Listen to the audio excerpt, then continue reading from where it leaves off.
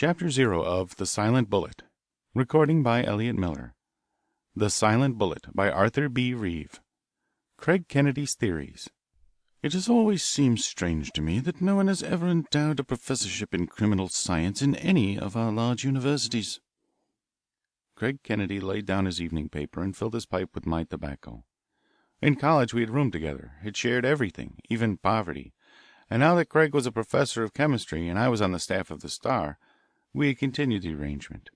Prosperity found us in a rather neat bachelor apartment on the Heights, not far from the university. "Why should there be a chair in criminal science?" I remarked argumentatively, settling back in my chair. "I've done my turn at police headquarters reporting, and I can tell you, Craig, it's no place for a college professor. Crime is just crime, and as for dealing with it, the good detective is born and bred to it. College professors for the sociology of the thing, yes. For the detection of it, give me a Burns." "On the contrary," replied Kennedy, his clean-cut features betraying an earnestness which I knew indicated that he was leading up to something important. "There's a distinct place for science in the detection of crime. On the continent they are far in advance of us in that respect.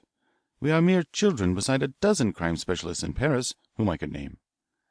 "Yes, but where does the college professor come in?" I asked rather doubtfully. "You must remember, Walter," he pursued, warming up to his subject, "that it is only within the last 10 years or so that we've had a really practical college professor who could do it. The silk stocking variety is out of date now. Today it is the college professor who is the third arbitrator in labour disputes, who reforms our currency, who heads our tariff commissions, and conserves our farms and forests. We have professors of everything. Why not professors of crime?" Still, as I shook my head dubiously, he hurried on to clinch his point. "Colleges have gone a long way from the old ideal of pure culture. They have got down to solving the hard facts of life, pretty nearly all except one. They still treat crime in the old way, study its statistics and pore over its causes and the theories of how it can be prevented. But as for running the criminal himself down, scientifically, relentlessly, bah! We haven't made an inch of progress since the hammer and tongs method of your Burns." "Doubtless you'll write a thesis on this most interesting subject," I suggested, and let it go at that. "No, I am serious," he replied, determined for some reason or other to make a convert of me. "I mean exactly what I say. I am going to apply science to the detection of crime, the same sort of methods by which you trace out the presence of a chemical or run an unknown germ to earth. And before I have gone far I am going to enlist Walter Jameson as an aide. I think I shall need you in my business." "How do I come in?" "Well, for one thing, you will get a scoop, a beat, whatever you call it in that newspaper jargon of yours." I smiled in a skeptical way, such as a newspaper men are wont to affect toward a thing until it's done, after which we make a wild scramble to exploit it. Nothing more on the subject passed between us for several days. End of Craig Kennedy's Theories. Chapter 1 of The Silent Bullet. The Silent Bullet by Arthur B. Reeve. The Silent Bullet. "Detectives in fiction nearly always make a great mistake," said Kennedy one evening after our first conversation on crime and science. "They almost invariably antagonize the regular detective force. Now in real life that's impossible. It's fatal." "Yes," I agreed, looking up from reading an account of the failure of a large Wall Street brokerage house, Kerr Parker and Company, and the peculiar suicide of Kerr Parker. "Yes, it's impossible, just as it's impossible for the regular detectives to antagonize the newspapers. Scotland Yard found that out in the Crippen case." "My idea of the thing, Jameson," continued Kennedy, "is that the professor of criminal science ought to work with, not against, the regular detectives. They're all right. They're indispensable, of course. Half the secret of success nowadays is in organization. The professor of criminal science should be merely what the professor in a technical school often is, sort of a consulting engineer.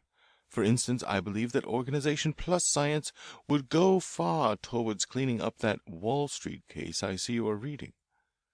I expressed some doubt as to whether the regular police were enlightened enough to take that view of it. "Some of them are," he replied. "Yesterday the chief of police in a western city sent a man east to see me about the Price murder. Do you know the case?" Indeed, I did. A wealthy banker of the town had been murdered on the road to the golf club. No one knew why or by whom. Every clue had proved fruitless, and the list of suspects was itself so long and so impossible as to seem most discouraging. "He sent me a piece of a torn handkerchief with a deep blood stain on it," pursued Kennedy. "He said it clearly didn't belong to the murdered man, that it indicated that the murderer had himself been wounded in the tussle, but as yet had proved utterly valueless as a clue. Would I see what I could make of it? After the man had told me the story, I had a feeling that the murder was committed by either a Sicilian labourer on the links or a Negro waiter at the club. Well, to make a short story shorter, I decided to test the blood stain. Probably you didn't know it, but the Carnegie Institution has just published a minute, careful, and dry study of the blood of human beings and of animals. In fact, they have been able to reclassify the whole animal kingdom on this basis, and have made some most surprising additions to our knowledge of evolution. Now, I don't propose to bore you with the details of the tests, but one of the things they showed was that the blood of a certain branch of the human race gives a reaction much like the blood of a certain group of monkeys, the chimpanzees, while the blood of another branch gives a reaction like that of the gorilla. Of course, there's lots more to it, but that is all that need concern us now. I tried the test. The blood on the handkerchief conformed strictly to the latter test. Now, the gorilla was, of course, out of the question. This was no Rue Morgue murder. Therefore, it was the Negro waiter. "But," I interrupted, "the Negro offered a perfect alibi at the start, and—" "No buts, Walter. Here's a telegram I received at dinner. 'Congratulations. Confronted Jackson. Your evidence is wired. Confessed.'" "Well, Craig, I take my hat off to you," I exclaimed. "Next you'll be solving this Kerr Parker case for sure." "I would take a hand in it if they'd let me," he said simply. That night, without saying anything, I sauntered down to the imposing new police building amid the squalor of Center Street. They were very busy at headquarters, but having once had that assignment for the Star, I had no trouble in getting in. Inspector Barney O'Connor of the Central Office carefully shifted a cigar from corner to corner of his mouth as I poured forth my suggestion to him. "Well, Jameson," he said at length, "do you think this professor fellow is the goods?" I didn't mince matters in my opinion of Kennedy. I told him of the Price case and showed him a copy of the telegram. That settled it. "Can you bring him down here to night?" he asked quickly. I reached for the telephone, found Craig in his laboratory finally, and in less than an hour he was in the office. "This is a most baiting case, Professor Kennedy, this case of Kerr Parker," said the inspector, launching at once into his subject. "Here is a broker heavily interested in Mexican rubber. It looks like a good thing, plantations right here in the same territory as those of the Rubber Trust. Now, in addition to that, he is branching out to the coastwide steamship lines. Another man, associated with him, is heavily engaged in a railway scheme from the United States down into Mexico. Altogether, the steamships and railroads are taping rubber, oil, copper, and I don't know what other regions. Here in New York they have been pyramiding stocks, borrowing money from two trust companies which they control. It's a lovely scheme. You've read about it, I suppose. Also, you've read that it comes into competition with a certain group of capitalists whom we'll call the system. Well, this depression in the market comes along. At once rumors are spread about the weakness of the trust companies. Runs start on both of them. The system, you know them, make a great show of supporting the market. Yet the runs continue. God knows whether they will spread or the trust companies stand up under it tomorrow after what happened today. It was a good thing the market was closed when it happened. Kerr Parker was surrounded by a group of people who were in his schemes with him. They are holding a council of war in the director's room. Suddenly Parker rises, staggers towards the window, falls, and is dead before a doctor can get to him. Every effort is made to keep the thing quiet. It is given out that he committed suicide. The papers don't seem to accept the suicide theory, however. Neither do we.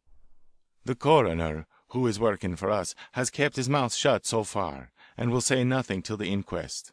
For, Professor Kennedy, my first man on the spot found that Kerr Parker was murdered.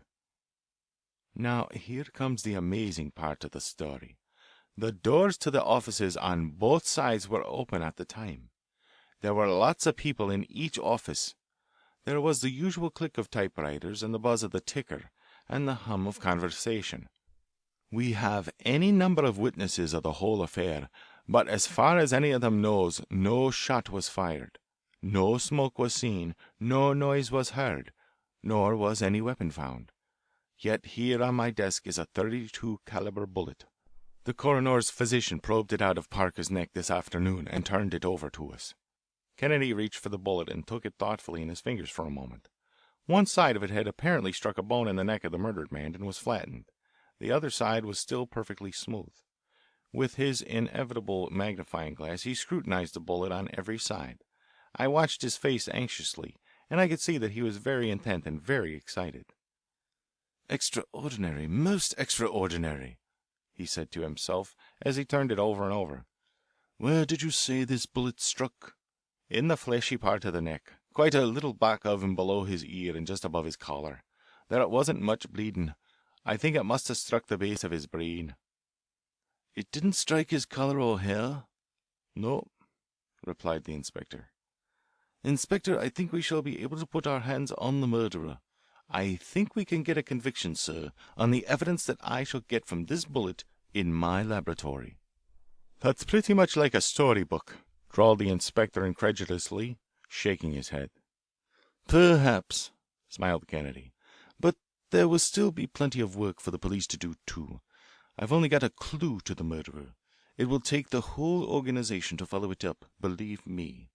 Now, Inspector, can you spare the time to go down to Parker's office and take me over the ground? No doubt we can develop something else there." "Sure," answered O'Connor, and within 5 minutes we were hurrying downtown in one of the department's automobiles. We found the office under guard of one of the Central Office men, while in the outside office Parker's confidential clerk and a few assistants were still at work in a subdued and awed manner. Men were working in many other Wall Street offices at night during the panic, but none was in there more reason for it than here. Later I learned that it was the quiet tenacity of this confidential clerk that saved even as much of Parker's estate as was saved for his widow. Little enough it was, too. What he saved for the clients of the firm no one will ever know. Somehow or other I liked John Downey, the clerk, from the moment I was introduced to him. He seemed to me, at least, to be the typical confidential clerk who would carry a secret worth millions and keep it. The officer in charge touched his hat to the inspector, and Downey hastened to put himself at our service. It was plain that the murderer had completely mystified him, and that he was as anxious as we were to get to the bottom of it. "Mr. Downey," began Kennedy, "I understand you were present when this sad event took place." "Yes, sir, sitting right here at the director's table," he replied, taking a chair, "like this." "Now, can you recollect just how Mr. Parker acted when he was shot? Could you take his place and show us how it happened?" "Yes, sir," said Downey. "He was sitting right here at the head of the table. Mr. Bruce, who is the C.O. of the firm, had been sitting here at his right. I was at his left. The inspector has a list of all the others present. That door to the right was open, and Mrs. Parker and some other ladies were in the room." "Mrs. Parker?" broke in Kennedy. "Yes, like many good brokerage firms, we have a ladies' room. Many ladies are among our clients. We make a point of catering to them. At that time I recollect the door was open. All the doors were open. It was not a secret meeting. Mr. Bruce had just gone into the ladies' department, I think to ask some of them to stand by the firm. He was an artist at smoothing over the fears of customers, particularly women. Just before he went in I had seen the ladies go in a group toward the far end of the room, to look down at the line of depositors on the street, which reached around the corner from one of the trust companies, I thought. I was making a note of an order to send into the outside office there on the left, and had just pushed this button here under the table to call a boy to carry it. Mr. Parker had just received a letter by special delivery and seemed considerably puzzled over it. No, I don't know what it was about. Of a sudden I saw him start in his chair, rise up unsteadily, clap his hand on the back of his head, stagger across the floor, like this, and fall here. Then what happened? Why, I rushed to pick him up. Everything was confusion. I recall someone behind me saying, 'Here, boy, take all these papers off the table and carry them into my office before they get lost in the excitement.' I think it was Bruce's voice. The next moment I heard someone say, "Stand back, Mrs. Parker has fainted." But I didn't pay much attention, for I was calling to someone not to get a doctor over the telephone, but to go down to the fifth floor where one has an office. I made Mr. Parker as comfortable as I could. There wasn't much I could do. He seemed to want to say something to me, but he couldn't talk. He was paralyzed, at least his throat was. But I did manage to make out finally what sounded to me like, "Tell her I don't believe the scandal. I don't believe it." But before he could say whom to tell, he had again become unconscious, and by the time the doctor arrived he was dead. I guess you know everything else as well as I do. "You didn't hear the shot fired from any particular direction?" asked Kennedy. "No, sir." "Well, where do you think it came from?" "That's what puzzles me, sir. The only thing I can figure out is that it was fired from the outside office, perhaps by some customer who had lost money and sought revenge. But no one out there heard it either, any more than they did in the director's room or the ladies' department." "About that message," asked Kennedy, ignoring what to me seemed to be the most important feature of the case, the mystery of the silent bullet. "Didn't you see it after all was over?" "No, sir. In fact, I had forgotten about it till this moment when you asked me to reconstruct the circumstances exactly. No, sir, I don't know a thing about it. I can't say it impressed itself on my mind at the time either." "What did Mrs. Parker do when she came to?" "Oh, she cried as if I'd never seen a woman cry before. He was dead by that time, of course. Bruce and I saw her down in the elevator to her car. In fact, the doctor, who had arrived, said that the sooner she was taken home the better she would be. She was quite hysterical." "Did she say anything that you remember?" Downey hesitated. "Out with it, Downey," said the inspector. "What did she say as she was going down in the elevator?" "Nothing." "Tell us. I'll arrest you if you don't." "Nothing about the murder, on my honor," protested Downey. Kennedy leaned over suddenly and shot a remark at him. "Then it was about the note." Downey was surprised, but not quickly enough. Still, he seemed to be considering something, and in a moment he said, "I don't know what it was about, but I feel it is my duty after all to tell you. I heard her say, 'I wonder if he knew.'" "Nothing else?" "Nothing else." "What happened after you came back?" "We entered the ladies' department. No one was there. A woman's automobile coat was thrown over a chair in a heap. Mr. Bruce picked it up. 'It's Mrs. Parker's,' he said. He wrapped it up hastily and rang for a messenger." "Where did he send it?" "To Mrs. Parker, I suppose. I didn't hear the address." We went over the whole suite of offices, conducted by Mr. Downey. I noted how carefully Kennedy looked into the director's room through the open door from the ladies' department. He stood at such an angle that had he been the assassin he could scarcely have been seen except by those sitting immediately next Mr. Parker at the director's table. The street windows were directly in front of him, and back of him was the chair on which the motor coat had been found. In Parker's own office we spent some time, as well as in Bruce's. Kennedy made a search for the note, but finding nothing in either office, turned out the contents of Bruce's scrap basket. There didn't seem to be anything in it to interest him. However, even after he had pieced several torn bits of scraps together with much difficulty, and he was about to turn the papers back again, when he noticed something sticking to the side of the basket. It looked like a mass of wet paper, and that was precisely what it was. "That's queer," said Kennedy, picking it loose. Then he wrapped it up carefully and put it in his pocket. "Inspector, can you lend me one of your men for a couple of days?" he asked, as we were preparing to leave. "I shall want to send him out of town tonight, and shall probably need his services when he gets back." "Very well. Riley will be just the fellow. We'll go back to headquarters and I'll put him under your orders." It was not until late in the following day that I saw Kennedy again. It had been a busy day at the Star. We had gone to work that morning expecting to see the very financial heavens fall, but just about 5 minutes to 10, before the stock exchange opened, the news came in over the wire from our financial man on Broad Street. The system has forced James Bruce, partner of Kerr Parker, the dead banker, to sell his railroad, steamship, and rubber holdings to it. On this condition it promises unlimited support to the market." "Forced," muttered the managing editor as he waited on the office phone to get the composing room, so as to hurry up the few lines in red ink on the first page and beat our rivals on the streets with the first extras. "Why, he's been working to bring that about for the past 2 weeks. What that system doesn't control isn't worth having. It edits the news before our men get it, and as for grist for the divorce counts and tragedies, well, hello, Jenkins, yes, a special extra. Change the big heads. Copy is on the way up. Rush it." "So you think this Parker case is a mess?" I asked.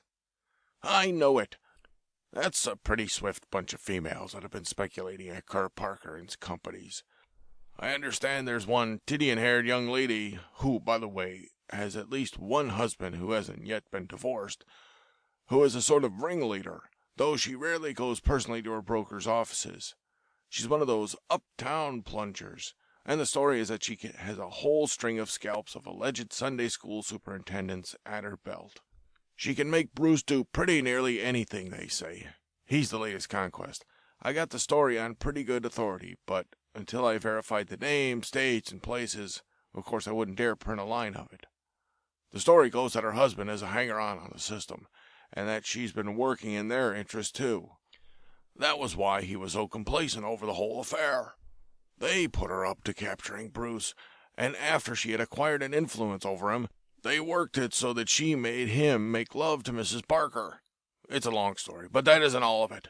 The point was, you see, that by this devious route they hoped to worm out of Mrs. Parker some inside information about Parker's rubber schemes, which he hadn't divulged even to his partners in business.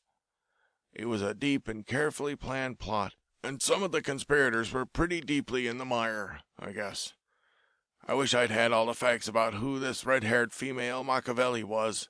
What a piece of muckraking it would have made. Oh, here comes the rest of the news story over the wire. By Jove! It's said on good authority that Bruce will be taken in as one of the board of directors. What do you think of that?" So that was how the wind lay. Bruce making love to Mrs. Parker, and she, presumably, betraying her husband's secrets. I thought I saw it all. The note from somebody exposing the scheme, Parker's incredulity, Bruce sitting by him and catching sight of the note, his hurrying out into the ladies' department, and then the shot. But who fired it? After all, I had only picked up another clue.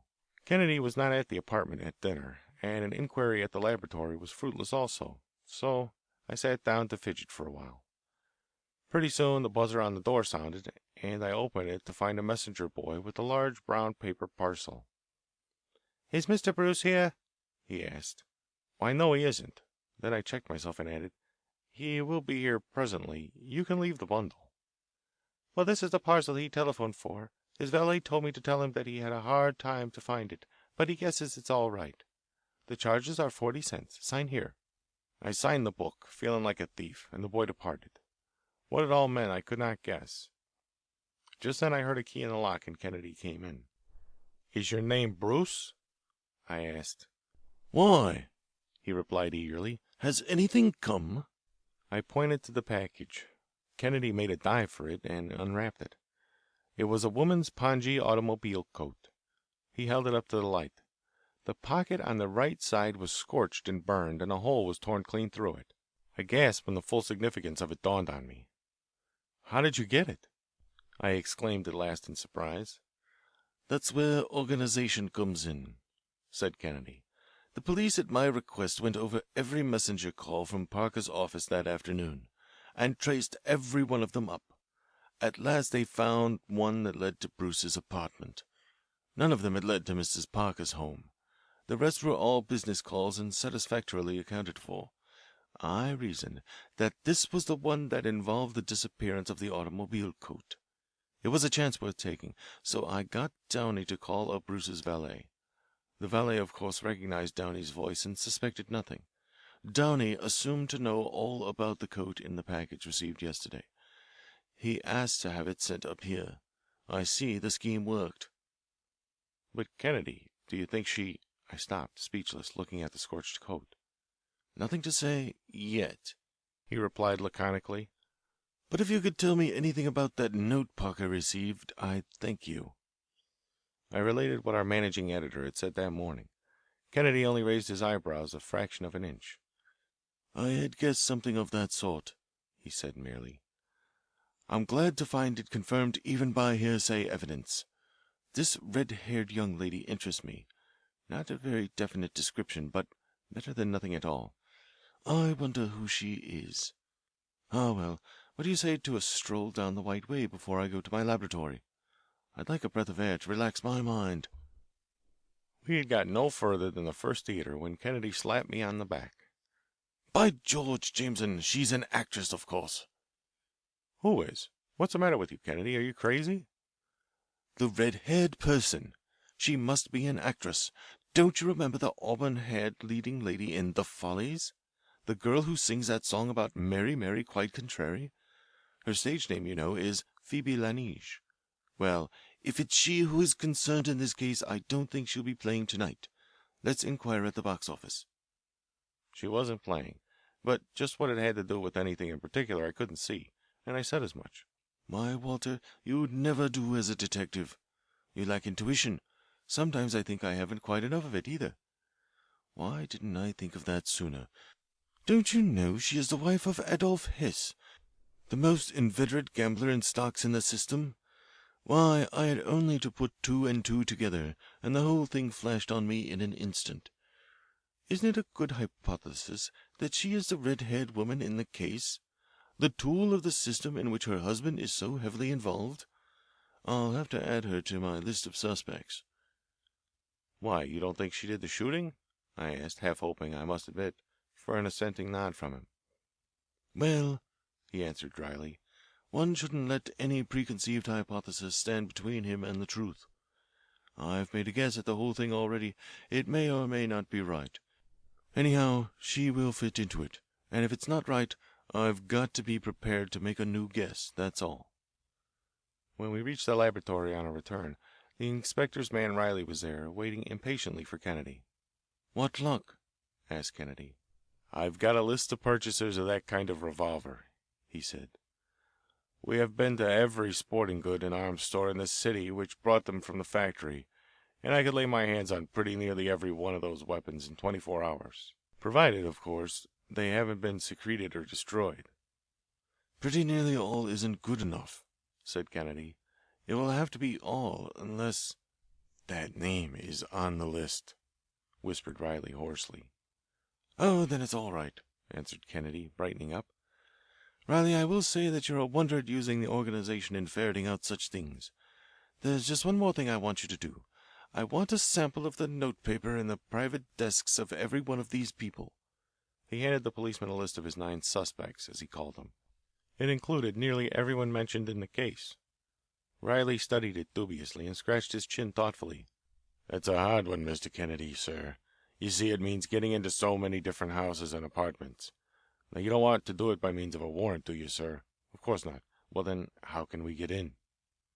"You're a pretty good-looking chap yourself, Riley," said Kennedy. "I should think you could jolly a housemaid if necessary. Anyhow, you can get the fellow on the beat to do it. If he isn't already to be found in the kitchen, why, I see a dozen ways of getting the note paper." "Oh, it's me the lady killer, sir," grinned Riley. "I'm a regular Blarney Stone when I'm out on a job of that sort. Sure, I'll have some of them for you in the morning." "Bring me what you get the first thing in the morning, even if you've landed only a few samples," said Kennedy, as Riley departed, straightening his tie and brushing his hat on his sleeve. "And now, Walter, you must excuse me tonight," said Craig. "I've got a lot to do and shan't be up to our apartment till very late, or early, but I feel sure I've got a stranglehold on this mystery. If I get those papers from Riley in good time tomorrow, I shall invite you and several others to a grand demonstration here tomorrow night. Don't forget, keep the whole evening free. It will be a big story." Kennedy's laboratory was brightly lighted when I arrived early the next evening. One by one his guests dropped in. It was evident that they had little liking for the visit, but the coroner had sent out the invitations, and they had nothing to do but accept. Each one was politely welcomed by the professor and assigned a seat, much as he would have done with a group of students. The inspector and the coroner sat back a little. Mrs. Parker, Mr. Downey, Mr. Bruce, myself, and Miss Lineage sat in that order on the very narrow and uncomfortable little armchairs used by the students during lectures. At last Kennedy was ready to begin. He took his position behind the long, flat-topped table which he used for his demonstrations before his classes. I realize, ladies and gentlemen, he began formally, that I am about to do a very unusual thing, but, as you all know, the police and the coroner have been completely baffled by this terrible mystery and have requested me to attempt to clear up at least certain points in it. I will begin what I have to say by remarking that the tracing out of a crime like this differs in nothing, except as regards of the subject matter, from the search for scientific truth. The forcing of man's secrets is like the forcing of nature's secrets. Both are pieces of detective work.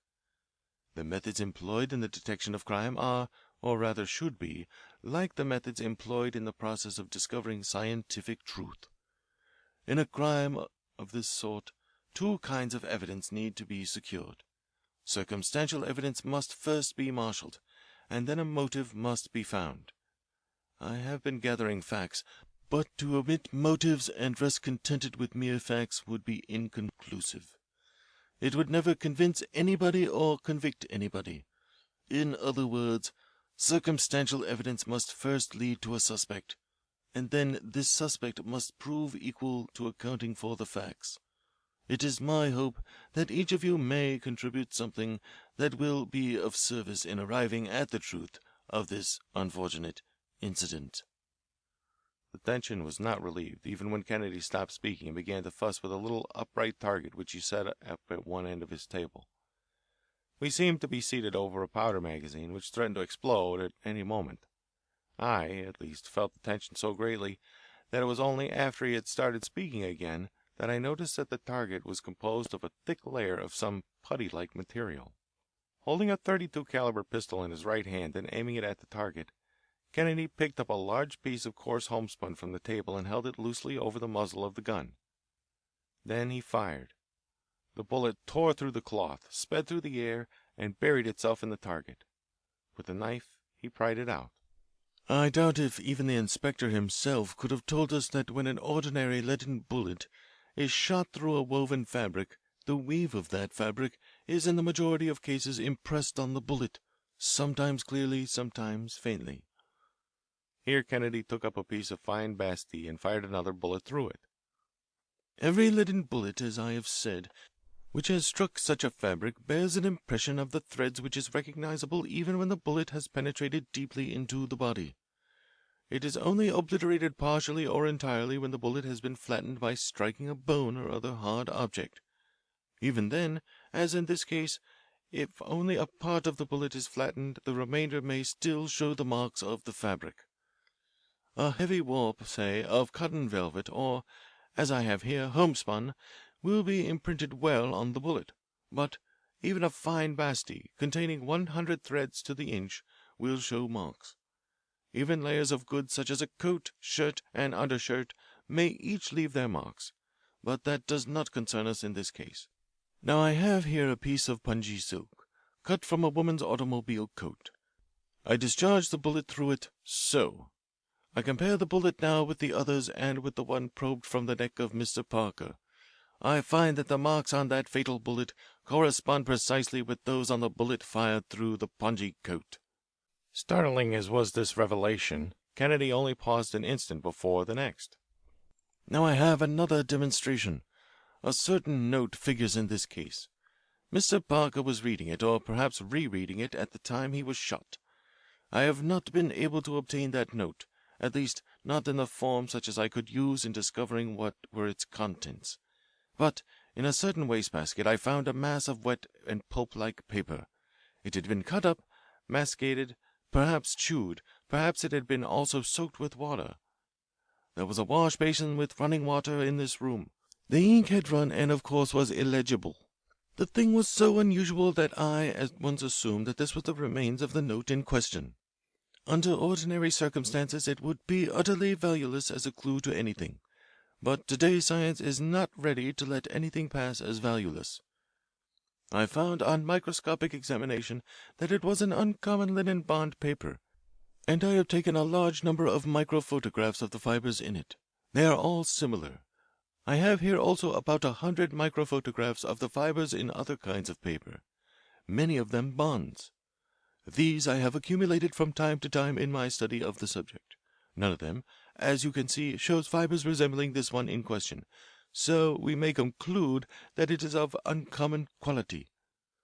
Through an agent of the police I have secured samples of the notepaper of every one who could be concerned, as far as I could see, with the case. Here are the photographs of the fibers of these various notepapers, and among them all is just one that corresponds to the fibers in the wet mass of paper I discovered in the scrap basket. Now, lest anyone should question the accuracy of this method, I might cite a case where a man had been arrested in Germany charged with stealing a government bond. He was not searched till later. There was no evidence save that after the arrest a large number of spitballs were found around the courtyard under his cell window. This method of comparing the fibers with those of the regular government paper was used, and by it the man was convicted of stealing the bond. I think it is almost unnecessary to add that in the present case we know precisely who—" At this point the tension was so great that it snapped. Miss Laneige, who was sitting beside me, had been leaning forward involuntarily. Almost as if the words were wrung from her, she whispered hoarsely, "They put me up to doing it. I didn't want to, but the affair had gone too far. I couldn't see him lost before my very eyes. I didn't want her to get him. The quickest way out was to tell the whole story to Mr. Parker and stop it. It was the only way I could think of to stop the thing between another man's wife and the man I loved better than my own husband. God knows, Professor Kennedy, that was all." "Calm yourself, madam," interrupted Kennedy soothingly. "Calm yourself. What's done is done. The truth must come out. Be calm now," he continued, after the first storm of remorse had spent itself and we were all outwardly composed again. "We have said nothing whatsoever of the mysterious feature of the case, the firing of the shot. The murderer could have thrust the weapon into the pocket or the folds of this coat." Here he drew forth the automobile coat and held it aloft, displaying the bullet hole. "And he or she, I will not say which, could have discharged the pistol unseen. By removing and secreting the weapon afterwards, one very important piece of evidence would be suppressed. This person could have used such a cartridge as I have here, made with smokeless powder, and the coat would have concealed the flash of the shot very effectively. There would have been no smoke, but neither this coat nor even a heavy blanket would have deadened the report of the shot. What are we to think of that? Only one thing. I have often wondered why the thing wasn't done before. In fact, I have been waiting for it to occur. There is an invention that makes it almost possible to strike a man down with impunity in broad daylight in any place where there is sufficient noise to cover up a click, a slight poof, and the whir of the bullet in the air. I refer to this little device of a Hartford inventor. I place it over the muzzle of the .32 caliber revolver I've so far been using. So. Now, Mr. Jameson, if you will sit at that typewriter over there and write anything, so long as you keep the keys clicking. The inspector will start that imitation stock ticker in the corner. Now we are ready. I cover the pistol with a cloth. I defy anyone in this room to tell me the exact moment when I discharged the pistol. I could have shot any of you, and an outsider not in the secret would never have thought that I was the culprit. To a certain extent I have reproduced the conditions under which the shooting occurred. At once, on being sure of this feature of the case, I dispatched a man to Hartford to see this inventor. The man obtained from him a complete list of all the dealers in New York to whom such devices had been sold. The man also traced every sale of those dealers. He did not actually obtain the weapon, but he is working on scheduled time according to agreement. He is at this moment armed with a search warrant and is ransacking every possible place where the person suspected of this crime could have concealed his weapon. For one of the persons intimately connected with this case purchased not long ago a silencer for a .32 caliber revolver, and I presume that that person carried the gun and the silencer at the time of the murder of Kerr Parker." Kennedy concluded in triumph, his voice high pitched, his eyes flashing. Yet to all outward appearance not a heartbeat was quickened. Someone in that room had an amazing store of self-possession. The fear flitted across my mind that even at the last Kennedy was baffled. "I had anticipated some such anticlimax," he continued after a moment. "I am prepared for it. He touched a bell, and the door to the next room opened. One of Kennedy's graduate students stepped in. You have the records, Whiting? He asked. Yes, Professor. I may say, said Kennedy, that each of your chairs is wired under the arm in such a way as to betray on an appropriate indicator in the next room every sudden and undue emotion. Though it may be concealed from the eye, even of one like me who stands facing you, such emotion is nevertheless expressed by physical pressure on the arms of the chair. It is a test that is used frequently with students to demonstrate various points of psychology. You needn't raise your arms from the chairs, ladies and gentlemen. The tests are all over now. What did they show, Whiting? The student read what he had been noting in the next room. At the production of the coat during the demonstration of the markings of the bullet, Mrs. Parker had betrayed great emotion. Mr. Bruce had done likewise, and nothing more than ordinary emotion had been noted for the rest of us. Miss Lanasia's automatic record during the tracing out of the sending of the note to Parker had been especially unfavorable to her. Mr. Bruce showed almost as much excitement. Mrs. Parker very little, and Downey very little. It was all set forth in curves drawn by self-recording pens on regular ruled paper. The student had merely noted what took place in the lecture room as corresponding to these curves. At the mention of the noiseless gun, said Kennedy, bending over the record while the student pointed it out to him, and we leaned forward to catch his words, I find that the curves of Miss Lanage, Mrs. Parker, and Mr. Downey are only so far from normal as would be natural. All of them were witnessing a thing for the first time with only curiosity and no fear. The curve made by Mr. Bruce shows great agitation and I heard a metallic click at my side and turned hastily. It was Inspector Barney O'Connor, who had just stepped out of the shadow with a pair of handcuffs. James Bruce, you're under arrest, he said. There flashed on my mind, and I think on the minds of some of the others, a picture of another electrically wired chair. End of The Silent Bullet. Chapter 2 of The Silent Bullet. The Scientific Cracksman.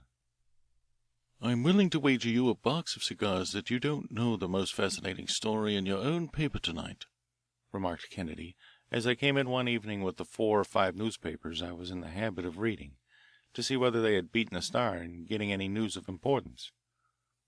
I'll bet I do, I said. Or I was one of about a dozen who worked it up. It's the Shaw murder trial. There isn't another that's even a bad second. I'm afraid the cigars will be on you, Walter.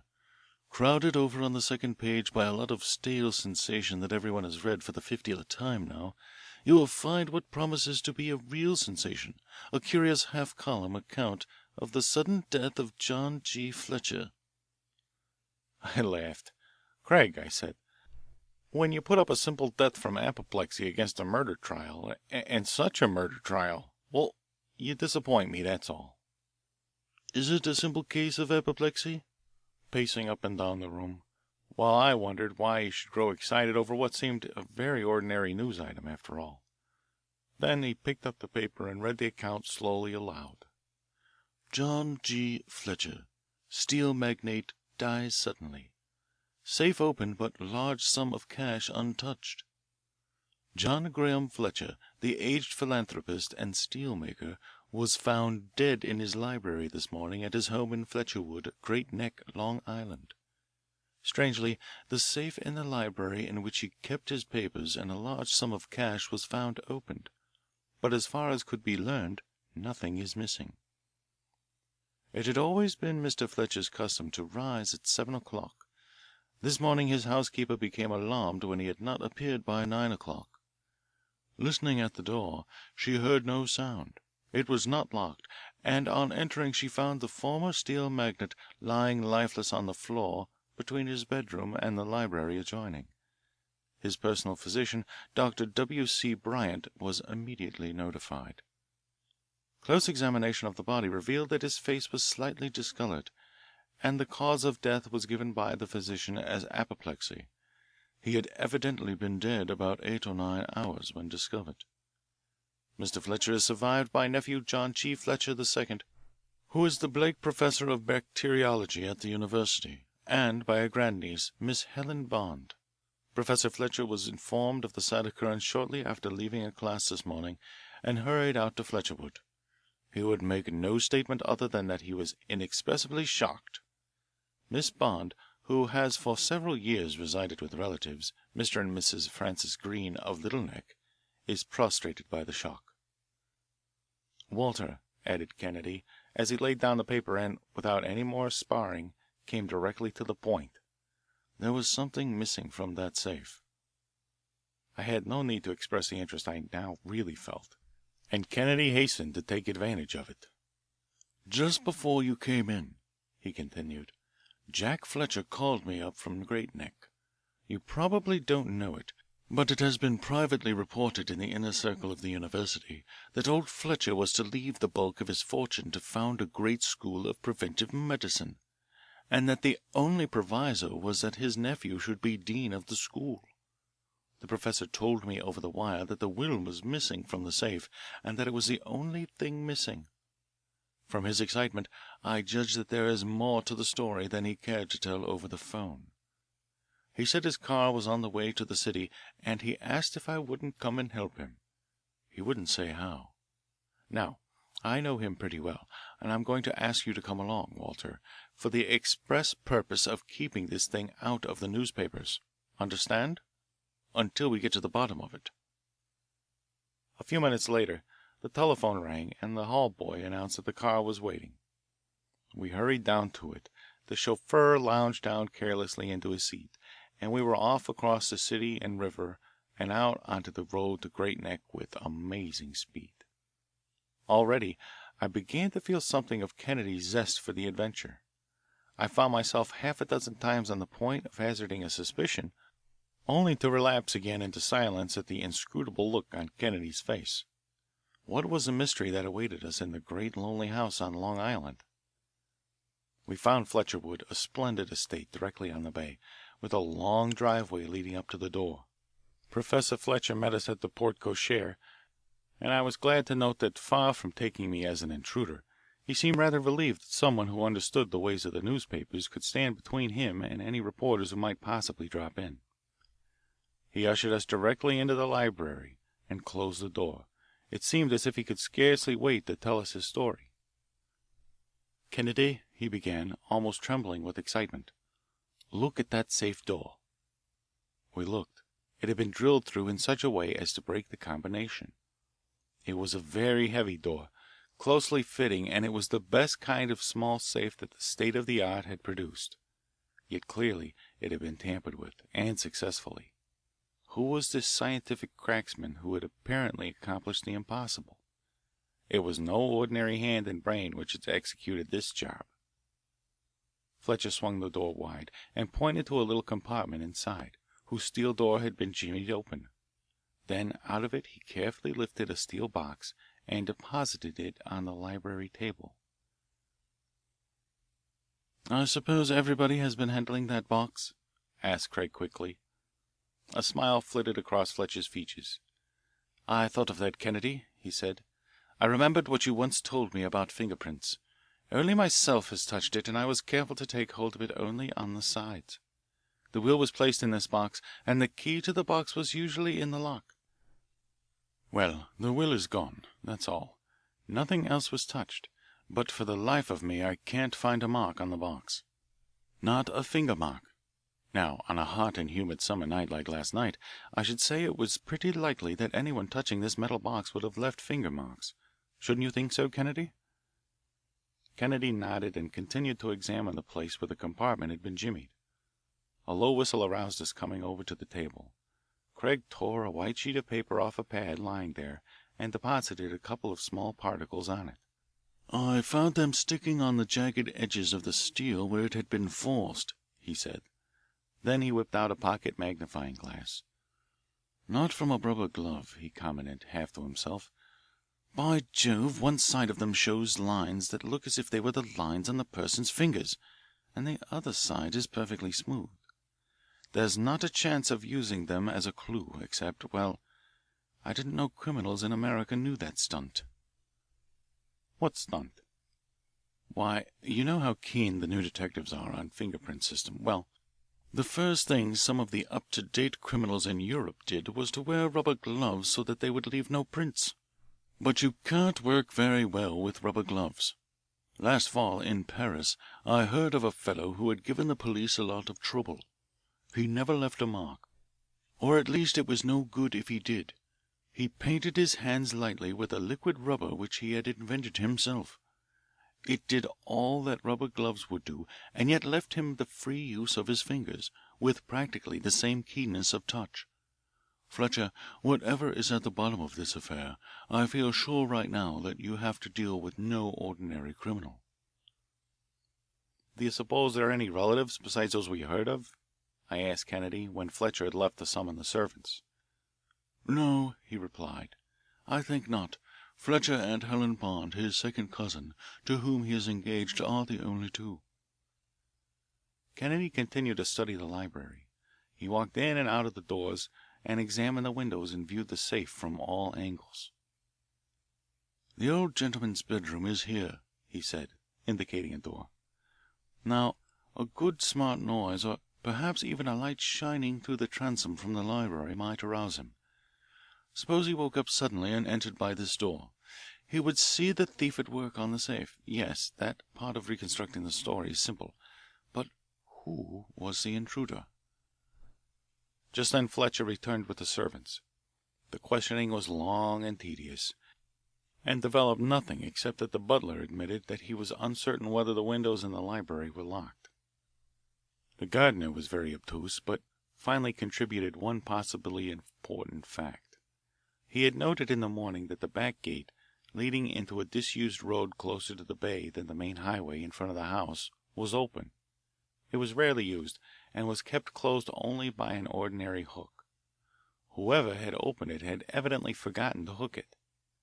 He had thought it strange that it was unhooked, and in closing it he had noticed in the mud of the roadway marks that seemed to indicate that an automobile had stood there.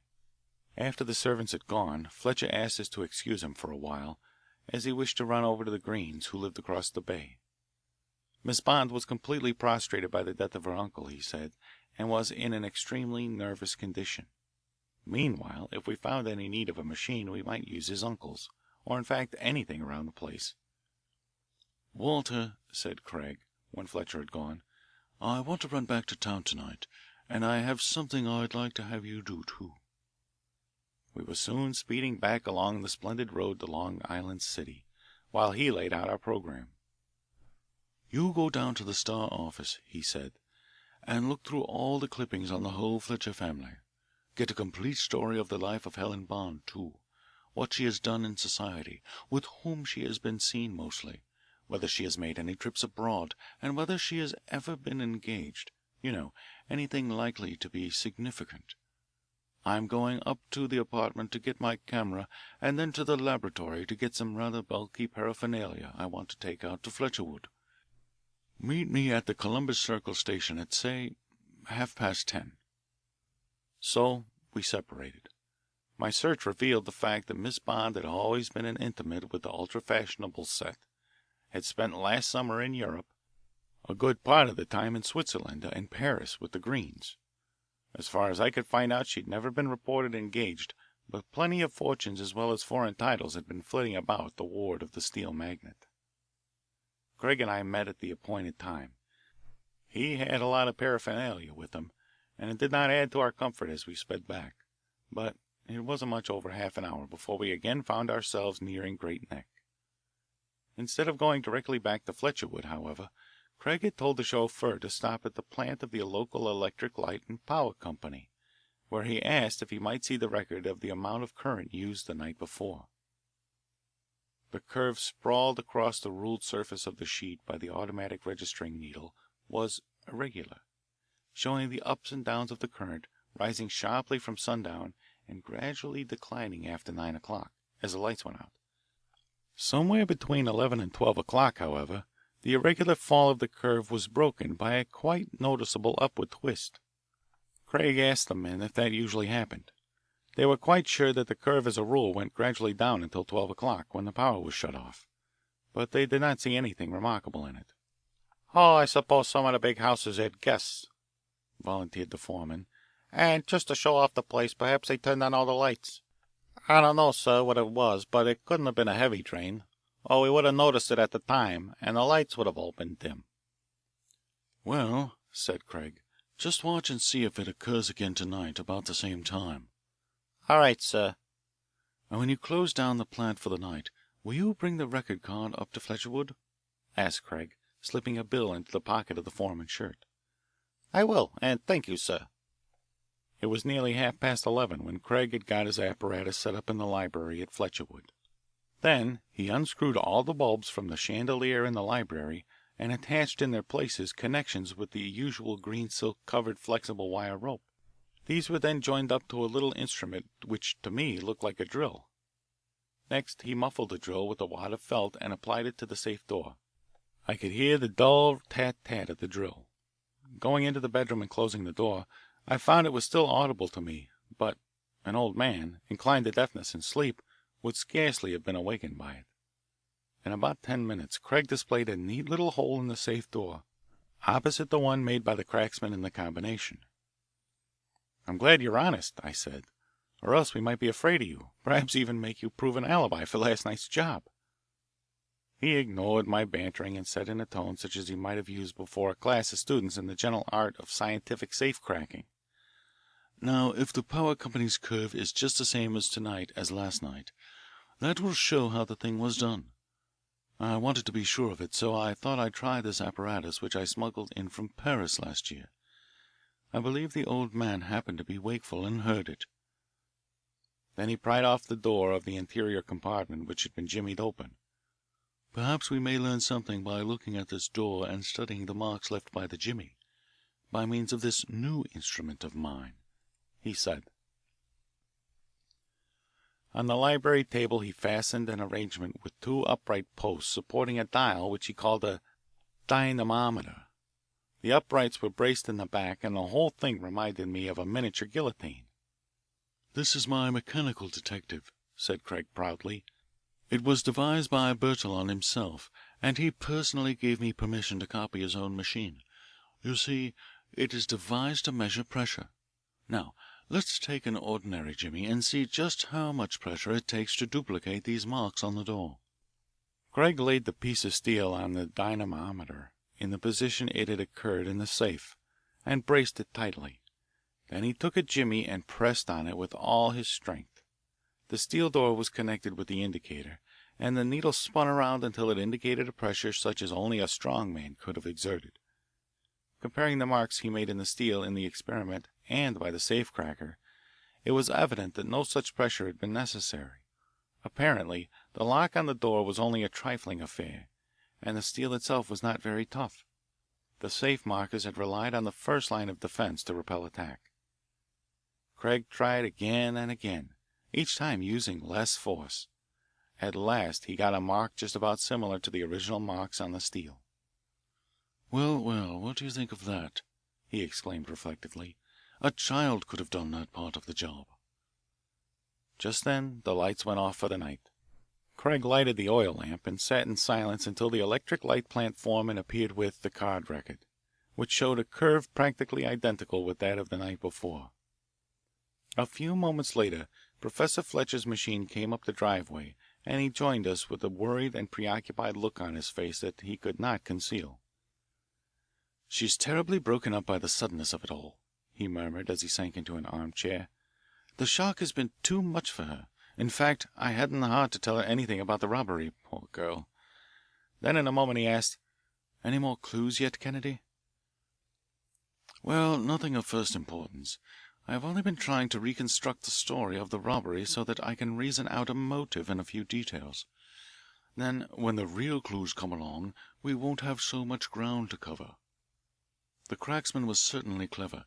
He used an electric drill to break the combination and ran it by the electric light current." "Phew!" exclaimed the professor.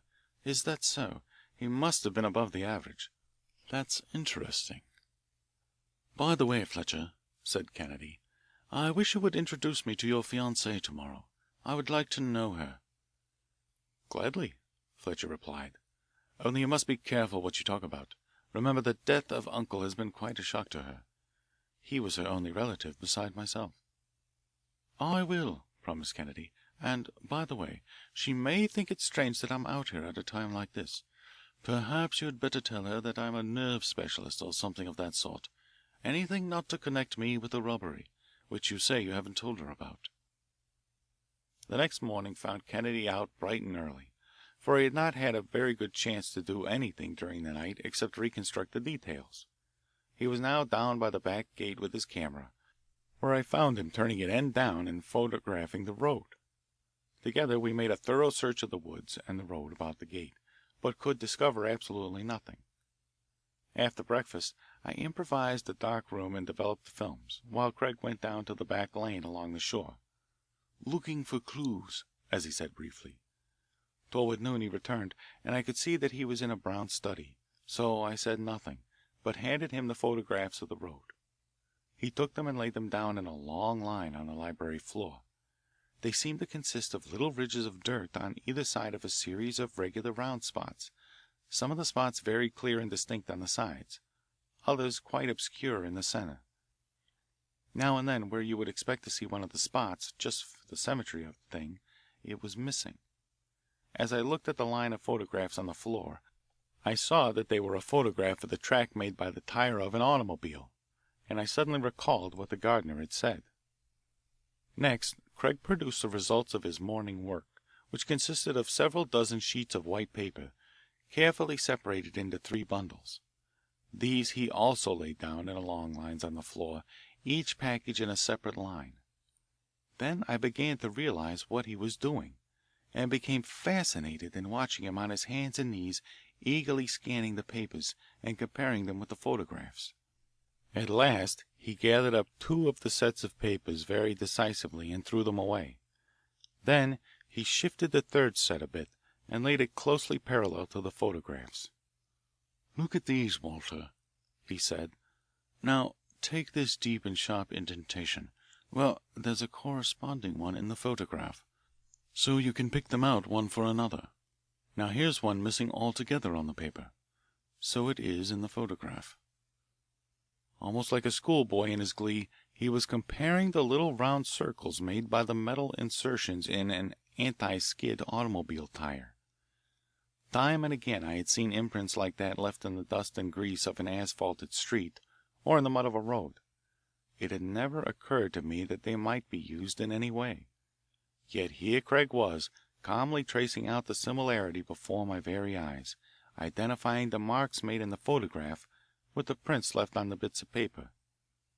As I followed him, I had a most curious feeling of admiration for his genius. "Craig," I cried, "that's the thumbprint of an automobile." "There speaks the yellow journalist," he answered merrily. "Thumbprint system applied to motor cars. I can see the Sunday feature story you have in your mind with that headline, already. Yes, Walter, that's precisely what this is. The Berlin police have used it a number of times with the most startling results." "But, Craig," I exclaimed suddenly, "the paper prints, where did you get them? What machine is it?" "It's one not very far from here," he answered sententiously, and I saw he would say nothing more that might fix a false suspicion on anyone. Still, my curiosity was so great that if there had been an opportunity I certainly should have tried out his plan on all the cars in the Fletcher garage. Kennedy would say nothing more, and we ate our luncheon in silence. Fletcher, who had decided to lunch with the Greens, called Kennedy up on the telephone to tell him that it would be all right for him to come call on Miss Bond later in the afternoon. "And may I bring over the apparatus I once described to you to determine just what her nervous condition is?" he asked. Apparently the answer was yes, for Kennedy hung up the receiver with a satisfied "Goodbye. Walter, I want you to come along with me this afternoon as my assistant. Remember, I'm now Dr. Kennedy, the nerve specialist, and you are Dr. Jameson, my colleague, and we are to be in consultation on a most important case." "Do you think that's fair?" I asked hotly. "To take that girl off her guard, to insinuate yourself into her confidence as a medical adviser, and worm out of her some kind of fact incriminating someone? I suppose that's your plan, and I don't like the ethics, or rather the lack of ethics, of the thing." "Now think a minute, Walter. Perhaps I am wrong. I don't know. Certainly I feel the end will justify the means. I have an idea that I can get from Miss Bond the only clue I need, one that will lead straight to the criminal. Who knows? I have a suspicion that the thing I'm going to do is the highest form of your so called ethics. If what Fletcher tells us is true, that the girl is going insane over this thing, why should she be so shocked over the death of an uncle she did not live with? I tell you she knows something about this case that it is necessary for us to know too. If she doesn't tell someone, it will eat her mind out. I'll add a dinner to the box of cigars we have already bet on this case that what I'm going to do is for the best, for her best." Again I yielded, for I was coming to have more and more faith in the old Kennedy I had seen made over into a first-class detective, and together we started for the Greens, Craig carrying something in one of those long black handbags which physicians use. Fletcher met us on the driveway. He seemed to be very much affected, for his face was drawn, and he shifted from one position to another nervously, from which we inferred that Miss Bond was feeling worse. It was late afternoon, almost verging on twilight, as he led us through the reception hall and thence onto a long porch overlooking the bay and redolent with honeysuckle. Miss Bond was half reclining in a wicker chair as we entered. She started to rise to greet us, but Fletcher gently restrained her, saying, as he introduced us, that he guessed the doctors would pardon any informality from an invalid. Fletcher was a pretty fine fellow, and I had come to like him, but I soon found myself wondering what he had ever done to deserve winning such a girl as Helen Bond. She was what I should describe as the ideal type of new woman, tall and athletic, yet without any affectation of mannishness. The very first thought that had struck me was the incongruousness of a girl of her type suffering from an attack of nerves, and I felt sure it must be as Craig had said, that she was concealing a secret that was having a terrible effect on her. A casual glance might not have betrayed the true state of her feelings, for her dark hair and large brown eyes, and the tan of many suns on her face and arms, betokened anything but the neurasthenic. One felt instinctively that she was, with all her athletic grace, primarily a womanly woman. The sun sinking toward the hills across the bay softened the brown of her skin and, as I observed by watching her closely, served partially to conceal the nervousness which was wholly unnatural in a girl of such poise. When she smiled there was a false note in it. It was forced, and it was sufficiently evident to me that she was going through a mental hell of conflicting emotions that would have killed a woman of less self-control. I felt that I would like to be in Fletcher's shoes, doubly so when, at Kennedy's request, he withdrew, leaving me to witness the torture of a woman of such fine sensibilities, already hunted remorselessly by her own thoughts. Still, I will give Kennedy credit for a tactfulness I didn't know the old fellow possessed. He carried through the preliminary questions very well for a pseudo doctor, appealing to me as his assistant on inconsequential things that enabled me to save my face perfectly. When he came to the critical moment of opening the black bag, he made a very appropriate and easy remark about not having brought any sharp, shiny instruments or nasty black drugs. "All I wish to do, Miss Bond, is to make a few simple little tests of your nervous condition. One of them we specialists call reaction time, and another is a test of the heart action. Neither is of any seriousness at all, so I beg you not to become excited, for the chief value consists in having the patient perfectly quiet and normal. After they are over, I think I'll know whether to prescribe absolute rest or a visit to Newport." She smiled languidly as he adjusted a long, tightly fitting rubber glove on her shapely forearm and then encased it in a larger, absolutely inflexible covering of leather. Between the rubber glove and the leather covering was a liquid communicating by a glass tube with a sort of dial. Craig had often explained to me how the pressure of the blood was registered most minutely on the dial, showing the varied emotions as keenly as if you had taken a peep into the very mind of the subject. I think the experimental psychologists called the thing a plethysmograph. Then he had an apparatus which measured association time. The essential part of this instrument was the operation of a very delicate stopwatch, and this duty was given to me. It was nothing more or less than measuring the time that elapsed between his questions to her and her answers, while he recorded the actual questions and answers and noted the results which I worked out. Neither of us was unfamiliar with the process, for when we were in college these instruments were just coming into use in America. Kennedy had never let his particular branch of science narrow him, but had made a practice of keeping abreast of all the important discoveries and methods in other fields. Besides, I had read articles about the chronoscope, the plethysmograph, the sphygmograph, and others of the new psychological instruments. Craig carried it off, however, as if he did this sort of thing as an everyday employment. "Now, Miss Bond," he said, and his voice was so reassuring and persuasive that I could see she was not made even a shade more nervous by our simple preparations. "the game, it is just like a children's parlor game. It's just this. I will say a word. Take dog, for instance. You are to answer back immediately the first word that comes into your mind suggested by it. Say cat. I will say chain, for example, and probably you will answer collar, and so on. Do you catch my meaning? It may seem ridiculous, no doubt, but before we are through I feel sure you'll see how valuable such a test is, particularly in a simple case of nervousness such as yours." I don't think she found any sinister interpretation in his words, but I did, and if ever I wanted to protest it was then. But my voice seemed to stick in my throat. He was beginning. It was clearly up to me to give in and not interfere. As closely as I was able, I kept my eyes riveted on the watch and other apparatus, while my ears and heart followed with mingled emotions the low, musical voice of the girl.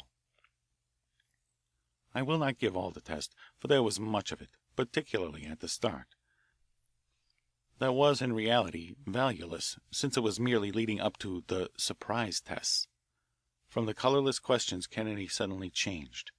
It was done in an instant, when Miss Bond had been completely disarmed and put off her guard. "Night," said Kennedy. "Day," came back the reply from Miss Bond. "automobile." "Horse." "Bay." "Beach." "Road." "Forest." "Gate." "Fence." "Path." "Shrubs." "Porch." "House." Did I detect or imagine a faint hesitation? "Window." "Curtain."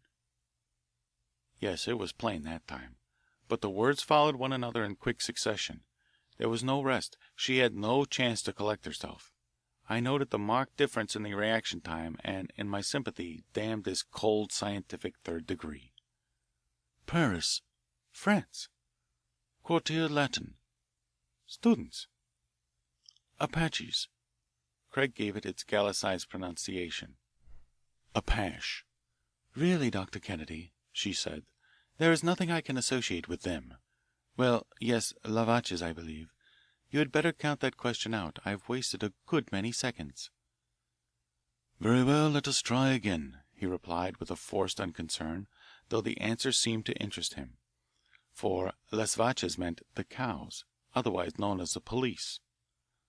No lawyer could have revelled in an opportunity for putting leading questions more ruthlessly than did Kennedy. He snapped out his words sharply and unexpectedly. "Chandelier." "Light." "Electric light," he emphasized. "Broadway," she answered, endeavouring to force a new association of ideas to replace one which she strove to conceal. "Safe." "Vaults." Out of the corner of my eye I could see that the indicator showed a tremendously increased heart action. As for the reaction time, I noted that it was growing longer and more significant. Remorselessly he pressed his words home. Mentally I cursed him. "Rubber." "Tire." "Steel." "Pittsburgh," she cried at random. "Strong box." No answer. "Lock." Again no answer. He hurried his words. I was leaning forward, tense with excitement and sympathy. "Key." Silence and fluttering of the blood pressure indicator. "Will." As the last word was uttered her air of frightened defiance was swept away.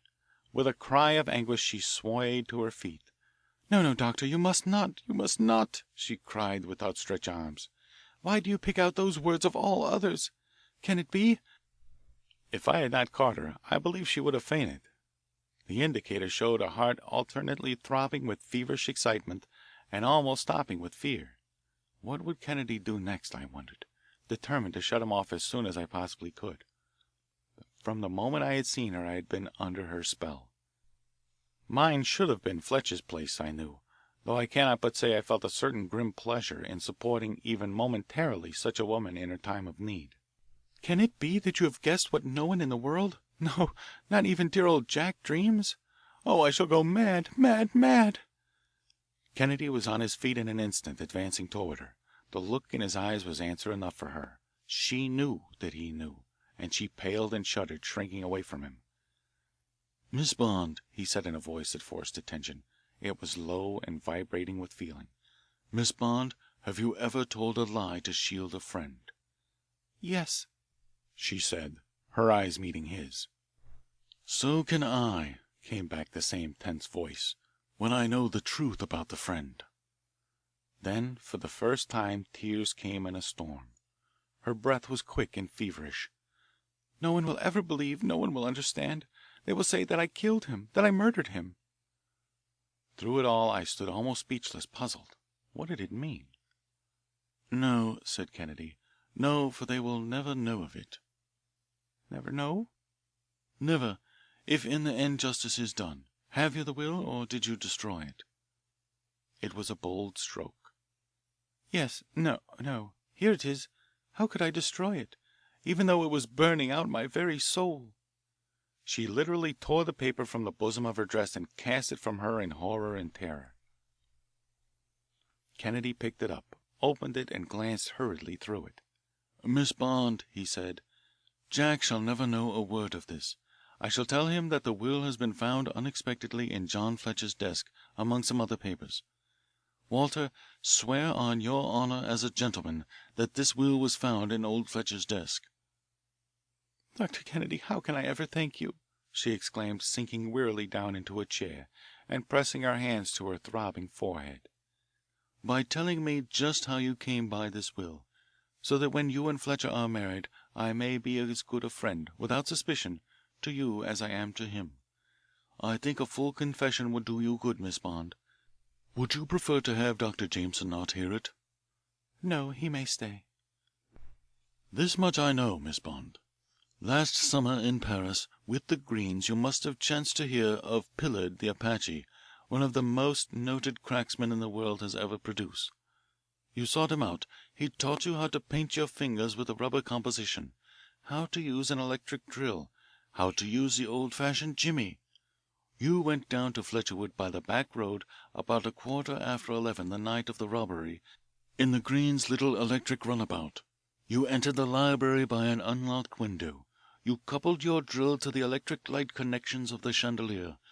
You had to work quickly, for the power would go off at midnight, yet you could not do the job later, when they were sleeping more soundly, for the very same reason." It was uncanny as Kennedy rushed along in his reconstruction of the scene, almost unbelievable. The girl watched him, fascinated. "John Fletcher was wakeful that night. Somehow or other he heard you at work. He entered the library, and by the light streaming from his bedroom, he saw who it was. In anger he must have addressed you, and his passion got the better of his age. He fell suddenly on the floor with a stroke of apoplexy. As you bent over him, he died. But why did you ever attempt so foolish an undertaking? Didn't you know that other people knew of the will and its terms, that you were sure to be traced out in the end, if not by friends, by foes? How did you suppose you could profit by destroying the will, of which others knew the provisions?"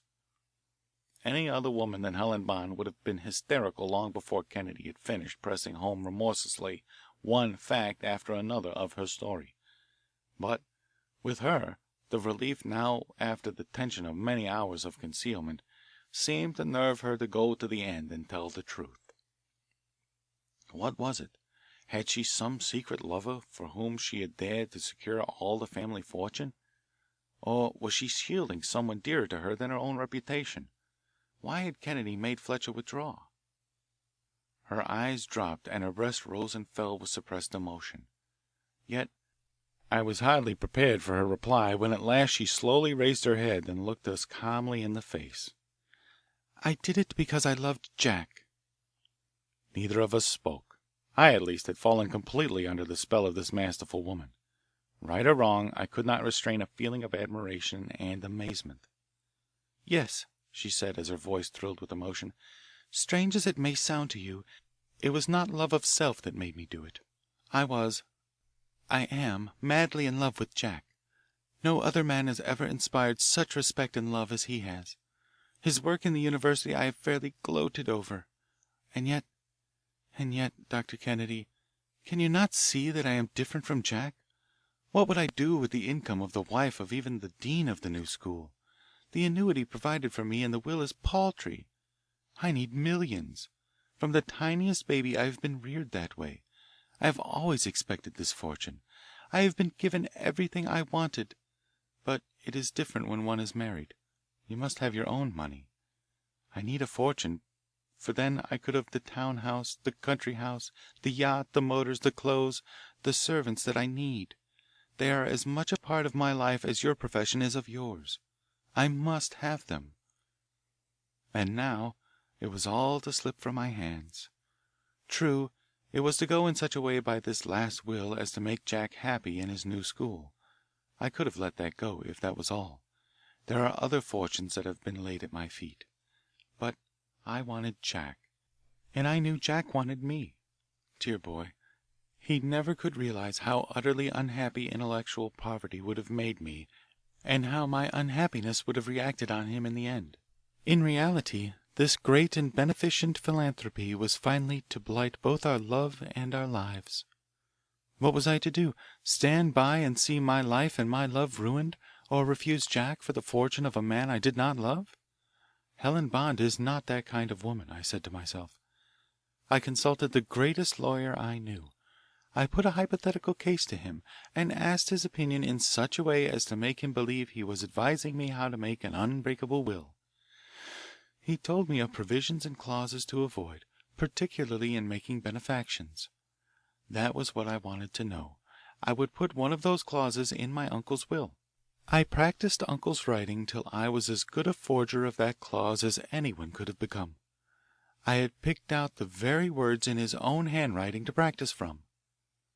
Then I went to Paris and, as you have guessed, learned how to get things out of a safe like that of uncle's. Before God, all I planned to do was to get that will, change it, replace it, and trust that uncle would never notice the change. Then, when he was gone, I would have contested the will. I would have got my full share either by court proceedings or by settlement out of court. You see, I had it all planned out. The school would have been founded. We would have founded it. What difference, I said, did 30 millions or 50 millions make to an impersonal school, a school not yet even in existence? The $20 million or so difference, or even half of it, meant life and love to me. I had planned to steal the cash in the safe, anything to divert attention from that will and make it look like a plain robbery. I would have done the altering of the will that night and have returned it to the safe before morning. But it was not to be. I had almost opened the safe when my uncle entered the room. His anger completely unnerved me, and from the moment I saw him on that floor to this I haven't had a sane thought. I forgot to take the cash. I forgot everything but that will. My only thought was that I must get it and destroy it. I doubt if I could have altered it with my nerves so upset. There. Now you have my whole story. I am at your mercy. No, said Kennedy. Believe me, there is a mental statute of limitations that, as far as Jameson and myself are concerned, has already erased this affair. Walter, will you find Fletcher? I found the professor pacing up and down the gravel walk impatiently. Fletcher, said Kennedy, a night's rest is all Miss Bond really needs. It is simply a case of overwrought nerves, and it will pass off of itself. Still, I would advise a change of scene as soon as possible. Good afternoon, Miss Bond, and my best wishes for your health. Good afternoon, Dr. Kennedy. Good afternoon, Dr. Jameson. I, for one, was glad to make my escape. A half hour later, Kennedy, with well simulated excitement, was racing me in the car up to the Greens again. We literally burst unannounced in the tete-a-tete on the porch. Fletcher, cried Kennedy, look what Walter and I have just discovered in a tin strong box poked off in the back of your uncle's desk. Fletcher seized the will and, by the dim light that shone from the hall, read it hastily. "Thank God!" he cried. "The school is provided for as I thought." "Isn't it glorious?" murmured Helen. True to my instinct, I muttered, "Another good newspaper yarn killed." End of The Scientific Cracksman. Chapter 3 of The Silent Bullet by Arthur B. Reeve. The Bacteriological Detective. Kennedy was deeply immersed in writing a lecture on the chemical compositions of various bacterial toxins and antitoxins, a thing which was as unfamiliar to me as Kamchatka, but as familiar to Kennedy as Broadway and 42nd Street. "Really," he remarked, laying down his fountain pen and lighting his cigar for the 100th time, "the more one thinks of how the modern criminal misses his opportunities, the more astonishing it seems. Why do they stick to pistols, chloroform, and prussic acid when there is such a splendid assortment of refined methods?" "Give it up, old man," I replied helplessly, "unless it's because they haven't any imagination. I hope they don't use them. What would become of my business if they did? How would you ever get a really dramatic news feature for the Star out of such a thing? Dotted line marks route taken by fatal germ. Cross indicates spot where antitoxin attacked it. Not much for the yellow journals in that, Craig." "To my mind, Walter, it would be the height of the dramatic. Far more dramatic than sending a bullet into a man. Any fool can shoot a pistol or cut a throat, but it takes brains to be up to date." "It may be so," I admitted, and went on reading, while Kennedy scratched away diligently on his lecture. I mention this conversation both because it bears on my story by a rather peculiar coincidence, and because it showed me a new side of Kennedy's amazing researches. He was as much interested in bacteria as in chemistry, and the story is one of bacteria. It was perhaps a quarter of an hour later when the buzzer on our hall door sounded. Imagine my surprise on opening the door to discover the slight figure of what appeared to be a most fascinating young lady who was heavily veiled. She was in a state almost bordering on hysteria, as even I, in spite of my usual obtuseness, noticed. "Is Professor Kennedy in?" she inquired anxiously. "Yes, ma'am," I replied, opening the door into our study. She advanced toward him, repeating her inquiry. "I am Professor Kennedy. Pray be seated," he said. The presence of a lady in our apartment was such a novelty that, really, I forgot to disappear, but busied myself straightening the furniture and opening a window to allow the odor of stale tobacco to escape. "My name is Evelyn Bisbee," she began. "I have heard, Professor Kennedy, that you are an adept at getting at the bottom of difficult mysteries." "You flatter me," he said in acknowledgment. "Who was so foolish as to tell you that?" "A friend who has heard of the Kerr Parker case," she replied. "I beg your pardon," I interrupted. "I didn't mean to intrude. I think I'll go out. I'll be back in an hour or two." "Please, Mr. Jameson. It is Mr. Jameson, is it not?" I bowed in surprise. "If it is possible, I wish you would stay and hear my story. I am told that you and Professor Kennedy always work together." It was my turn to be embarrassed by the compliment. "Mrs. Fletcher, of Great Neck," she explained, "has told me. I believe Professor Kennedy performed a great service for the Fletchers, though I do not know what it was. At any rate, I have come to you with my case, in which I have some small hope of obtaining assistance unless you can help me. If Professor Kennedy cannot solve it, well, I'm afraid nobody can." She paused a moment, then added, "No doubt you have read of the death of my guardian the other day?" Of course we had.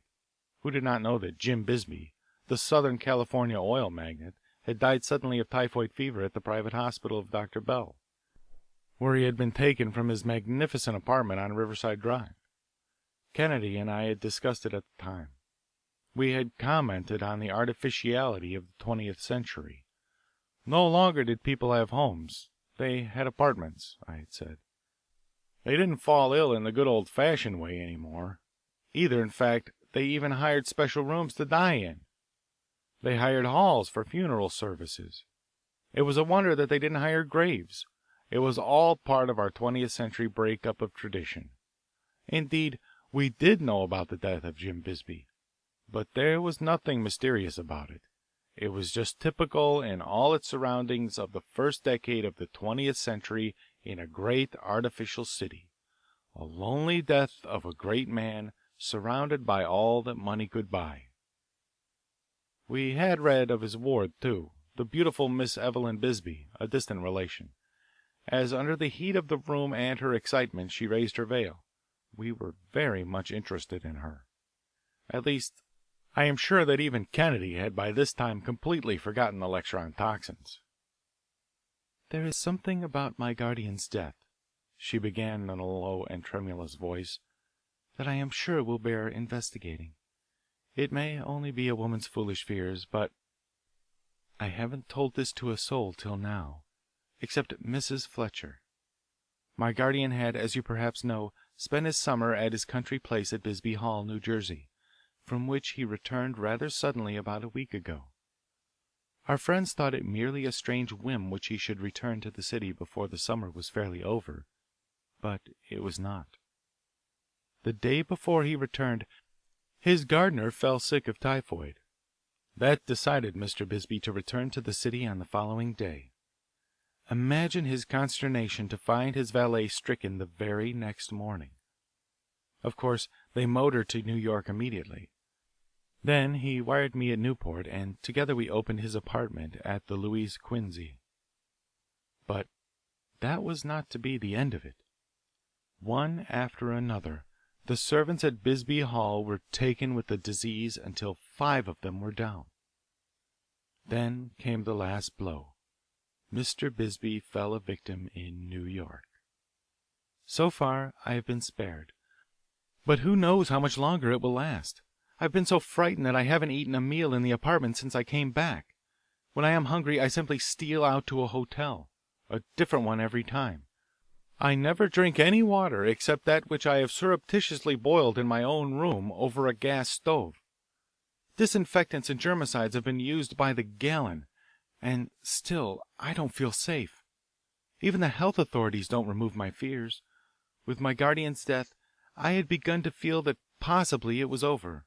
But no. This morning another servant who came up from the hall last week was taken sick, and the doctor pronounces that typhoid too. Will I be the next? Is it just a foolish fear? Why does it pursue us to New York? Why didn't it stop at Bisbee Hall? I don't think I ever saw a living creature more overcome by horror, by an invisible deadly fear. That was why it was doubly horrible in a girl so attractive as Evelyn Bisbee. As I listened, I felt how terrible it must be to be pursued by such a fear. What must it be to be dogged by a disease as relentlessly as the typhoid had dogged her? If it had been some great but visible, tangible peril, how gladly I could have faced it, merely for the smile of a woman like this. But it was a peril that only knowledge and patience could meet. Instinctively I turned toward Kennedy, my own mind being an absolute blank. "Is there anyone you suspect of being the cause of such an epidemic?" he asked. "I may as well tell you that right now I have already formed 2 theories, one perfectly natural, the other diabolical. Tell me everything." Well, I had expected to receive a fortune of $1,000,000, free and clear, by his will, and this morning I am informed by his lawyer, James Denny, that a new will had been made. It is still $1,000,000, but the remainder, instead of going to a number of charities in which he was known to be interested, goes to a form of trust fund for the Bisbee School of Mechanical Arts, of which Mr. Denny is the sole trustee. Of course, I do not know much about my guardian's interests while he was alive, but it strikes me as strange that he should have changed so radically. And besides, the new will is so worded that if I die without children, my $1,000,000 also goes to this school, location unnamed. I can't help wondering about it all. "Why should you wonder? At least, what other reasons have you for wondering?" "Oh, I can't express them. Maybe, after all, it's only a woman's silly intuition. But often I have thought in the past few days about this illness of my guardian. It was so queer. He was always so careful, and you know the rich don't often have typhoid." "You have no reason to suppose it was not typhoid fever of which he died?" She hesitated. "No," she replied, "but if you had known Mr. Bisbee you would think it strange too. He had a horror of infectious and contagious diseases. His apartment and his country home were models. No sanitarium could have been more punctilious. He lived what one of his friends called an antiseptic life. Maybe I am foolish, but it keeps getting closer and closer to me now, and, well, I wish you'd look into the case. Please set my mind at rest and assure me that nothing is wrong, that it's all natural." "I will help you, Miss Bisbee. Tomorrow night I want to take a trip quietly to Bisbee Hall. You will see that it is all right?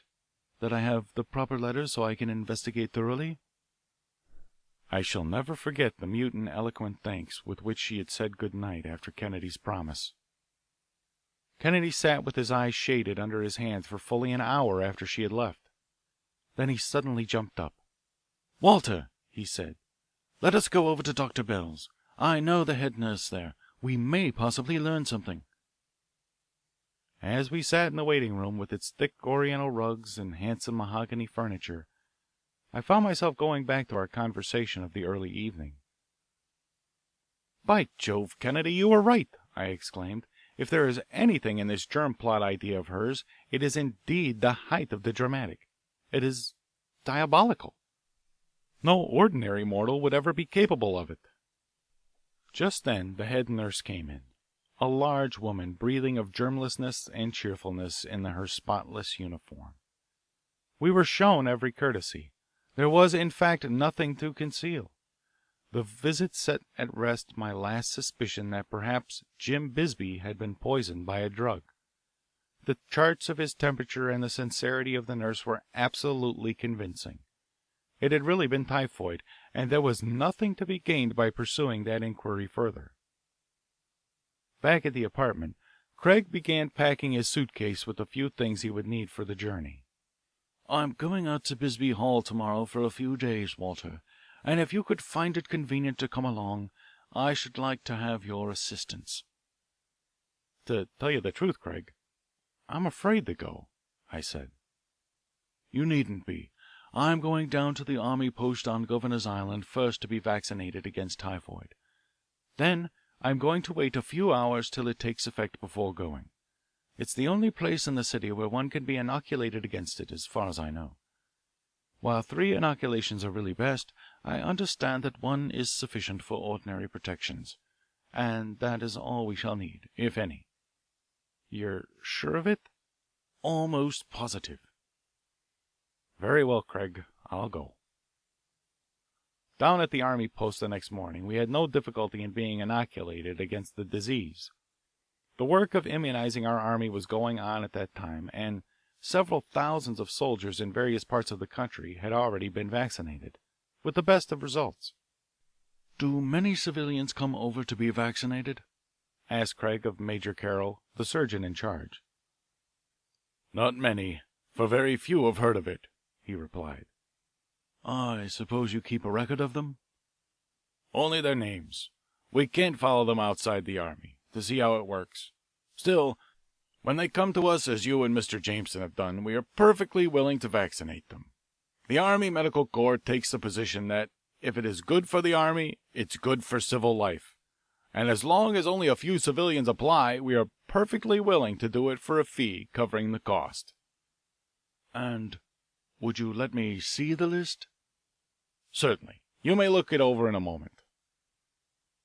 Kennedy glanced hurriedly through the short list of names, pulled out his notebook, made an entry, and handed the list back. "Thank you, Major."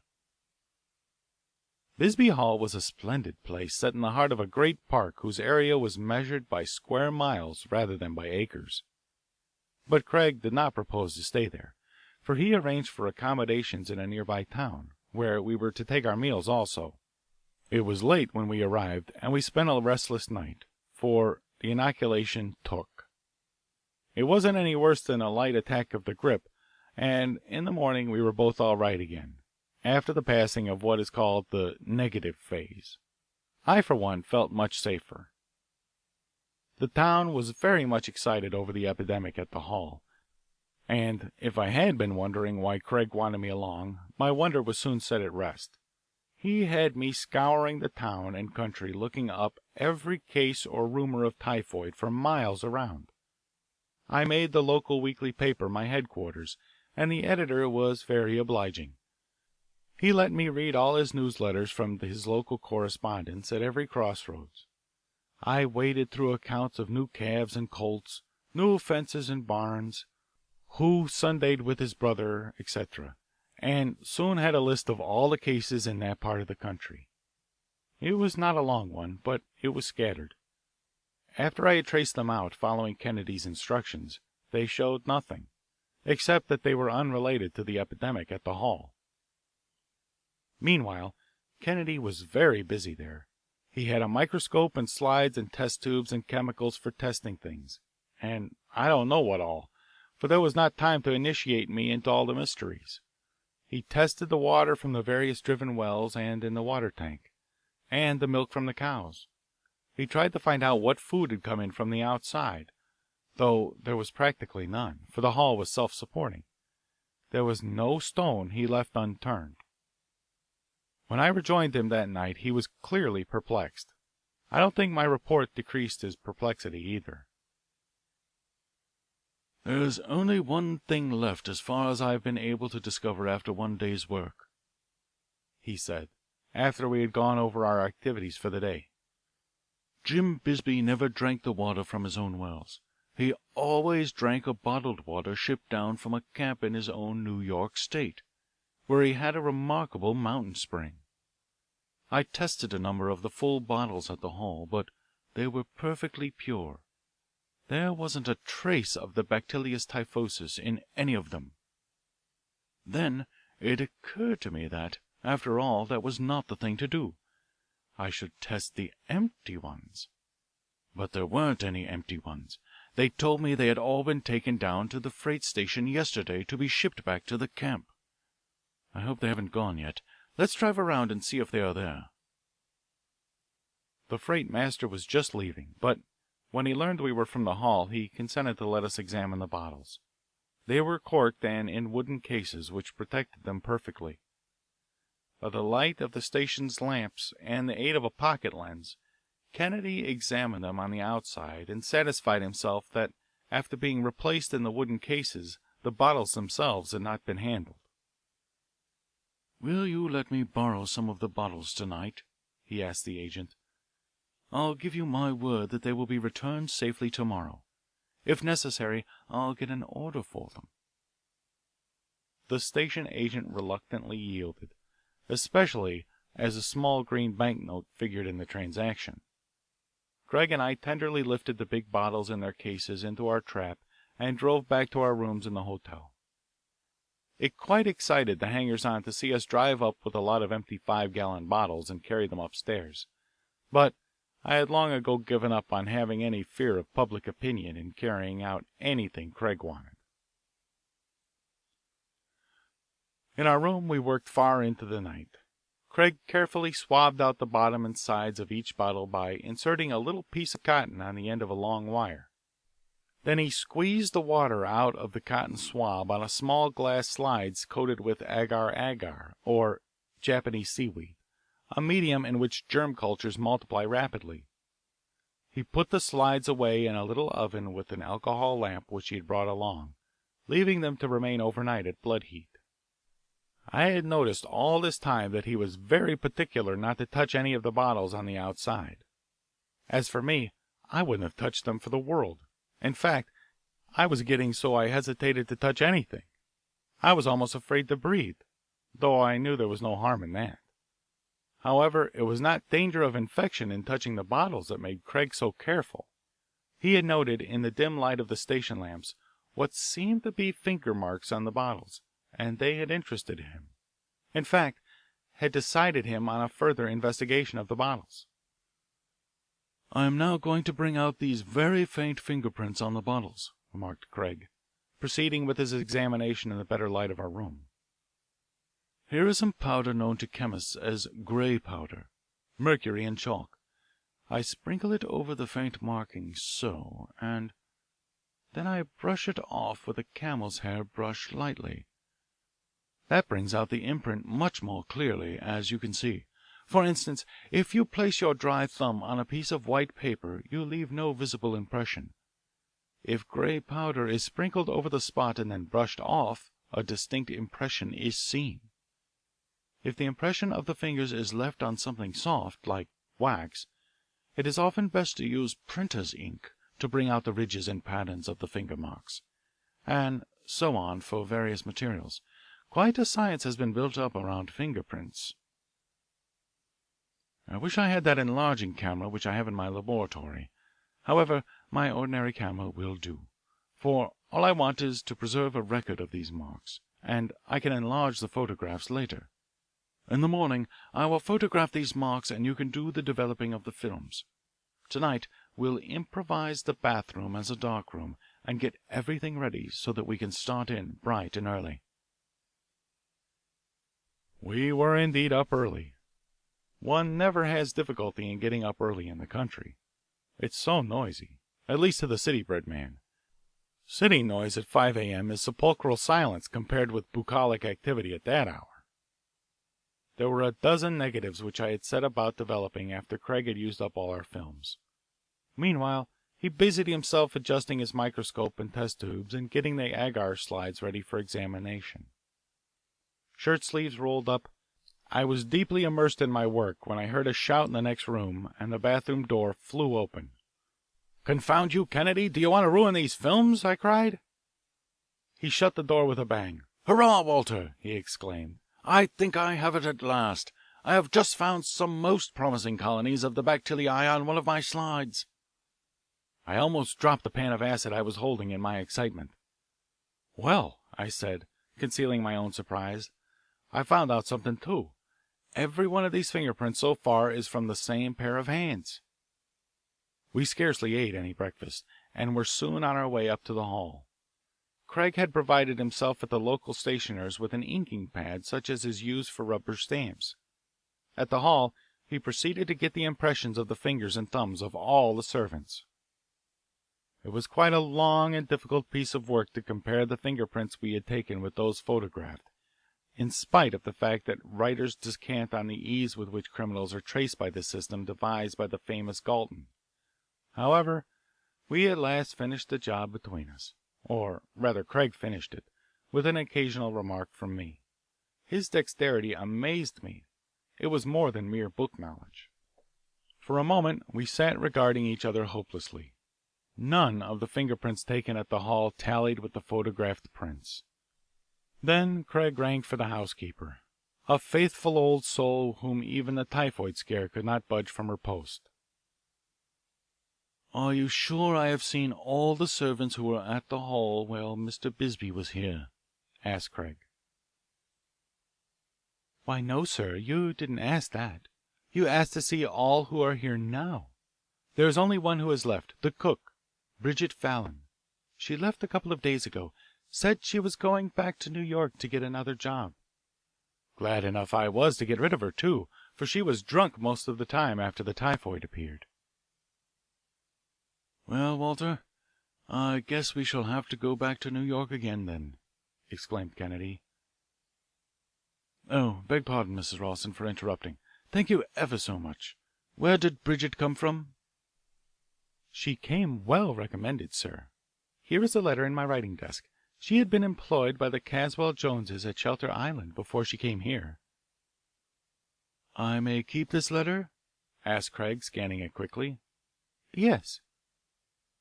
"By the way, where are the bottles of spring water kept?" "In the kitchen." "Did Bridget take charge of them?" "Yes." "Did Mr. Bisbee have any guests during the last week that he was here?" "Only Mr. Denny one night." "Humph!" exclaimed Craig. "Well, It would not be so hard for us to unravel this matter, after all, when we get back to the city. We must take that noon train, Walter. There is nothing more for us to do here." Emerging from the tube at Ninth Street, Craig hustled me into a taxicab, and in almost no time we were at police headquarters. Fortunately, Inspector Barney O'Connor was in, and in an amiable mood, too, for Kennedy had been careful that the central office received a large share of credit for the Kerr Parker case. Craig sketched hastily the details of this new case. O'Connor's face was a study. His honest blue Irish eyes fairly bulged in wonder, and when Craig concluded with a request for help, I think O'Connor would have given him anything in the office, just to figure in the case. "First, I want one of your men to go to the surrogate's office and get the original of the will. I shall return it within a couple of hours. All I want to do is make a photographic copy. Then another man must find this lawyer, James Denny, and in some way get his fingerprints. You must arrange that yourself, and send another fellow up to the employment offices on Fourth Avenue and have him locate this cook, Bridget Fallon. I want her fingerprints, too. Perhaps she had better be detained, for I don't want her to get away.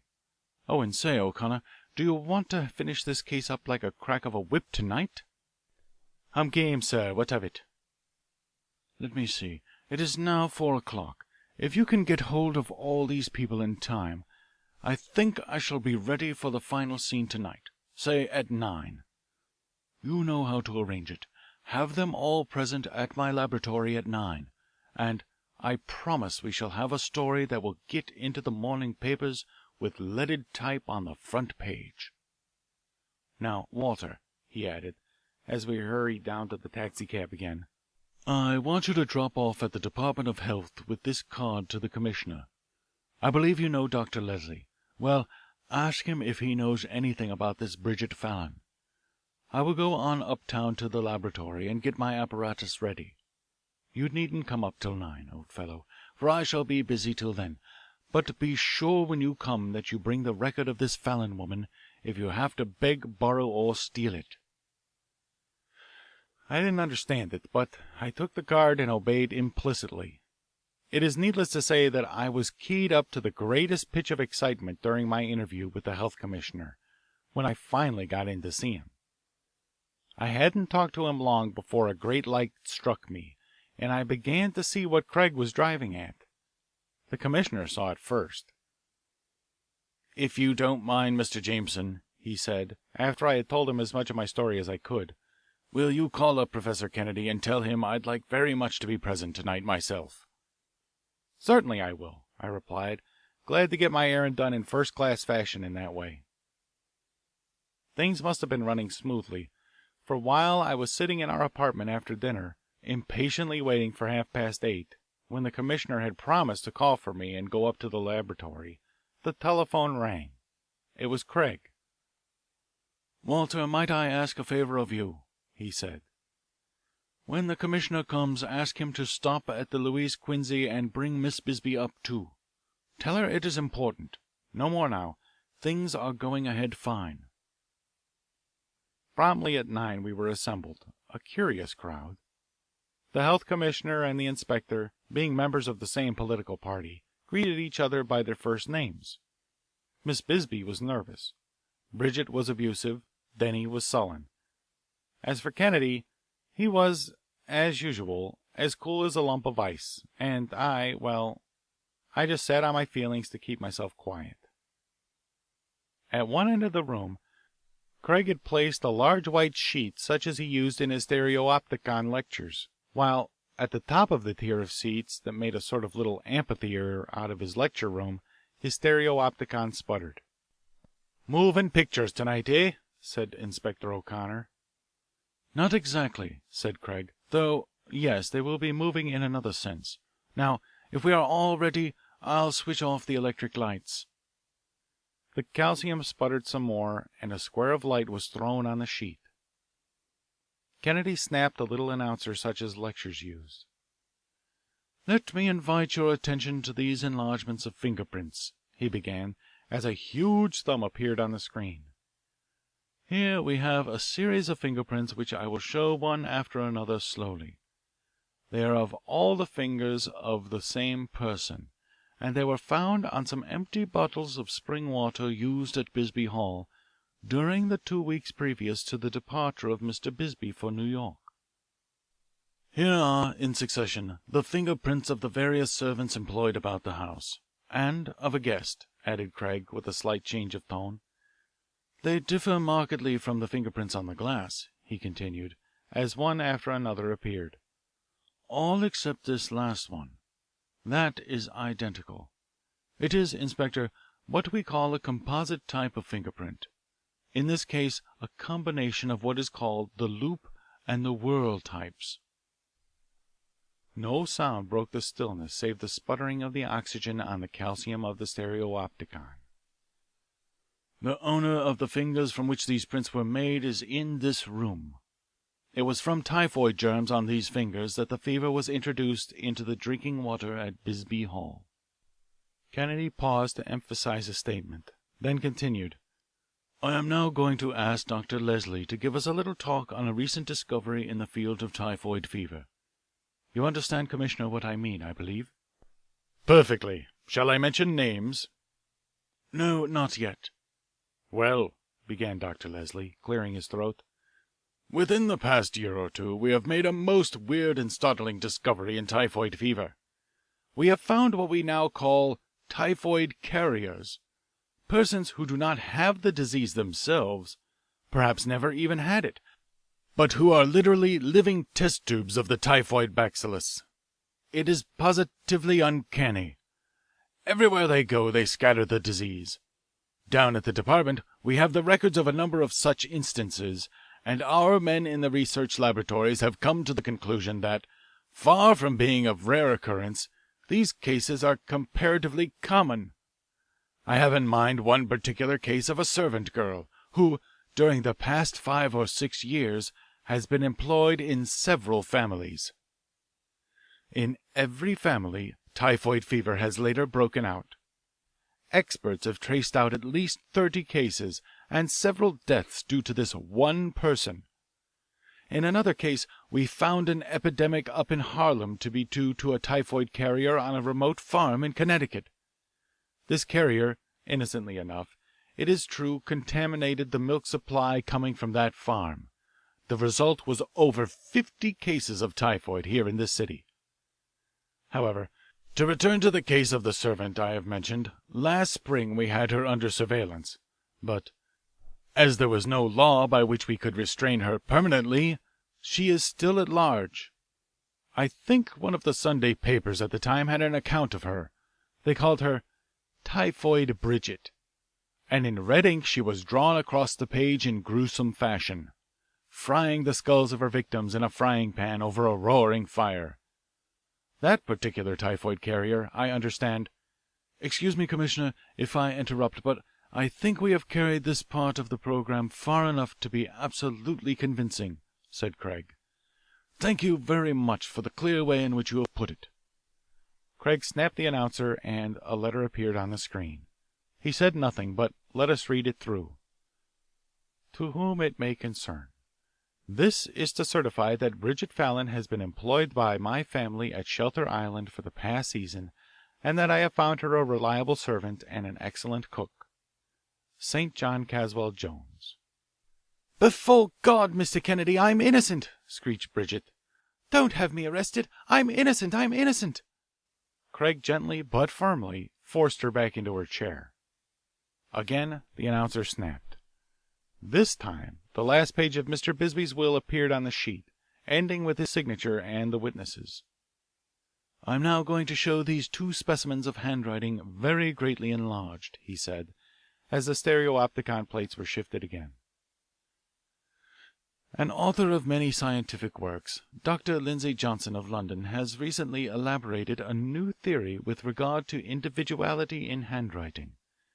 He maintains that in certain diseases a person's pulse beats are individual, and that no one suffering from any such disease can control, even for a brief space of time, the frequency or peculiar irregularities of his heart's action, as shown by a chart recording his pulsations.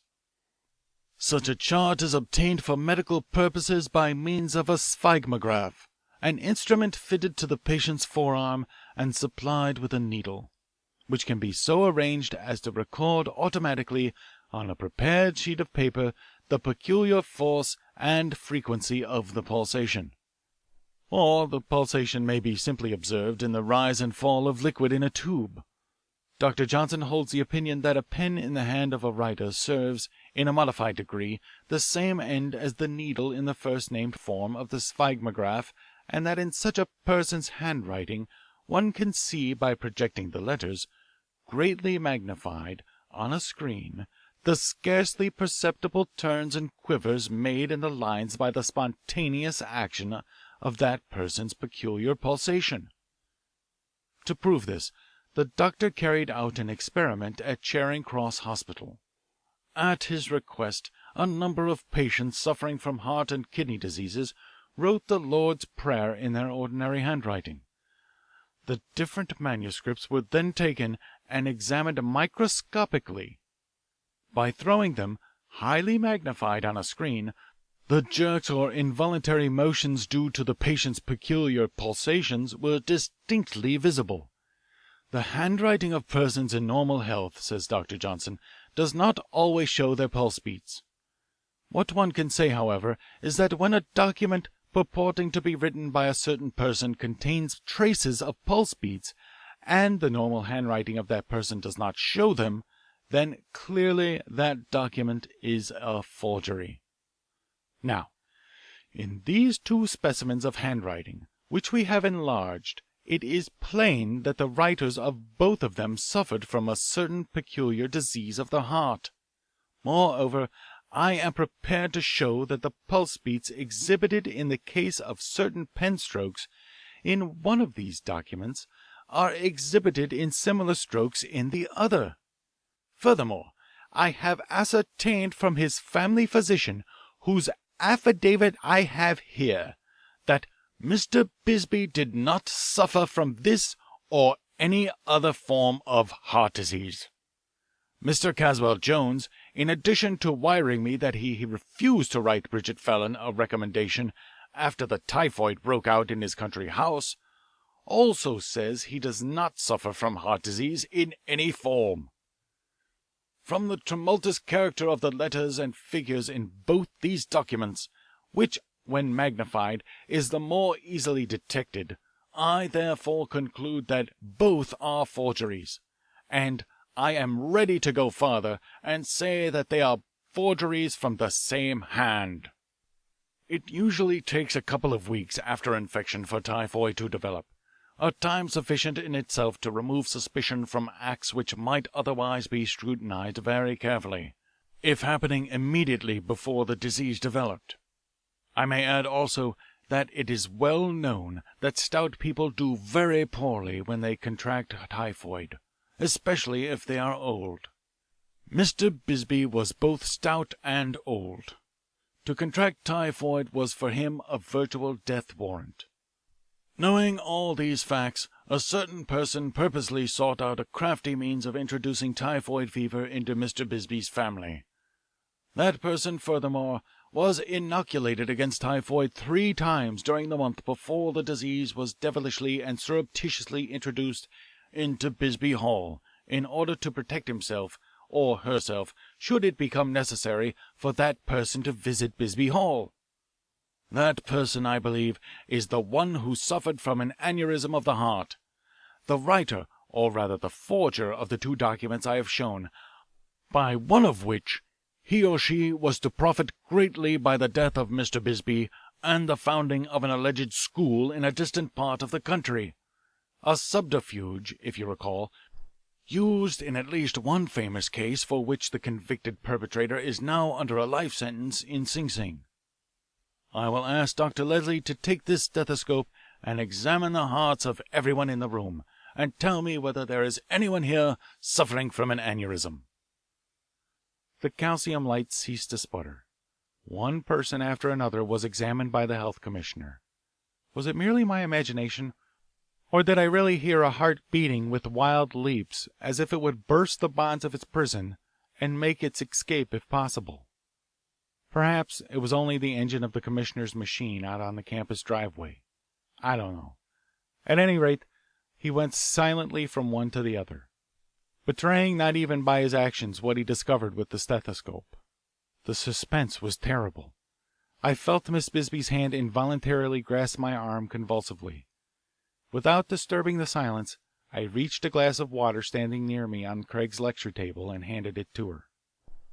The commissioner was bending over the lawyer, trying to adjust the stethoscope better to his ears. The lawyer's head was resting heavily on his hand, and he was heaped up in an awkward position in the cramped lecture room seat. It seemed an age as Dr. Leslie tried to adjust the stethoscope. Even Craig felt the excitement. While the commissioner hesitated, Kennedy reached over and impatiently switched on the electric light in full force. As the light flooded the room, blinding us for an instant, the large form of Dr. Leslie stood between us and the lawyer. "What does the stethoscope tell you, Doctor?" asked Craig, leaning forward expectantly. He was as unprepared for the answer as any of us. "It tells me that a higher court than those of New York has passed judgment on this astounding criminal. The aneurysm has burst." I felt a soft weight fall on my shoulder. The Morning Star did not have the story, after all. I missed the greatest scoop of my life, seeing Evelyn Bisbee safely to her home after she had recovered from the shock of Denny's exposure and punishment. End of The Bacteriological Detective, Chapter 4 of The Silent Bullet by Arthur B. Reeve. The Deadly Tube. "For heaven's sake, Gregory, what is the matter?" asked Craig Kennedy as a tall, nervous man stalked into our apartment one evening. "Jameson, shake hands with Dr. Gregory. What's the matter, Doctor? Surely your X-ray work hasn't knocked you out like this?" The doctor shook hands with me mechanically. His hand was icy. "The blow has fallen," he exclaimed as he sat limply into a chair and tossed an evening paper over to Kennedy. In red ink on the first page, in the little square headed Latest News, Kennedy read the caption: "Society woman crippled for life by X-ray treatment. A terrible tragedy was revealed in the suit begun today," continued the article, "by Mrs. Huntington Close against Dr. James Gregory, an X-ray specialist with offices at Madison Avenue, to recover damages for injuries which Mrs. Close alleges she received while under his care. Several months ago she began a course of X-ray treatment to remove a birthmark on her neck. In her complaint, Mrs. Close alleges that Dr. Gregory has carelessly caused X-ray dermatitis, a skin disease of cancerous nature, and that she has also been rendered a nervous wreck through the effects of the rays. Simultaneously with filing the suit she left home and entered a private hospital. Mrs. Close is one of the most popular hostesses in the smart set, and her loss will be keenly felt." "What am I to do, Kennedy?" asked the doctor imploringly. "You remember I told you the other day about this case, that there was something queer about it, that after a few treatments I was afraid to carry on any more and refused to do so. She really has dermatitis and nervous prostration, exactly as she alleges in her complaint. But before heaven, Kennedy, I can't see how she could possibly have been so affected by the few treatments I gave her. And tonight, just as I was leaving the office, I received a telephone call from her husband's attorney, Lawrence, very kindly informing me that the case will be pushed to the limit. I tell you it looks black for me." "What can they do?" "Do? Do you suppose any jury is going to take enough expert testimony to outweigh the tragedy of a beautiful woman? Do? Why, they can ruin me, even if I get a verdict of acquittal. They can leave me with a reputation for carelessness that no mere court decision can ever overcome." "Gregory, you can rely on me," said Kennedy. "Anything I can do to help you I will gladly do. Jameson and I were on the point of going out to dinner. Join us, and after that we'll go down to your office and talk things over." "You're really too kind," murmured the doctor. The air of relief that was written on his face was pathetically eloquent. "Now, not a word about the case till we've had dinner," commanded Craig. I see very plainly that you have been worrying about the blow for a long time. Well, it has fallen. The neat thing to do is to look over the situation and see where we stand." Dinner over, we rode downtown in the subway, and Gregory ushered us into an office building on Madison Avenue, where he had a very handsome suite of several rooms. We sat down in his waiting room to discuss the affair. "It is indeed a very tragic case," began Kennedy. "Almost more tragic than if the victim had been killed outright. Mrs. Huntington Close is, or rather I suppose I should say was, one of the famous beauties of the city. From what the paper says, her beauty has been hopelessly ruined by this dermatitis, which, I understand, doctor, is practically incurable." Dr. Gregory nodded, and I could not help following his eyes as he looked at his own rough and scarred hands. "Also," continued Craig, with his eyes half closed and his finger tips together, as if he were taking a mental inventory of the facts of the case, "her nerves are so shattered that she will be years in recovering, if she ever recovers." "Yes," said the doctor simply. "I myself, for instance, am subject to the most unexpected attacks of neuritis. But of course I am under the influence of the rays 50 or 60 times a day, while she had only a few treatments at intervals of many days." "Now, on the other hand," resumed Craig, "I know you, Gregory, very well. Only the other day, before any of this came out, you told me the whole story with your fears as to the outcome. I know that that lawyer of Close's has been keeping this thing hanging over your head for a long time, and I also know that you are one of the most careful X-ray operators in the city. If this suit goes against you, one of the most brilliant men of science in America will be ruined. Now, having said this much, let me ask you to describe just exactly what treatments you gave Mrs. Close." The doctor led us into his X-ray room adjoining. A number of X-ray tubes were neatly put away in a great glass case, and at one end of the room was an operating table with an X-ray apparatus suspended over it. A glance at the room showed that Kennedy's praise was not exaggerated. "How many treatments did you give Mrs. Close?" asked Kennedy. "Not over a dozen, I should say," replied Gregory. "I have a record of them and the dates, which I will give you presently. Certainly they were not numerous enough or frequent enough to have caused a dermatitis such as she has. Besides, look here. I have an apparatus which, for safety to the patient, has few equals in the country. This big lead glass bowl, which is placed over my X-ray tube when in use, cuts off the rays at every point except where they are needed." He switched on the electric current, and the apparatus began to sputter. The pungent odor of ozone from the electric discharge filled the room. Through the lead glass bowl I could see the X-ray tube inside suffused with its peculiar yellowish green light, divided into two hemispheres of different shades. That I knew was the cathode ray, not the X-ray, for the X-ray itself, which streams outside the tube, is invisible to the human eye. The doctor placed in our hands a couple of fluoroscopes, an apparatus by which X-rays can be detected. It consists simply of a closed box with an opening to which the eyes are placed.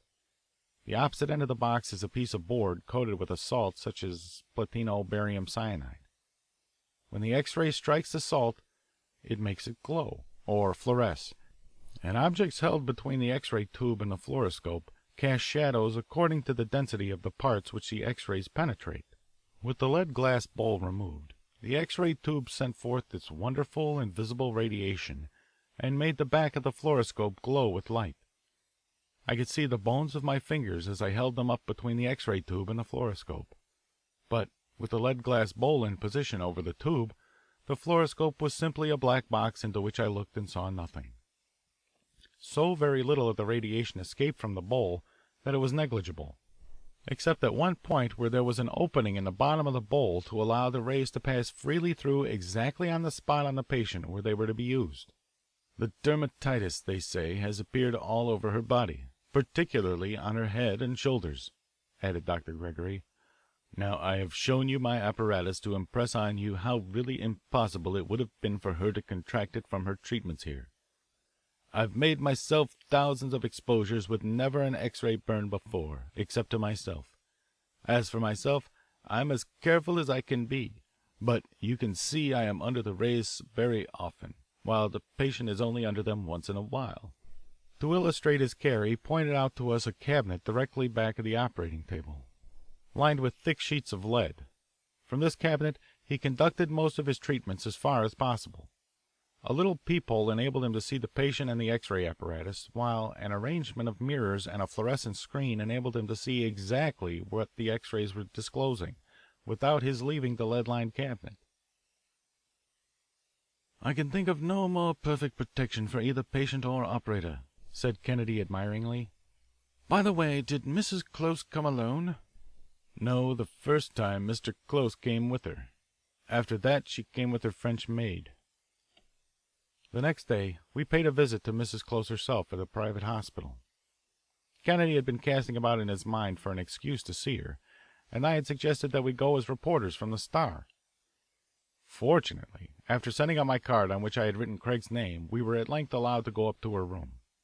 We found the patient reclining in an easy chair, swathed in bandages, a wreck of her former self.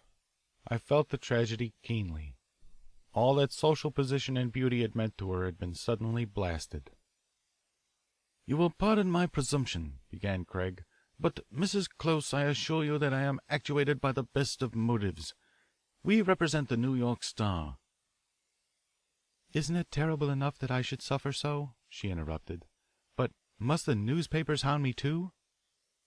"I beg your pardon, Mrs. Close," said Craig, "but you must be aware that the news of your suit of Dr. Gregory has now become public property. I couldn't stop the Star, much less the other papers, from talking about it. But I can and will do this, Mrs. Close.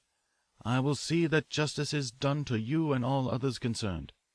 Believe me, I am not here as a yellow journalist to make newspaper copy out of your misfortune. I am here to get at the truth sympathetically. Incidentally, I may be able to render you a service, too." "You can render me no service except to expedite the suit against that careless doctor.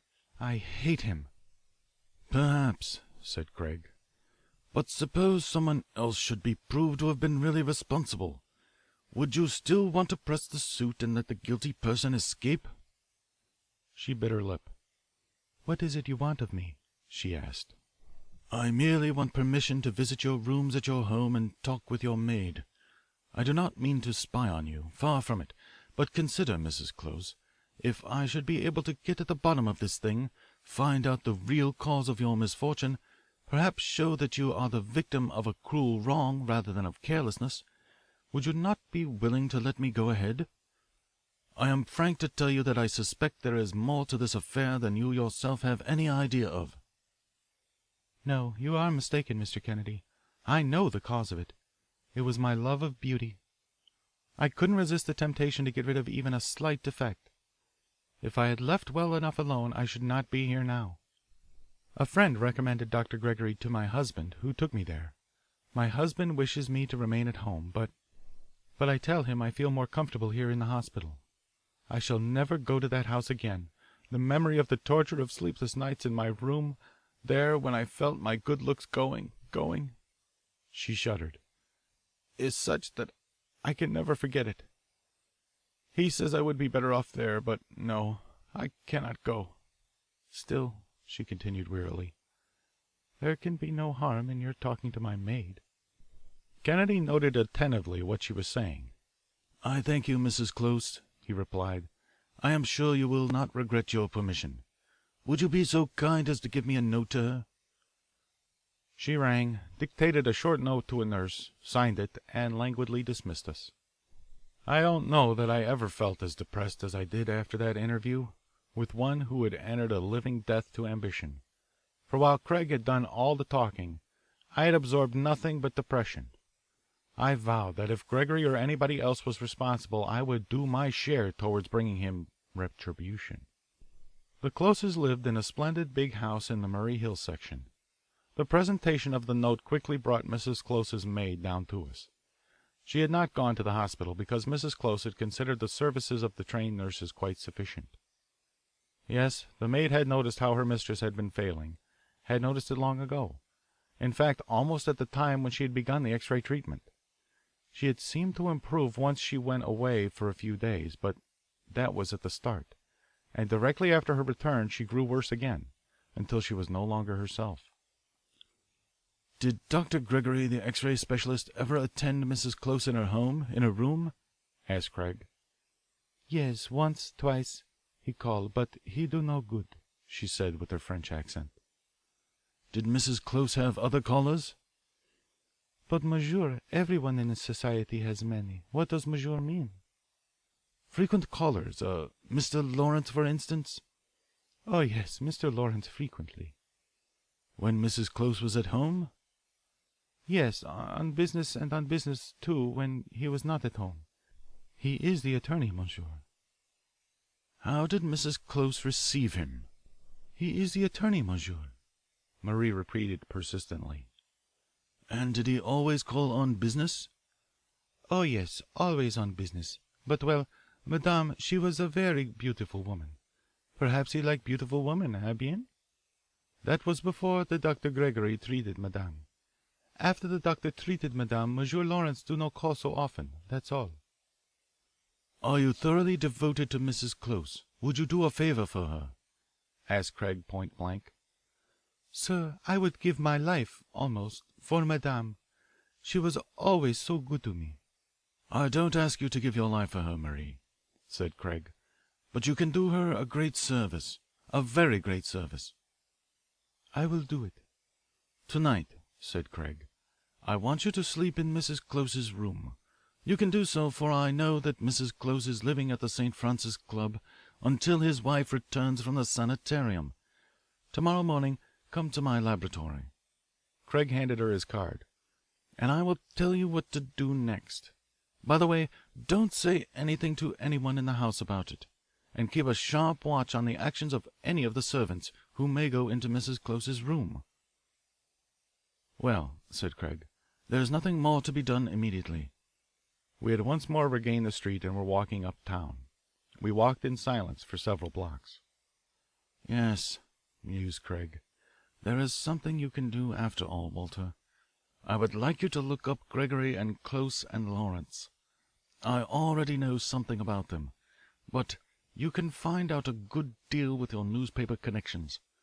I would like to have every bit of scandal that has ever been connected with them, or with Mrs. Close, or, he added significantly, with any other woman. It isn't necessary to say that not a breath of it must be published yet. I found a good deal of gossip, but very little of it indeed seemed to me at the time to be of importance. Dropping in at the St. Francis Club, where I had some friends, I casually mentioned the troubles of the Huntington Closes. I was surprised to learn that Close spent little of his time at the club, none at home, and only dropped into the hospital to make formal inquiries as to his wife's condition. It then occurred to me to drop into the office of Society Squibs, whose editor I had long known.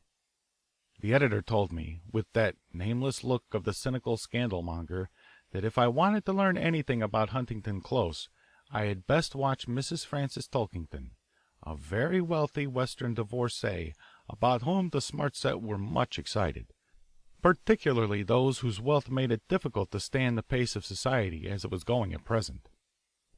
And before the tragedy, said the editor with another nameless look, as if he were imparting the most valuable piece of gossip, it was a talk of the town, the attention that Close's lawyer was paying to Mrs. Close. But to her credit, let me say that she never gave us a chance to hint at anything, and, well, you know us. We don't need much to make snappy society news. The editor then waved even more confidential, for if I am anything at all, I'm a good listener, and I have found that often by sitting tight and listening I can get more than if I were too eager questioner. It really was a shame the way that man Lawrence played his game, he went on. I understand that it was he who introduced Close to Mrs. T. They were both his clients. Lawrence had fought her case in the courts when she sued old Tarkington for divorce, and a handsome settlement he got for it, too. They say his fee ran up into the 100,000s. Contingent, you know. I don't know what his game was. Here he lowered his voice to a whisper. But they say Close owes him a good deal of money. You can figure it out for yourself as you like. Now, I've told you all I know. come in again, Jameson, when you want some more scandal, and remember me to the boys down on the Star." The following day the maid visited Kennedy at his laboratory while I was reporting to him on the result of my investigations. She looked worn and haggard. She had spent a sleepless night and begged that Kennedy would not ask her to repeat the experiment. "I can promise you, Marie," he said, "that you will rest better tonight, but you must spend one more night in Mrs. Close's room. By the way, can you arrange for me to go through the room this morning when you get back?" Marie said she could, and an hour or so later Craig and I quietly slipped into the Close residence under her guidance. He was carrying something that looked like a miniature barrel, and I had another package which he had given me, both carefully wrapped up. The butler eyed us suspiciously, but Marie spoke a few words to him and I think showed him Mrs. Close's note. Anyhow, he said nothing. Within the room that the unfortunate woman had occupied, Kennedy took the coverings off the packages. It was nothing but a portable electric vacuum cleaner, which he quickly attached and set running. Up and down the floor, around and under the bed he pushed the cleaner. He used the various attachments to clean the curtains, the walls, and even the furniture. Particularly did he pay attention to the baseboard on the wall back of the bed. Then he carefully removed the dust from the cleaner and sealed it up in a leaden box. He was about to detach and pack up the cleaner when another idea seemed to occur to him. "Might as well make a thorough job of it, Walter," he said, adjusting the apparatus again. "I've cleaned everything but the mattress and the brass bars behind the mattress on the bed. Now I'll tackle them. I think we ought to go into the suction cleaning business. More money in it than in being a detective, I'll bet." The cleaner was run over and under the mattress and along every crack and cranny of the brass bed. This done, and this dust also carefully stowed away, we departed. Very much to the mystification of Marie and, I could not help feeling, of other eyes that peered in through keyholes or cracks in doors. "At any rate," said Kennedy exultingly, "I think we have stolen a march on them. I don't believe they were prepared for this, not at least at this stage in the game. Don't ask me any questions, Walter. Then you will have no secrets to keep if anyone should try to pry them loose. Only remember that this man Lawrence is a shrewd character." The next day Marie came, looking even more careworn than before. "What's the matter, mademoiselle?" asked Craig. "Didn't you pass a better night?" "Oh, mon Dieu, I rest well, yes. But this morning, while I am at breakfast, Mr. Claus sent for me. He said that I am discharged. Some servant tell of your visit, and he very angry. And now, what is to become of me? Will madame his wife give a recommendation now?" "Walter, we have been discovered," exclaimed Craig with considerable vexation. Then he remembered the poor girl who had been an involuntary sacrifice to our investigation. Turning to her, he said, "Marie, I know several very good families, and I am sure you will not suffer for what you have done by being faithful to your mistress. Only be patient a few days. Go live with some of your folks. I will see that you are placed again." The girl was profuse in her thanks as she dried her tears and departed. "I hadn't anticipated having my hand fall so soon," said Craig after she had gone, leaving her address. "However, we're on the right track. What was it you were going to tell me when Marie came in?" "Something that may be very important, Craig," I said, "though I don't understand it myself. Pressure is being brought to bear on the Star to keep this thing out of the papers, or at least to minimize it." "I'm not surprised," commented Craig. "What do you mean by pressure being brought?" "Why, Close's lawyer, Lawrence, called up the editor this morning. I don't suppose that you know, but he has some connection with the interests which control the Star, and said that the activity of one of the reporters from the Star, Jameson by name, was very distasteful to Mr. Close, and that this reporter was employing a man named Kennedy to assist him. I don't understand it, Craig," I confessed, "but here one day they give the news to the papers, and 2 days later they almost threaten us with suit if we don't stop publishing it." "It is perplexing," said Craig, with the air of one who was not a bit perplexed, but rather enlightened. He pulled down the district telegraph messenger lever 3 times, and we sat in silence for a while. "However," he resumed, "I shall be ready for them tonight." I said nothing. Several minutes elapsed, then the messenger rapped on the door. "I want these 2 notes delivered right away," said Craig to the boy. Here's a quarter for you. Now, mind you don't get interested in a detective story and forget the notes. If you are back here quickly with the receipts, I'll give you another quarter. Now scurry along." Then, after the boy had gone, he said casually to me, "Two notes to Close and Gregory, asking them to be present with their attorney tonight. Close will bring Lawrence and Gregory will bring a young lawyer named Ashe, a very clever fellow. The notes are so worded that they can hardly refuse the invitation." Meanwhile, I carried out an assignment for the Star and telephoned my story in so as to be sure of being with Craig at the crucial moment, for I was thoroughly curious about his next move in the game. I found him still in his laboratory attaching two coils of thin wire to the connections on the outside of a queer looking little black box. "What's that?" I asked, eyeing the sinister looking little box suspiciously. "An infernal machine? You're not going to blow the culprit into eternity, I hope." "Never mind what it is, Walter. You'll find that out in due time. It may or may not be an infernal machine of a different sort than any you have probably ever heard of. The less you know now, the less likely you are to give anything away by a look or an act. Come now, make yourself useful as well as ornamental.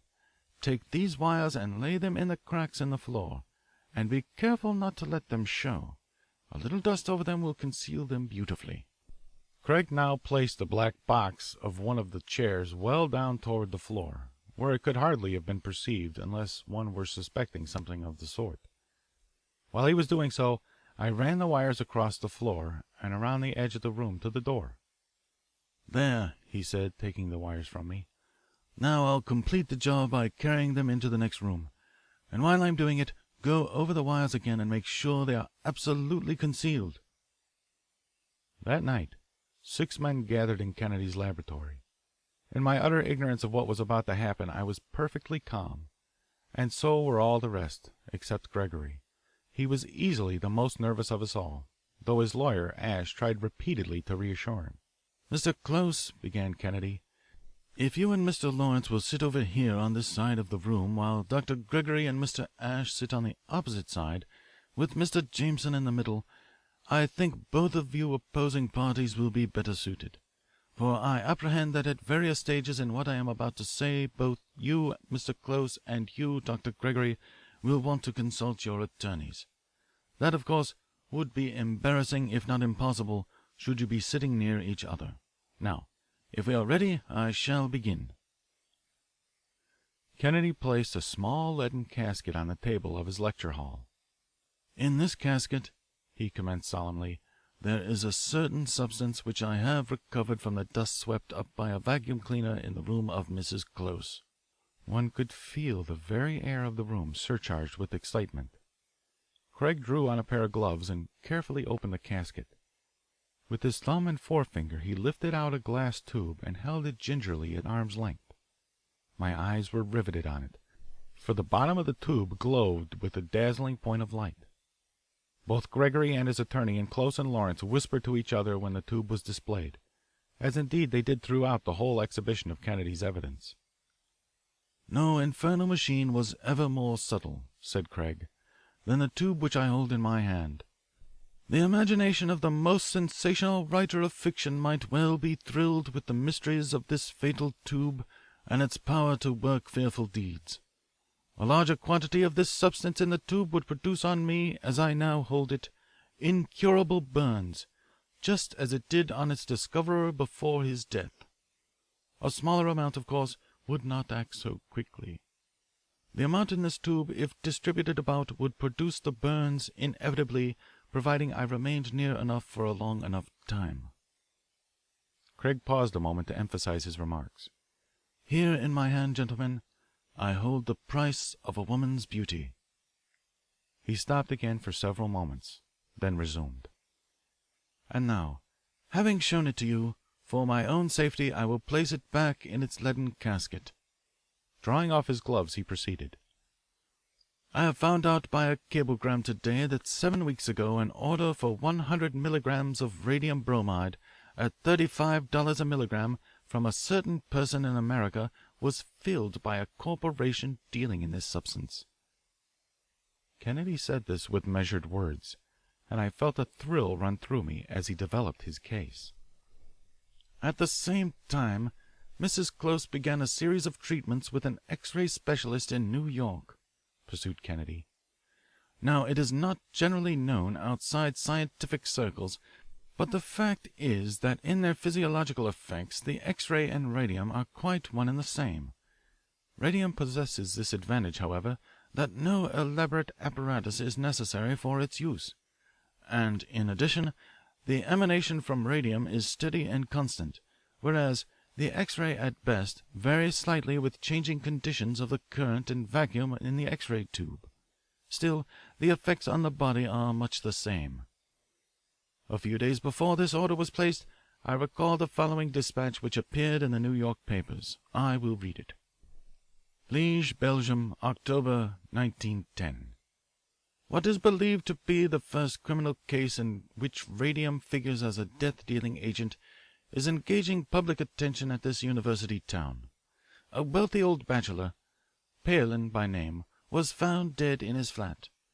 A stroke of apoplexy was at first believed to have caused his death, but a close examination revealed a curious discoloration of his skin. A specialist called in to view the body gave as his opinion that the old man had been exposed for a long time to the emanations of X-ray or radium. The police theory is that M. Palin was done to death by a systematic application of either X-rays or radium by a student in the university who roomed next to him. The student has disappeared. Now here, I believe, was the suggestion which this American criminal followed, for I cut it out of the paper rather expecting, sooner or later, that some clever person would act on it. I have thoroughly examined the room of Mrs. Close. She herself told me that she never wanted to return to it, that her memory of sleepless nights in it were too vivid. That served to fix the impression that I had already formed from reading this clipping. Either the X-ray or radium had caused her dermatitis and nervousness. Which was it? I wished to be sure that I would make no mistake. Of course, I knew it was useless to look for an X-ray machine in or near Mrs. Close's room. Such a thing could never have been concealed. The alternative? Radium. Ah, that was different. I determined on an experiment. Mrs. Close's maid was prevailed on to sleep in her mistress's room. Of course, radiations of brief duration would do her no permanent harm, although they would produce their effects nevertheless. In one night the maid became extremely nervous. If she had stayed under them several nights, no doubt the beginning of a dermatitis would have affected her, if not more serious trouble. A systematic application covering weeks and months might, in the end, even have led to death. The next day I managed, as I have said, to go over the room thoroughly with a vacuum cleaner, a new one of my own which I had bought myself. But tests of the dust which I got from the floor, curtains, and furniture showed nothing at all. As a last thought I had, however, cleaned the mattress of the bed and the cracks and crevices in the brass bars. Tests of that dust showed it to be extremely radioactive. I had the dust dissolved by a chemist who understands that sort of thing, recrystallized, and the radium salts were extracted from the refuse. Thus I found that I had recovered all but a very few milligrams of the radium that had been originally purchased in London. Here it is in this deadly tube in the leaden casket. It is needless to add that the night after I had cleaned out this deadly element the maid slept the sleep of the just, and would have been all right when next I saw her but for the interference of the unjust, on whom I had stolen a march. Craig paused while the lawyers whispered again to their clients. Then he continued. Now 3 persons in this room had an opportunity to secrete the contents of this deadly tube in the crevices of the metalwork of Mrs. Close's bed. One of these persons must have placed an order through a confidential agent in London to purchase the radium from the English Radium Corporation. One of these persons had a compelling motive, something to gain by using this deadly element. The radium in this tube in the casket was secreted, as I have said, in the metal work of Mrs. Close's bed. Not in large enough quantities to be immediately fatal, but mixed with dust so as to produce the result more slowly, but no less surely, and thus avoid suspicion. At the same time Mrs. Close was persuaded, I will not say by whom, through her natural pride, to take a course of X-ray treatment for a slight defect. that would further serve to divert suspicion. The fact is that a more horrible plot could hardly have been planned or executed. This person sought to ruin her beauty to gain a most selfish and despicable end." Again Craig paused to let his words sink into our minds. "Now I wish to state that anything you gentlemen may say will be used against you. That is why I have asked you to bring your attorneys. You may consult with them, of course, while I am getting ready for my next disclosure." As Kennedy had developed his points in the case, I had been more and more amazed, but I had not failed to notice how keenly Lawrence was following him. With a half sneer on his astute face, Lawrence drawled, "I cannot see that you have accomplished anything by this rather extraordinary summoning of us to your laboratory. The evidence is just as black against Dr. Gregory as before.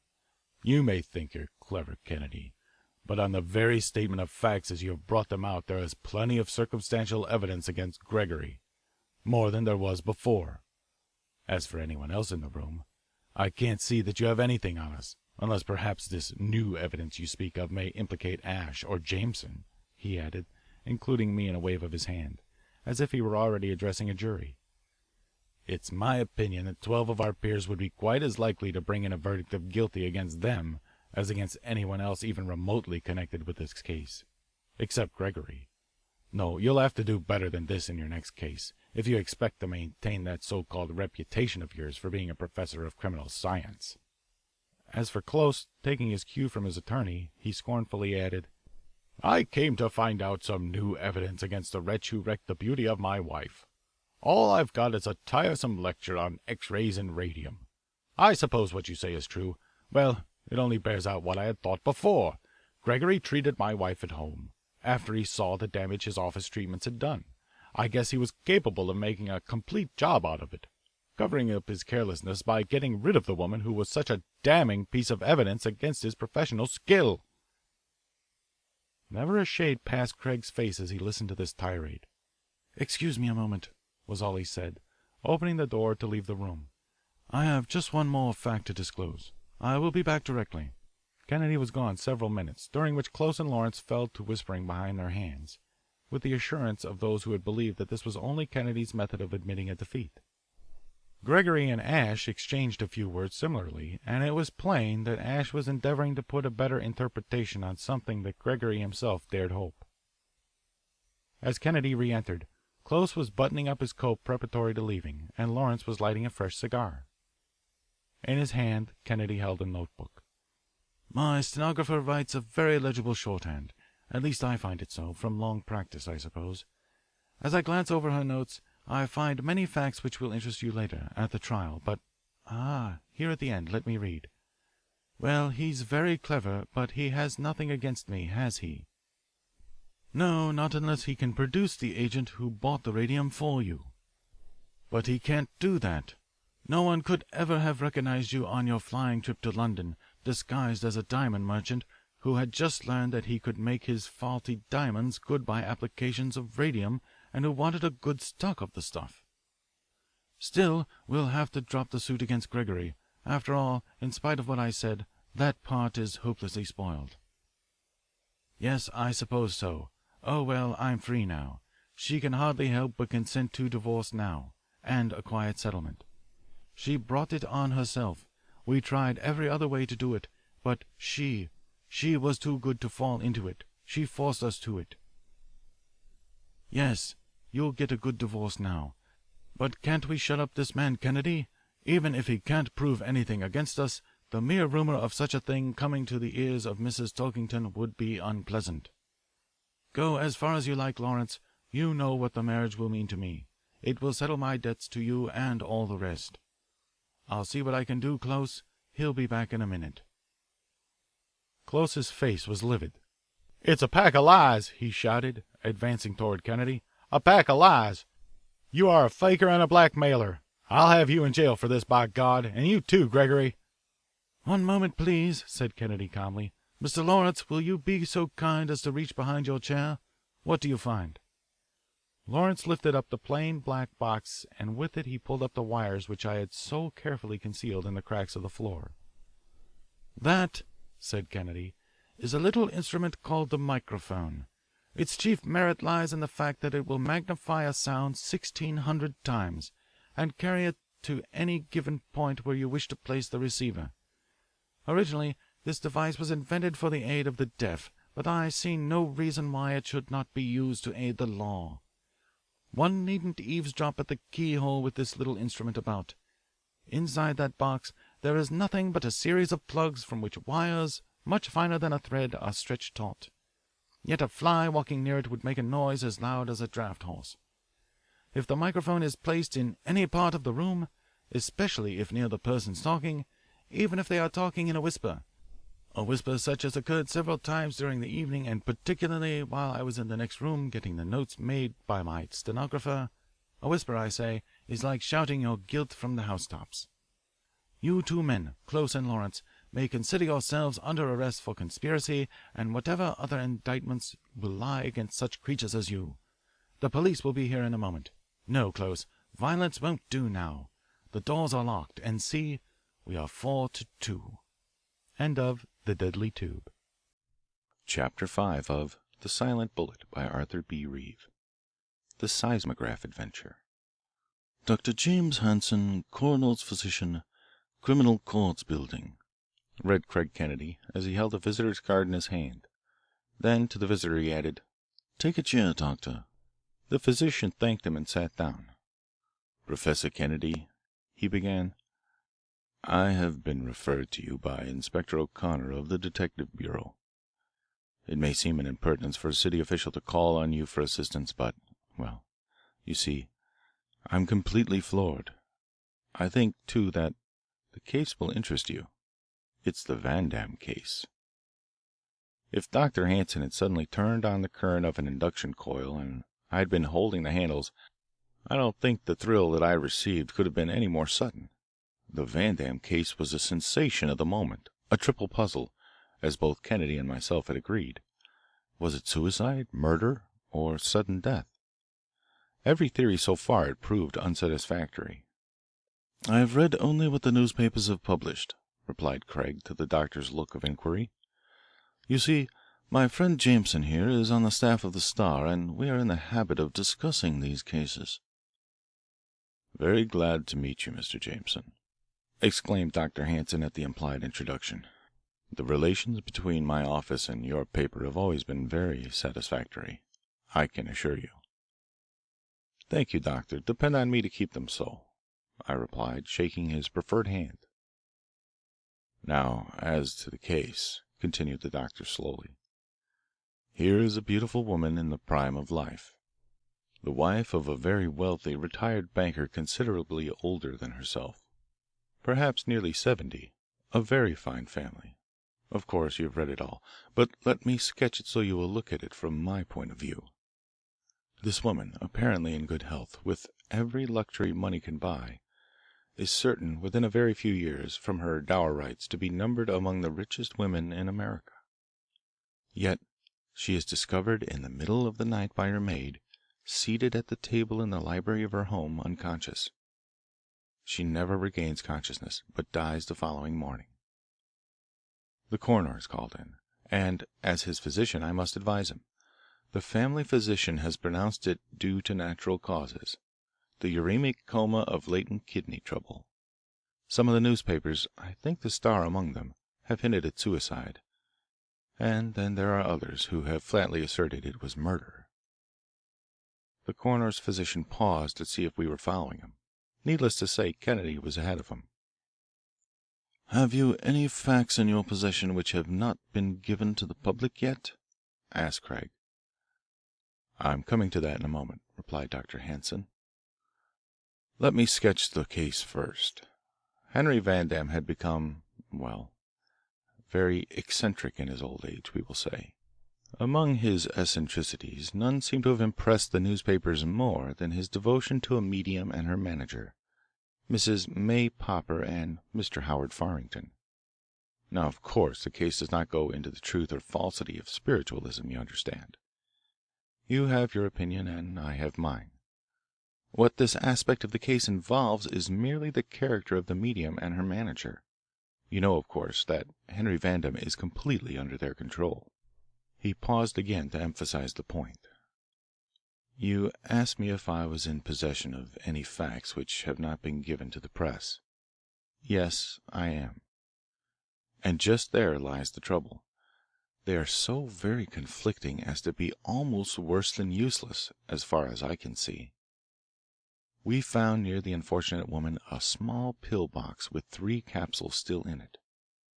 It was labelled 'One before retiring,' and bore the name of a certain druggist in the initials Dr. C. W. H. Now, I am convinced that the initials are merely a blind and do not give any clue. The druggist says that a maid from the Vandam house brought in the prescription, which of course he filled. It's a harmless enough prescription, contains, among other things, 4.5 grains of quinine and 1/6 of a grain of morphine. 6 capsules were prepared altogether. Now, of course, my first thought was that she might have taken several capsules at once, and that was a case of accidental morphine poisoning, or it might even be suicide. But it cannot be either, to my mind, for only 3 of the 6 capsules are gone. No doubt, also, you are acquainted with the fact that the one invariable symptom of morphine poisoning is the contraction of the pupils of the eyes to a pin point, often so that they are unrecognizable. Moreover, the pupils are symmetrically contracted, and this symptom is the one invariably present in coma from morphine poisoning and distinguishes it from all other forms of death. On the other hand, in the coma of kidney disease one pupil is dilated and the other contracted. They are unsymmetrical. But in this case both the pupils are normal, or only a very little dilated, and they are symmetrical. So far as we've been able to find no other poison than the slight traces of morphine remaining in the stomach after so many hours. I think you're enough of a chemist to know that no doctor would dare go on the stand and swear to death from morphine poisoning in the face of such evidence against him. The veriest tyro of an expert toxicologist could too easily confute him." Kennedy nodded. "Have you the pill box and the prescription?" "I have," replied Dr. Hanson, placing them on the table. Kennedy scrutinized them sharply. "I shall need these," he said. "Of course you understand I will take very good care of them. Is there anything else of importance?" "Really, I don't know," said the physician dubiously. "It's rather out of my province, but perhaps you would think it's important. It's mighty uncanny anyhow. Henry Vandam, as you doubtless know, was much more deeply interested in the work of this medium than was his wife. Perhaps Mrs. Vandam was a bit jealous, I don't know, but she too had an interest in spiritualism, though he was much more deeply influenced by Mrs. Popper than she. Here's the strange part of it. The old man believes so thoroughly in rappings and materializations that he constantly keeps a notebook in his pocket in which he records all the materializations he thinks he sees and the rappings he hears, along with the time and place. Now, it so happened that on the night Mrs. Vandam was taken ill he had retired, I believe in another part of the house, where he has a regular seance room. According to his story, he was awakened from a profound sleep by a series of rappings. As was his custom, he noted the time at which they occurred. Something made him uneasy, and he said to his control, at least this is his story, 'John, is it about Mary?' 3 raps answered yes, the usual code. 'What is the matter? Is she ill?' The 3 answering raps were so vigorous that he sprang out of bed and called for his wife's maid. The maid replied that Mrs. Vandam had not gone to bed yet, but that there was a light in the library and she would go to her mistress immediately. The next moment the house was awakened by the screams of the maid calling for help, that Mrs. Vandam was dying. That was 3 nights ago. On each of the 2 succeeding nights Henry Vandam says he has been awakened at precisely the same hour by a rapping, and on each night his control has given him a message from his dead wife. As a man of science I attribute the whole thing to an overwrought imagination. The original rappings may have been mere coincidence with the fact of the condition of Mrs. Vandam. However, I give this to you for what it's worth." Craig said nothing, but, as was his habit, shaded his eyes with the tips of his fingers, resting his elbows on the arms of the chair. "I suppose," he said, "you can give me the necessary authority to enter the Vandam house to look at the scene of these happenings?" "Certainly," assented the physician, "but you will find it a queer place. There are spirit paintings and spirit photographs in every room, and Vandam's own part of the house, well, it's creepy. That's all I can say." "And also, I suppose you have performed an autopsy on the body and will allow me to drop into your laboratory tomorrow morning and satisfy myself on this morphine point?" "Certainly," replied the coroner's physician, "at any time you say." "At 10 sharp, then, tomorrow. I shall be there," said Craig. "It is now 8:30. Do you think I can see Vandam to night? What time do these rappings occur?" "Why, yes, you surely will be able to see him tonight. He hasn't stirred from the house since his wife died. He told me he momentarily expected messages from her direct when she got strong enough in her new world. I believe they had some kind of a compact to that effect. The rappings come at 12:30. "Ah, then I shall have plenty of time to run over to my laboratory before seeing Mr. Vandam and get some apparatus I have in mind. No, Doctor, you needn't bother go with me. Just give me a card of introduction. I'll see you tomorrow at 10. And good night. Oh, by the way, don't give out any of the facts you have told me." "Jameson," said Craig, when we were walking rapidly over toward the university, "this promises to be an uncommonly difficult case." "As I view it now," I said, "I have suspicions of everybody concerned in it. Even the view of the Star, that it is a case of suicide due to overwrought nerves, may explain it." "It might even be a natural death," Craig added, "and that would make it a greater mystery than ever, a case for psychical research. One thing I'm going to do tonight will tell me much, however." At the laboratory he unlocked the glass case and took out a little instrument which looked like two horizontal pendulums suspended by fine wires. There was a large magnet near each pendulum, and the end of each pendulum bore a needle which touched a circular drum driven by clockwork.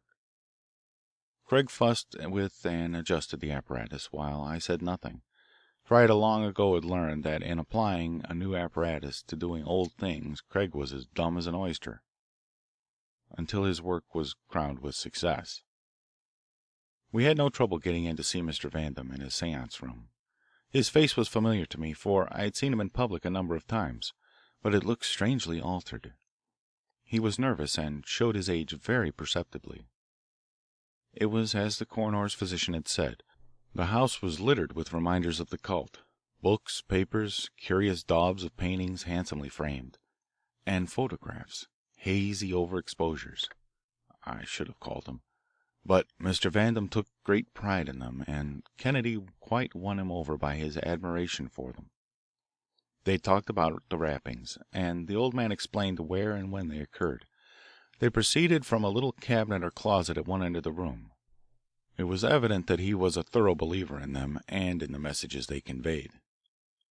Craig carefully noted everything about the room and then fell to admiring the spirit photographs, if such they might be called.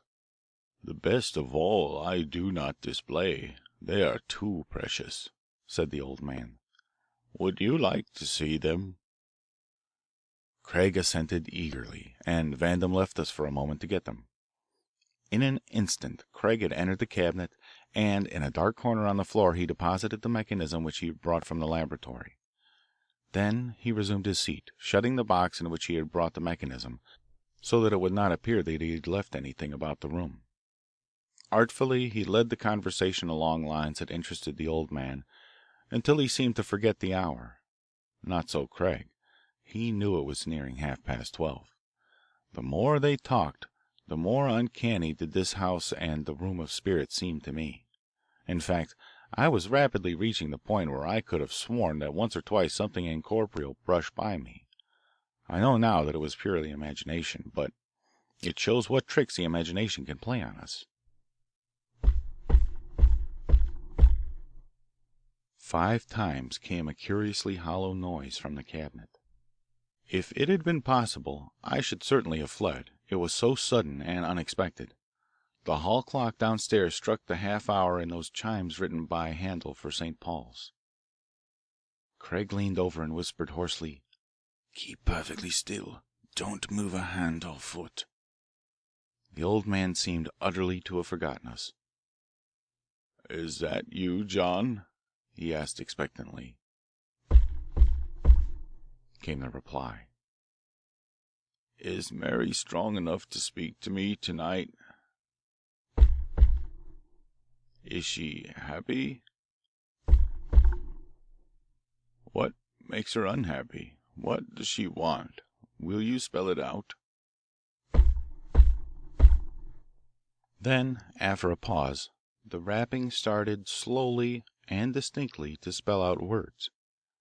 It was so weird and uncanny that I scarcely breathed. Letter after letter the message came.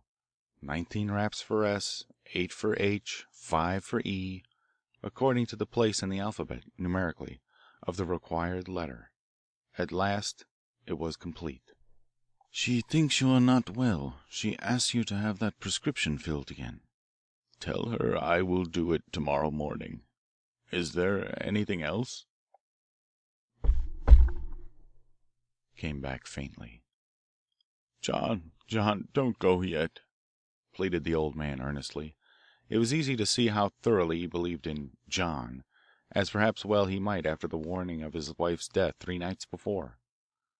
"Won't you answer one other question?" Fainter, almost imperceptibly, came a rap rap. For several minutes the old man sat absorbed in thought, trance-like. Then, gradually, he seemed to realize that we were in the room with him. With difficulty he took up the thread of the conversation where the rappings had broken it. "We were talking about the photographs," he said slowly. "I hope soon to get one of my wife as she is now that she is transfigured. John has promised me one soon." He was gathering up his treasures preparatory to putting them back in their places of safe keeping. The moment he was out of the room, Craig darted into the cabinet and replaced his mechanism in the box. Then he began softly to tap the walls. At last he found the side that gave a noise similar to that which we had heard, and he seemed pleased to have found it, for he hastily sketched on an old envelope a plan of that part of the house, noting on it the location of the side of the cabinet. Kennedy almost dragged me back to our apartment. He was in such a hurry to examine the apparatus at his leisure. He turned on all the lights, took the thing out of its case, and stripped off the 2 sheets of ruled paper wound around the 2 revolving drums. He laid them flat on the table and studied them for some minutes with evidently growing satisfaction. At last he turned to me and said, "Walter, here is a ghost caught in the act." I looked dubiously at the irregular up and down scrawl on the paper, while he rang up the Homicide Bureau of the Central Office and left word for O'Connor to call him up the first thing in the morning. Still eyeing with satisfaction the record traced on the sheets of paper, he lighted a cigarette in a matter-of-fact way and added, "It proves to be a very much flesh and blood ghost, this John. It walked up to the wall back of that cabinet, rapped, listened to old Vandam, rapped some more, got the answer it wanted, and walked deliberately away. The cabinet, as you may have noticed, is in the corner of the room with one side along the hallway. The ghost must have been in the hall." "But who was it?" "Not so fast, Walter," laughed Craig.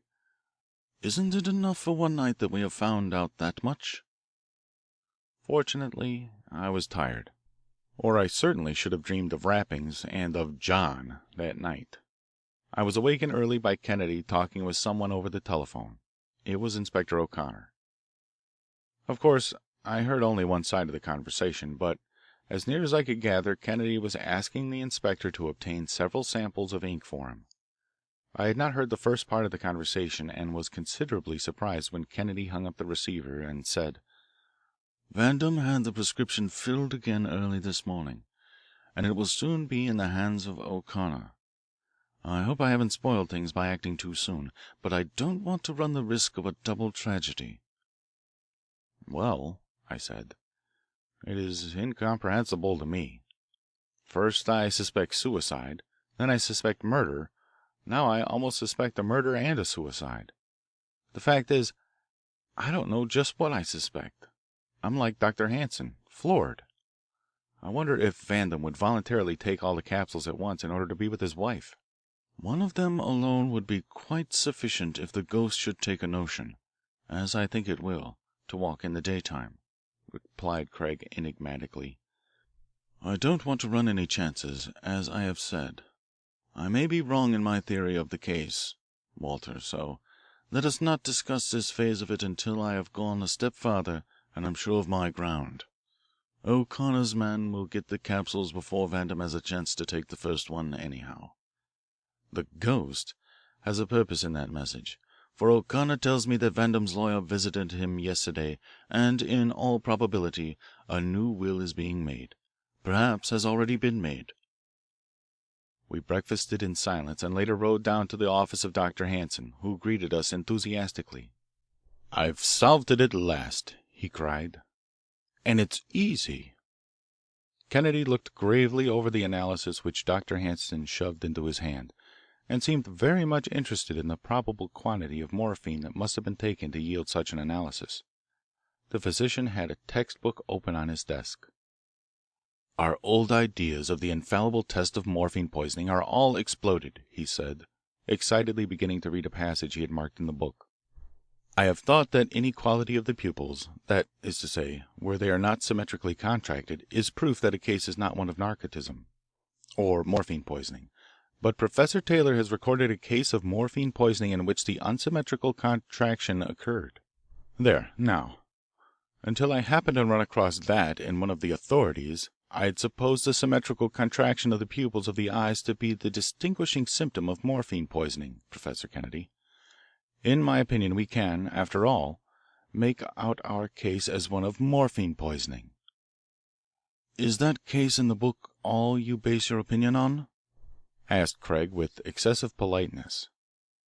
"Yes, sir," replied the doctor reluctantly. "Well," said Kennedy quietly, "if you will investigate that case quoted from Professor Taylor, you will find that it has been proved that the patient had one glass eye." "Then my contention collapses and she was not poisoned?" "No, I do not say that. All I say is that expert testimony would refute us as far as we have gone. But if you will let me make a few tests of my own, I can readily clear up that end of the case. I now feel sure. Let me take these samples to my laboratory." I was surprised when we ran into Inspector O'Connor waiting for us in the corridor of the Criminal Courts building as we left the office of the coroner's physician. He rushed up to Kennedy and shoved into his hand a pill box in which 6 capsules rattled. Kennedy narrowly inspected the box, opened it, and looked thoughtfully at the 6 white capsules lying so innocently within. "One of these capsules would have been worth hundreds of thousands of dollars to John," said Craig contemplatively, as he shut the box and deposited it carefully in the inside vest pocket. "I don't believe I even said good morning to you, O'Connor," he continued. "I hope I haven't kept you waiting here long. Have you obtained the samples of ink?" "Yes, Professor, here they are. As soon as you telephoned this morning I sent my men out separately to get them. There's the ink from the druggist. This is from the Vandam library. This is from Farmington's room, and this is from Mrs. Popper's apartment." "Thank you, Inspector.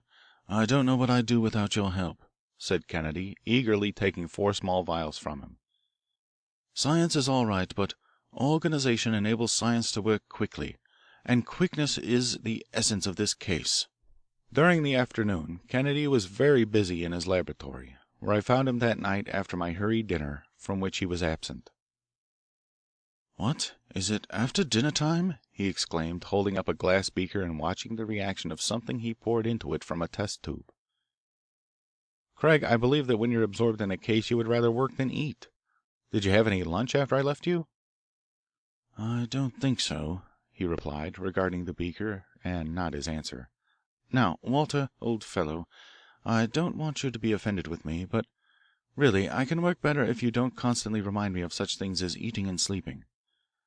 Say, do you want to help me, really?" "Certainly. I'm as interested in the case as you are, but I can't make heads or tails of it," I replied. "Then I wish you to look up Mrs. Popper to night and have a private seance with her. What I want you to do particularly is to get a good idea of the looks of the room in which she is accustomed to work. I'm going to duplicate it here in my laboratory as nearly as possible. Then I want you to arrange with her for a private 'circle' here to morrow night. Tell her it is with a few professors at the university who are interested in psychical research, and that Mr. Vandam will be present. I'd rather have her come willingly than to force her to come. Incidentally, watch that manager of hers, Farrington. By all means he must accompany her." That evening I dropped casually in on Mrs. Popper. She was a woman of great brilliance and delicacy, both in her physical and mental perceptions, of exceptional vivacity and cleverness. She must have studied me more closely than I was aware of, for I believe she relied on diverting my attention whenever she desired to produce one of her really wonderful results. Needless to say, I was completely mystified by her performance. She did spirit writing that would have done credit to the immortal Slade, told me a lot of things that were true and many more that were unverifiable or hopelessly vague.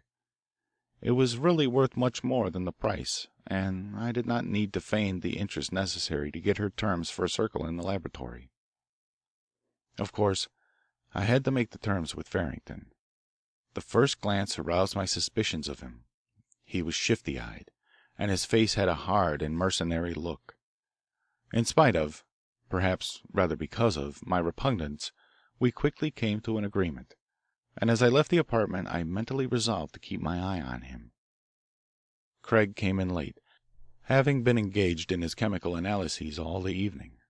From his manner I inferred that they had been satisfactory, and he seemed much gratified when I told him that I had arranged successfully for the seance and that Farrington would accompany the medium. As we were talking over the case a messenger arrived with a note from O'Connor. It was written with his usual brevity. "Have just found from servants that Farrington and Mrs. P. have key to Vandam House. Wish I had known it before. House shadowed. No one has entered or left it tonight." Craig looked at his watch. It was 1:15. "The ghost won't walk tonight, Walter," he said as he entered his bedroom for a much needed rest. "I guess I was right after all in getting the capsules as soon as possible. The ghost must have flitted unobserved in there this morning directly after the maid brought them back from the druggist." Again, the next morning, he had me out of bed bright and early. As we descended from the 6th Avenue L, he led me into a peculiar little shop in the shadow of the L structure. He entered as though he knew the place well, but then that air of assurance was Kennedy's stock in trade and sat very well on him. Few people, I suppose, have ever had a glimpse of this workshop of magic and deception. This little shop of Marina's was the headquarters of the magicians of the country. Levitation and ghostly disappearing hands were on every side. The shelves in the back of the shop were full of nickel, brass, wire, wood, and papier mache contrivances, new and strange to the eye of the uninitiated. Yet it was all as systematic as a hardware shop. "Is Signor Marina in?" asked Craig of a girl in the first room, given up to picture postcards. The room was as deceptive as the trade, for it was only an anteroom to the storeroom I had described above. This storeroom was also a factory, and half a dozen artisans were hard at work in it. Yes, the senor was in, the girl replied, leading us back into the workshop. He proved to be a short man with a bland, open face and frank eyes, the very antithesis of his trade.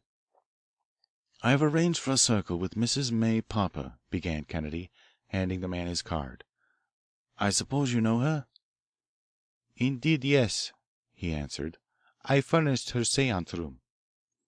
"Well, I want to hire for to night just the same sort of tables, cabinets, carpets, everything that she has. Only hire, you understand, but I am willing to pay you well for them.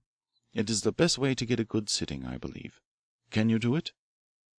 The little man thought for a moment, then replied, "Si, signor, yes, very nearly near enough. I would do anything for Mrs. Popper. She is a good customer, but her manager " "My friend here, Mr. Jameson, has had seances with her in her own apartment," interposed Craig. "Perhaps he can help you recollect just what is necessary."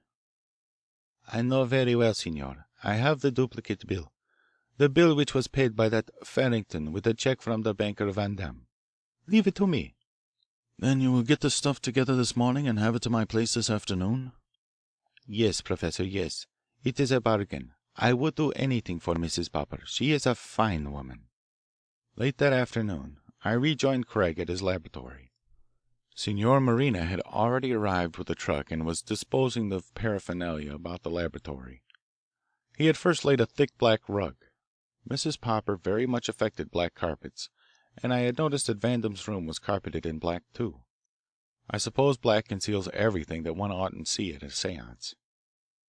A cabinet with a black curtain, several chairs, a light deal table, several banjos, horns, and other instruments were disposed about the room.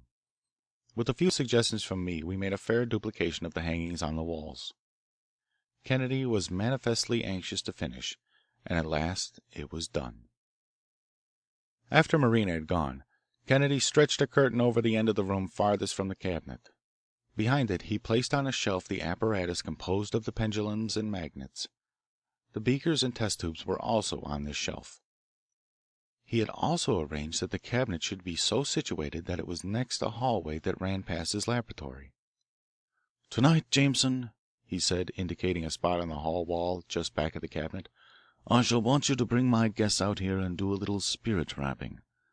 I'll tell you just what to do when the time comes." That night, when we gathered in the transformed laboratory, there were Henry Vandam, Dr. Hanson, Inspector O'Connor, Kennedy, and myself. At last the sound of wheels was heard, and Mrs. Popper drove up in a hansom, accompanied by Farrington. They both inspected the room narrowly and seemed satisfied. I had, as I have said, taken a serious dislike to the man, and watched him closely. I did not like his air of calm assurance. The lights were switched off, all except one 16-candle power lamp in the farthest corner, shaded by a deep red globe. It was just light enough to read very large print with difficulty. Mrs. Popper began immediately with the table. Kennedy and I sat on her right and left, respectively, in the circle, and held her hands and feet. I confess to a real thrill when I felt the light table rise first on two legs, then on one, and finally remain suspended in the air, whence it dropped with a thud, as if some one had suddenly withdrawn his support. The medium sat with her back to the curtain of the cabinet, and several times I could have sworn that a hand reached out and passed close to my head. At least, it seemed so. The curtain bulged at times, and a breeze seemed to sweep out from the cabinet. After some time of this sort of work, Craig led gradually up to a request for a materialisation of the control of Vandam. But Mrs. Popper refused. She said she did not feel strong enough, and Farrington put a hasty word that he, too, could feel that there was something working against them.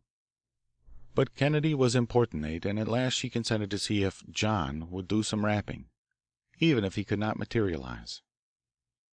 Kennedy asked to be permitted to put the questions. "Are you the John who appears to Mr. Vandam every night at 12:30?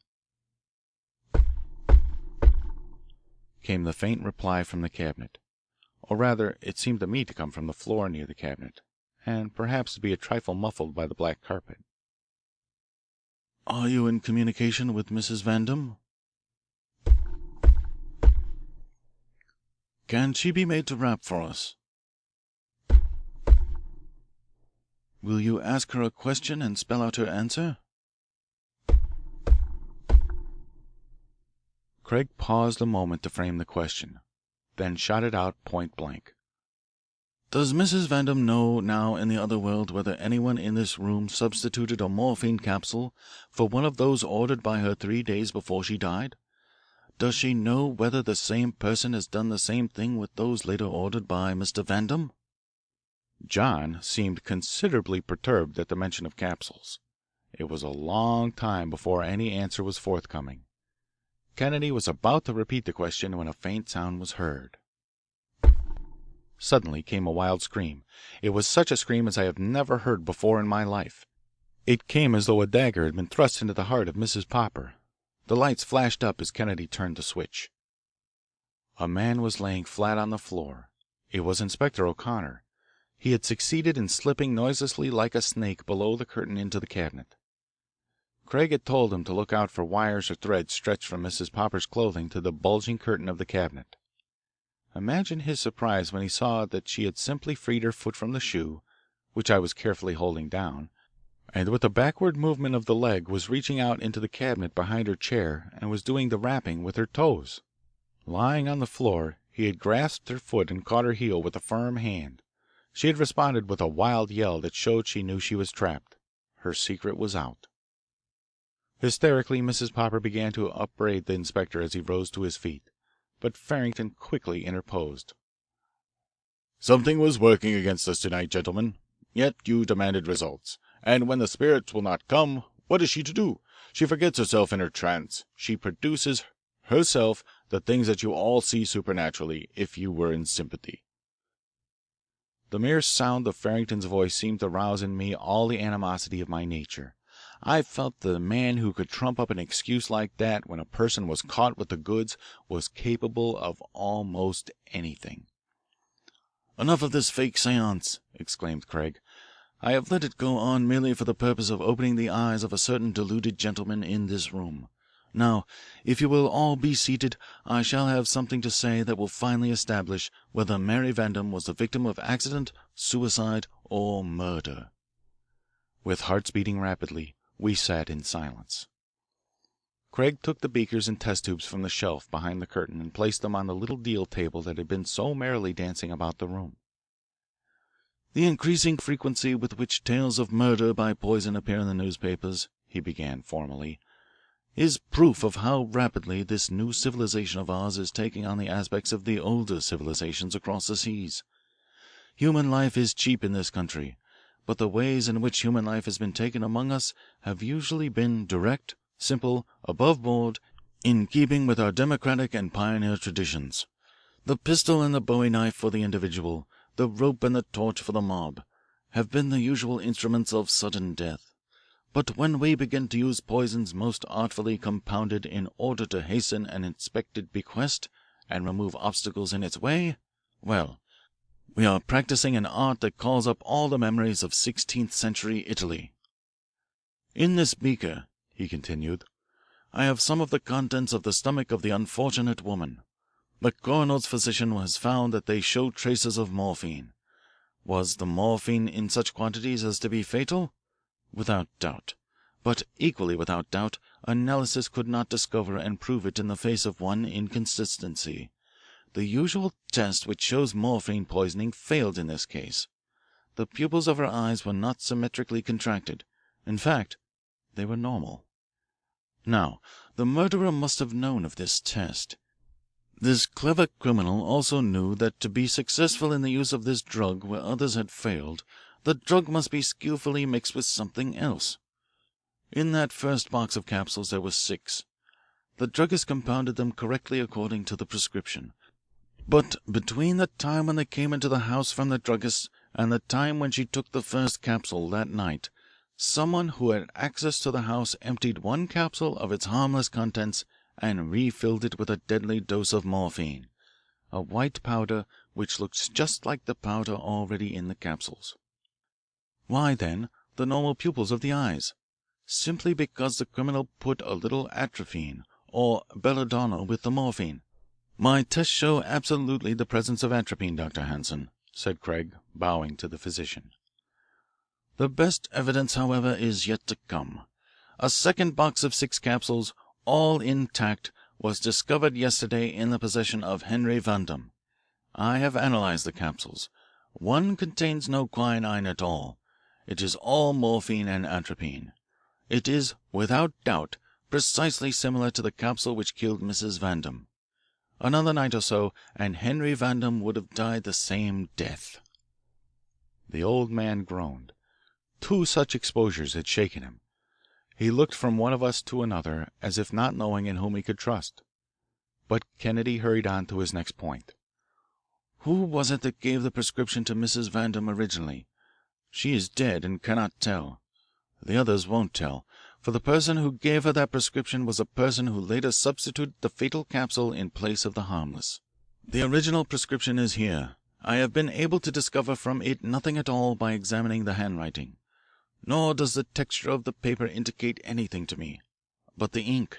The ink.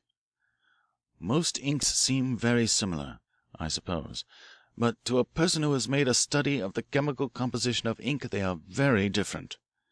Ink is composed of iron tannate, which on exposure to air gives the black of writing. The original pigment, say blue or black ink, is placed in the ink to make the writing visible at first, and gradually fades, giving place to the black of the tannate which is formed. The dyestuffs employed in the commercial inks of to day vary in colour from pale greenish blue to indigo and deep violet. No two give identical reactions, at all events not when mixed with the iron tannate to form the pigment in writing. It is owing to the difference in these provincial colouring matters that it is possible to distinguish between writing written with different kinds of ink. I was able easily to obtain samples of the inks used by the Vandams, by Mrs. Popper, by Mr. Farrington, and by the druggist.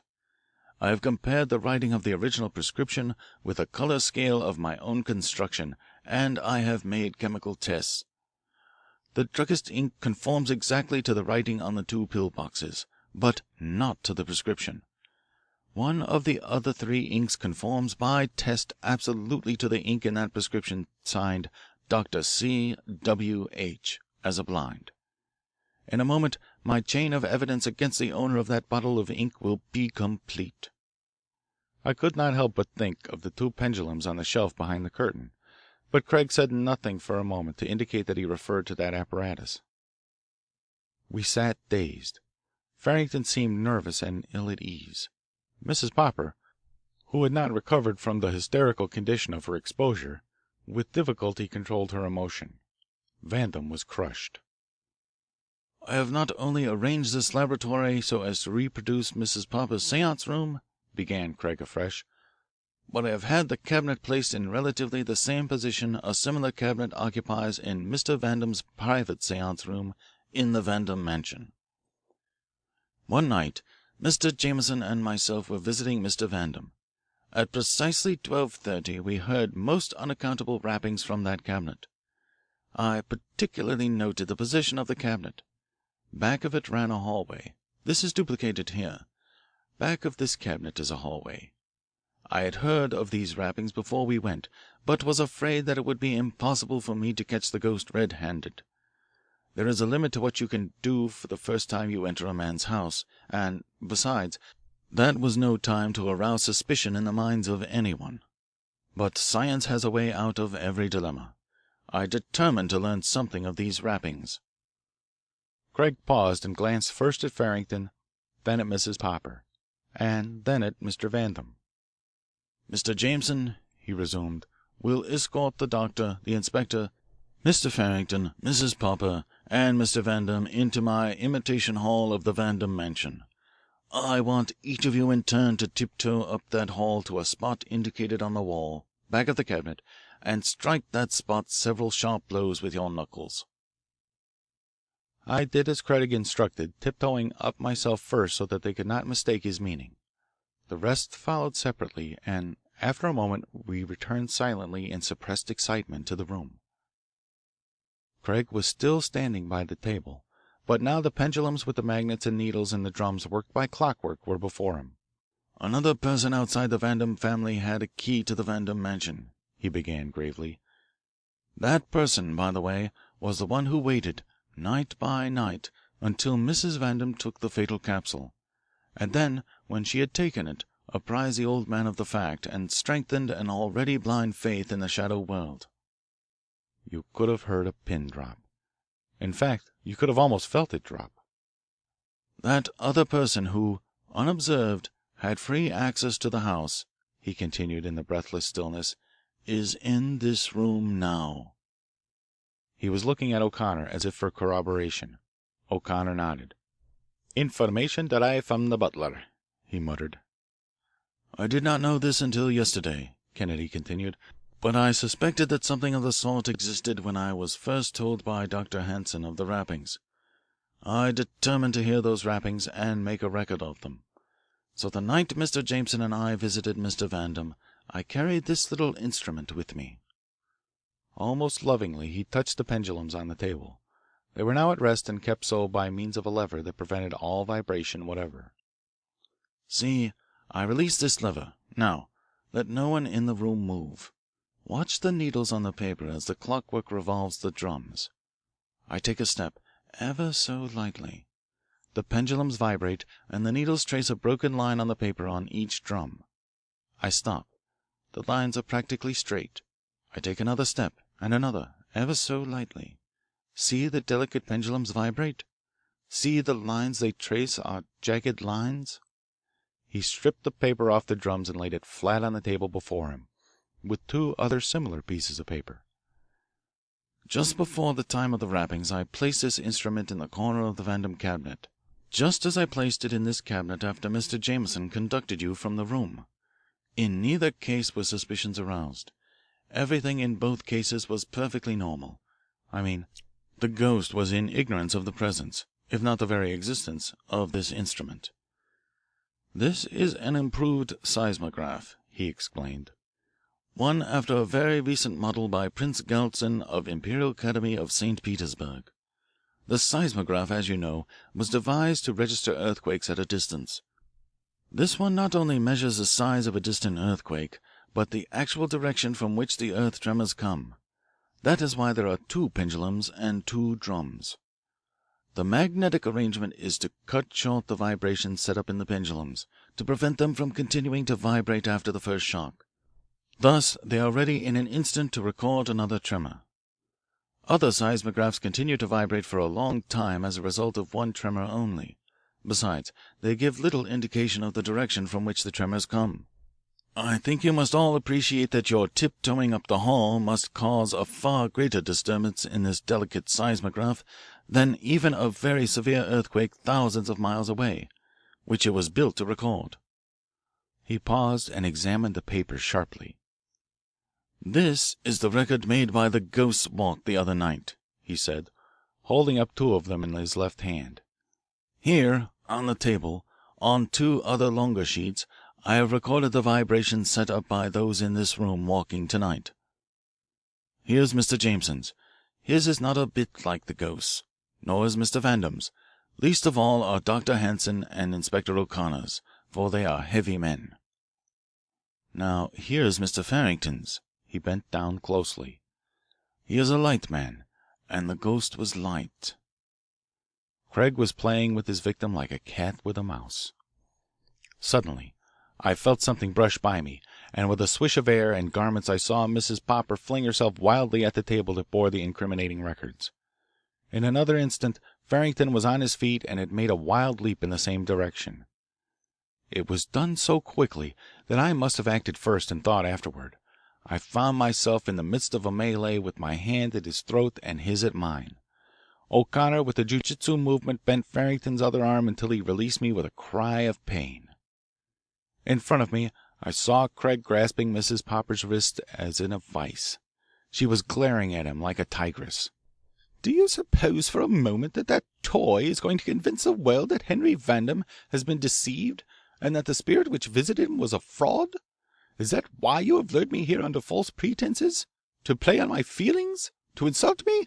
To take advantage of a lone, defenseless woman, surrounded by hostile men? Shame on you!" she added contemptuously. "You call yourself a gentleman, but I call you a coward." Kennedy, always calm and collected, ignored the tirade. His voice was as cold as steel as he said: "It would do little good, Mrs. Popper, to destroy this one link in the chain I have forged. The other links are too heavy for you. Don't forget the evidence of the ink. It was your ink. Don't forget that Henry Vandam will not any longer conceal that he has altered his will in favour of you. Tonight he goes from here to his lawyers to draw up a new will altogether. Don't forget that you have caused the Vandam separately to have the prescription filled, and you are now caught in the act of a double murder.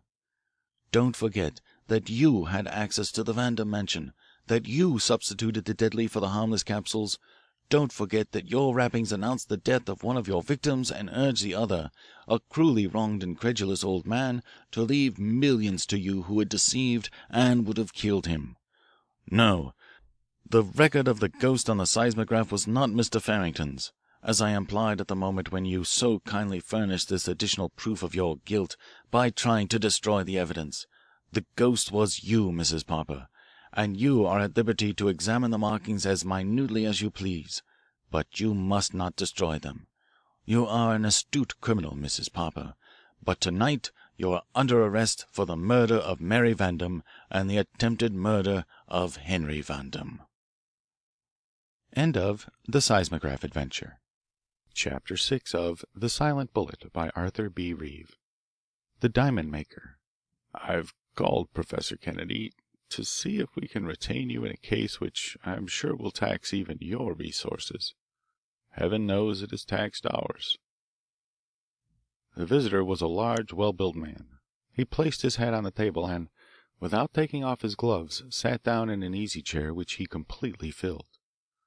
Andrews is my name, third vice president of the Great Eastern Life Insurance Company. I am the nominal head of the company's private detective force, and though I have some pretty clever fellows on my staff, we've got a case that none of us has been able to unravel. I'd like to consult you about it. Kennedy expressed his entire willingness to be consulted, and after the usual formalities were over, Mr. Andrews proceeded. I suppose you're aware that the large insurance companies maintain quite elaborate detective forces and follow very keenly such of the cases of their policyholders as I look at all suspicious. This case, which I wish to put in your hands, is that of Mr. Solomon Morowitch, a wealthy Maiden Lane jeweller. I suppose you have read something in the papers about his sudden death and the strange robbery of his safe? Very little, replied Craig. There hasn't been much to read. Of course not, said Mr. Andrews, with some show of gratification. I flatter myself that we have pulled the wires so as to keep the thing out of the papers as much as possible. We don't want to frighten the quarry till the net is spread. The point is, though, to find out who is the quarry. It's most baffling. I am at your service, interposed Craig quietly, but you will have to enlighten me as to the facts in the case. As to that, I know no more than the newspapers. Oh, certainly. That is to say, you know nothing at all and can approach it without bias. He paused, and then, seeming to notice something in Craig's manner, added hastily, I'll be perfectly frank with you. The policy in question is for $100,000 and is incontestable. His wife is a beneficiary. The company is perfectly willing to pay, but we want to be sure that it is all straight first. There are certain suspicious circumstances that, in justice to ourselves, we think should be cleared up. That is all. Believe me, we are not seeking to avoid an honest liability. What are these suspicious circumstances? Asked Craig, apparently satisfied with the explanation. This is in strict confidence, gentlemen, began Mr. Andrews. Mr. Morowitch, according to the story as it comes to us, returned home late one night last week, apparently from his office, in a very weakened, a semi-conscious condition. His family physician, Dr. Thornton, was summoned, not at once, but shortly. He pronounced Mr. Morowitch to be suffering from a congestion of the lungs that was likely a sudden attack of pneumonia. Mr. Morowitch had at once gone to bed, or at least was in bed, when the doctor arrived. But his condition grew worse so rapidly that the doctor hastily resorted to oxygen, under which treatment he seemed to revive. The doctor had just stepped out to see another patient when a hurry call was sent to him that Mr. Morowitch was rapidly sinking. He died before the doctor could return. No statement whatever concerning the cause of his sudden illness was made by Mr. Morowitch, and the death certificate, a copy of which I have, gives pneumonia as the cause of death. One of our men has seen Dr. Thompson, but has been able to get nothing out of him. Mrs. Morowitch was the only person with her husband at the time. There was something in his tone that made me take particular note of this last fact, especially as he paused for an instant. Now, perhaps there would be nothing surprising about it all, so far at least, were it not for the fact that the following morning, when his junior partner, Mr. Kahan, opened the place of business, or rather went to it, for it was to remain closed, of course, he found that during the night someone had visited it. The lock on the great safe, which contained thousands of dollars' worth of diamonds, was intact, but in the top of the safe a huge hole was found, an irregular round hole big enough to put your foot through. Imagine it, Professor Kennedy, a great hole in a safe that is made of chrome steel, a safe that, short of a safety deposit vault, ought to be about the strongest thing on earth. Why, that steel would dull and splinter even the finest diamond drill before it made an impression. The mere taking out and refitting of drills into the brace would be a most lengthy process. 18 or 20 hours is the time by actual test which it would take to bore such a hole through those laminated plates, even if there were means of exerting artificial pressure. As for the police, they haven't even a theory yet. And the diamonds? All gone.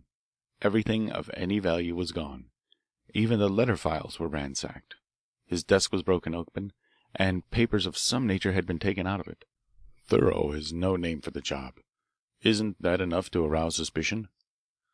I should like to see that safe, was all Kennedy said. So you shall, said Mr. Andrews. Then we may retain you in our service. My car is waiting downstairs. We can go right down to Maiden Lane if you wish. You may retain me on one condition, said Craig without moving. I am to be free to get at the truth whether it benefits or hurts the company, and the case is to be entirely in my hands. Hats on, agreed Mr. Andrews, reaching in his vest pocket and pulling out 3 or 4 bravas. My chauffeur is quite a driver. He can almost beat the subway down. First to my laboratory, interposed Craig. It will only take a few minutes. We drove up to the university and stopped on the campus while Craig hurried into the chemistry building to get something. I like your professor of criminal science, said Andrews to me, blowing a huge fragrant cloud of smoke. I, for my part, liked the vice president. He was a man who seemed thoroughly to enjoy life, to have most of the good things and a capacity for getting out of them all that was humanly possible. He seemed to be particularly enjoying this Morowitch case. He has solved some knotty cases, was all I said. I've come to believe that there's no limit to his resourcefulness. I hope not. He's up against a tough one this trip, though, my boy. I did not even resent the "my boy." Andrews was one of those men in whom we newspaper writers instinctively believe. I knew that it would be pens lifted only so long as the case was incomplete.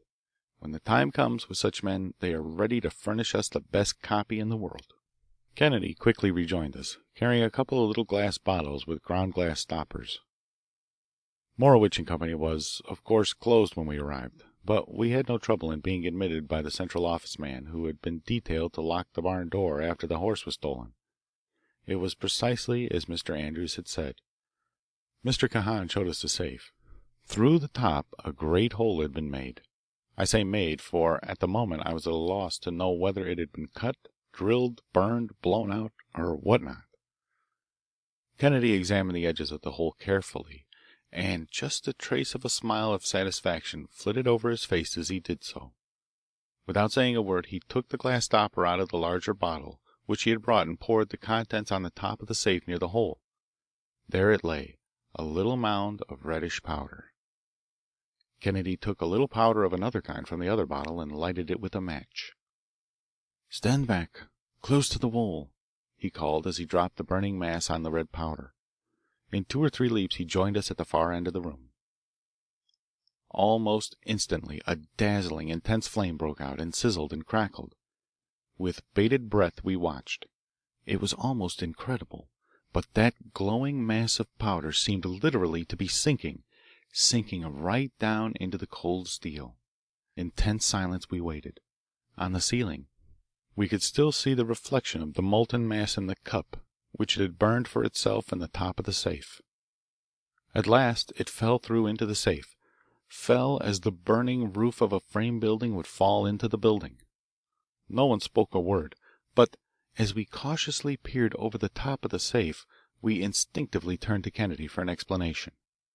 The Central Office man, with eyes as big as $50, acted almost as if he would have liked to clap the irons on Kennedy, for there in the top of the safe was another hole, smaller but identical in nature with the first one.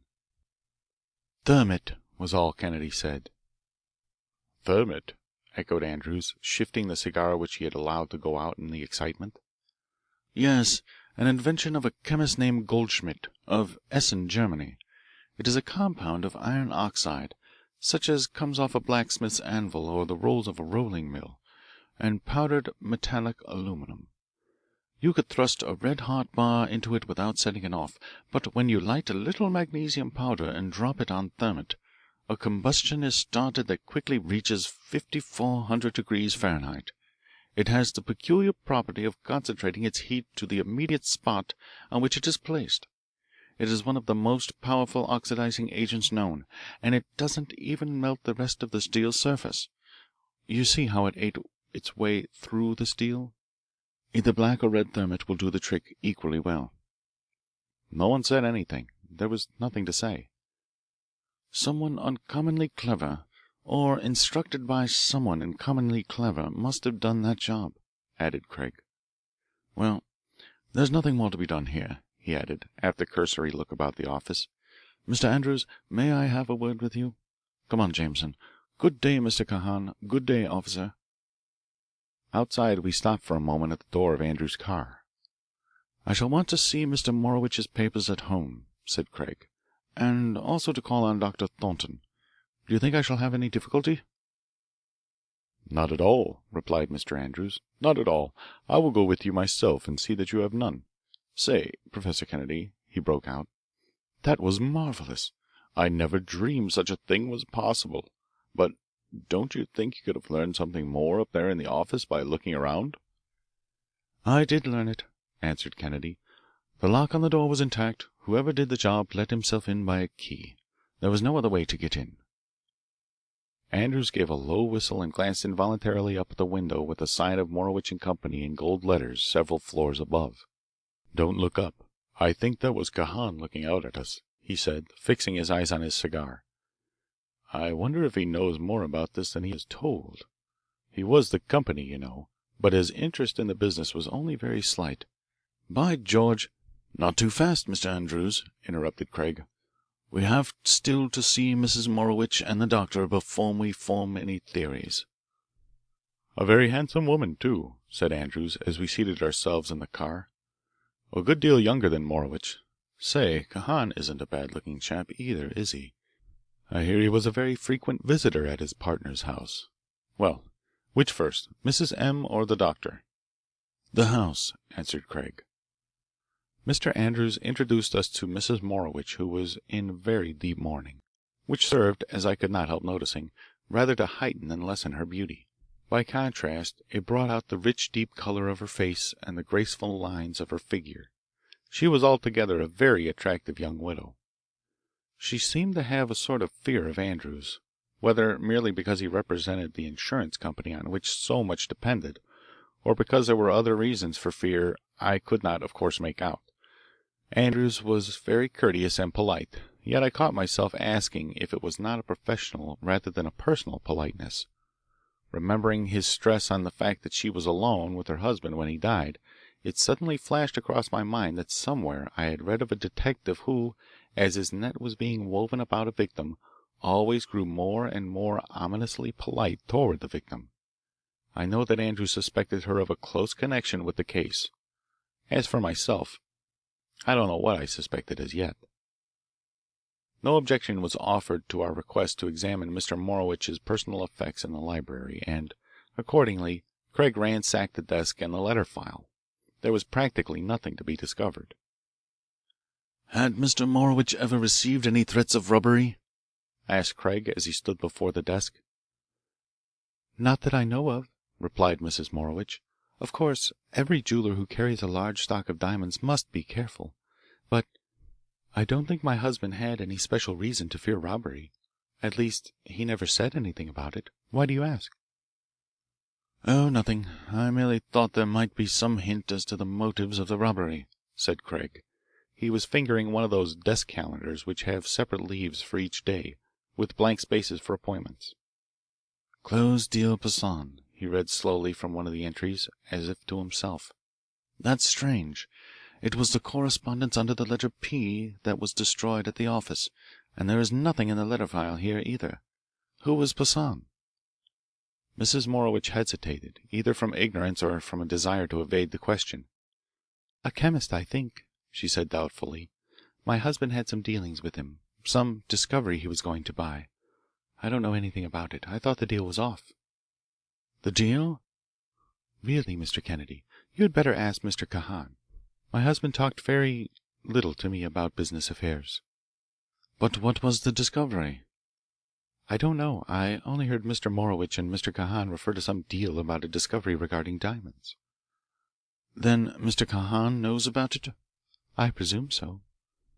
"Thank you, Mrs. Morowitch," said Kennedy, when it was evident that she either could not or would not add anything to what she had said. "Pardon us for causing all this trouble." "No trouble at all," she replied graciously, though I could see she was intent on every word and motion of Kennedy and Andrews. Kennedy stopped the car at a drug store a few blocks away and asked for the business telephone directory. In an instant, under chemist, he put his finger on the name of Poisson. "Henry Poisson, Electric Furnaces, William Street," he read. "I shall visit him to morrow morning. Now for the doctor." Dr. Thornton was an excellent specimen of the genus physician to the wealthy, polished, cool, suave.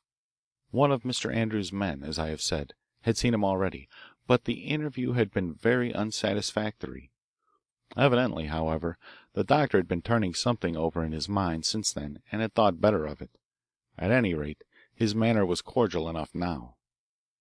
As he closed the doors to his office, he began to pace the floor. "Mr. Andrews," he said, "I am in some doubt whether I had better tell you or the coroner what I know. There are certain professional secrets that a doctor must, as a duty to his patients, conceal. That is professional ethics. But there are also cases when, as a matter of public policy, a doctor should speak out." He stopped and faced us. "I don't mind telling you that I dislike the publicity that would attend any statement I might make to the coroner." "Exactly," said Andrews. "I appreciate your position exactly. Your other patients would not care to see you involved in a scandal, or at least you would not care to have them see you so involved, with all the newspaper notoriety such a thing brings." Dr. Thornton shot a quick glance at Andrews, as if he would like to know just how much his visitor knew or suspected. Andrews drew a paper from his pocket. "This is a copy of the death certificate," he said. "The Board of Health has furnished it to us. Our physicians at the insurance company tell me it is rather extraordinarily vague. A word from us calling the attention of the proper authorities to it would be sufficient, I think. But, doctor, that is just the point. We do not desire publicity any more than you do. We could have the body of Mr. Morowitch exhumed and examined, but I prefer to get the facts in the case without resorting to such extreme measures." "It would do no good," interrupted the doctor hastily. "And if you'll save me the publicity, I'll tell you why." Andrews nodded, but still held the death certificate where the doctor was constantly reminded of it. "In that certificate I have put down the cause of death as congestion of the lungs due to an acute attack of pneumonia. That is substantially correct as far as it goes.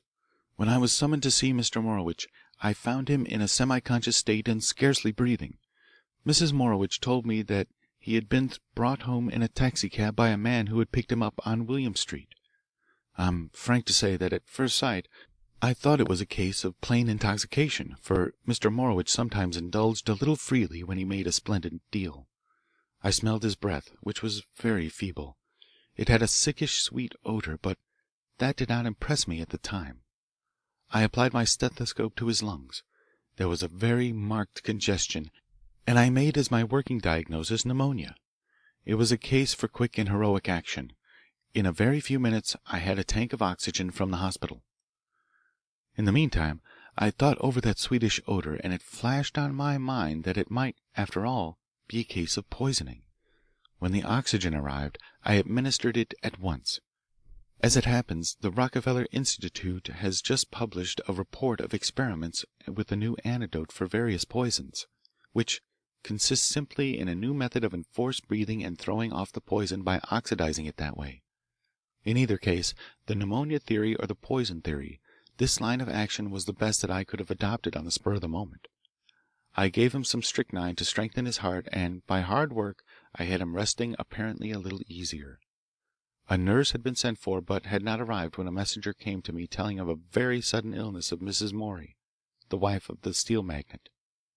As the Morey home is only a half block away, I left Mr. Morowitch, with very particular instructions to his wife as to what to do. I had intended to return immediately, but before I got back Mr. Morowitch was dead. Now I think I told you all. You see, it was nothing but a suspicion, hardly enough to warrant making a fuss about. I made out the death certificate, as you see. Probably that would have been all there was to it if I hadn't heard of this incomprehensible robbery. That set me thinking again. There. I'm glad I got it out of my system. I've thought about it a good deal since your man was here to see me. What do you suspect was the cause of that sweetish odour? Asked Kennedy. The doctor hesitated. Mind, it is only a suspicion. Cyanide of potassium or cyanogen gas. Either would give such an odour. Your treatment would have been just the same had you been certain? Practically the same. The Rockefeller treatment. Could it have been suicide? Asked Andrews. There was no motive for it, I believe, replied the doctor. But was there any such poison in the Morowitch house? I know that they were much interested in photography. Cyanide of potassium is used in certain processes in photography. Who was interested in photography, Mr. or Mrs. Morowitch? Both of them. Was Mrs. Morowitch? Both of them, repeated the doctor hastily. It was evident how Andrew's questions were tending, and it was also evident that the doctor did not wish to commit himself or even to be misunderstood. Kennedy had sat silently for some minutes, turning the thing over in his mind. Apparently disregarding Andrews entirely, he now asked, Doctor, supposing it had been cyanogen gas which caused the congestion of the lungs, and supposing it had not been inhaled in quantities large enough to kill outright, do you nevertheless feel that Mr. Morowitch was in a weak enough condition to die as a result of the congestion produced by the gas after the traces of the cyanogen had been perhaps thrown off?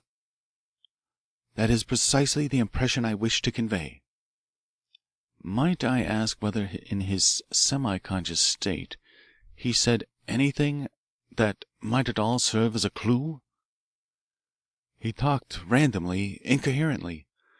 As near as I can remember it, he seemed to believe himself to have become a millionaire, a billionaire. He talked of diamonds, diamonds, diamonds. He seemed to be picking them up, running his fingers through them, and once I remember he seemed to want to send for Mr. Kahan and tell him something. I can make them, Kahan, he said. The finest, the largest, the whitest. I can make them. Kennedy was all attention as Dr. Thornton added this new evidence. You know, concluded the doctor, that in cyanogen poisoning there might be hallucinations of the wildest kind.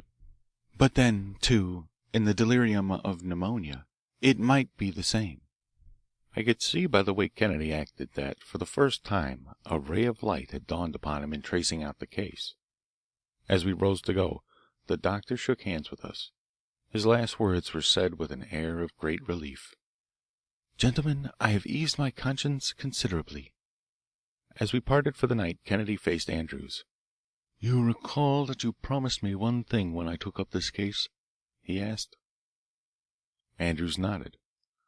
Then take no steps until I tell you. Shadow Mrs. Morowitch and Mr. Kahan, but do not let them know you suspect them of anything. Let me run down this Poisson clue. In other words, leave the case entirely in my hands in other respects. Let me know any new facts you may unearth, and sometime tomorrow I shall call upon you. and we will determine what the next step is to be. Good night. I want to thank you for putting me in the way of this case. I think we shall all be surprised at the outcome." It was late the following afternoon before I saw Kennedy again. He was in his laboratory winding two strands of platinum wire carefully about a piece of porcelain and smearing on it some peculiar black grassy granular substance that came in a sort of pencil, like a stick of sealing wax. I noticed that he was very particular to keep the two wires exactly the same distance from each other throughout the entire length of the piece of porcelain, but I said nothing to distract his attention, though 1,000 questions about the progress of the case were at my tongue's end. Instead, I watched him intently. The black substance formed a sort of bridge connecting and covering the wires. When he had finished, he said, "Now you can ask me more questions while I heat and anneal this little contrivance. I see you're bursting with curiosity." "Well, did you see Poisson?" I asked. Kennedy continued to heat the wire-covered porcelain. "I did, and he is going to give me a demonstration of his discovery tonight." "His discovery?" "You remember Morowich's hallucination, as the doctor called it? That was no hallucination. That was a reality. This man Poisson says he has discovered a way to make diamonds artificially out of pure carbon in an electric furnace. Morowich, I believe, was to buy his secret. His dream of millions was a reality, at least to him." "And how did Kahan and Mrs. Morowich know it?" I asked quickly. "I don't know yet," replied Craig, finishing the annealing. The black glassy substance was now a dull gray. "What's that stuff you were putting on the wire?" I asked. "Oh, just a byproduct made in the manufacture of sulfuric acid," answered Kennedy airily, adding, as if to change the subject, "I want you to go with me tonight. I told Poisson I was a professor in the university and that I would bring one of our younger trustees, the son of a banker, T. Piermont Spencer, who might put some capital into his scheme. Now, Jameson, while I'm finishing up my work here, run over to the apartment and get my automatic revolver. I may need it tonight. I have communicated with Andrews and he will be ready. The demonstration will take place at 8:30 at Poisson's laboratory. I tried to get him to give it here, but he absolutely refused." Half an hour later I rejoined Craig at his laboratory, as we rode down to the Great Eastern Life Building. Andrews was waiting for us in his solidly furnished office. Outside I noted a couple of husky men who seemed to be waiting for orders from their chief. From the manner in which the vice president greeted us it was evident he was keenly interested in what Kennedy was about to do. "So you think Morowich's deal was a deal to purchase the secret of diamond making?" he mused. "I feel sure of it," replied Craig. "I felt sure of it the moment I looked up Poisson and found that he was a manufacturer of electric furnaces. Don't you remember the famous Le Mans case in London and Paris?" "Yes, but Le Mans was a faker of the first water," said Andrews. "Do you think this man is too?" "That is what I'm going to find out tonight before I take another step," said Craig.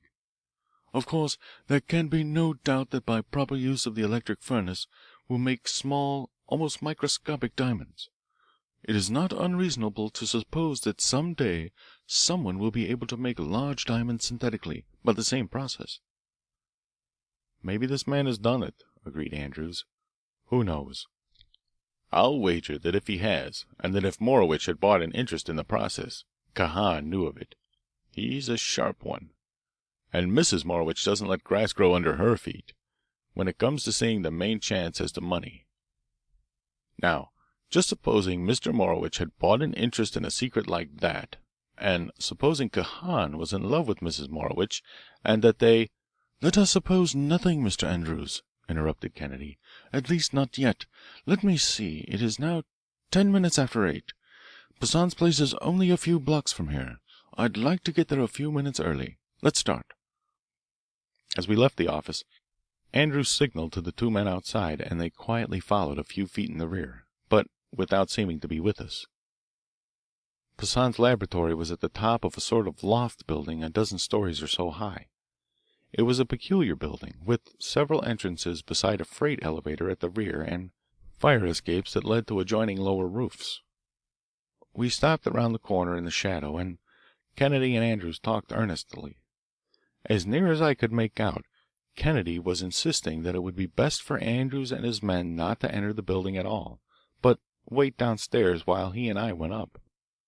At last the arrangement was agreed on. "Here," said Kennedy, undoing a package he had carried, "is a little electric bell with a couple of fresh dry batteries attached to it, and wires that will reach at least 400 feet. You and the men wait in the shadows here by this side entrance for 5 minutes after Jameson and I go up. Then you must engage the night watchman in some way. While he is away you will find 2 wires dangling down the elevator shaft. Attach them to these wires from the bell and the batteries. These 2. You know how to do that. The wires will be hanging in the 3rd shaft. Only one elevator is running at night, the first. The moment you hear the bell begin to ring, jump into the elevator and come up to the 12th floor. We'll need you." As Kennedy and I rode up in the elevator, I could not help thinking what an ideal place a downtown office building is for committing a crime, even at this early hour of the evening. If the streets were deserted, the office buildings were positively uncanny in their grim black silence, with only here and there a light. The elevator in the first shaft shot down again to the ground floor, and as it disappeared, Kennedy took 2 spools of wire from his pocket and hastily shoved them through the lattice work of the 3rd elevator shaft. They quickly unrolled, and I could hear them strike the top of the empty car below in the basement. That meant that Andrews on the ground floor could reach the wires and attach them to the bell. Quickly, in the darkness, Kennedy attached the ends of the wires to the curious little coil I had seen him working on in the laboratory, and we proceeded down the hall to the rooms occupied by Poisson. Kennedy had allowed for the wire to reach from the elevator shaft up to this hall also, and as he walked he paid it out in such a manner that it fell on the floor close to the wall, where, in the darkness, it would never be noticed or stumbled over. Around an L in the hall I could see a ground glass window with a light shining through it. Kennedy stopped at the window and quickly placed the little coil on the ledge, close up against the glass, with the wires running from it down the hall. Then we entered. "On time to the minute, Professor," exclaimed Poisson, snapping his watch. "And this, I presume, is the banker who is interested in my great discovery of making artificial diamonds of any size or colour?" he added, indicating me. "Yes," answered Craig. "As I told you, a son of Mr. T. Piermont Spencer." I shook hands with as much dignity as I could assume, for the role of impersonation was a new one to me. Kennedy carelessly laid his coat and hat on the inside ledge of the ground glass window, just opposite the spot where he had placed the little coil on the other side of the glass. I noted that the window was simply a large pane of wire glass set in the wall for the purpose of admitting light in the daytime from the hall outside. The whole thing seemed eerie to me, especially as Poisson's assistant was a huge fellow and had an evil look such as I had seen in pictures of the inhabitants of quarters of Paris which one does not frequent except in the company of a safe guide. I was glad Kennedy had brought his revolver, and rather vexed that he had not told me to do likewise. However, I trusted that Craig knew what he was about. We seated ourselves some distance from a table on which was a huge, plain, oblong contrivance that reminded me of the diagram of a parallelopipe which had caused so much trouble in my solid geometry at college. "That's the electric furnace, sir," said Craig to me with an assumed deference, becoming a college professor explaining things to the son of a great financier. "You see electrodes at either end? When the current is turned on and led through them into the furnace you can get the most amazing temperatures in the crucible. The most refractory of chemical compounds can be broken up by that heat. What is the highest temperature you have attained, Professor?" "Something over 3000 degrees centigrade," replied Poisson, as he and his assistant busied themselves about the furnace. We sat watching him in silence. "Ah, gentlemen, now I am ready," he exclaimed at length, when everything was arranged to his satisfaction. "You see, Here is a lump of sugar carbon, pure amorphous carbon. Diamonds, as you know, are composed of pure carbon crystallized under enormous pressure. Now, my theory is that if we can combine an enormous pressure and an enormous heat, we can make diamonds artificially. The problem of pressure is the thing, for here in the furnace we have the necessary heat. It occurred to me that when molten cast iron cools, it exerts a tremendous pressure. That pressure is what I use. You know, Spencer, solid iron floats on molten iron like solid water, ice, floats on liquid water, explained Craig to me. Poisson nodded. I take the sugar carbon and place it in the soft iron cup. Then I screw on this cap over the cup, so. Now, I place this mass of iron scraps in the crucible of the furnace and start the furnace. He turned a switch, and long yellowish blue sheets of flame spurted out from the electrodes on either side. It was weird, gruesome.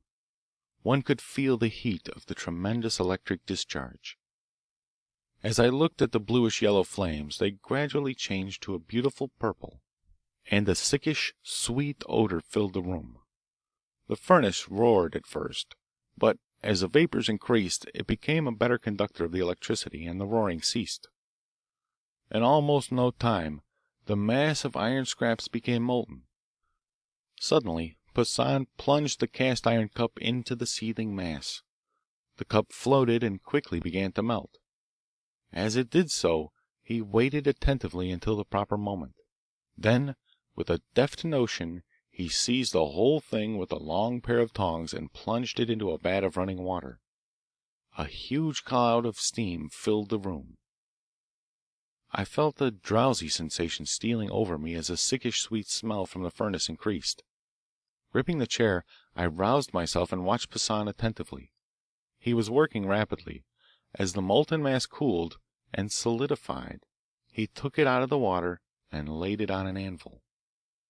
Then his assistant began to hammer it with careful sharp blows, chipping off the outside. "You see, we have to get down to the core of carbon gently," he said, as he picked up the little pieces of iron and threw them into a scrap box. "First, rather brittle cast iron, then hard iron, then iron and carbon, and then some black diamonds, and in the very center, the diamonds. Ah, we are getting to them. Here is a small diamond. See, Mr. Spencer. Gently, Francois.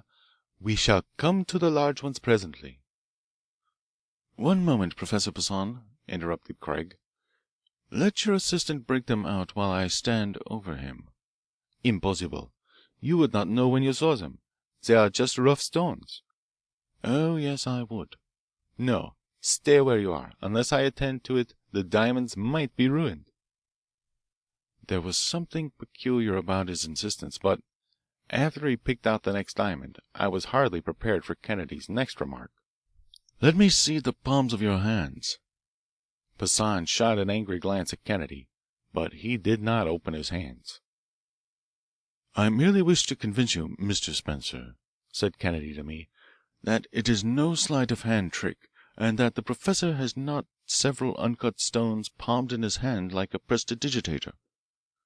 The Frenchman faced us, his face livid with rage.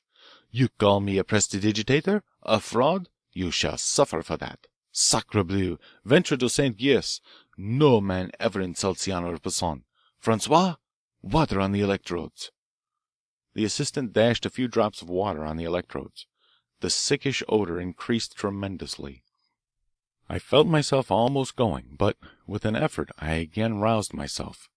I wondered how Craig stood the fumes, for I suffered an intense headache and nausea. "Stop!" Craig thundered. "There's enough cyanogen in this room already. I know your game. The water forms acetylene with the carbon, and that uniting with the nitrogen of the air under the terrific heat of the electric arc forms hydrocyanic acid. Would you poison us too, doctor? Do you think you can put me unconscious out on the street and have a society doctor diagnose my case as pneumonia? Or do you think we shall die quietly in some hospital, as a certain New York banker did last year after he had watched an alchemist make silver out of apparently nothing?" The effect on Poisson was terrible. He advanced toward Kennedy, the veins in his face fairly standing out. Shaking his forefinger, he shouted, "You know that, do you? You are no professor, and this is no banker. You are spies, spies! You come from the friends of Morowitch, do you? You have gone too far with me." Kennedy said nothing, but retreated and took his coat and hat off the window ledge. The hideous penetrating light of the tongues of flame from the furnace played on the ground glass window. Poisson laughed a hollow laugh. "Put down your hat and coat, Mr. Kennedy," he hissed. "The door has been locked ever since you have been here. Those windows are barred. The telephone wire is cut, and it is 300 feet to the street. We shall leave you here when the fumes have overcome you. Francois and I can stand them up to a point, and when we reach that point, we are going." Instead of being cowed, Kennedy grew bolder, though I, for my part, felt so weakened that I feared the outcome of a hand-to-hand encounter with either Poisson or Francois, who appeared as fresh as if nothing had happened. They were hurriedly preparing to leave us. "That would do you no good," Kennedy rejoined, "for we have no safe full of jewels for you to rob. There are no keys to offices to be stolen from our pockets, and let me tell you, you are not the only man in New York who knows the secret of thermite. I have told the secret to the police, and they are only waiting to find out who destroyed Morowich's correspondence under the letter P to apprehend the robber of his safe. Your secret is out." "Revenge! Revenge!" Poisson cried. "I will have revenge. Francois, bring out the jewels. Ha! Ha! Here in this bag are the jewels of Mr. Morowitch. Tonight Francois and I will go down by the back elevator to a secret exit. In 2 hours all your police in New York cannot find us. But in 2 hours you two impostors will be suffocated. Perhaps you will die of cyanogen, like Morowitch, whose jewels I have at last." He went to the door into the hall and stood there with a mocking laugh. I moved to make a rush toward them, but Kennedy raised his hand. "You will suffocate," Poisson hissed again. Just then we heard the elevator door clang, and hurried steps came down the long hall. Craig whipped out his automatic and began pumping the bullets out in rapid succession. As the smoke cleared, I expected to see Poisson and Francois lying on the floor. Instead, Craig had fired at the lock of the door. He had shattered it into 1,000 bits. Andrews and his men were running down the hall. "Curse you!" muttered Poisson as he banged the now useless lock. "Who let these fellows in? Are you a wizard?" Craig smiled coolly as the ventilation cleared the room of the deadly cyanogen. "On the window sill outside is a selenium cell. Selenium is a bad conductor of electricity in the dark, and an excellent conductor when exposed to light. I merely moved my coat and hat, and the light from the furnace which was going to suffocate us played through the glass on the cell. The circuit was completed without your suspecting that I could communicate with friends outside. A bell was rung on the street, and here they are. Andrews, there is the murderer of Morowitch, and there in his hands are the Morowitch—" Poisson had moved toward the furnace. With a quick motion he seized the long tongs. There was a cloud of choking vapour. Kennedy leaped to the switch and shut off the current. With the tongs he lifted out a shapeless piece of valueless black graphite. "All that is left of the priceless Morowitch jewels," he exclaimed ruefully. "But we have the murderer." "And tomorrow a certified check for $100,000 goes to Mrs. Morowitch with my humblest apologies and sympathy," added Andrews. "Professor Kennedy, you have earned your retainer." End of The Diamond Maker. Chapter 7 of The Silent Bullet by Arthur B. Reeve. The Azure Ring. Files of newspapers and innumerable clippings from the press bureaus littered Kennedy's desk in rank profusion. Kennedy himself was so deeply absorbed that I had merely said good evening as I came in and started to open my mail. With an impatient sweep of his hand, however, he brushed the whole mass of newspapers into the wastebasket. "It seems to me, Walter," he exclaimed in disgust, "that this mystery is considered insoluble for the very reason which should make it easy to solve the extraordinary character of its features." Inasmuch as I had opened the subject, I laid down the letter I was reading. I'll wager I can tell you just why you made that remark, Craig," I ventured. "You're reading up on that Wainwright Templeton affair." "You're on the road to becoming a detective yourself, Walter," he answered with a touch of sarcasm. "Your ability to add 2 units to 2 other units and obtain 4 units is almost worthy of Inspector O'Connor. You're right, and within a quarter of an hour the district attorney of Westchester County will be here. He telephoned me this afternoon and sent an assistant with this mass of dope. I suppose he'll want it back," he added, fishing the newspapers out of the basket again. "But with all due respect to your profession, I'll say that no one would ever get on speaking terms with the solution of this case if he had to depend solely on the newspaper writers." "No?"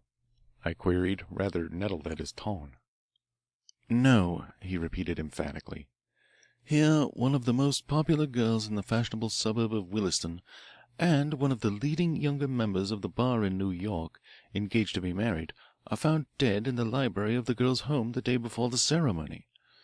And now, a week later, no one knows whether it was an accident due to the fumes from the antique charcoal brazier, or whether it was a double suicide, or suicide and murder, or a double murder, or why, the experts haven't even been able to agree on whether they have discovered poison or not," he continued, growing as excited as the city editor did over my first attempt as a cub reporter.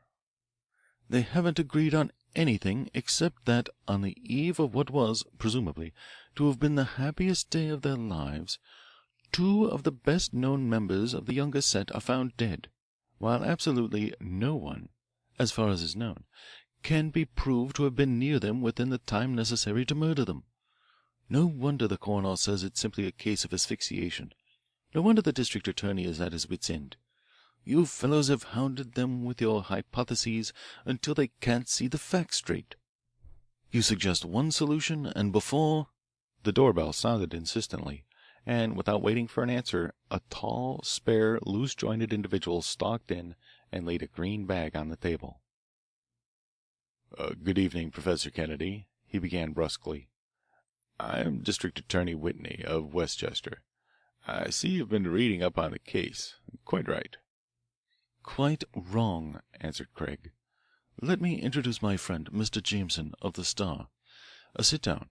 Jameson knows what I think of the way the newspapers have handled his case. I was about to tell him as you came in that I intended to disregard everything that had been printed, to start out with you as if it were a fresh subject and get the facts at first hand. Let's get right down to business. First, tell us just how it was that Miss Wainwright and Mr. Templeton were discovered, and by whom." The district attorney loosened the cords of the green bag and drew out a bundle of documents. "I'll read you the affidavit of the maid who found them," he said, fingering the documents nervously. "You see, John Templeton had left his office in New York early that afternoon, telling his father that he was going to visit Miss Wainwright. He caught the 3:20 train, reached Williston all right, walked to the Wainwright house, and, in spite of the bustle of preparation for the wedding, the next day, he spent the rest of the afternoon with Miss Wainwright. That's where the mystery begins. They had no visitors. At least, the maid who answers the bell says they had none.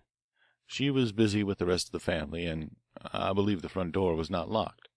We don't lock our doors in Williston, except at night." He had found the paper and paused to impress these facts on our minds. Mrs. Wainwright and Miss Marian Wainwright, the sister, were busy about the house. Mrs. Wainwright wished to consult Laura about something. She summoned the maid and asked if Mr. Templeton and Miss Wainwright were in the house. The maid replied that she would see, and this is her affidavit. I'll skip the legal part. "I knocked at the library door twice, but obtaining no answer, I suppose they had gone out for a walk, or perhaps a ride across country, as they often did. I opened the door further, and, looking toward the Davenport in the corner, I saw Miss Laura and Mr. Templeton in such an awkward position. They looked as if they had fallen asleep. His head was thrown back against the cushions of the Davenport, and on his face was a most awful look. It was discoloured. Her head had fallen forward on his shoulders, sideways, and on her face, too, was the same terrible stare and the same discoloration. Their right hands were tightly clasped. I called to them. They did not answer. Then the horrible truth flashed on me. They were dead. I felt giddy for a minute, but quickly recovered myself, and with a cry for help I rushed to Mrs. Wainwright's room, shrieking that they were dead. Mrs. Wainwright fainted. Miss Marion called the doctor on the telephone and helped us restore her mother. She seemed perfectly cool in the tragedy, and I do not know what we servants should have done if she had not been there to direct us. The house was frantic, and Mr. Wainwright was not at home. I did not detect any odor when I opened the library door. No glasses or bottles or vials or other receptacles which could have held poison were discovered or removed by me, or to the best of my knowledge and belief by anyone else. What happened next? Asked Craig eagerly. The family physician arrived and sent for the coroner immediately, and later for myself. You see, he thought at once of murder. But the coroner, I understand, thinks differently? Prompted Kennedy. Yes, the coroner has declared the case to be accidental. He says that the weight of evidence points positively to asphyxiation. Still, how can it be asphyxiation?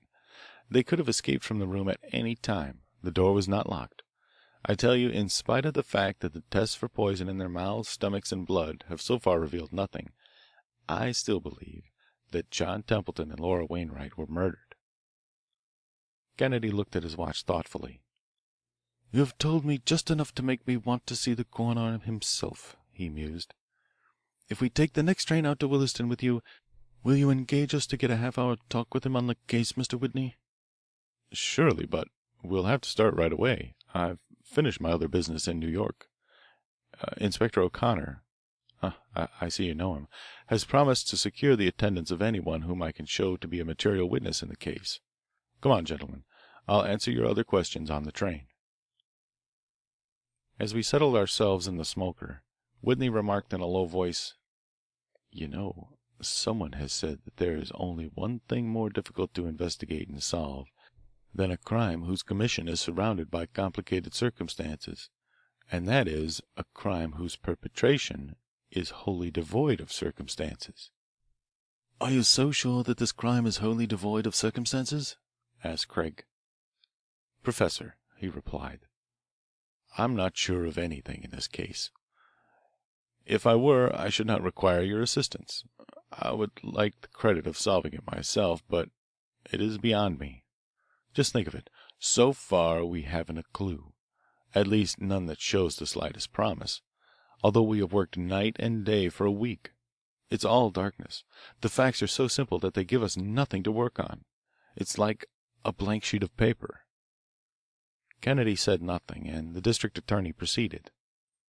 I don't blame Mr. Knott, the coroner, for thinking it an accident, but, to my mind, some master criminal must have arranged this very baffling simplicity of circumstances. You recall that the front door was unlocked. This person must have entered the house unobserved. Not a difficult thing to do, for the Wainwright house is somewhat isolated.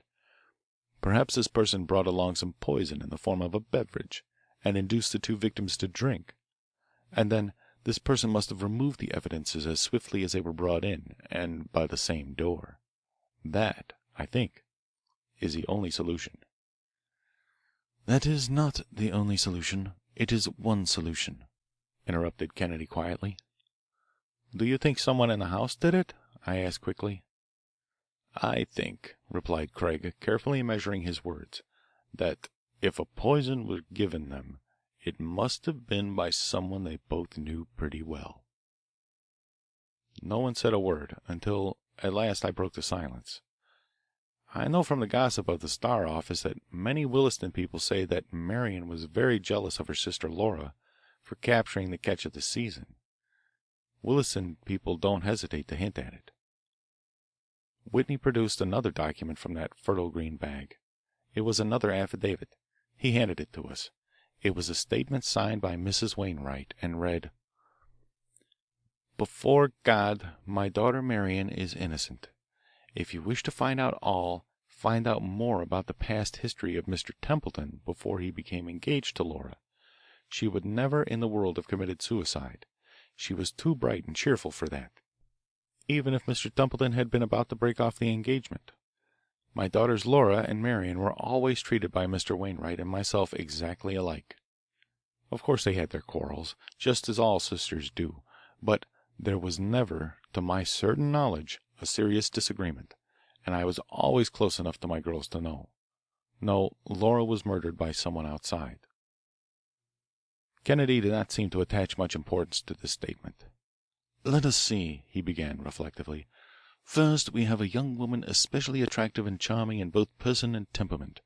She is about to be married, and, if the reports are to be believed, there was no cloud on her happiness. Secondly, we have a young man whom everyone agrees to have been of an ardent, energetic, optimistic temperament.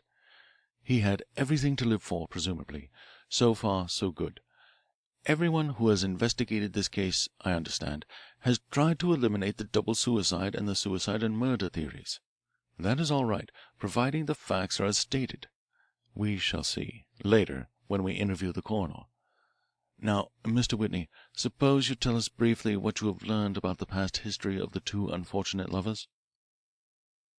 Well, the Wainwrights are an old Westchester family, not very wealthy, but of the real aristocracy of the county. There were only two children, Laura and Marion. The Templetons were much the same sort of family. The children all attended a private school at White Plains, and there they also met Schuyler Vanderdyke. These four constituted a sort of little aristocracy in the school. I mention this because Vanderdyke later became Laura's first husband. This marriage with Templeton was a second venture. "How long ago was she divorced?" asked Craig attentively. "About 3 years ago. I'm coming to that in a moment. The sisters went to college together, Templeton to law school, and Vanderdyke studied civil engineering. Their intimacy was pretty well broken up, all except Laura's and Vanderdyke's. Soon after he graduated he was taken into the construction department of the Central Railroad by his uncle, who was vice president, and Laura and he were married. As far as I can learn, he had been a fellow of convivial habits at college, and about 2 years after their marriage his wife suddenly became aware of what had long been well known in Williston, that Vanderdyke was paying marked attention to a woman named Miss Laporte in New York.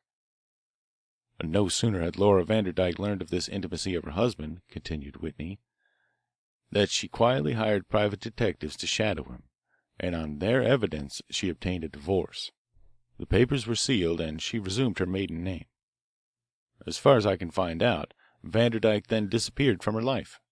He resigned his position with the railroad and joined a party of engineers exploring the upper Amazon. Later he went to Venezuela. Miss Laporte also went to South America about the same time, and was for a time in Venezuela and later in Peru. Vanderdyke seems to have dropped all his early associations completely, though at present I find he is back in New York raising capital for a company to exploit a new asphalt concession in the interior of Venezuela. Miss Laporte has also reappeared in New York as Mrs. Ralston, with a mining claim on the mountains of Peru. "And Templeton?" asked Craig. "Had he any previous matrimonial ventures?" No, none. Mostly with the country club set. He had known Miss Laporte pretty well, too, while he was in law school in New York, but when he settled down to work he seems to have forgotten all about the girls for a couple of years or so. He was very anxious to get ahead and let nothing stand in his way. He was admitted to the bar and taken in by his father as a junior member of the firm of Templeton, Mills and Templeton. Not long ago he was appointed a special master to take testimony in the get-rich-quick company prosecutions, and I happen to know that he was making good in the investigation." Kennedy nodded. "What sort of fellow personally was Templeton?" he asked. "Very popular," replied the district attorney, "both at the country club and in his profession in New York. He was a fellow of naturally commanding temperament. The Templetons were always that way. I doubt if many young men even with his chances could have gained such a reputation at 35 as his. Socially he was very popular, too. A great catch for all the sly mammas of the country club who had marriageable daughters. He liked automobiles and outdoor sports. He was strong in politics, too. That was how he got ahead so fast. Well, to cut the story short, Templeton met the Wainwright girls again last summer at a resort on Long Island. They had just returned from a long trip abroad, spending most of the time in the Far East with their father, whose firm had business interests in China. The girls were very attractive. They rode and played tennis and golf better than most of the men, and this fall Templeton became a frequent visitor at the Wainwright home in Williston. People who know them best tell me that his first attentions were paid to Marian, a very dashing and ambitious young woman.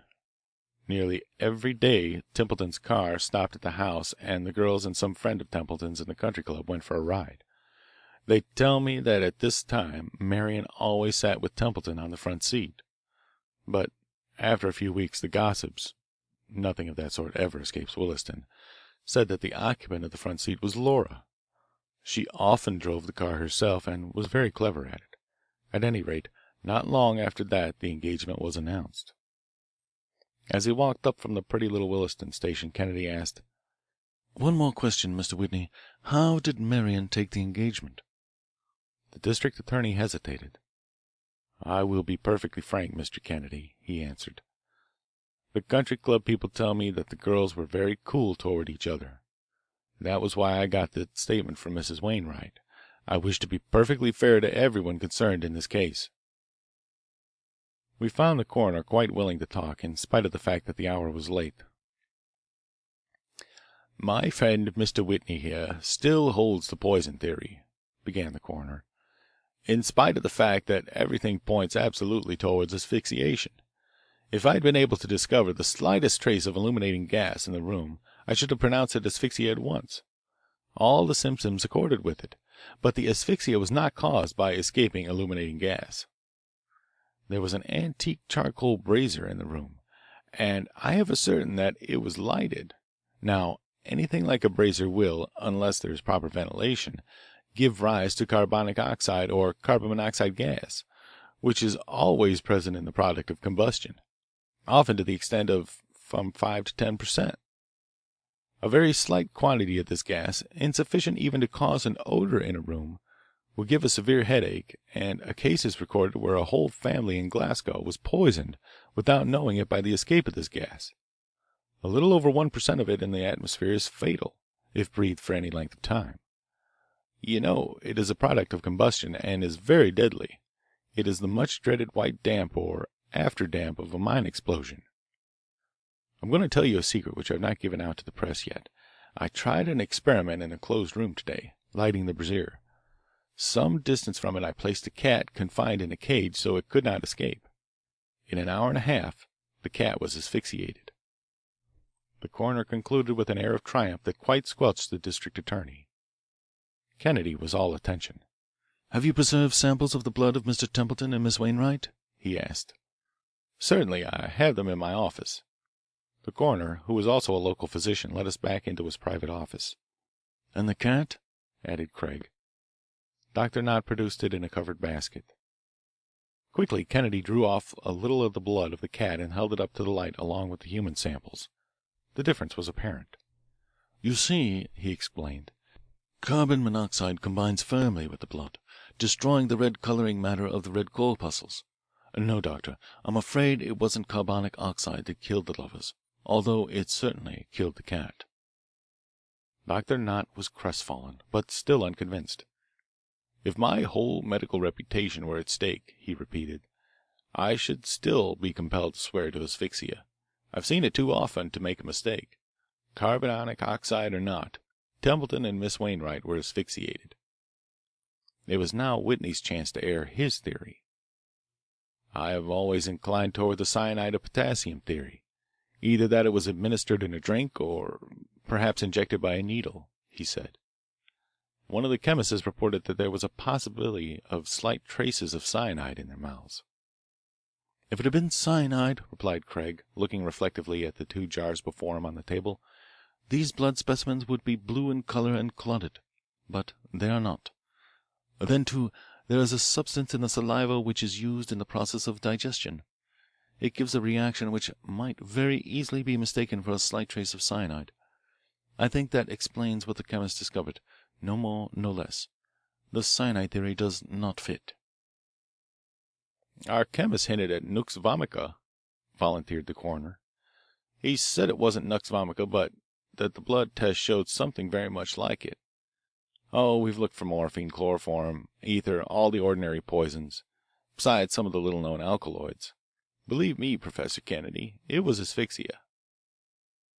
I could tell by the look that crossed Kennedy's face that at last a ray of light had pierced the darkness.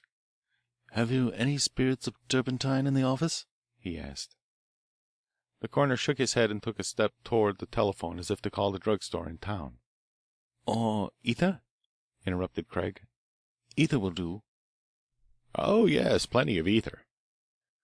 Craig poured a little one of the blood samples from the jar into a tube and added a few drops of ether. A cloudy, dark precipitate formed. He smiled quietly and said, half to himself, "I thought so." "What is it?" asked the coroner eagerly. "Nux vomica?" Craig shook his head as he stared at the black precipitate. "You were perfectly right about the asphyxiation, Doctor," he remarked slowly, "but wrong as to the cause. It wasn't carbon monoxide or illuminating gas. And you, Mr. Whitney, were right about the poison, too. Only it was a poison neither of you have ever heard of." "What is it?" we asked simultaneously. "Let me take these samples and make some further tests. I am sure of it, but it is new to me. Wait till tomorrow night when my chain of evidence is completed. Then you are all cordially invited to attend at my laboratory at the university. I ask you, Mr. Whitney, to come armed with a warrant for John or Jane Doe. Please see that the Wainwrights, particularly Marion, are present. You can tell Inspector O'Connor that Mr. Vanderdyke and Mrs. Ralston are required as material witnesses. Anything, so long as you are sure these 5 persons are present. Good night, gentlemen." We rode back to the city in silence, but as we neared the station Kennedy remarked, "You see, Walter, these people are like the newspapers. They are floundering around in a sea of unrelated facts. There is more than they think back of this crime. I've been revolving in my mind how it will be possible to get some inkling about this concession of Vanderdyke's, the mining claim of Mrs. Ralston, and the exact itinerary of the Wainwright trip in the Far East. Do you think you can get that information for me?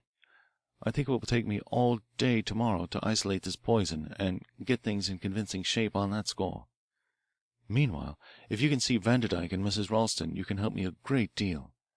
I'm sure you will find them very interesting people." "I've been told that she's quite a female high financier," I replied, tacitly accepting Craig's commission. "Her story is that her claim is situated near the mine of a group of powerful American capitalists who are opposed to having any competition, and on the strength of that story she's been raking in the money right and left. I don't know Vanderdyke, never heard of him before, but no doubt he has some equally interesting game." "Don't let them think you connect them with the case, however," cautioned Craig. Early the next morning I started out on my quest for facts, though not so early but that Kennedy had preceded me to his work in the laboratory. It was not very difficult to get Mrs. Ralston to talk about her troubles with the government. In fact, I did not even have to broach the subject of the death of Templeton. She volunteered the information that in his handling of her case he had been very unjust to her, in spite of the fact that she had known him well a long time ago. She even hinted that she believed he represented the combination of capitalists who were using the government to aid her own monopoly and prevent the development of her mine.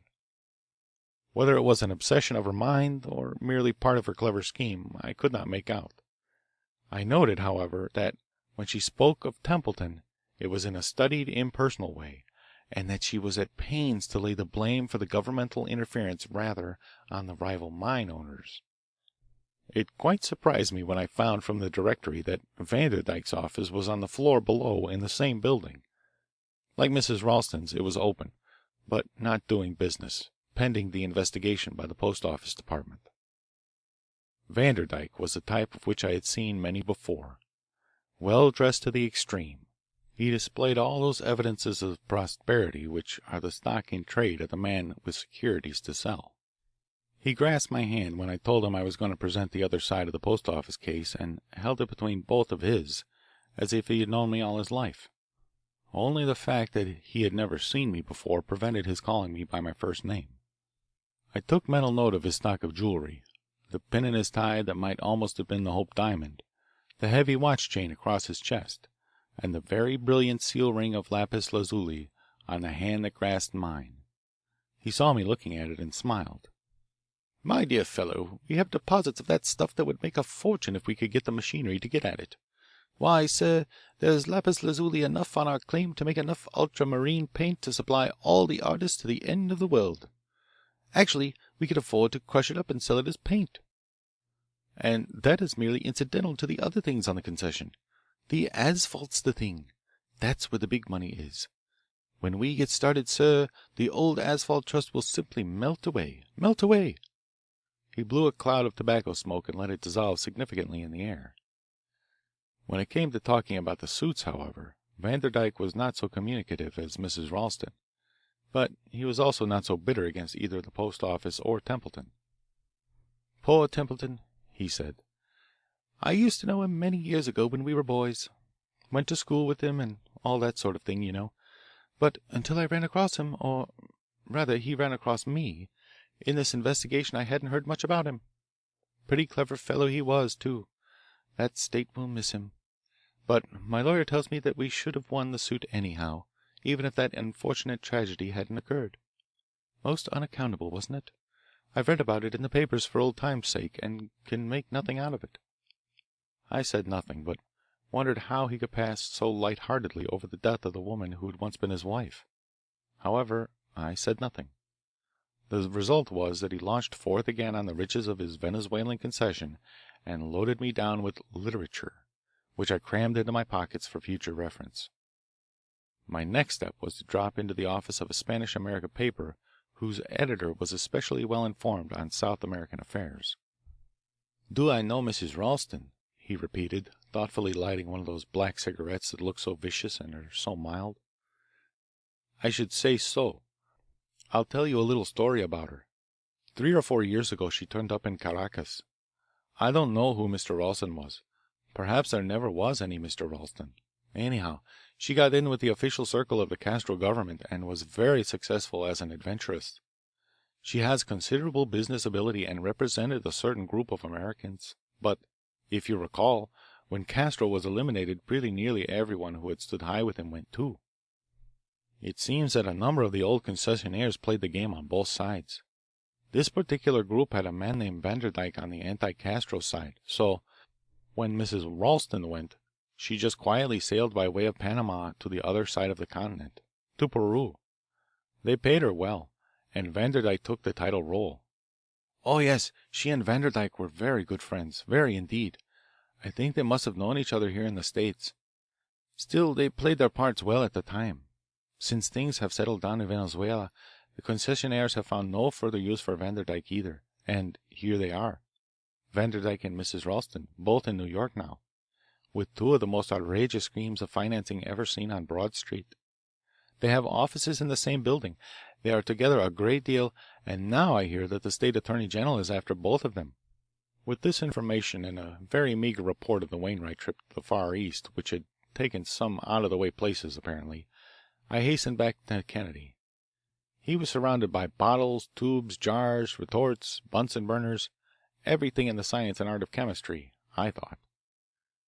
I didn't like the way he looked. His hands were unsteady and his eyes looked badly, but he seemed quite put out when I suggested that he was working too hard over the case. I was worried about him, but rather than saying anything to offend him, I left him for the rest of the afternoon, only dropping in before dinner to make sure he would not forget to eat something. He was then completing his preparations for the evening. They were of the simplest kind, apparently. In fact, all I could see was an apparatus which consisted of a rubber funnel, inverted and attached to a rubber tube, which in turn led into a jar about a quarter full of water. Through the stopper of the jar another tube led to a tank of oxygen. There were several jars of various liquids on the table and a number of chemicals. Among other things was a sort of gourd, encrusted with a black substance, and in a corner was a box from which sounds issued as if it contained something alive. I did not trouble Kennedy with questions, for I was only too glad when he consented to take a brisk walk and join me in a thick porterhouse. It was a large party that gathered in Kennedy's laboratory that night, one of the largest he had ever had. Mr. and Mrs. Wainwright and Miss Marion came, the ladies heavily veiled. Dr. Nott and Mr. Whitney were among the first to arrive. Later came Mr. Vanderdyke and, last of all, Mrs. Ralston with Inspector O'Connor, although it was an unwilling party. "I shall begin," said Kennedy, "by going over briefly the facts in this case." Tersely he summarized it, to my surprise laying great stress on the proof that the couple had been asphyxiated. "But it was no ordinary asphyxiation," he continued. "We will have to deal in this case with a poison which is apparently among the most subtle known. A particle of matter so minute as to be hardly distinguishable by the naked eye, on the point of a needle or a lancet, a prick of the skin scarcely felt under any circumstances, and which would pass quite unheeded if the attention were otherwise engaged. And not all the power in the world, unless one was fully prepared, could save the life of the person in whose skin the puncture had been made." Craig paused a moment, but no one showed any evidence of being more than ordinarily impressed. "This poison, I find, acts on the so called end plates of the muscles and nerves. It produces complete paralysis, but not loss of consciousness, sensation, circulation, or respiration until the end approaches. It seems to be one of the most powerful sedatives I have ever heard of. When introduced in even a minute quantity, it produces death finally by asphyxiation, by paralyzing the muscles of respiration. This asphyxia is what so puzzled the coroner. I will now inject a little of the blood serum of the victims into a white mouse." He took a mouse from the box I had seen, and, with a needle, injected the serum. The mouse did not even wince, so lightly did he touch it, but, as we watched, its life seemed gently to ebb away, without pain and without struggle. Its breath simply seemed to stop. Next, he took the gourd I had seen on the table and with a knife scraped off just the minutest particle of the black licorice-like stuff that encrusted it. He dissolved the particle in some alcohol, and with a sterilized needle repeated his experiment on a second mouse. The effect was precisely similar to that produced by the blood on the first. It did not seem to me that anyone showed any emotion except possibly the slight exclamation that escaped Miss Marion Wainwright. I fell to wondering whether it was prompted by a soft heart or a guilty conscience. We were all intent on what Craig was doing, especially Dr. Nott, who now broke in with a question. "Professor Kennedy, may I ask a question? Admitting that the first mouse died in an apparently similar manner to the second, what proof have you that the poison is the same in both cases? And, if it is the same, can you show that it affects human beings in the same way, and that enough of it has been discovered in the blood of the victims to have caused their death? In other words, I want that last doubt set aside. How do you know absolutely that this poison which you have discovered in my office last night in that black precipitate, when you added the ether, how do you know that it asphyxiated the victims?" If ever Craig startled me, it was by his quiet reply. "I've isolated it in their blood, extracted it, sterilized it, and I've tried it on myself." In breathless amazement, with eyes riveted on Craig, we listened. "Altogether, I was able to recover from the blood samples of both the victims of this crime 6 centigrams of the poison," he pursued. "Starting with 2 centigrams of it as a moderate dose, I injected it into my right arm subcutaneously. Then I slowly worked my way up to 3 and then 4 centigrams. They did not produce any very appreciable results other than to cause some dizziness, slight vertigo, a considerable degree of lassitude, and an extremely painful headache of rather unusual duration. But 5 centigrams considerably improved on this.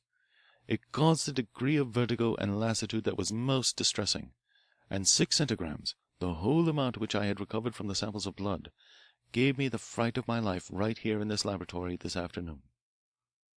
Perhaps I was not wise in giving myself so large an injection on a day when I was overheated and below par otherwise because of the strain I have been under in handling this case. However that may be, the added centigram produced so much more on top of the 5 centigrams previously taken that for a time I had reason to fear that the additional centigram was just the amount needed to bring my experiments to a permanent close.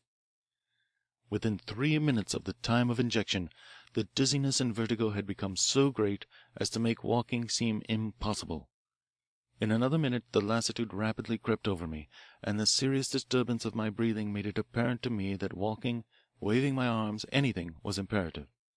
My lungs felt glued up, and the muscles of my chest refused to work.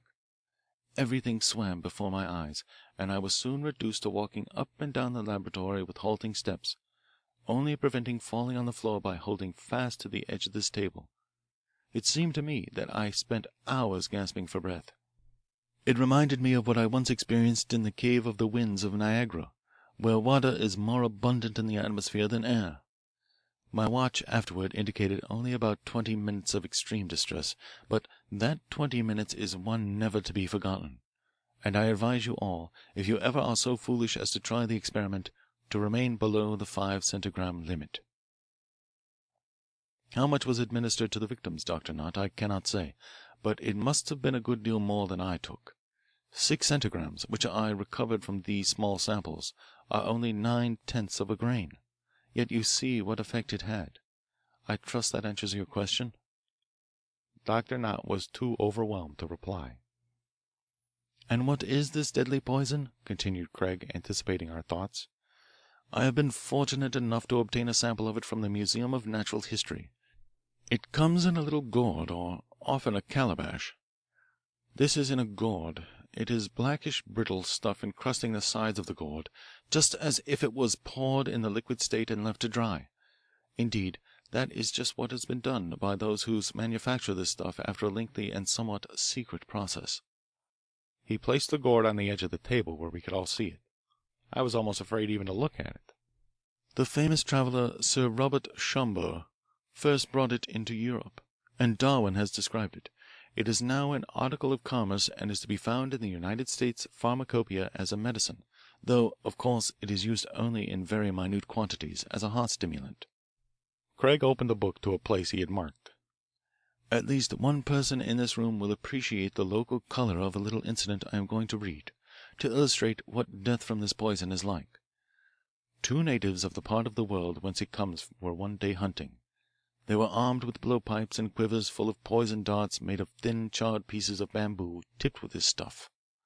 One of them aimed a dart. It missed the object overhead, glanced off the tree, and fell down on the hunter himself. That is how the other native reported the result. Quacca takes the dart out of his shoulder, never a word, puts it in his quiver and throws it in the stream, gives me his blowpipe for his little son, says to me good bye for his wife and the village. Then he lies down. His tongue talks no longer. No sight in his eyes. He folds his arms. He rolls over slowly. His mouth moves without sound. I feel his heart. It goes fast and then slow. It stops. Quacca has shot his last woorali dart." We looked at each other, and the horror of the thing sank deep into our minds. Woorali. What was it? There were many travellers in the room who had been in the Orient, home of poisons, and in South America. Which one had run across the poison? "Woorali, or curare," said Craig slowly, "is the well-known poison with which the South American Indians of the upper Orinoco tip their arrows. Its principal ingredient is derived from the Strychnos toxifera tree, which yields also the drug nux vomica." A great light dawned on me. I turned quickly to where Vanderdyke was sitting next to Mrs. Ralston, and a little behind her. His stony stare and laboured breathing told me that he had read the purport of Kennedy's actions. "For God's sake, Craig," I gasped. "An emetic! Quick, Vanderdyke!" A trace of a smile flitted over Vanderdyke's features, as much to say that he was beyond our interference. "Vanderdyke," said Craig, with what seemed to me to be brutal calmness, "then it was you who were the visitor who last saw Laura Wainwright and John Templeton alive. Whether you shot a dart at them I do not know, but you are the murderer." Vanderdyke raised his hand as if to assent. It fell back limp. I noted the ring of the bluest lapis lazuli. Mrs. Ralston threw herself toward him. "Will you not do something? Is there no antidote? Don't let him die," she cried. "You are the murderer," repeated Kennedy, as if demanding a final answer. Again his hand moved in confession, and he feebly moved the finger on which shone the ring. Our attention was centred on Vanderdyke. Mrs. Ralston, unobserved, went to the table and picked up the gourd.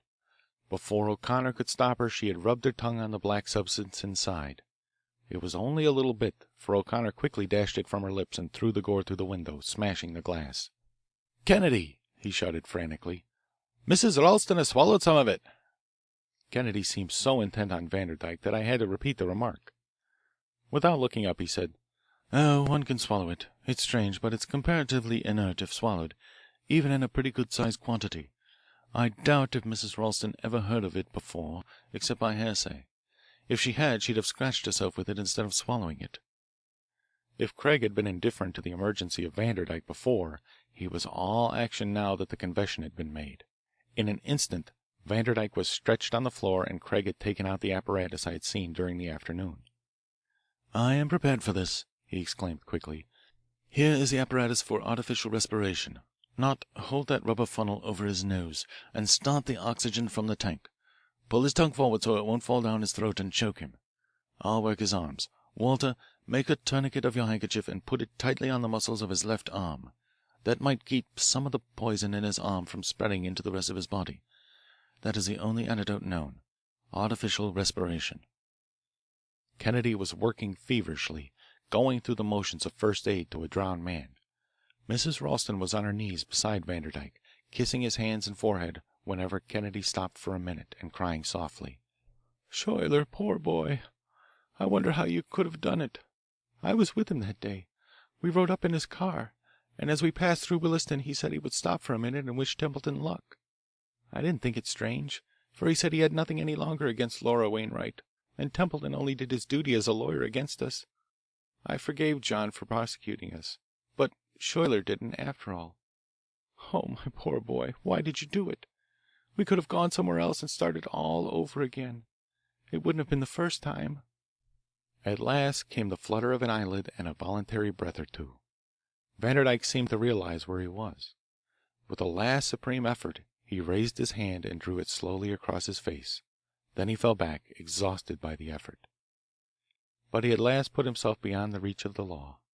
There was no tourniquet that would confine the poison now in the scratch across his face.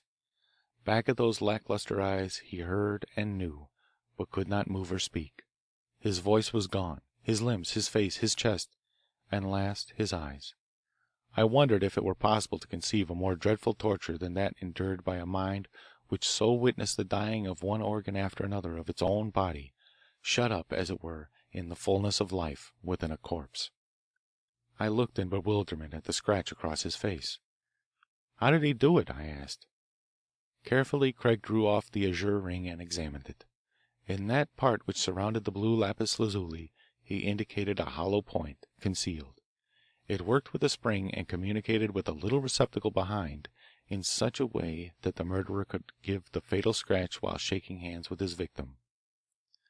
I shuddered, for my hand had once been clasped by the one wearing that poison ring, which had sent Templeton and his fiancée, and now Vanderdyke himself, to their deaths. End of The Azure Ring. Chapter 8 of The Silent Bullet by Arthur B. Reeve. Spontaneous Combustion.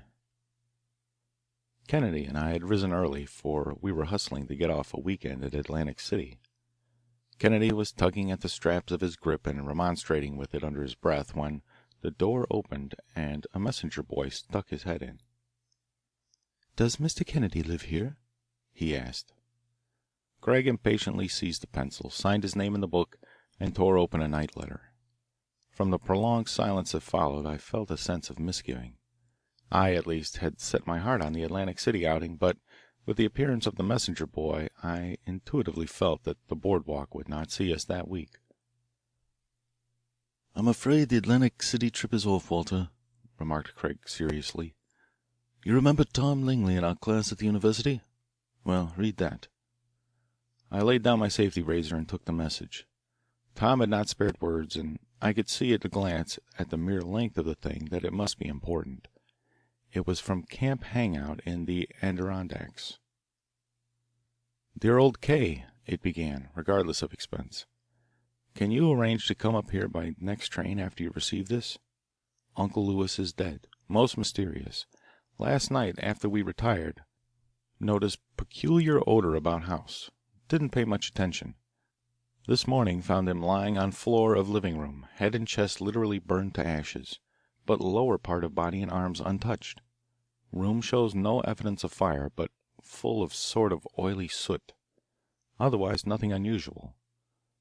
On table near body siphon of seltzer, bottle of imported limes, and glass for Ricky's. Have removed body, but am keeping room exactly as found until you arrive. Bring Jameson. Wire if you cannot come, but make every effort and spare no expense. Anxiously, Tom Langley. Craig was impatiently looking at his watch as I hastily ran through the letter. "Hurry, Walter," he exclaimed. "We can just catch the Empire State. Never mind shaving. We'll have a stop over at Utica to wait for the Montreal express. Here, put the rest of your things in your grip and jam it shut. We'll get something to eat on the train, I hope. I'll wire we're coming. Don't forget to latch the door." Kennedy was already halfway to the elevator, and I followed ruefully, still thinking of the ocean and the piers, the bands and the roller chairs. It was a good 10-hour journey up to the little station nearest Camp Hangout, and at least a 2-hour ride after that. We had plenty of time to reflect over what this death might mean to Tom and his sister, and to speculate on the manner of it. Tom and Grace Langley were relatives by marriage of Louis Langley, who, after the death of his wife, had made them his protégés. Louis Langley was principally noted, as far as I could recall, for being a member of some of the fastest clubs of both New York and London.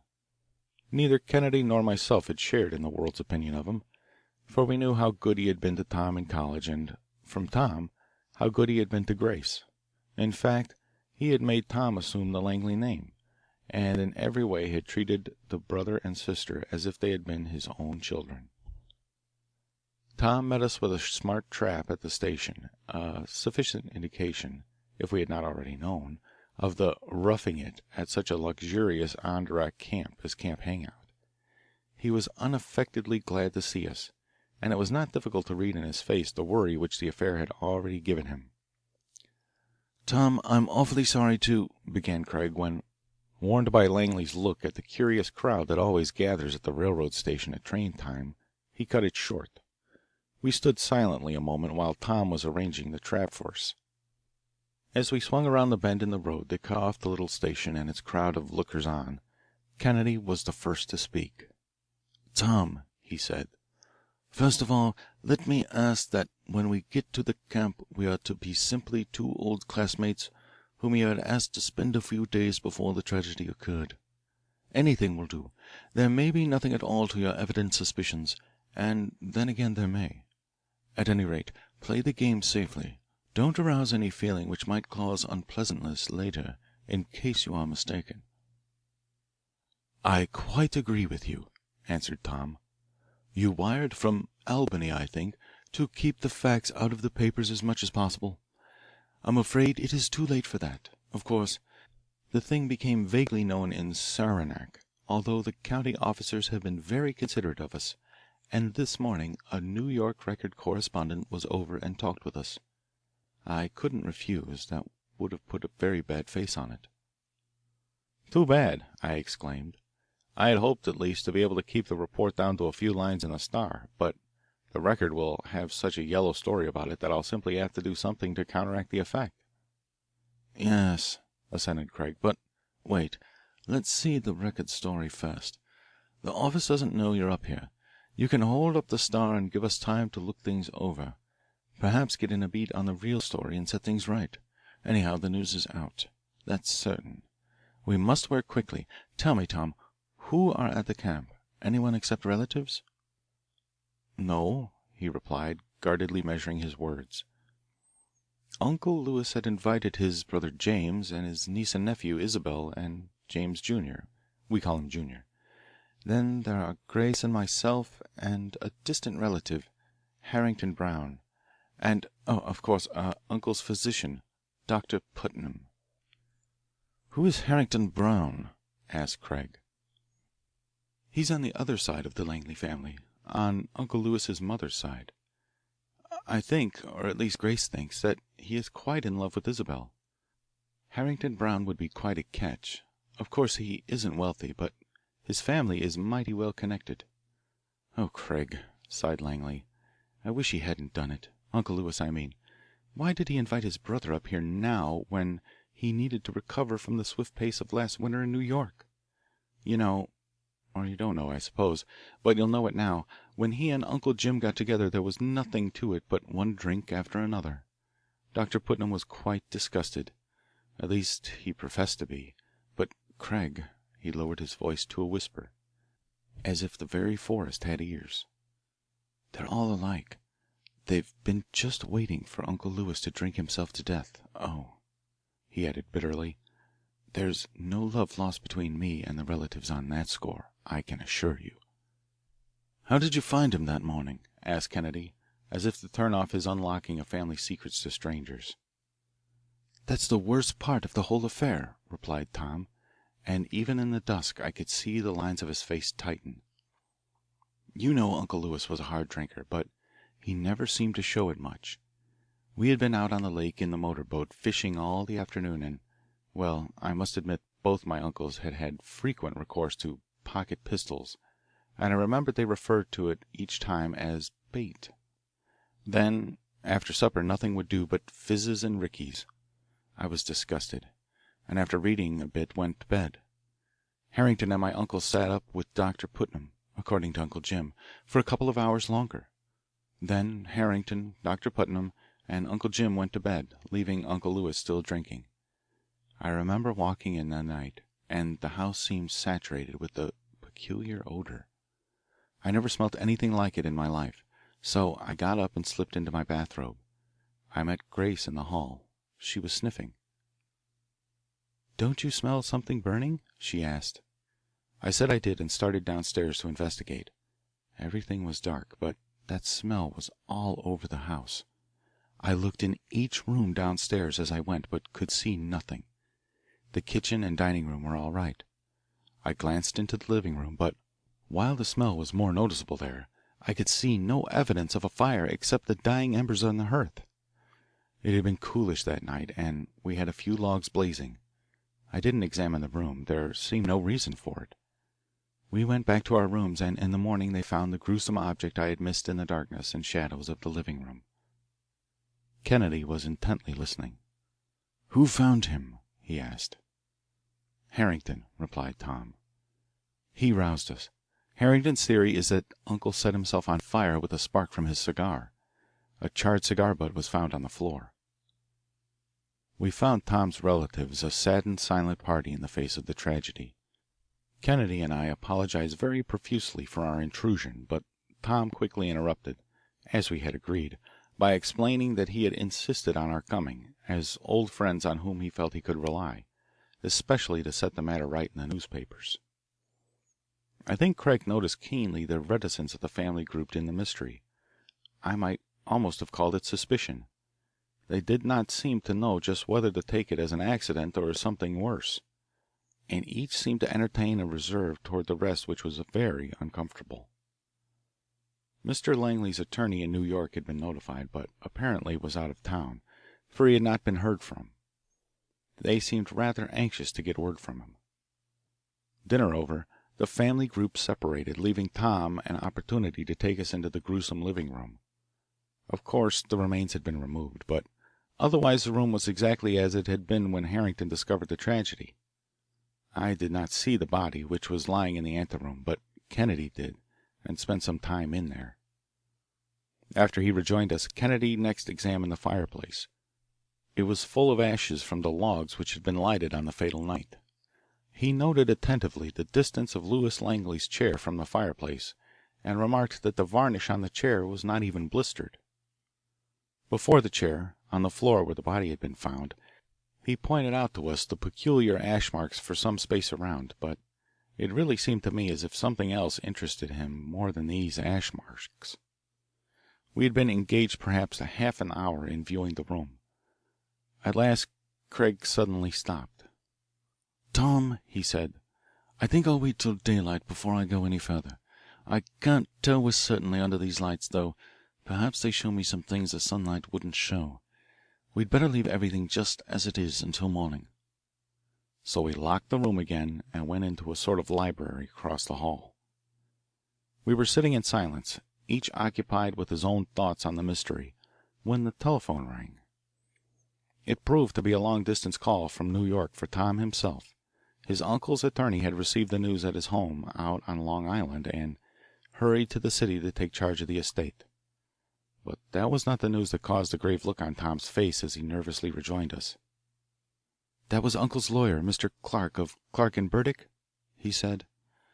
"He had opened Uncle's personal safe in the offices of the Langley estate. You remember them, Craig, where all the property of the Langley heirs is administered by the trustees. He says he can't find the will, though he knows there was a will and that it was placed in that safe some time ago. There's no duplicate." The full purport of this information at once flashed on me, and I was on the point of blurting out my sympathy when I saw by the look which Craig and Tom exchanged that they had already realized it and understood each other. Without the will, the blood relatives would inherit all of Lewis Langley's interest in the old Langley estate. Tom and his sister would be penniless. It was late, yet we sat for nearly an hour longer, and I don't think we exchanged half a dozen sentences in all that time. Craig seemed absorbed in thought. At length, as the great hall clock sounded midnight, we rose as if by common consent. "Tom," said Craig, and I could feel the sympathy that welled up in his voice.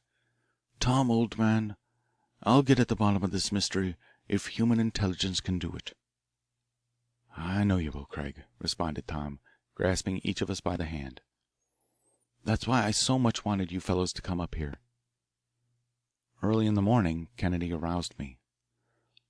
"Now, Walter, I'm going to ask you to come down into the living room with me, and we'll take a look at it in the daytime." I hurried into my clothes, and together we quietly went down. Starting with the exact spot where the unfortunate man had been discovered, Kennedy began a minute examination of the floor using his pocket lens. Every few moments he would stop to examine a spot on the rug or on the hardwood floor more intently.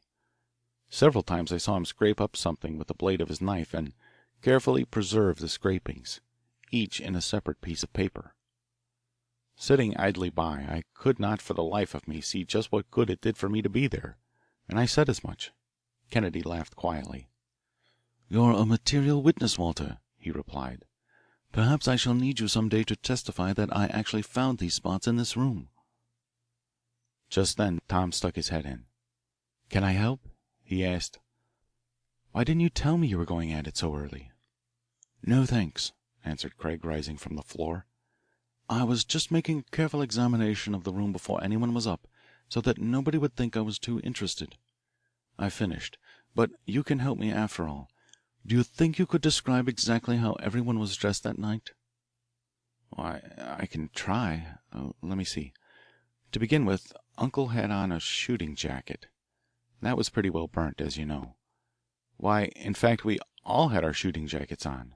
The ladies were in white."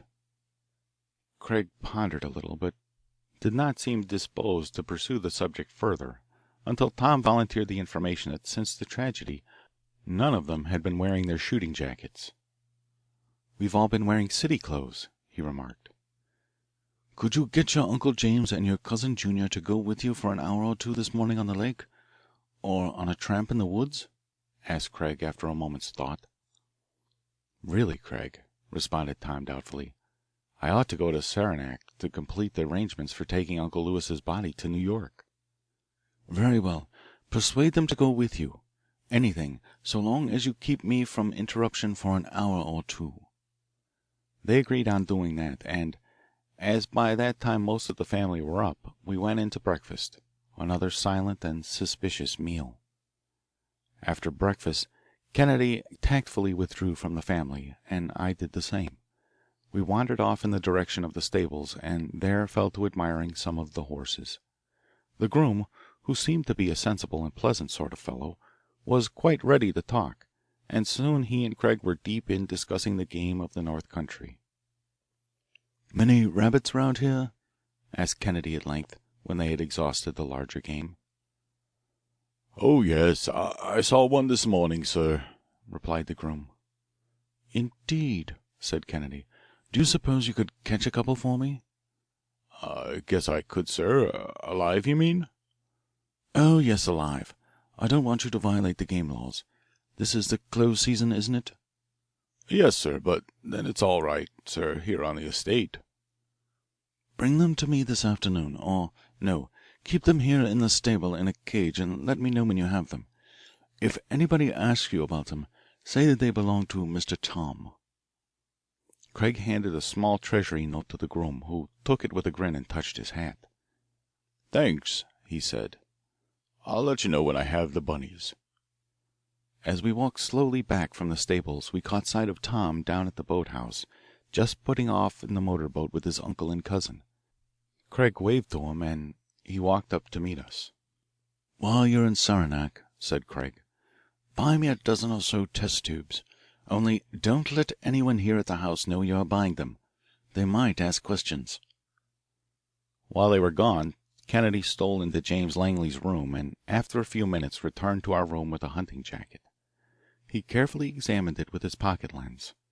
Then he filled a drinking glass with warm boiled water and added a few pinches of table salt. With a piece of sterilized gauze from Dr. Putnam's medicine chest, he carefully washed off a few portions of the coat and set the glass and the gauze soaking in it aside. Then he returned the coat to the closet where he had found it. Next, as silently, he stole into Junior's room and repeated the process with his hunting jacket, using another glass and piece of gauze. "While I am out of the room, Walter," he said, "I want you to take these two glasses, cover them, and number them, and on a slip of paper which you must retain, place the names of the owners of the respective coats. I don't like this part of it. I hate to play spy and would much rather come out in the open, but there is nothing else to do, and it is much better for all concerned that I should play the game secretly just now. There may be no cause for suspicion at all. In that case, I'd never forgive myself for starting a family row. And then again, but we shall see." After I had numbered and recorded the glasses, Kennedy returned, and we went downstairs again. "Curious about the will, isn't it?" I remarked as we stood on the wide veranda a moment. "Yes," he replied. "It may be necessary to go back to New York to delve into that part of it before we get through, but I hope not. We'll wait." At this point the groom interrupted us to say he had caught the rabbits. Kennedy at once hurried to the stable. There he rolled up his sleeves, pricked a vein in his arm, and injected a small quantity of his own blood into one of the rabbits. The other he did not touch. It was late in the afternoon when Tom returned from town with his uncle and cousins. He seemed even more agitated than usual. Without a word he hurried up from the landing and sought us out. "What do you think of that?" he cried, opening a copy of the record and laying it flat on the library table. There, on the front page, was Lewis Langley's picture with a huge scarehead. "Mysterious case of spontaneous combustion." "It's all out," groaned Tom as we bent over and read the account. "And such a story!" Under the date of the day previous, a Saranac dispatch ran: "Lewis Langley, well known as sporting man and club member in New York, and eldest son of the late Lewis Langley, the banker, was discovered dead under the most mysterious circumstances this morning at Camp Hangout, 12 miles from this town." The death of Old Crook in Dickens' Bleak House, or of the victim in one of Marryat's most thrilling tales, was not more gruesome than this actual fact. It is without a doubt a case of spontaneous human combustion, such as is recorded beyond dispute in medical and medico-legal textbooks of the past 2 centuries. Scientists in this city consulted for the record agree that, while rare, spontaneous human combustion is an established fact, and that everything in this curious case goes to show that another has been added to the already well authenticated list of cases recorded in America and Europe.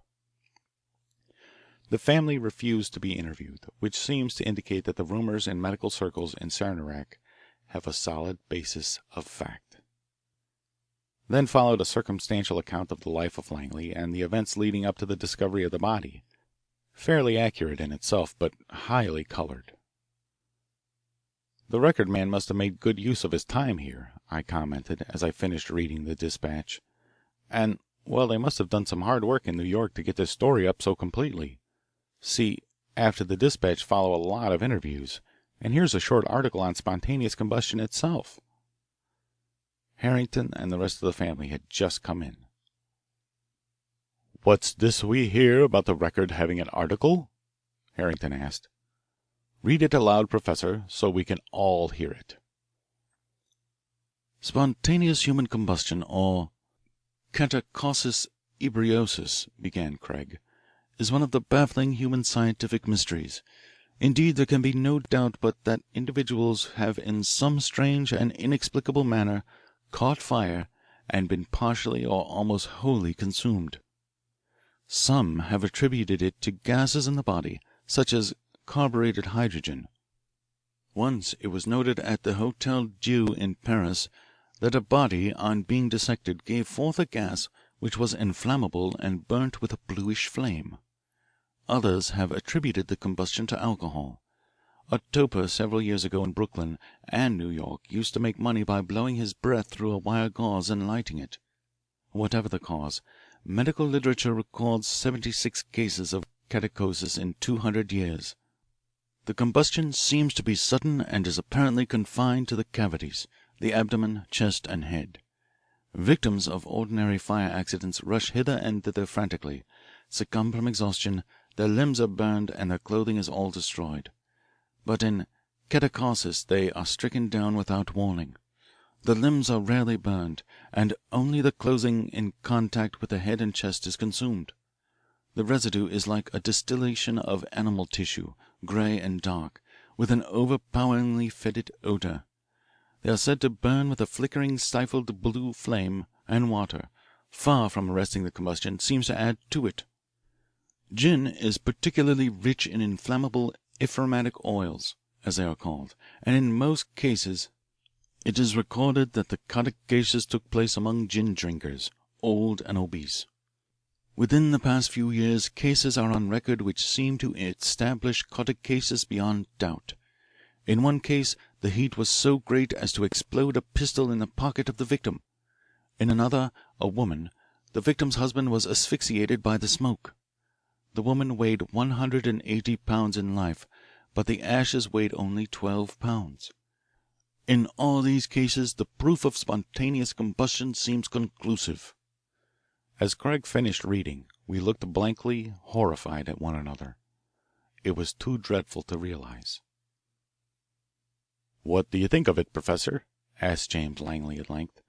"I've read somewhere of such cases, but to think of it actually happening, and to my own brother. Do you really think Lewis could have met his death in this terrible manner?" Kennedy made no reply. Harrington seemed absorbed in thought. A shudder passed over us as we thought about it.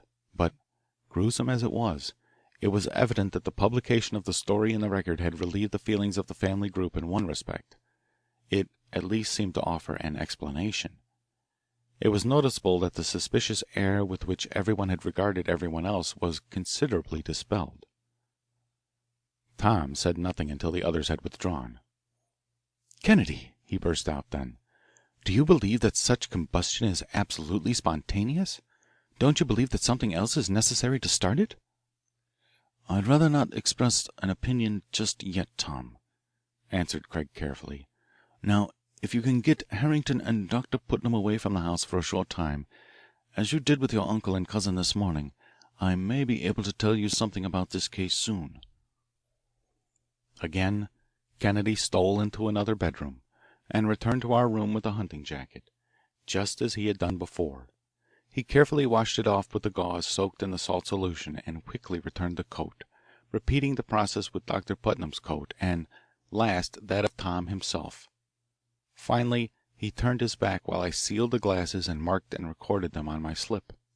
The next day was spent mainly in preparations for the journey to New York with the body of Lewis Langley. Kennedy was very busy on what seemed to me to be preparations for some mysterious chemical experiments. I found myself fully occupied in keeping special correspondence from all over the country at bay. That evening after dinner we were all sitting in the open summer house over the boathouse. Smudges of green pine were burning and smoking on the little artificial islands of stone near the lake shore, lighting up the trees on every side with a red glare.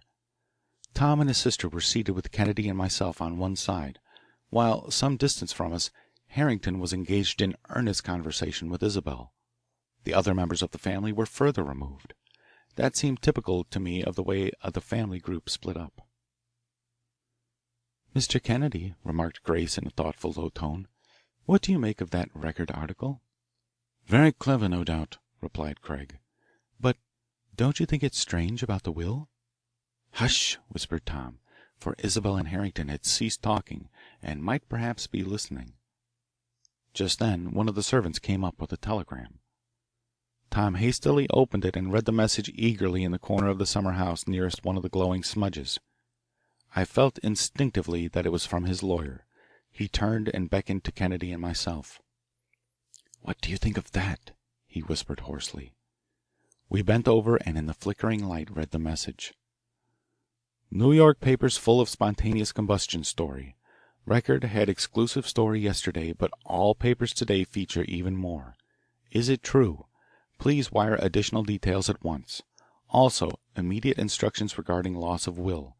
Has been abstracted from safe. Could Lewis Langley have taken it himself? Unless new facts soon must make loss public or issue statement Lewis Langley Interstate. Daniel Clark." Tom looked blankly at Kennedy, and then at his sister, who was sitting alone. I thought I could read what was passing in his mind. With all his faults, Lewis Langley had been a good foster parent to his adopted children. But it was all over now if the will was lost. "What can I do?" asked Tom hopelessly. "I have nothing to reply to him." "But I have," quietly returned Kennedy, deliberately folding up the message and handing it back. "Tell them all to be in the library in 15 minutes. This message hurries me a bit, but I am prepared. You will have something to wire Mr. Clark after that." Then he strode off toward the house, leaving us to gather the group together in considerable bewilderment. A quarter of an hour later we had all assembled in the library, across the hall from the room in which Lewis Langley had been found. As usual, Kennedy began by leaping straight into the middle of his subject. "Early in the 18th century," he commenced slowly, "a woman was found burned to death.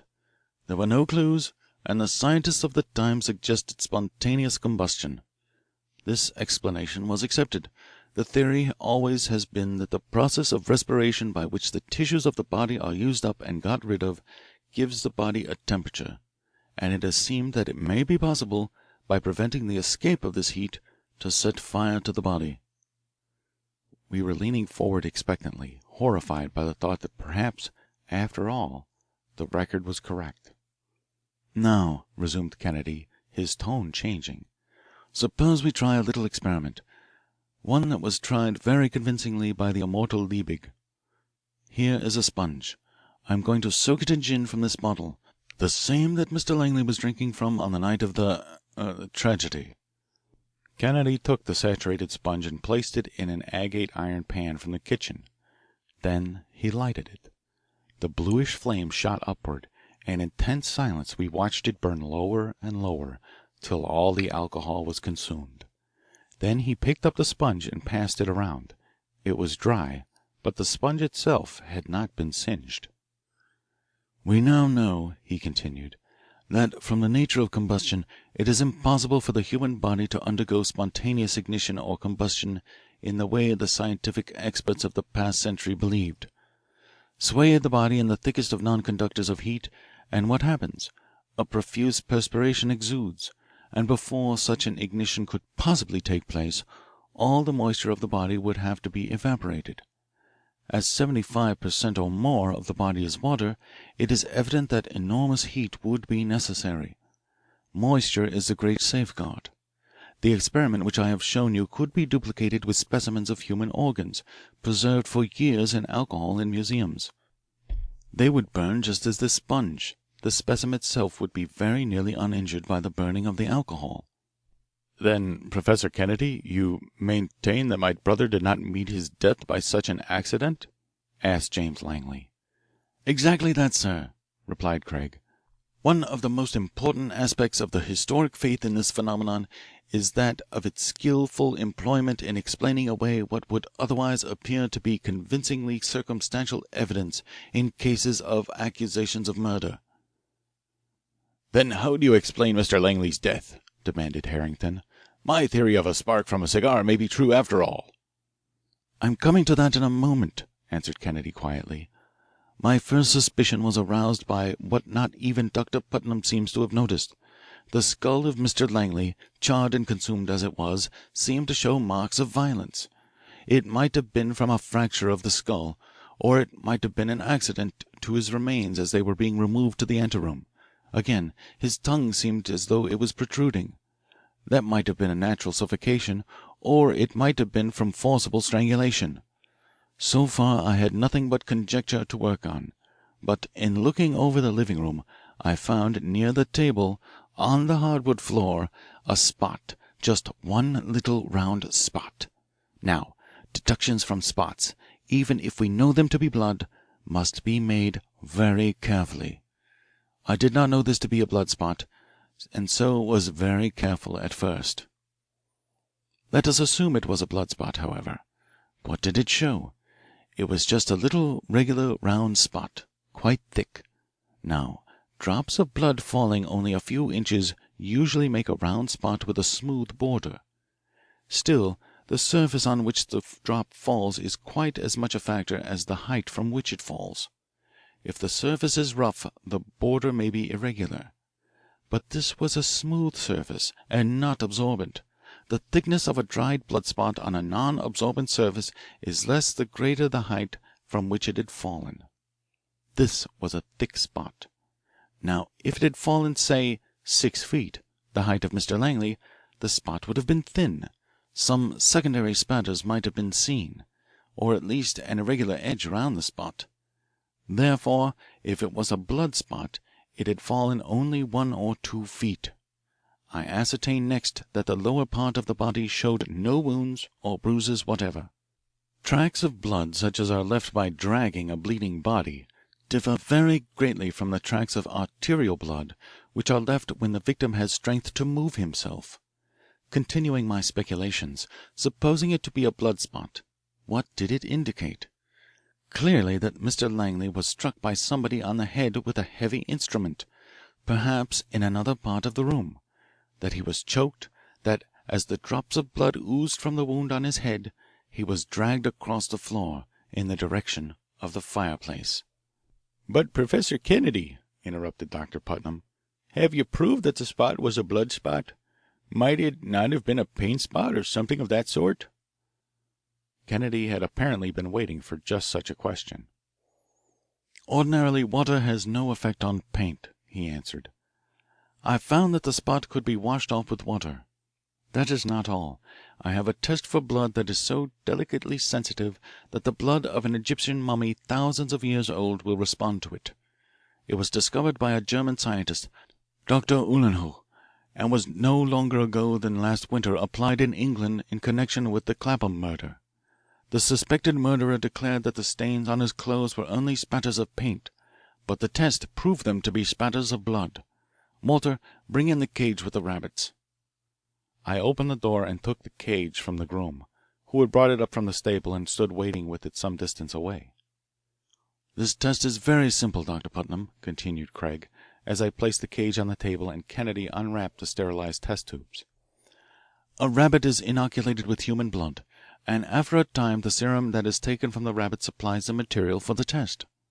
I will insert this needle in one of these rabbits, which has been so inoculated, and will draw off some of the serum, which I place in this test tube to the right.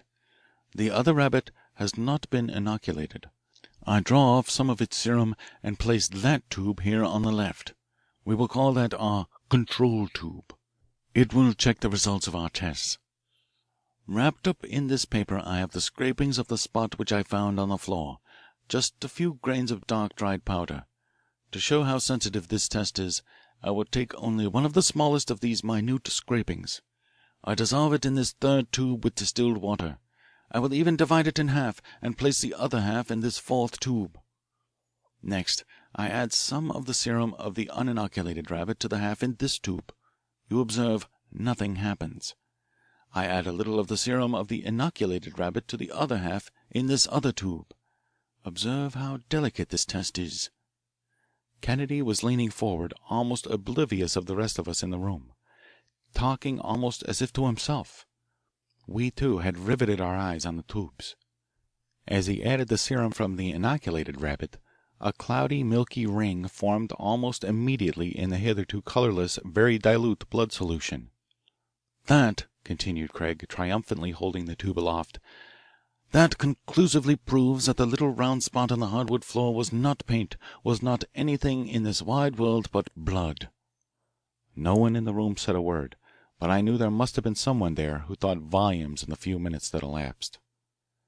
"Having found one blood spot, I began to look about for more, but was able to find only 2 or 3 traces where spots seemed to have been. The fact is that the blood spots had been apparently carefully wiped up. That is an easy matter. Hot water and salt, or hot water alone, or even cold water, would make quite short work of fresh blood spots, at least to all outward appearances.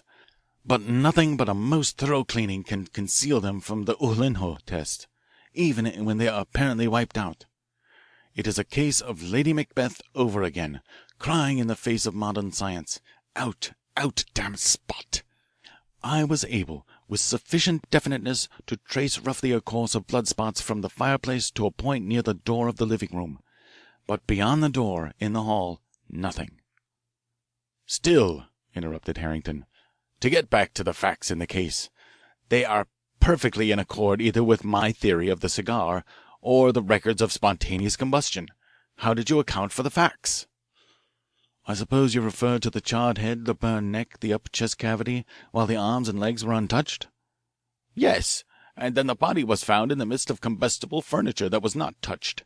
It seems to me that even the spontaneous combustion theory has considerable support in spite of this very interesting circumstantial evidence about blood spots. Next to my own theory, the combustion theory seems most in harmony with the facts." "If you will go over in your mind all the points proved to have been discovered, not the added points in the record story, I think you will agree with me that mine is a more logical interpretation than spontaneous combustion," reasoned Craig. "Hear me out, and you will see that the facts are more in harmony with my less fanciful explanation. No, someone struck Lewis Langley down either in passion or in cold blood, and then, seeing what he had done, made a desperate effort to destroy the evidence of violence. Consider my next discovery." Kennedy placed the 5 glasses which I had carefully sealed and labelled on the table before us. "The next step," he said, "was to find out whether any articles of clothing in the house showed marks that might be suspected of being blood spots. And here I must beg the pardon of all in the room for intruding in their private wardrobes. But in this crisis it was absolutely necessary, and under such circumstances I never let ceremony stand before justice. In these 5 glasses on the table I have the washings of spots from the clothing worn by Tom, Mr. James Langley, Jr., Harrington Brown, and Dr. Putnam. I am not going to tell you which is which. Indeed, I merely have them marked, and I do not know them myself. But Mr. Jameson has the marks with the names opposite on a piece of paper in his pocket. I am simply going to proceed with the test to see if any of the stains on the coats were of blood." Just then Dr. Putnam interposed. "One question, Professor Kennedy. It is a comparatively easy thing to recognize a blood stain, but it is difficult, usually impossible, to tell whether the blood is that of a man or of an animal. I recall that we were all in our hunting jackets that day, had been all day. Now in the morning there had been an operation on one of the horses at the stable, and I assisted the veterinary from town. I may have a spot or 2 of blood on my coat from that operation. Do I understand that this test will show that?" "No," replied Craig. "This test would not show that. Other tests would, but not this. But if the spot of human blood were less than the size of a pinhead it would show. It would show if the spot contained even so little as 1/20,000th of a grain of albumin. Blood from a horse, a deer, a sheep, a pig, a dog could be obtained, but when the test was applied the liquid in which they were diluted would remain clear. No white precipitin, as it is called, would form, but let human blood, ever so diluted, be added to the serum of the inoculated rabbit, and the test is absolute." A deathlike silence seemed to pervade the room. Kennedy slowly and deliberately began to test the contents of the glasses, dropping into each, as he broke the seal, some of the serum of the rabbit. He waited a moment to see if any change occurred. It was thrilling. I think no one could have gone through that 15 minutes without having it indelibly impressed on his memory. I recall thinking as Kennedy took each glass, "Which is it to be, guilt or innocence, life or death? Could it be possible that a man's life might hang on such a slender thread?" I knew Kennedy was too accurate and serious to deceive us. It was not only possible, it was actually a fact. The first glass showed no reaction. Someone had been vindicated. The second was neutral likewise. Another person in the room had been proved innocent. The third, no change. Science had released a third. The fourth. Almost it seemed as if the record in my pocket burned, spontaneously. So intense was my feeling. There in the glass was that fatal, telltale white precipitate. "My God, it's the milk ring," whispered Tom close to my ear. Hastily Kennedy dropped the serum into the fifth. It remained as clear as crystal. My hand trembled as it touched the envelope containing my record of the names. "The person who wore the coat with that bloodstain on it was the person who struck Lewis Langley down, who choked him and then dragged his scarcely dead body across the floor and obliterated the marks of violence in the blazing log fire. Jameson, whose name is opposite the sign on this glass." I could scarcely tear the seal to look at the paper in the envelope. At last I unfolded it, and my eye fell on the name opposite the fatal sign. But my mouth was dry, and my tongue refused to move. It was too much like reading a death sentence. With my finger on the name, I faltered an instant. Tom leaned over my shoulder and read it to himself. "For heaven's sake, Jameson," he cried, "let the ladies retire before you read the name." "It's not necessary," said a thick voice. "We quarrelled over the estate. My share's mortgaged up to the limit, and Lewis refused to lend me more even until I could get Isabel happily married. Now Lewis's goes to an outsider. Harrington boy, take care of Isabel. Fortune or no fortune, good."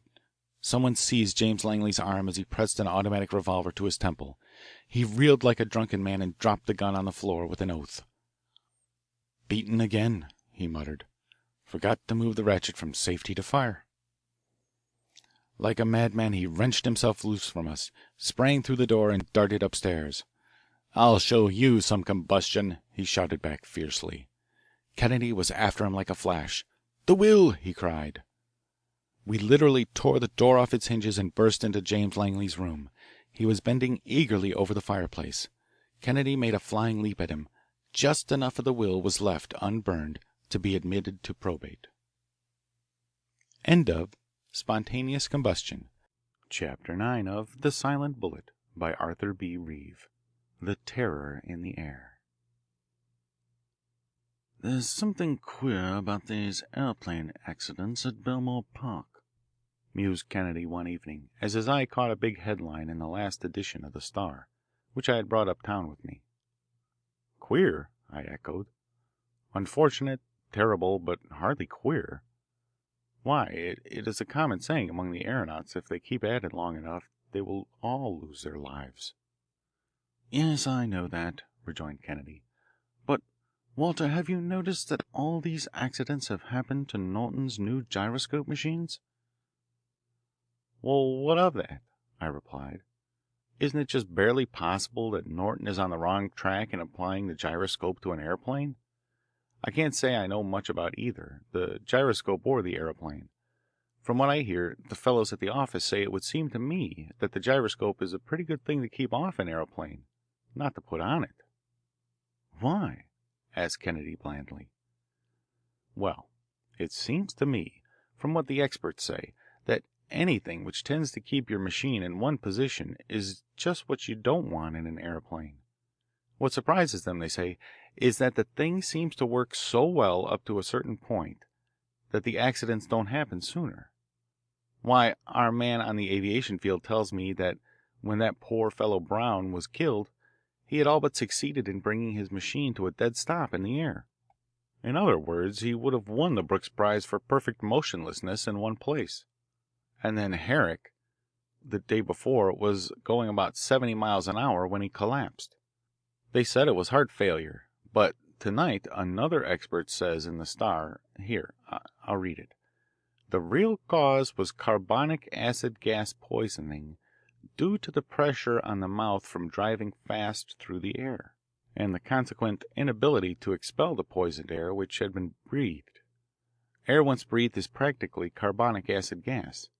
When one is passing rapidly through the air, this carbonic acid gas is pushed back into the lungs, and only a little can get away because of the rush of air pressure into the mouth. So it is rebreathed, and the result is gradual carbonic acid gas poisoning, which produces a kind of narcotic sleep. Then it wasn't the gyroscope in that case? Said Kennedy with a rising inflection. No, I admitted reluctantly. Perhaps not. I could see that I had been rash in talking so long. Kennedy had only been sounding me to see what the newspapers thought of it. His next remark was characteristic. Norton has asked me to look into the thing, he said quietly. If his invention is a failure, he is a ruined man. All his money is in it. He is suing a man for infringing on his patent, and he is liable for damages to the heirs, according to his agreement with Brown and Herrick. I have known Norton for some time. In fact, he worked out his ideas at the University Physical Laboratory. I have flown in his machine, and it is the most marvelous biplane I ever saw. Walter, I want you to get a Belmore Park assignment from the Star and go out to the aviation meet with me tomorrow. I'll take you on the field, around the machines. You can get enough local color to do a dozen Star specials later on. I may add that devising a flying machine capable of remaining stationary in the air means a revolution that will relegate all other machines to the scrap heap. From a military point of view, it is the one thing necessary to make the aeroplane the superior in every respect to the dirigible. The regular contest did not begin until the afternoon, but Kennedy and I decided to make a day of it, and early the next morning we were speeding out to the park where the flights were being held. We found Charles Norton, the inventor, anxiously at work with his mechanicians in the big temporary shed that had been accorded him, and was dignified with the name of Hangar. I knew you would come, Professor, he exclaimed, running forward to meet us. Of course, echoed Kennedy. I'm too much interested in this invention of yours not to help you, Norton. You know what I've always thought of it. I've told you often that it is the most important advance since the original discovery by the Wrights that the aeroplane could be balanced by warping the planes. I'm just fixing up my third machine, said Norton.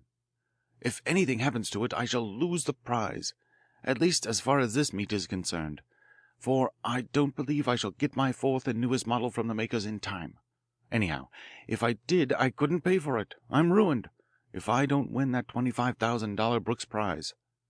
And besides, a couple of Army men are coming to inspect my aeroplane and report to the War Department on it. I'd have stood a good chance of selling it, I think, if my flights here had been like the trials you saw. But Kennedy, he added, and his face was drawn and tragic, I'd drop the whole thing if I didn't know I was right. 2 men dead. Think of it. Why, even the newspapers are beginning to call me a cold, heartless scientific crank to keep on. But I'll show them. This afternoon I'm going to fly myself. I'm not afraid to go anywhere I send my men. I'll die before I admit I'm beaten. It was easy to see why Kennedy was fascinated by a man of Norton's type. Anyone would have been.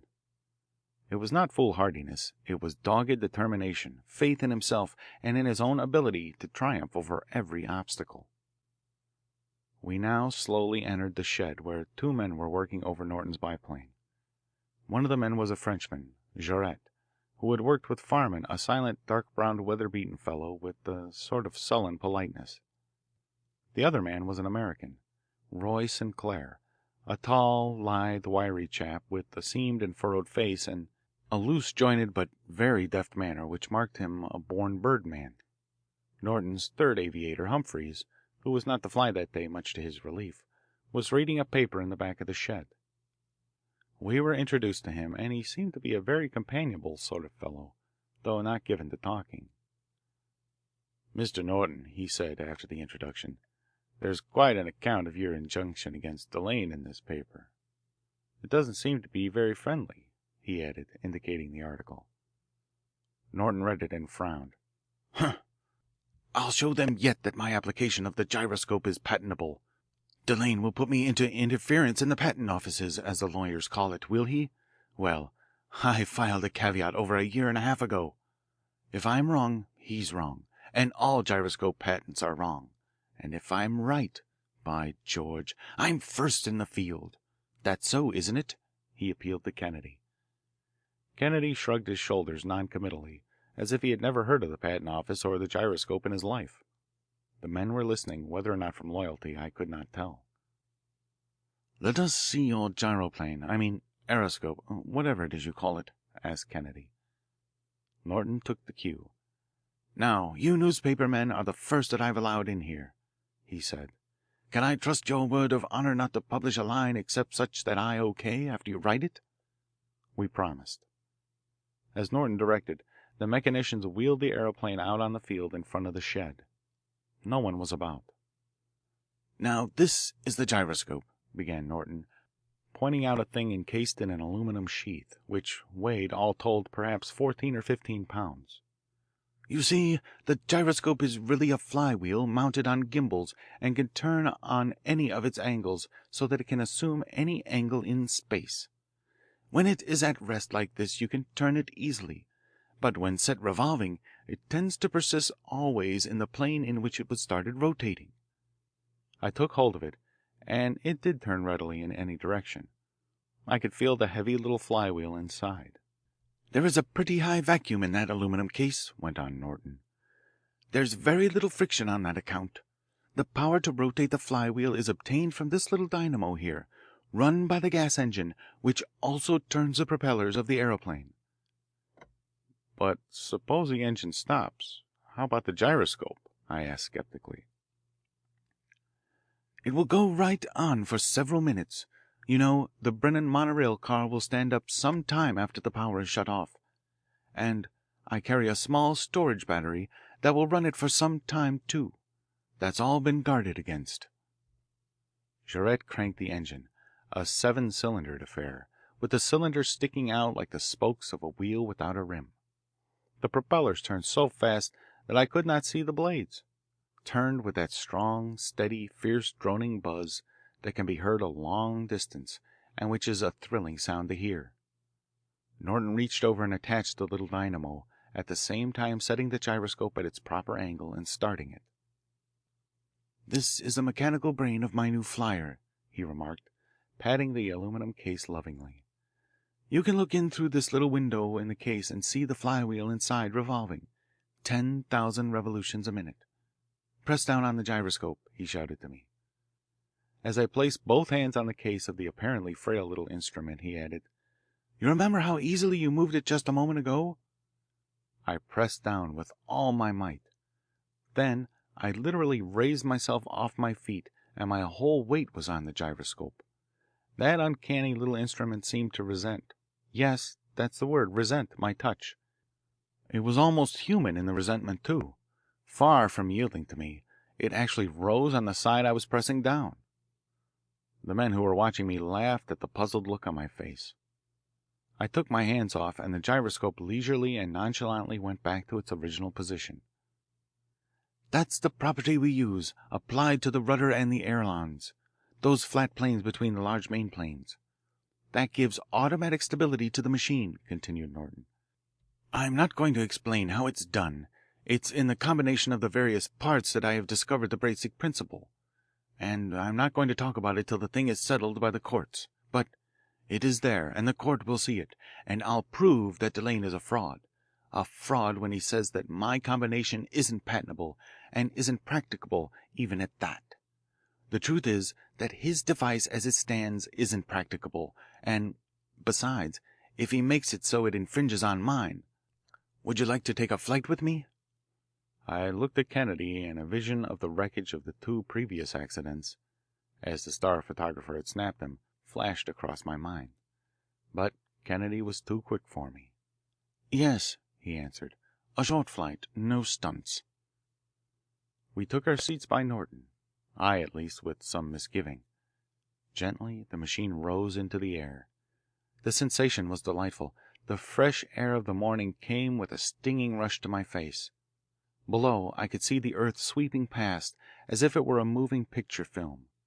Above the continuous roar of the engine and propeller, Norton indicated to Kennedy the automatic balancing of the gyroscope as it bent the ailerons. "Could you fly in this machine without the gyroscope at all?" yelled Kennedy. The noise was deafening, conversation almost impossible. Though sitting side by side, he had to repeat his remark twice to Norton. "Yes," called back Norton. Reaching back of him, he pointed out the way to detach the gyroscope and put a sort of brake on it that stopped its revolutions almost instantly. "It's a ticklish job to change in the air," he shouted. "It can be done, but it's safer to land and do it." The flight was soon over, and we stood admiring the machine while Norton expatiated on the compactness of his little dynamo. "What have you done with the wrecks of the other machines?" inquired Kennedy at length. "They're stored in a shed down near the railroad station. They're just a mass of junk, though there are some parts I can use, so I'll ship them back to the factory. Might I have a look at them?" "Surely. I'll give you the key. Sorry I can't go myself, but I want to be sure everything is all right for my flight this afternoon." It was a long walk over to the shed near the station, and, together with our examination of the wrecked machines, it took us the rest of the morning. Craig carefully turned over the wreckage. It seemed a hopeless quest to me, but I fancied to him that it merely presented new problems for his deductive and scientific mind. "These gyroscopes are out of business for good," he remarked as he glanced at the dented and battered aluminum cases. "But there doesn't seem to be anything wrong with them except what would naturally happen in such accidents." For my part, I felt a sort of awe at the mass of wreckage in which Brown and Herrick had been killed. It was to me more than a tangled mass of wires and splinters. 2 human lives had been snuffed out in it. "The engines are a mass of scrap. See how the cylinders are bent and twisted," remarked Kennedy with great interest. "The gasoline tank is intact, but dented out of shape. No explosion there. And look at this dynamo. Why, the wires in it are actually fused together. The insulation has been completely burnt off. I wonder what could have caused that." Kennedy continued to regard the tangled mass thoughtfully for some time, then locked the door, and we strolled back to the grandstand on our side of the field. Already the crowd had begun to collect. Across the field we could see the various machines in front of their hangars with the men working on them. The buzz of the engines was wafted across by the light summer breeze as if 1,000 cicadas had broken loose to predict warm weather. 2 machines were already in flight, a little yellow demoiselle scurrying around close to the earth like a frightened hen, and a Blériot high overhead making slow and graceful turns like a huge bird. Kennedy and I stopped before the little wireless telegraph station of the Signal Corps in front of the grandstand and watched the operator working over his instruments. "There it is again," muttered the operator angrily. "What's the matter?" asked Kennedy. "Amateurs interfering with you?" The man nodded a reply, shaking his head with the telephone-like receiver viciously. He continued to adjust his apparatus. "Confound it!" he exclaimed. "Yes, that fellow has been jamming me for the past 2 days, off and on, every time I get ready to send or receive a message. Williams is going up with a Wright machine equipped with a wireless apparatus in a minute, and this fellow won't get out of the way. By Jove, those are powerful impulses of his. Hear that crackling? I've never been interfered with so in my experience. Touch that screen door with your knife." Kennedy did so, and elicited large sparks with quite a tingle of a shock. "Yesterday and the day before it was so bad we had to give up attempting to communicate with Williams," continued the operator. "It was worse than trying to work in a thunder shower. That's the time we get our troubles, when the air is overcharged with electricity, as it is now." "That's interesting," remarked Kennedy. Interesting, flashed back the operator, angrily noting the condition in his log book. Maybe it is, but I'll call it damned mean. It's almost like trying to work in a power station. Indeed? Queried Kennedy. I beg your pardon. I was only looking at it from the purely scientific point of view. Who is it, do you suppose? How do I know? Some amateur, I guess. No professional would butt in this way. Kennedy took a leaf out of his notebook and wrote a short message which he gave to a boy to deliver to Norton. Detach your gyroscope and dynamo, it read. Leave them in the hangar. Fly without them this afternoon and see what happens. No use to try for the prize today. Kennedy. We sauntered out on the open part of the field, back of the fence and to the side of the stands, and watched the flyers for a few moments. They were in the air now, and I could see Norton and his men getting ready. The boy with the message was going rapidly across the field. Kennedy was impatiently watching him. It was too far off to see just what they were doing, but as Norton seemed to get down out of his seat in the aeroplane when the boy arrived, and it was wheeled back into the shed, I gathered that he was detaching the gyroscope and was going to make the flight without it, as Kennedy had requested. In a few minutes it was again wheeled out. The crowd, which had been waiting especially to see Norton, applauded.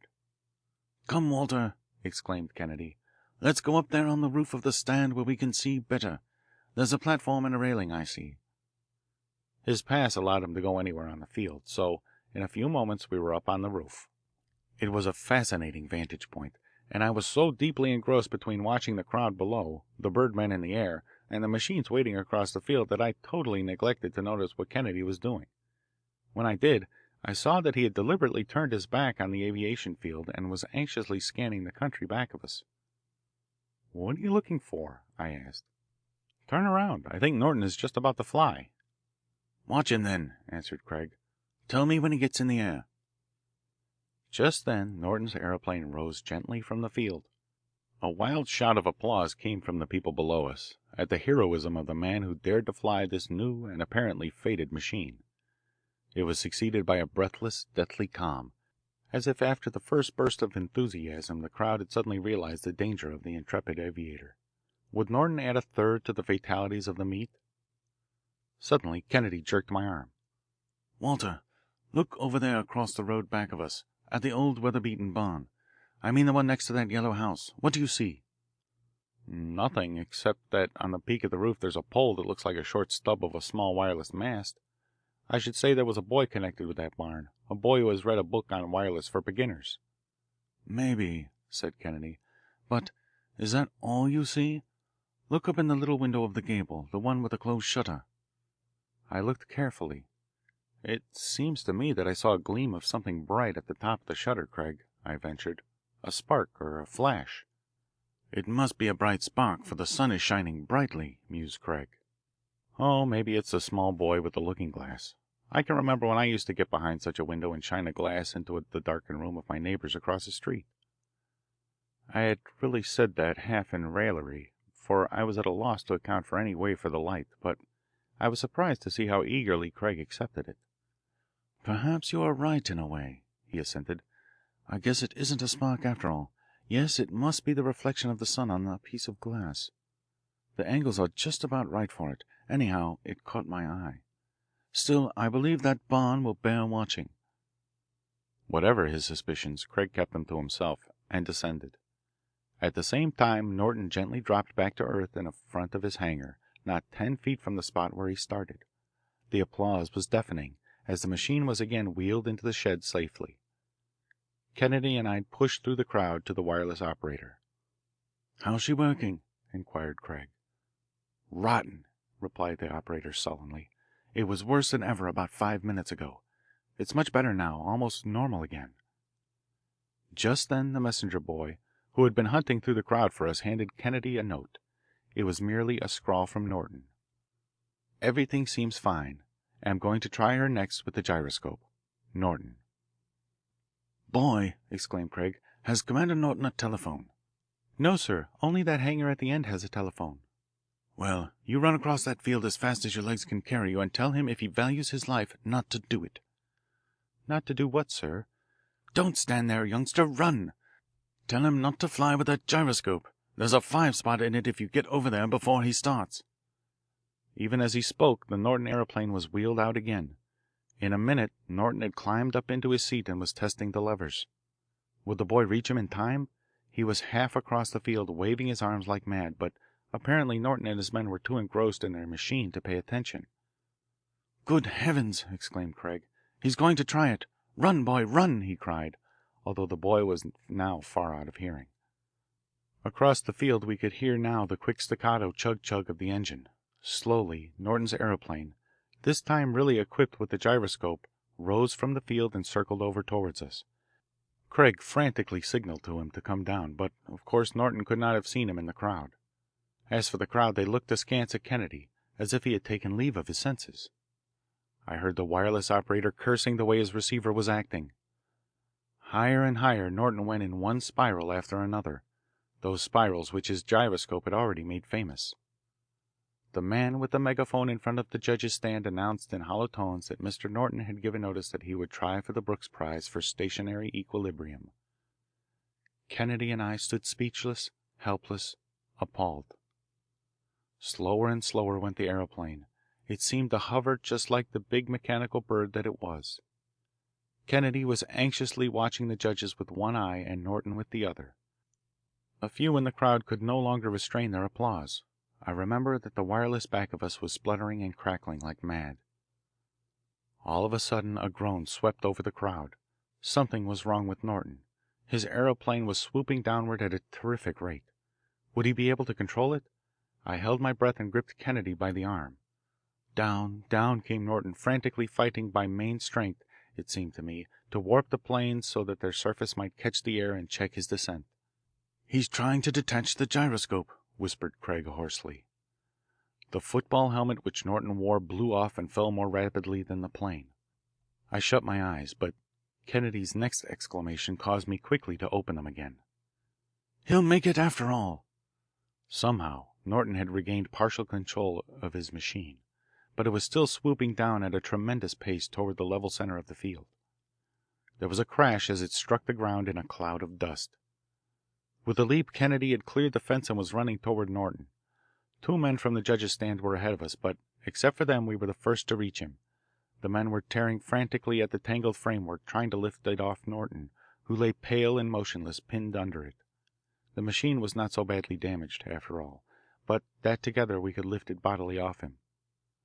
A doctor ran out from the crowd and hastily put his ear to Norton's chest. No one spoke, but we all scanned the doctor's face anxiously. "Just stunned. He'll be all right in a moment. Get some water," he said.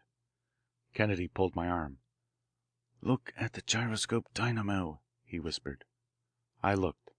Like the other two which we had seen, it was also a wreck. The insulation was burned off the wires were fused together, and the storage battery looked as if it had been burnt out. A flicker of the eyelid, and Norton seemed to regain some degree of consciousness. He was living over again the ages that had passed during the seconds of his terrible fall. "Will they never stop? Oh, those sparks, I can't disconnect it. Sparks, more sparks, will they never—" So he rambled on. It was fearsome to hear him. But Kennedy was now sure that Norton was safe and in good hands, and he hurried back in the direction of the grandstand. I followed. Flying was over for the day, and the people were filing slowly out toward the railroad station where the special trains were waiting. We stopped at the wireless station for a moment. "Is it true that Norton will recover?" inquired the operator. "Yes, he was only stunned, thank heaven. Did you keep a record of the antics of your receiver since I saw you last?" "Yes, sir, and I made a copy for you. By the way, it's working all right now when I don't want it. If Williams was only in the air now, I'd give you a good demonstration of communicating with an aeroplane," continued the operator as he prepared to leave. Kennedy thanked him for the record and carefully folded it. Joining the crowd, we pushed our way out, but instead of going down to the station with them, Kennedy turned toward the barn in the yellow house. For some time we waited about casually, but nothing occurred. At length Kennedy walked up to the shed. The door was closed and double padlocked. He knocked, but there was no answer. Just then a man appeared on the porch of the yellow house. Seeing us, he beckoned. As we approached, he shouted, "He's gone for the day." "Has he a city address, any place I could reach him tonight?" asked Craig. I don't know. He hired the barn for me 2 weeks and paid in advance. He told me if I wanted to address him the best way was Dr. K. Lamar, General Delivery, New York City. Ah, then I suppose I had better write to him, said Kennedy, apparently much gratified to learn the name. I presume he'll be taking away his apparatus soon? Can't say. There's enough of it. Cy Smith, he's in the electric light company up to the village. Says the doctors use a powerful lot of current. He's good pay, though he's awful close-mouthed. Flying over for today, ain't it? Was that feller much hurt? No, he'll be all right tomorrow. I think he'll fly again. The machine's in pretty good condition. He's bound to win that prize. Goodbye. As I walked away, I remarked, "How do you know Norton will fly again?" I don't, answered Kennedy, but I think that either he or Humphreys will. I wanted to see that this Lamar believes it anyhow. By the way, Walter, do you think you could grab a wire here and phone in a story to the Star that Norton isn't much hurt and will probably be able to fly tomorrow? Try to get the City News Association, too, so that all the papers will have it. I don't care about risking the general delivery. Perhaps Lamar won't call for any mail, but he certainly will read the papers. Put it in the form of an interview with Norton. I'll see that it is all right and that there is no comeback. Norton will stand for it when I tell him my scheme." I caught the Star just in time for the last edition, and some of the other papers that had later editions also had the story. Of course, all the morning papers had it. Norton spent the night in Mineola Hospital. He didn't really need to stay, but the doctor said it would be best in case some internal injury had been overlooked. Meanwhile, Kennedy took charge of the hangar where the injured machine was. The men had been in a sort of panic. Humphrey could not be found, and the only reason, I think, why the two mechanicians stayed was because something was due them on their pay. Kennedy wrote them out personal checks for their respective amounts, but dated them 2 days ahead to ensure their staying. He threw off all disguise now and with authority from Norton directed the repairing of the machine. Fortunately, it was in pretty good condition. The broken part was the skids, not the essential parts of the machine. As for the gyroscope, there were plenty of them and another dynamo, and it was a very simple thing to replace the old one that had been destroyed. Sinclair worked with a will, far past his regular hours. Jaurette also worked, though one could hardly say with a will. In fact, most of the work was done by Sinclair and Kennedy, with Jaurette sullenly grumbling, mostly in French, under his breath.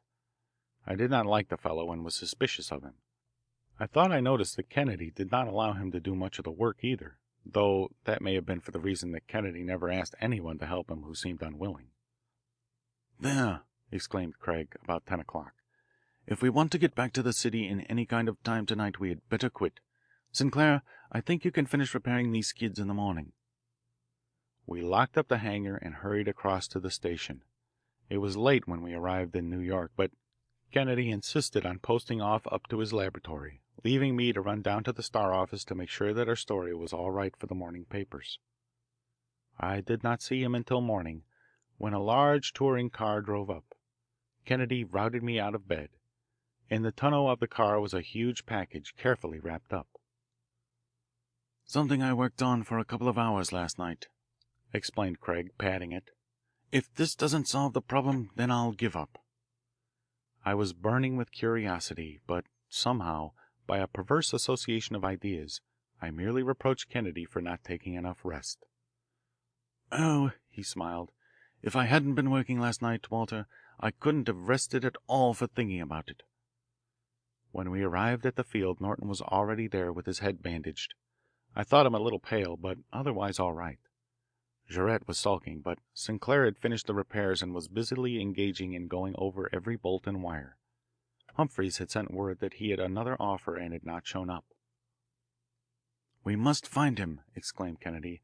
"I want him to make a flight today. His contract calls for it." "I can do it, Kennedy," asserted Norton. "See, I'm all right."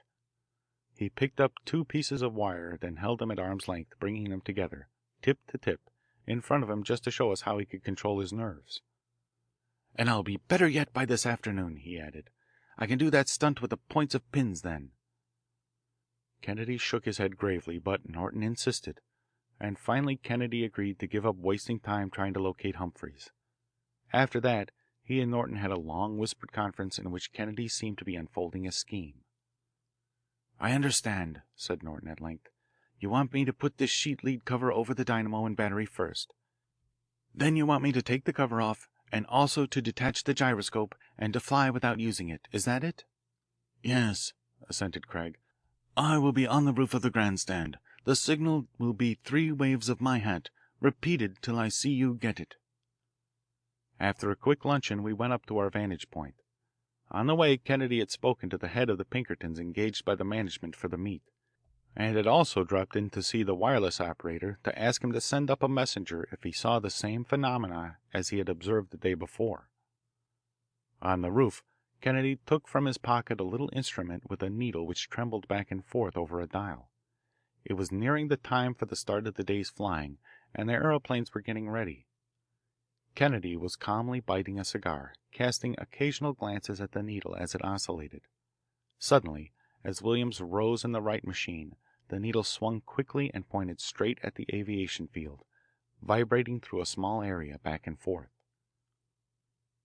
The operator is getting his apparatus ready to signal to Williams, remarked Craig. This is an apparatus called an odometer. It tells you the direction and something of the magnitude of the Hertzian waves used in wireless. 5 or 10 minutes passed. Norton was getting ready to fly.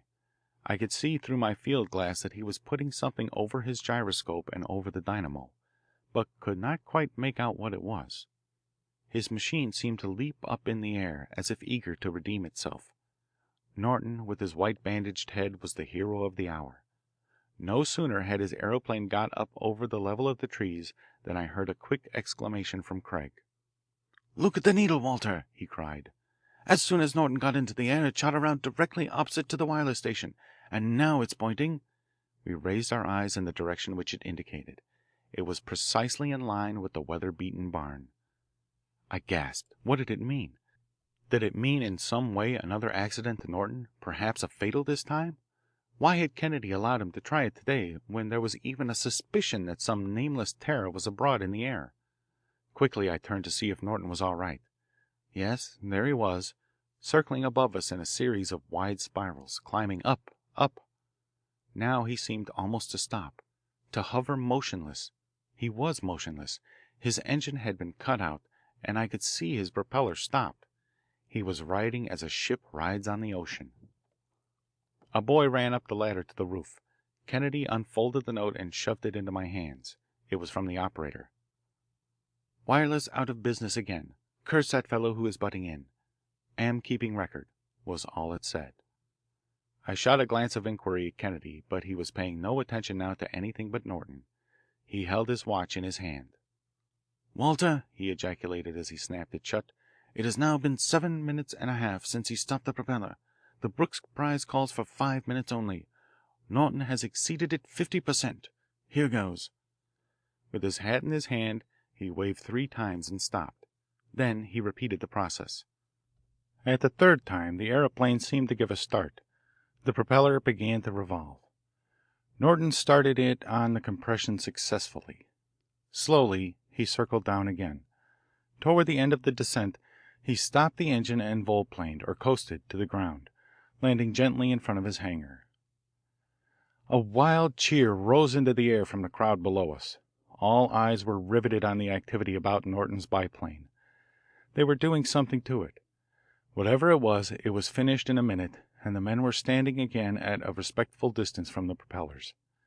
Again Norton was in the air.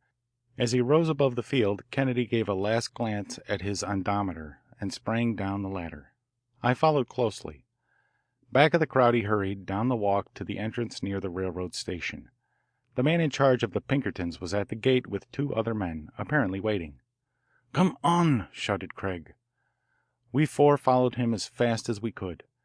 He turned in at the lane running up to the yellow house, so as to approach the band from the rear, unobserved. "Quietly now," he cautioned. We were now at the door of the barn. A curious crackling, snapping noise issued. Craig gently tried the door. It was bolted on the inside. As many of us as could threw ourselves like a human catapult against it. It yielded. Inside, I saw a sheet of flame 15 or 20 feet long. It was a veritable artificial bolt of lightning. A man with a telescope had been peering out of the window. but now was facing us in surprise. "Lamar," shouted Kennedy, drawing a pistol, "one motion of your hand and you are a dead man. Stand still where you are. You are caught red-handed." The rest of us shrank back in momentary fear of the gigantic forces of nature which seemed let loose in the room. The thought, in my mind at least, was, suppose this arch-fiend should turn his deadly power on us? Kennedy saw us from the corner of his eyes. "Don't be afraid," he said with just a curl to his lip. "I've seen all this before. It won't hurt you. It's a high-frequency current. The man has simply appropriated the invention of Mr. Nikola Tesla. Seize him. He won't struggle. I've got him covered." Two burly Pinkertons leaped forward gingerly into the midst of the electrical apparatus, and in less time than it takes to write it, Lamar was hustled out to the doorway, each arm pinioned back of him. As we stood, half dazed by the suddenness of the turn of events, Kennedy hastily explained. "Tesla's theory is that under certain conditions the atmosphere, which is normally a high insulator, assumes conducting properties and so becomes capable of conveying any amount of electrical energy. I myself have seen electrical oscillations such as these in this room of such intensity that while they could be circulated with impunity through one's arms and chest, they would melt wires farther along in the circuit. Yet the person through whom such a current is passing feels no inconvenience. I have seen a loop of heavy copper wire energized by such oscillations and a mass of metal within the loop heated to the fusing point. And yet into the space in which this destructive aerial turmoil was going on I have repeatedly thrust my hand and even my head without feeling anything or experiencing any injurious after effect. In this form all the energy of the dynamos of Niagara could pass through one's body and yet produce no injury. But, diabolically directed, this vast energy has been used by this man to melt the wires in the little dynamo that runs Norton's gyroscope. That is all. Now to the aviation field. I have something more to show you." We hurried as fast as we could up the street and straight out on the field, across toward the Norton hangar, the crowd gaping in wonderment. Kennedy waved frantically for Norton to come down, and Norton, who was only a few hundred feet in the air, seemed to see and understand. As we stood waiting before the hangar, Kennedy could no longer restrain his impatience. "I suspected some wireless power trick when I found that the field wireless telegraph failed to work every time Norton's aeroplane was in the air," he said, approaching close to Lamar. "I just happened to catch sight of that peculiar wireless mast of yours. A little flash of light first attracted my attention to it. I thought it was an electric spark, but you are too clever for that, Lamar. Still, you forgot a much simpler thing. It was the glint of the sun on the lens of your telescope as you were watching Norton that betrayed you." Lamar said nothing. "I'm glad to say you had no confederate in the hangar here," continued Craig. "At first I suspected it. Anyhow, you succeeded pretty well single-handed. 2 lives lost and 2 machines wrecked. Norton flew all right yesterday when he left his gyroscope and dynamo behind, but when he took them along you were able to fuse the wires in the dynamo. You pretty nearly succeeded in adding his name to those of Brown and Herrick." The whir of Norton's machine told us he was approaching. We scattered to give him space enough to choose the spot where he would alight. As the men caught his machine to steady it, he jumped lightly to the ground. "Where's Kennedy?" he asked, and then, without waiting for a reply, he exclaimed, "Queerest thing I ever saw up there. The dynamo wasn't protected by the sheet-lead shield in this flight as in the first today. I hadn't risen 100 feet before I happened to hear the damnedest sputtering in the dynamo. Look, boys, the insulation is completely burned off the wires, and the wires are nearly all fused together." "So it was in the other 2 wrecked machines," added Kennedy, coming coolly forward. "If you hadn't had everything protected by those shields I gave you in your first flight today, you would have simply repeated your fall of yesterday, perhaps fatally. This fellow has been directing the full strength of his wireless high-tension electricity straight at you all the time." "What fellow?" demanded Norton. The 2 Pinkertons shoved Lamar forward. Norton gave a contemptuous look at him. "Delane," he said, "I knew you were a crook when you tried to infringe on my patent, but I didn't think you were coward enough to resort to murder." Lamar, or rather Delane, shrank back as if even the protection of his captors was safety compared to the threatening advance of Norton toward him. "Poof!" exclaimed Norton, turning suddenly on his heel. "What a fool I am! The law will take care of scoundrels such as you. What's the grandstand cheering for now?" he asked, looking across the field in an effort to regain his self-control. A boy from one of the hangars down the line spoke up from the back of the crowd in a shrill, piping voice. "You've been awarded the Brooks Prize, sir," he said. End of The Terror in the Air. Chapter 10 of The Silent Bullet by Arthur B. Reeve. The Black Hand. Kennedy and I had been dining rather late one evening at Luigi's, a little Italian restaurant on the Lower West Side. We had known the place well in our student days and had made a point of visiting it once a month since, in order to keep in practice in the fine art of gracefully handling long shreds of spaghetti. Therefore, we did not think it strange when the proprietor himself stopped a moment at our table to greet us. Glancing furtively around at the other diners, mostly Italians, he suddenly leaned over and whispered to Kennedy, "I have heard of your wonderful detective work, Professor. Could you give a little advice in the case of a friend of mine?" "Surely, Luigi. What is the case?" asked Craig, leaning back in his chair. Luigi glanced around again apprehensively and lowered his voice. "Not so loud, sir.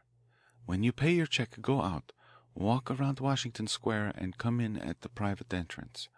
I'll be waiting in the hall. My friend is dining privately upstairs." We lingered a while over our Chianti and then quietly paid the check and departed. True to his word, Luigi was waiting for us in the dark hall. With a motion that indicated silence, he led us up the stairs to the second floor and quickly opened a door into what seemed to be a fair-sized private dining room. A man was pacing the floor nervously. On a table was some food, untouched. As the door opened, I thought he startled as if in fear, and I am sure his dark face blanched, if only for an instant. Imagine our surprise at seeing Gennaro, the great tenor, with whom merely to have a speaking acquaintance was to argue oneself famous. "Oh, it is you, Luigi," he exclaimed in perfect English, rich and mellow. "And who are these gentlemen?" Luigi merely replied, "Friends," in English also, and then dropped off into a voluble, low-toned explanation in Italian. I could see, as we waited, that the same idea had flashed over Kennedy's mind as my own. It was now 3 or 4 days since the papers had reported the strange kidnapping of Gennaro's 5-year-old daughter, Adelina, his only child, and the sending of a demand for $10,000 ransom, signed, as usual, with the mystic Black Hand, a name to conjure with in blackmail and extortion. As Signor Gennaro advanced towards us, after a short talk with Luigi, almost before the introductions were over, Kennedy anticipated him by saying, "I understand, Signor, before you ask me, I have read all about it in the papers. You want someone to help you catch the criminals who are holding your little girl." "No, no," exclaimed Gennaro excitedly. "Not that. I want to get my daughter first. After that, catch them if you can, yes. I should like to have someone do it. But read this first and tell me what you think of it. How should I act to get my little Adelina back without hampering a hair of her head?" The famous singer drew from a capricious pocketbook a dirty, crumpled letter, scrawled on cheap paper.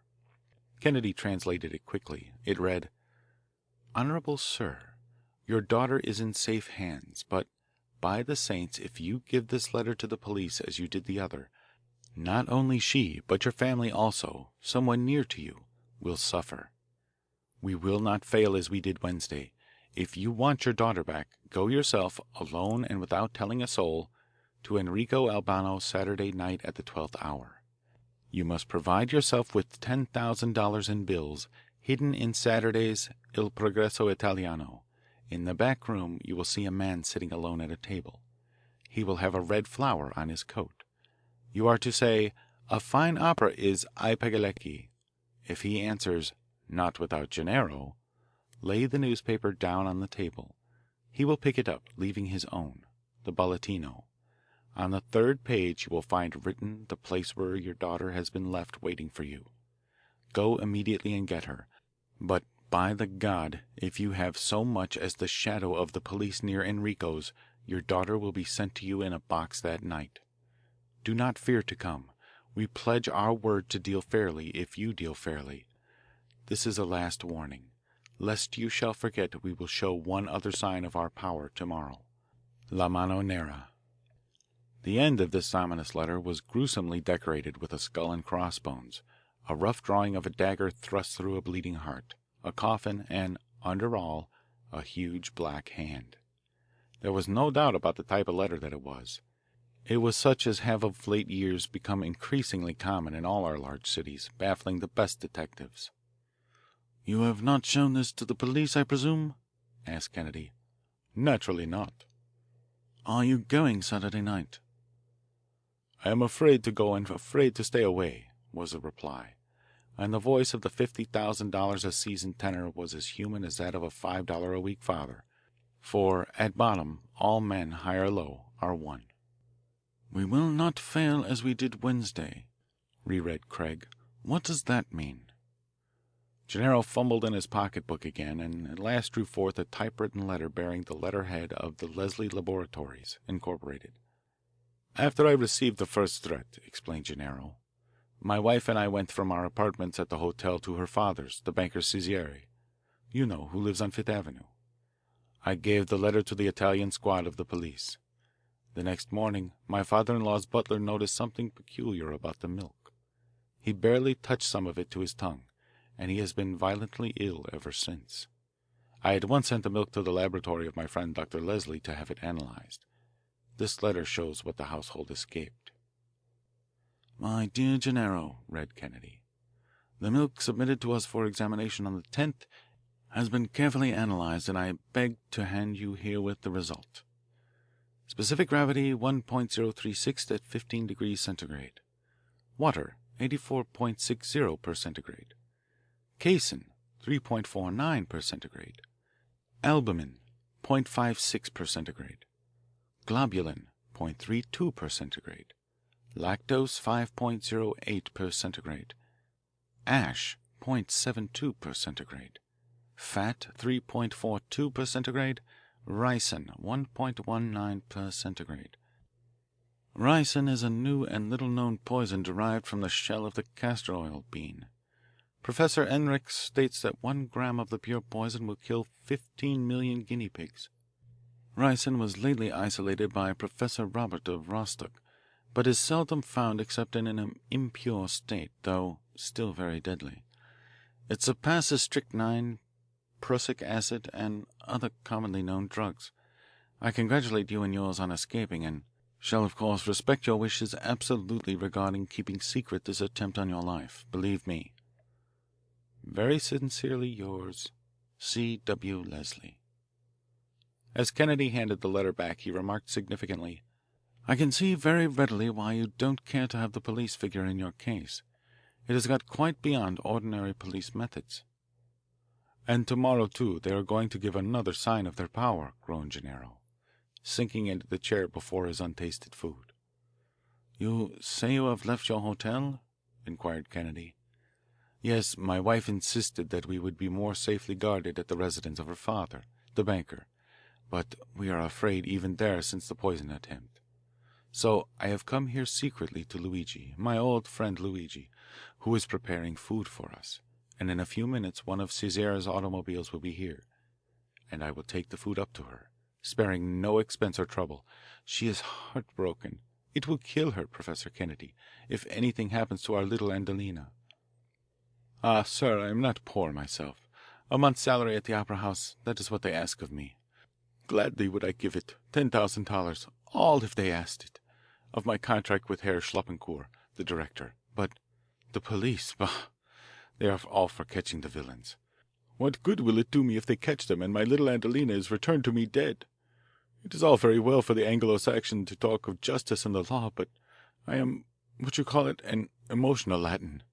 I want my little daughter, and at any cost. Catch the villains afterwards, yes, I will pay double then to catch them so that they cannot blackmail me again. Only first I want my daughter back." "And your father-in-law?" "My father-in-law. He has been among you long enough to be one of you. He has fought them. He has put up a sign in his banking house, 'No money paid on threats.' But I say it is foolish. I do not know America as well as he, but I know this. The police never succeed. The ransom is paid without their knowledge, and they very often take the credit. I say pay first, then I will swear a righteous vendetta. I will bring the dogs to justice with the money yet on them. Only show me how. Show me how." "First of all," replied Kennedy, "I want you to answer one question, truthfully, without reservation, as to a friend. I am your friend, believe me. Is there any person, a relative or acquaintance of yourself, or your wife, or your father in law, whom you even have reason to suspect of being capable of extorting money from you in this way? I needn't say that that is the experience of the district attorney's office in the large majority of cases of this not so called Black Hand." "No," replied the tenor without hesitation. "I know that, and I have thought about it. No, I can think of no one. I know you Americans often speak of the Black Hand as a myth, coined originally by a newspaper writer. Perhaps it has no organization, but, Professor Kennedy, to me it is no myth. What if the real Black Hand is any gang of criminals who chooses to use that convenient name to extort money? Is it the less real? My daughter is gone." "Exactly," agreed Kennedy. "It is not the theory that confronts you. It is a hard, cold fact. I understand that perfectly. What is the address of this Albano's?" Luigi mentioned a number on Mulberry Street, and Kennedy made a note of it. "It is a gambling saloon," explained Luigi. "Albano is a Neapolitan, a Canarista, one of my countrymen of whom I am thoroughly ashamed, Professor Kennedy." "Do you think this Albano had anything to do with the letter?" Luigi shrugged his shoulders. Just then a big limousine was heard outside. Luigi picked up a huge hamper that was placed in a corner of the room and, followed closely by Signor Gennaro, hurried down to it.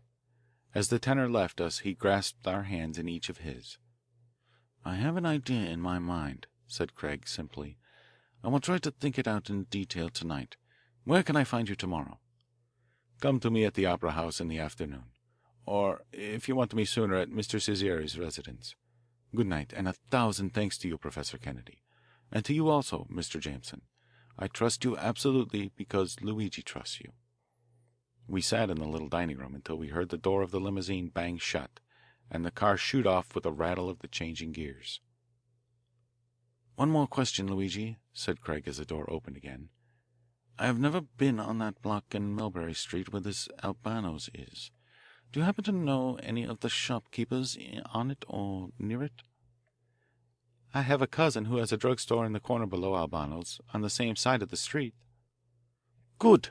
Do you think he would let me use his store for a few minutes Saturday night? Of course, without any risk to himself?" "I think I could arrange it." "Very well. Then tomorrow, say at 9 in the morning, I will stop here, and we will all go over to see him. Good night, Luigi, and many thanks for thinking of me in connection with this case. I've enjoyed Signor Gennaro's singing often enough at the opera and want to render him this service. And I'm only too glad to be able to be of service to all honest Italians. That is, if I succeed in carrying out a plan I have in mind." A little before 9 the following day, Kennedy and I dropped into Luigi's again. Kennedy was carrying a suitcase which he had taken over from his laboratory to our rooms that night before. Luigi was waiting for us, and without losing a minute we sallied forth. By means of the tortuous twists of streets in old Greenwich Village, we came out at last on Bleecker Street and began walking east amid the hurly-burly of races of lower New York. We had not quite reached Mulberry Street when our attention was attracted by a large crowd on one of the busy corners, held back by a cordon of police who were endeavouring to keep the people moving with that burly good nature which the 6-foot Irish policeman displays towards the 5-foot burden bearers of southern and eastern Europe who throng New York. Apparently, we saw as we edged up into the front of the crowd, here was a building whose whole front had literally been torn off and wrecked. The thick plate glass of the windows was smashed to a mass of greenish splinters on the sidewalk, while the windows of the upper floors and for several houses down the block in either street were likewise broken. Some thick iron bars which had formerly protected the windows were now bent and twisted. A huge hole yawned in the floor inside the doorway, and peering in we could see the desks and chairs a tangled mass of kindling. "What's the matter?" I inquired of an officer near me, displaying my reporter's fireline badge, more for its moral effect than in the hope of getting any real information in these days of enforced silence toward the press. "Black hand bum," was the laconic reply. "Phew," I whistled. "Anyone hurt?" "They don't usually kill anyone, do they?" asked the officer by way of reply to test my acquaintance with such things. "No," I admitted. "They destroy more property than lives, but did they get anyone this time? This must have been a thoroughly overloaded bomb, I should judge by the looks of things." "Came pretty close to it. The bank hadn't any more than opened when bang went this gas pipe and dynamite thing. Crowd collected before the smoke had fairly cleared. Man who owns the bank was hurt, but not badly. Now come, beat it down to headquarters if you want to find out any more. You'll find it printed on the pink slips, the squeal book by this time. Gainst the rules for me to talk," he added, with a good-natured grin. Then, to the crowd, "Go on now. You're blocking traffic. Keep moving." I turned to Craig and Luigi. Their eyes were riveted on the big gilt sign, half broken, and all askew overhead. It read, "Ciro di Cesare and Company, Bankers, New York, Genoa, Naples, Rome, Palermo." "This is the reminder so that Gennaro and his father-in-law will not forget," I gasped. Yes, added Craig, pulling us away. and Cesare himself is wounded, too. Perhaps that was for putting up the notice refusing to pay. Perhaps not. It's a queer case. They usually set the bombs off at night when no one is around. There must be more back of this than merely to scare Gennaro. It looks to me as if they were after Cesare, too, first by poison, then by dynamite. We shouldered our way out through the crowd and went on until we came to Mulberry Street, pulsing with life. Down we went past the little shops, dodging the children and making way for women with huge bundles of sweatshop clothing accurately balanced on their heads or hugged up under their capacious capes. Here was just one little colony of the hundreds of thousands of Italians, a population larger than the Italian population of Rome, of whose life the rest of New York knew and cared nothing. At last we came to Albano's little wine shop, a dark, evil, malodorous place on the street level of a 5-story, alleged new law tenement. Without hesitation, Kennedy entered, and we followed, acting the part of a slumming party. There were a few customers at this early hour, men out of employment and an inoffensive-looking lot, though of course they eyed us sharply. Albano himself proved to be a greasy, low-browed fellow who had sort of a cunning look.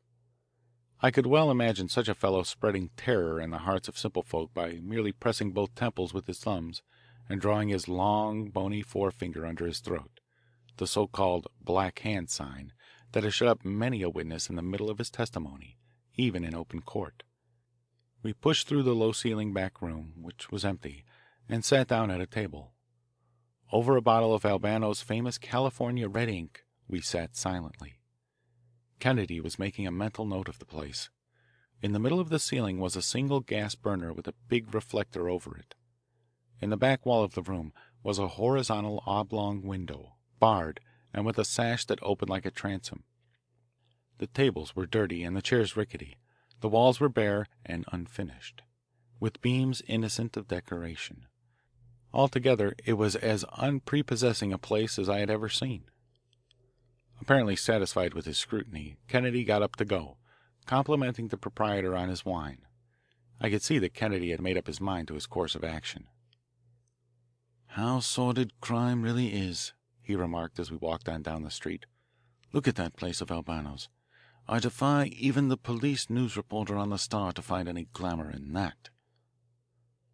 Our next stop was at the corner of the little store kept by the cousin of Luigi, who conducted us back of the partition where prescriptions were compounded, and found us chairs. A hurried explanation from Luigi brought a cloud to the open face of the druggist, as if he hesitated to lay himself and his little fortune open to the blackmailers. Kennedy saw it and interrupted.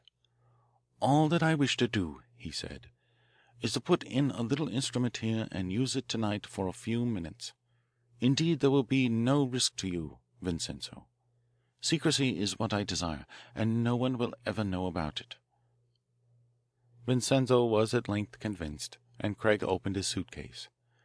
There was little in it except several coils of insulated wire, some tools, and a couple of packages wrapped up, and a couple of pairs of overalls. In a moment Kennedy had donned overalls and was smearing dirt and grease over his face and hands. Under his direction, I did the same. Taking the bag of tools, the wire, and one of the small packages, we went out on the street and then up through the dark and ill-ventilated hall of the tenement. Halfway up, a woman stopped us suspiciously. "Telephone company," said Craig curtly. "Here's permission from the owner of the house to string wires across the roof." He pulled an old letter out of his pocket, but, as it was too dark to read, even if the woman had cared to do so, we went on up as he had expected, unmolested. At last we came to the roof, where there were some children at play a couple of houses down from us.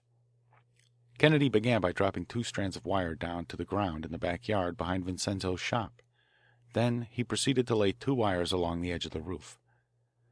We had worked only a little while when the children began to collect. However, Kennedy kept right on until we reached the tenement next to that in which Albano's shop was. "Walter," he whispered, "just get the children away for a minute now." "Look here, you kids," I yelled. "Some of you will fall off if you get so close to the edge of the roof. Keep back." It had no effect. Apparently, they looked not a bit frightened at the dizzying mass of clotheslines below us. "Say, is there a candy store on this block?" I asked in desperation. "Yes, sir," came the chorus. "Who'll go down and get me a bottle of ginger ale?" I asked. A chorus of voices and glittering eyes was the answer. They all would. I took a $50 from my pocket and gave it to the oldest. "All right, now, hustle along, and divide the change." With a scamper of many feet they were gone, and we were alone. Kennedy had now reached Albano's, and as soon as the last head had disappeared below the scuttle of the roof, he dropped 2 long strands down into the backyard, as he had done at Vincenzo's. I started to go back, but he stopped me. "Oh, that will never do," he said. "The kids will see that the wires end here. I must carry them on several houses farther as a blind, and trust to luck that they don't see the wires leading down below." We were several houses down, still putting up wires when the crowd came shouting back, sticky with cheap trust-made candy and black with Eastside chocolate. We opened the ginger ale and forced ourselves to drink it so as to excite no suspicion, then a few minutes later descended the stairs of the tenement, coming out just above Albano's. I was wondering how Kennedy was going to get into Albano's again without exciting suspicion. He solved it neatly. "Now, Walter, do you think you could stand another dip into that red ink of Albano's?" I said I might in the interest of science and justice, not otherwise. "Well, your face is sufficiently dirty," he commented, "so that with the overalls you don't look very much as you did the first time you went in. I don't think they will recognize you. Do I look pretty good?" "You look like a coal harver out of a job," I said. I can scarcely restrain my admiration. "All right, then take this little glass bottle. Go into the back room and order something cheap, in keeping with your looks. Then, when you are all alone, break the bottle. It is full of gas drippings. Your nose will dictate what to do next. Just tell the proprietor you saw the gas company's wagon on the next block and come up here and tell me." I entered. There was a sinister-looking man with sort of an unscrupulous intelligence writing at a table. As he wrote he puffed at his cigar. I noticed a scar on his face, a deep furrow running from the lobe of his ear to his mouth. That, I knew, was a brand set upon him by the Camorra. I sat and smoked and sipped slowly for several minutes, cursing him inwardly more for his presence than for his evident look of the malavita. At last he went out to ask the barkeeper for a stamp. Quickly I tiptoed over to another corner of the room and ground the little bottle under my heel. Then I resumed my seat. The odour that pervaded the room was sickening. The sinister-looking man with the scar came in again and sniffed. I sniffed. Then the proprietor came in and sniffed. "Say," I said in the toughest voice I could assume, "you got a leak. Wait, I seen the gas company wagon on the next block when I came in. I'll get the man." I dashed out and hurried up the street to the place where Kennedy was waiting impatiently. Rattling his tools, he followed me with apparent reluctance. As he entered the wine shop, he snorted after a manner of gas men. "Where's the leak?" "You find the leak," grunted Albano. "What do you got to get it to pay for? You wanted me to do your work?" "Well, half a dozen of you wops get out of here, that's all. Yous all want to be blown to pieces with them pipes and cigarettes? Clear out," growled Kennedy. They retreated precipitately, and Craig hastily opened his bag of tools. Quick, Walter, shut the door and hold it, exclaimed Craig, working rapidly. He unwrapped the little package and took out a round, flat disc-like thing of black vulcanized rubber. Jumping up on a table, he fixed it to the top of the reflector over the gas jet. "Can you see that from the floor, Walter?" he asked under his breath. "No," I replied. "Not even when I know it's there." Then he attached a couple of wires to it and led them across the ceiling toward the window, concealing them carefully by sticking them in the shadow of a beam. At the window he quickly attached the wires to the two that were dangling down from the roof and shoved them around out of sight. "We'll have to trust that no one sees them," he said. "That's the best I can do on such short notice. I've never saw a room so bare as this anyway. There isn't another place I could put that thing without its being seen." We gathered up the broken glass of the gas drippings bottle, and I opened the door. "It's all right now," said Craig, sauntering out before the bar. "Only the next time you has anything the matter, call the company up. I ain't supposed to do this without orders, see?" A moment later I followed, glad to get out of the oppressive atmosphere, and joined him in the back of Vincenzo's drug store, where he was again at work. As there was no back window there, it was quite a job to lead the wires around the outside from the back yard and in at a side window. It was at last done, however, without exciting suspicion, and Kennedy attached them to an oblong box of weathered oak and a pair of specially constructed dry batteries. "Now," said Craig, as we washed off the stains of work and stowed the overalls back in the suitcase, "that is done to my satisfaction. I can tell Gennaro to go ahead safely now and meet the Black Handers." From Vincenzo's we walked over to Center Street, where Kennedy and I left Luigi to return to his restaurant, with instructions to be at Vincenzo's at 11:30 that night. We turned into the new police headquarters and went down the long corridor to the Italian bureau. Kennedy sent in his card to Lieutenant Giuseppe in charge, and we were quickly admitted. The lieutenant was a short, full-faced, fleshy Italian with lightish hair and eyes that were apparently dull, until you suddenly discovered that that was merely a cover to their really restless way of taking in everything and fixing the impressions on his mind, as if on a sensitive plate. "I want to talk about the Gennaro case," began Craig.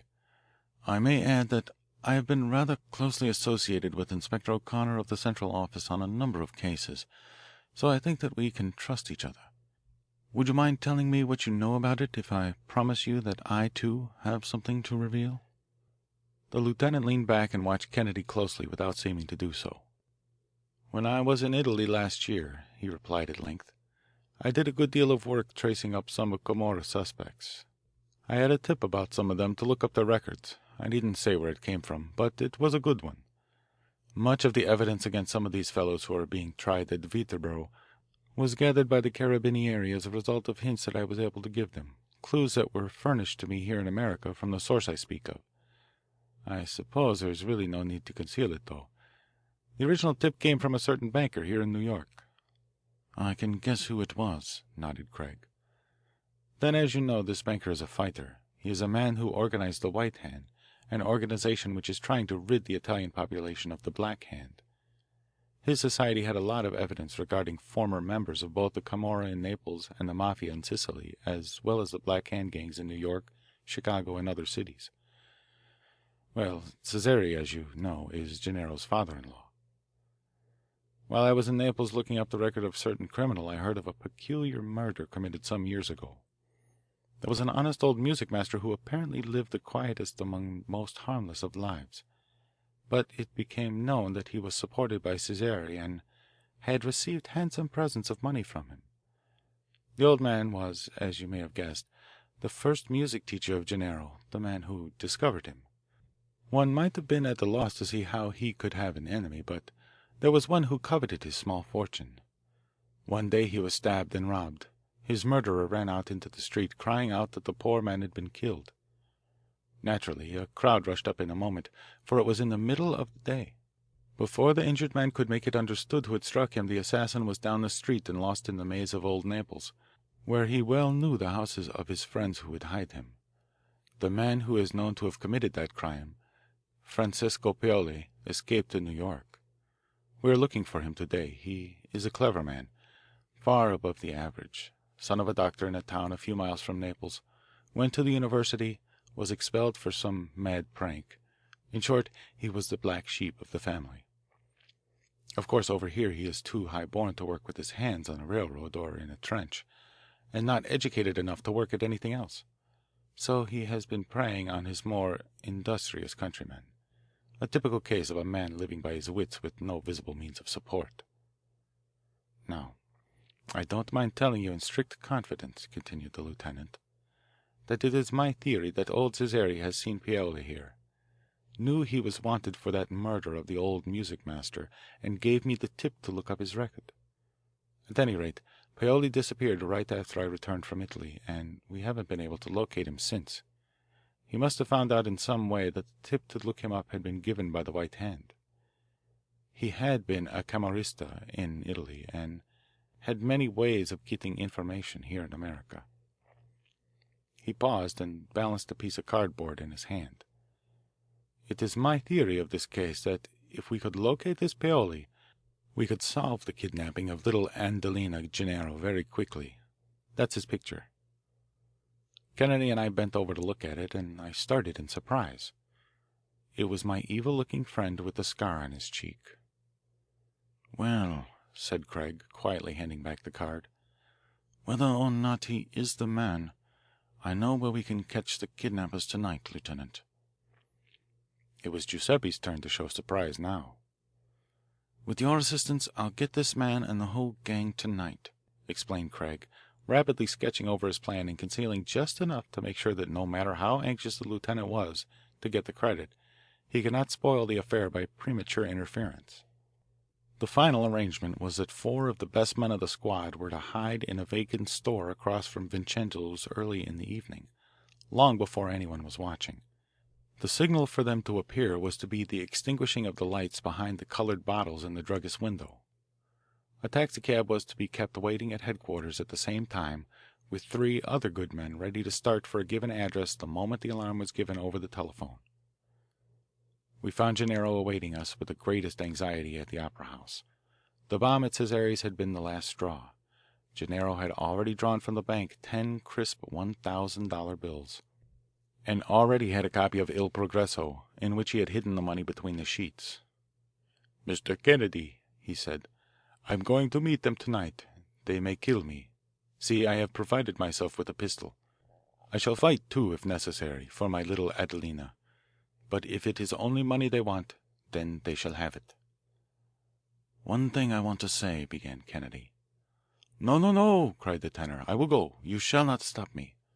"I do not wish to stop you," Craig reassured him. "But one thing. Do exactly as I tell you, and I swear not a hair of the child's head will be injured, and we will get the blackmailers too." "How?" eagerly asked Gennaro. "What do you want me to do?" "All I want you to do is go to Albano's at the appointed time, sit down in the back room, get into conversation with them, and, above all, Senor, as soon as you get the copy of the Bolletino, turn to the 3rd page, pretend not to be able to read the address. Ask the man to read it. Then repeat it after him. Pretend to be overjoyed. Offer to set up wine for the whole crowd. Just a few minutes, that's all I ask. And I will guarantee that you will be the happiest man in New York tomorrow." Gennaro's eyes filled with tears as he grasped Kennedy's hand. "That is better than having the whole police force back of me," he said. "I shall never forget, never forget." As we went out, Kennedy remarked, "You can't blame them for keeping their troubles to themselves. Here we send a police officer over to Italy to look up the records of some of the worst suspects. He loses his life. Another takes his place. Then, after he gets back, he is set to work on the mere clerical routine of translating them. One of his associates is reduced in rank. And so what does it come to? Hundreds of records have become useless because the 3 years within which the criminals could be deported have elapsed with nothing done. Intelligent, isn't it? I believe it has been established that all but about 50 of 700 known Italian suspects are still at large, mostly in this city, and the rest of the Italian population is guarded from them by a squad of police in number scarcely 1/30th of the number of known criminals. No, it is our fault if the Black Hand thrives. We had been standing on the corner of Broadway, waiting for a car. Now, Walter, don't forget. Meet me at the Bleecker Street station of the subway at 11:30. I'm off to the university. I have some very important experiments with the phosphorescent salts that I want to finish today. What has that got to do with the case? I asked, mystified. Nothing, replied Craig. I didn't say it had. At 11:30, don't forget. By George, though, that Paoli must be a clever one. Think of his knowing about ricin. I only heard of it myself recently. Well, here's my car. Goodbye. Craig swung aboard an Amsterdam Avenue car, leaving me to kill 8 nervous hours of my weekly day of rest from the Star. They passed at length, and at precisely the appointed time Kennedy and I met. With suppressed excitement, at least on my part, we walked over to Vincenzo's. At night this section of the city was indeed a black enigma. The lights in the shops where olive oil, fruit, and other things were sold were winking out one by one. Here and there strains of music floated out of wine shops, and little groups lingered on corners conversing in animated sentences. We passed Albano's on the other side of the street, being careful not to look at it too closely. For several men were hanging idly about, pickets apparently, with some secret code that would instantly have spread far and wide the news of any alarming action. At the corner we crossed and looked in Vincenzo's window a moment, casting a furtive glance across the street at the dark empty store where the police must be hiding. Then we went in and casually sauntered back of the partition. Luigi was there already. There were several customers still in the store, however, and therefore we had to sit in silence while Vincenzo quickly finished a prescription and waited on the last one. At last the doors were locked and the lights lowered, all except those in the windows which were to serve as signals. 10 minutes to 12, said Kennedy, placing the oblong box on the table. Gennaro will be going in soon. Let us try this machine now and see if it works. If the wires have been cut since we put them up this morning, Gennaro will have to take his chances alone. Kennedy reached over and with a light movement of his forefinger touched the switch. Instantly a babel of voices filled the store, all talking at once, rapidly and loudly. Here and there we could distinguish a snatch of conversation, a word, a phrase now and then, even the whole sentence above the rest. There was a clink of glasses. I could hear the rattle of dice on a bare table and an oath. A cork popped. Somebody scratched a match. We sat, bewildered, looking at Kennedy for an explanation. Imagine that you're sitting at a table in Albano's back room, was all he said. This is what you would be hearing. This is my electric ear. In other words, the dictograph used, I am told, by the Secret Service of the United States. Wait. In a moment you will hear Gennaro come in. Luigi and Vincenzo, translate what you hear. My knowledge of Italian is pretty rusty. Can they hear us? Whispered Luigi in an awestruck whisper. Craig laughed. No, not yet. But I have only to touch this other switch, and I could produce an effect in that room that would rival the famous writing on Belshazzar's wall. Only it would be a voice from the wall instead of writing. They seem to be waiting for someone, said Vincenzo. I heard somebody say, he will be here in a few minutes. Now get out. The babble of voices seemed to calm down as men withdrew from the room. Only 1 or 2 were left. One of them says the child is all right. She has been left in the backyard, translated Luigi. What yard did he say? Asked Kennedy. No, they just speak of it as the yard, replied Luigi. Jameson, go outside in the store to the telephone booth and call up headquarters. Ask them if the automobile is ready, with the men in it. I rang up, and after a moment the police central answered that everything was right. Then tell Central to hold the line clear. We mustn't lose a moment. Jameson, you stay in the booth. Vincenzo, you pretend to be working around your window, but not in such a way as to attract attention, for they have men watching the street very carefully. What is it, Luigi? Gennaro is coming. I just heard one of them say, here he comes. Even from the booth I could hear the dictograph repeating the conversation in the dingy little back room of Albano's down the street. "He's ordering a bottle of red wine," murmured Luigi, dancing up and down with excitement. Vincenzo was so nervous that he knocked the bottle down in the window, and I believe that my heartbeats were almost audible over the telephone which I was holding, for the police operator called me down for asking so many times if all was ready. "There it is, the signal," cried Craig. "A fine opera is I Pagalecki. Now listen for the answer." A moment elapsed, then. "Not without Gennaro," came a gruff voice in Italian from the dictograph. A silence ensued. It was tense. "Wait, wait," said a voice which I recognized instantly as Gennaro's. "I cannot read this. What is this, 23 Prince Street?"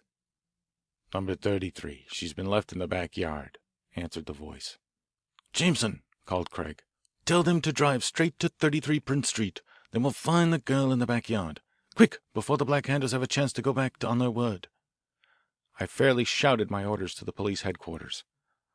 "They're off," came back the answer, and I hung up the receiver.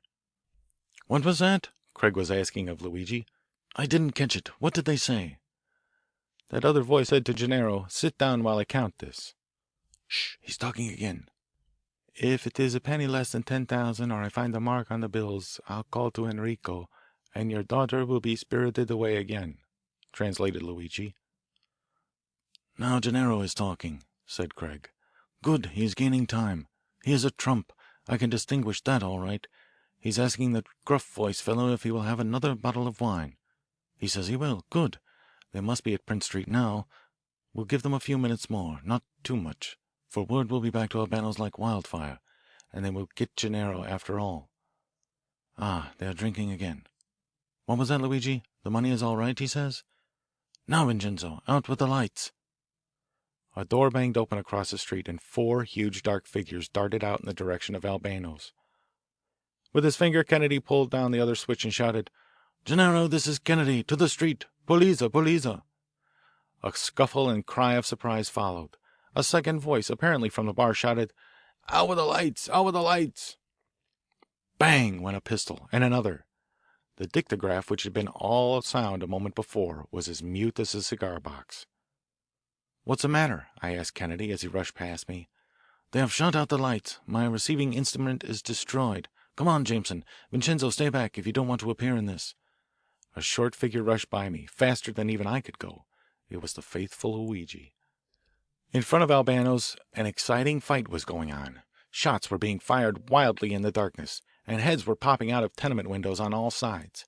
As Kennedy and I flung ourselves into the crowd, we caught a glimpse of Gennaro, with blood streaming from a cut on his shoulder, struggling with a policeman while Luigi vainly was trying to interpose himself between them. A man, held by another policeman, was urging the first officer on. "That's the man," he was crying. "That's the kidnapper. I caught him." In a moment Kennedy was behind him. "Paoli, you lie. You are the kidnapper. Seize him. He has the money on him. That other is Gennaro himself." The policeman released the tenor, and both of them seized Paoli. The others were beating at the door, which was being frantically barricaded inside. Just then a taxicab came swinging up the street. Three men jumped out and added their strength to those who were battering down Albano's barricade. Gennaro, with a cry, leapt into the taxicab. Over his shoulder I could see a tangled mass of dark brown curls, and a childish voice lisped, "Why didn't you come for me, Papa? The bad man told me if I waited in the yard you would come for me. But if I cried he said he would shoot me, and I waited and waited." "There, there, Una. Papa's going to take you straight home to Mother." A crash followed as the door yielded, and the famous Paoli gang was in the hands of the law. End of The Black Hand. Chapter 11 of The Silent Bullet by Arthur B. Reeve. The Artificial Paradise. It was, as I recall, at that period of the late unpleasantness in the little Central American republic of Vespuccia, when things looked darkest for American investors, that I hurried home one evening to Kennedy bursting with news. By way of explanation, I may add that during the rubber boom Kennedy had invested in stock of a rubber company in Vespuccia, and that its value had been shrinking for some time with that elasticity which a rubber band shows when one party suddenly lets go his end. Kennedy had been in danger of being snapped rather hard by the recoil, and I knew he had put in an order with his broker to sell and take his loss when a certain figure was reached. My news was a first ray of light in an otherwise dark situation, and I wanted to advise him to cancel the selling order and stick for a rise. Accordingly, I hurried unceremoniously into our apartment with the words on my lips before I had fairly closed the door. "What do you think, Craig?" I shouted. "It's rumored that the revolutionists have captured $500,000 from the government and are sending it to—" I stopped short. I had no idea that Kennedy had a client, and a girl, too. With a hastily mumbled apology, I checked myself and backed out towards my own room. I may as well confess that I did not retreat very fast, however. Kennedy's client was not only a girl, but a very pretty one. I found as she turned her head quickly at my sudden entrance and betray a lively interest at the mention of the revolution. She was a Latin American, and the Latin American type of feminine beauty is fascinating, at least to me. I did not retreat very fast. As I hoped, Kennedy rose to the occasion. "Miss Guerrero," he said, "let me introduce Mr. Jameson, who has helped me very much in solving some of my most difficult cases. Miss Guerrero's father, Walter, is the owner of a plantation which sells its product to the company I am interested in."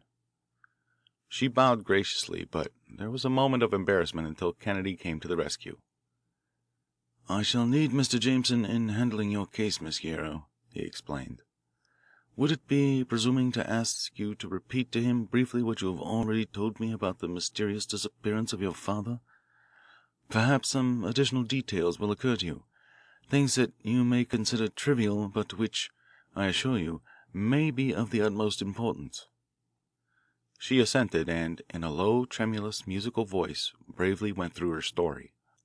"We come," she began, "my father and I, for my mother died when I was a little girl. We come from the northern part of Vespuccia, where foreign capitalists are much interested in the introduction of a new rubber plant. I am an only child, and have been the constant companion of my father for years, ever since I could ride a pony, going with him about our hacienda and on business trips to Europe and the States. I may as well say at the start, Mr. Jameson, that although my father is a large landowner, he has very liberal political views and is deeply in sympathy with the revolution that is now going on in Vespuccia. In fact, we were forced to flee very early in the trouble, and as there seemed to be more need of his services here in New York than in any of the neighbouring countries, we came here. So you see that if the revolution is not successful, his estate will probably be confiscated, and we shall be penniless. He is the agent, the head of the junta, I suppose you would call it, here in New York." "Engaged in purchasing arms and ammunition," put in Kennedy as she paused, "and seeing that they are shipped safely to New Orleans as agricultural machinery, where another agent receives them and attends to their safe transit across the Gulf." She nodded, and after a moment resumed. "There is quite a little colony of Vespuccians here in New York, both revolutionists and government supporters. I suppose that neither of you has any idea of the intriguing that is going on under the peaceful surface right here in your own city, but there is much of it, more than even I know or can tell you. Well, my father lately has been acting very queerly. There is a group who meet frequently at the home of a Senora Mendez, an insurrection group, of course. I do not go, for they are all much older people than I. I know the senora well, but I prefer a different kind of person. My friends are younger and perhaps more radical, more in earnest about the future of Vespuccia. For some weeks it has seemed to me that this Senora Mendez has had too much influence over my father. He does not seem like the same man he used to be. Indeed, some of the junta who do not frequent the house of the senora have remarked it. He seems moody, works by starts, then will neglect his work entirely. Often I see him with his eyes closed, apparently sitting quietly, oblivious to the progress of the cause, the only cause now which can restore us our estate. The other day we lost an entire shipment of arms. The Secret Service captured them on the way from the warehouse on South Street to the steamer which was to take them to New Orleans. Only once before had it happened, when my father did not understand all the things to conceal. Then he was frantic for a week, but this time he seems not to care. Oh, senores, she said, dropping her voice, I fear there was some treachery there. Treachery? I asked. And have you any suspicions who might have played informer? She hesitated. I may as well tell you just what I suspect. I fear the hold of Senora Mendez is somehow or other concerned with it all. I even have suspected that somehow she may be working in the pay of the government, that she is a vampire, living on the secrets of the group who so trust her. I suspect anything, everybody. That is, she is poisoning his mind, perhaps even whispering into his ear some siren proposal of amnesty and his estate again, if he will but do what she asks. My poor father, I must save him from himself if it is necessary. Argument has no effect with him. He merely answers that the senora is a talented and accomplished woman, and laughs a vacant laugh when I hint to him to beware. I hate her. The fiery animosity of her dark eyes boded ill, I felt, for the senora. But it flashed over me that perhaps, after all, the senora was not a traitress, but had simply been scheming to win the heart and hence the hacienda of the great landowner, when he came into possession of his estate if the revolution proved successful. And finally, she concluded, keeping back the tears by an heroic effort, last night he left our apartment, promising to return early in the evening. It is now 24 hours, and I have heard not a word from him. It is the first time in my life that we have ever been separated so long. And you have no idea where he could have gone? Asked Craig. Only what I have learned from Senor Torreon, another member of the junta. Senor Torreon said this morning that he left the home of Senora Mendez last night about 10 o'clock in company with my father. He says they parted at the subway, as they lived on different branches of the road. Professor Kennedy, she added, springing up and clasping her hands tightly in an appeal that was irresistible, you know what steps to take to find him. I trust all to you, even the calling on the police, though I think it would be best if we could get along without them. Find my father, senors, and when we come into our own again, you shall not regret that you befriended a lonely girl in a strange city, surrounded by intrigue and danger. There were tears in her eyes as she stood swaying before us. The tenseness of the appeal was broken by the sharp ringing of the telephone bell. Kennedy quickly took down the receiver. Your maid wishes to speak to you, he said, handing the telephone to her. Her face brightened with that nervous hope that springs in the human breast even in the blackest moments. I told her if any message came for me she might find me here, explained Miss Guerrero. Yes, Juanita, what is it? A message for me? My Spanish was not quite good enough to catch more than a word here and there in the low conversation, but I could guess from the haggard look which overspread her delicate face that the news was not encouraging. Oh, she cried, this is terrible, terrible. What shall I do? Why did I come here? I don't believe it. I don't believe it. Don't believe what, Miss Guerrero? Asked Kennedy reassuringly. Trust me. That he stole the money. Oh, what am I saying? You must not look for him. You must forget that I have been here. No, I don't believe it. What money? Asked Kennedy, disregarding her appeal to drop the case. Remember, it may be better that we should know it now than the police later. We will respect your confidence. The junta has been notified a few days ago. They say the large sum, 500,000 silver dollars, has been captured from the government and was on its way to New York to be melted up as a bullion at the sub-treasury, she answered, repeating what she had heard over the telephone as if in a dream. Mr. Jameson referred to the rumour when he came in. I was interested, for I did not know the public had heard of it yet. The junta has just announced that the money is missing. As soon as the ship docked in Brooklyn this morning, an agent appeared with the proper credentials from my father and a guard, and they took the money away. It has not been heard of since, and they have no word from my father. Her face was blanched as she realized what the situation was. Here she was, setting people to run down her own father, if the suspicions of the other members of the junta were to be credited. You do not think my father stole the money?" she faltered pitifully. "Say you do not think so." "I think nothing yet," replied Kennedy in an even voice. "The first thing to do is to find him, before the detectives of the junta do so." I felt a tinge, I must confess it, of jealousy as Kennedy stood beside her, clasping her hand in both of his and gazing earnestly down into the rich flush that now spread over her olive cheeks. "Miss Guerrero," he said, "you may trust me implicitly. If your father is alive, I will do all that a man can do to find him.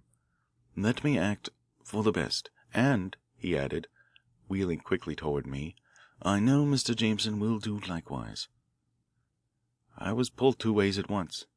I believed in Miss Guerrero, and yet the flight of her father and the removal of the bullion swallowed up, as it were, instantly, without so much as a trace in New York, looked very black for him. And yet, as she placed her small hand tremblingly in mine to say good bye, she won another night to go forth and fight her battle for her. Nor do I think that I am more than ordinarily susceptible either. When she had gone I looked hopelessly at Kennedy. How could we find a missing man in a city of 4,000,000 people?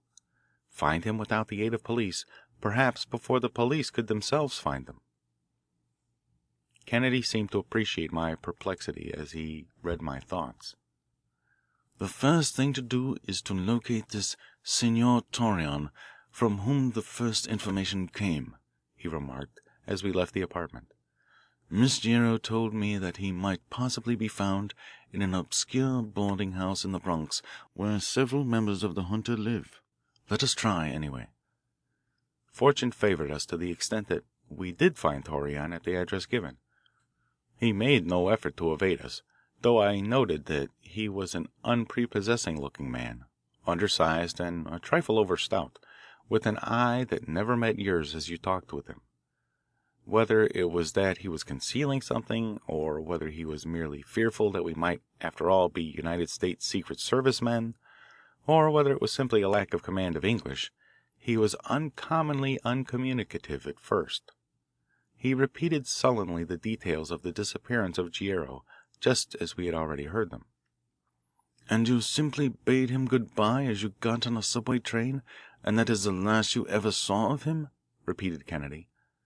"Yes," he replied. "Did he seem to be worried, or have anything on his mind, or to act queerly in any way?" asked Kennedy keenly. "No," came the monosyllabic reply, and there was just that shade of hesitation about it that made me wish we had the apparatus we used in the Bond case for registering association time. Kennedy noticed it, and purposely dropped the line of inquiry in order not to excite Torreon's suspicion. "I understand no word has been received from him at the headquarters on South Street today?" "None," replied Torreon sharply. "And you have no idea where he could have gone after you left him last night?" "No, senor, none." The answer was given, I thought, with suspicious quickness. "You do not think that he could be concealed by Senora Mendez, then?" asked Kennedy quietly. The little man jumped forward with his eyes flashing. "No," he hissed, checking this show of feeling as quickly as he could. "Well, then," observed Kennedy, rising slowly, "I see nothing to do but to notify the police and have a general alarm sent out." The fire died in the eyes of Torreon. "Do not do that, senor," he exclaimed. "Wait at least one day more. Perhaps he will appear. Perhaps he has only gone up to Bridgeport to see about some arms and cartridges. Who can tell? No, sir, do not call in the police, I beg you. Not yet. I myself will search for him. It may be I can get some word, some clue. If I can, I will notify Miss Guerrero immediately." Kennedy turned suddenly. "Torreon," he flashed quickly, "what do you suspect about that shipment of $500,000 silver dollars? Where did it go after it left the wharf?" Torreon kept his composure admirably. An enigma of a smile flitted over his mobile features as he shrugged his shoulders. "Ah," he said simply, "then you have heard that the money is missing? Perhaps the arrow has not gone to Bridgeport after all. On condition that I do not notify the police yet, will you take us to visit Senora Mendez and let us learn from her what she knows of this strange case?" Torreon was plainly cornered. He sat for a moment biting his nails nervously and fidgeting in his chair. "It shall be as you wish," he assented at length. "We are to go," continued Kennedy, "merely as friends of yours, you understand. I want to ask questions in my own way, and you are not to—" "Yes, yes," he agreed. "Wait, I will tell her we are coming." And he reached for the telephone. "No," interrupted Kennedy. "I prefer to go with you unexpected. Put down the telephone. Otherwise I may as well notify my friend Inspector O'Connor in the Central Office and go up with him." Torreon let the receiver fall back in its socket, and I caught just a glimpse of the look of hate and suspicion which crossed his face as he turned toward Kennedy. When he spoke, it was as suavely as if he himself were the one who had planned this little excursion. "It shall be as you wish," he said, leading the way out to the crosstown surface cars. Senora Mendez received us politely, and we were ushered into a large music room in her apartment. There were several people there already. They were seated in easy chairs about the room. One of the ladies was playing on the piano as we entered. It was a curious composition, very rhythmic, with a peculiar thread of monotonous melody running through it. The playing ceased, and all eyes were fixed on us. Kennedy kept very close to Torreon, apparently for the purpose of frustrating any attempt at a whispered conversation with the senora.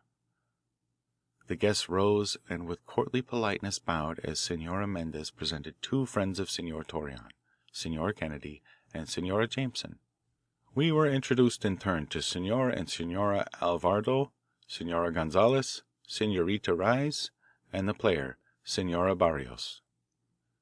It was a peculiar situation, and for want of something better to say, I commented on the curious character of the music we had overheard as we entered. The senora smiled, and was about to speak when a servant entered, bearing a tray full of little cups with a steaming liquid, and in a silver dish some curious round, disc-like buttons, about an inch in diameter and perhaps a quarter of an inch thick. Torreon motioned frantically to the servant to withdraw, but Kennedy was too quick for him. Interposing himself between Torreon and the servant, he made way for her to enter. "You were speaking of the music," replied Senora Mendez to me in rich, full tones. "Yes, it is very curious. It is a song of the Kiowa Indians of New Mexico, which Senora Barrios has endeavoured to set to music so that it can be rendered on the piano. Senora Barrios and myself fled from Vespuccia to Mexico at the start of our revolution, and when the Mexican government ordered us to leave on account of our political activity, we merely crossed the line to the United States, in New Mexico. It was there that we ran across this very curious discovery. The monotonous beat of that melody you heard is supposed to represent the beating of tom-toms of the Indians during their mescal rites. We are having a mescal evening here, whiling away the hours of exile from our native Vespuccia." "Mescal?" I repeated blankly at first. Then, feeling a nudge from Kennedy, I added hastily, "Oh, yes, to be sure. I think I have heard of it. It's a Mexican drink, is it not? I have never had the pleasure of tasting it or tasting that other drink. Pulque? Did I get the accent right?" I felt another sharper nudge from Kennedy, and knew that I had only made matters worse. "Mr. Jameson," he hastened to remark, "confounds this mescal of the Indians with the drink of the same name that is common in Mexico." "Oh," she laughed to my great relief, "but this mescal is something quite different. The Mexican drink mescal is made from the maguey plant and the frightfully horrid thing that sends the peon out of his senses and makes him violent. Mescal, as I mean it, is a little shrub, a god, a cult, a religion." "Yes," assented Kennedy, "discovered by the same Kiowa Indians, was it not?" "Perhaps," she admitted, raising her beautiful shoulders in polite deprecation. "The mescal religion, we found, has spread very largely in New Mexico and Arizona among the Indians, and with the removal of the Kiowas to the Indian reservation, it has been adopted by other tribes, even, as I heard, as far north as the Canadian border." "Is that so?" asked Kennedy. "I understood that the United States government has forbidden the importation of the mescal plant and its sale to the Indians under severe penalties." "It has, sir," interposed Alvarado, who had joined us, "but still the mescal cult grows secretly.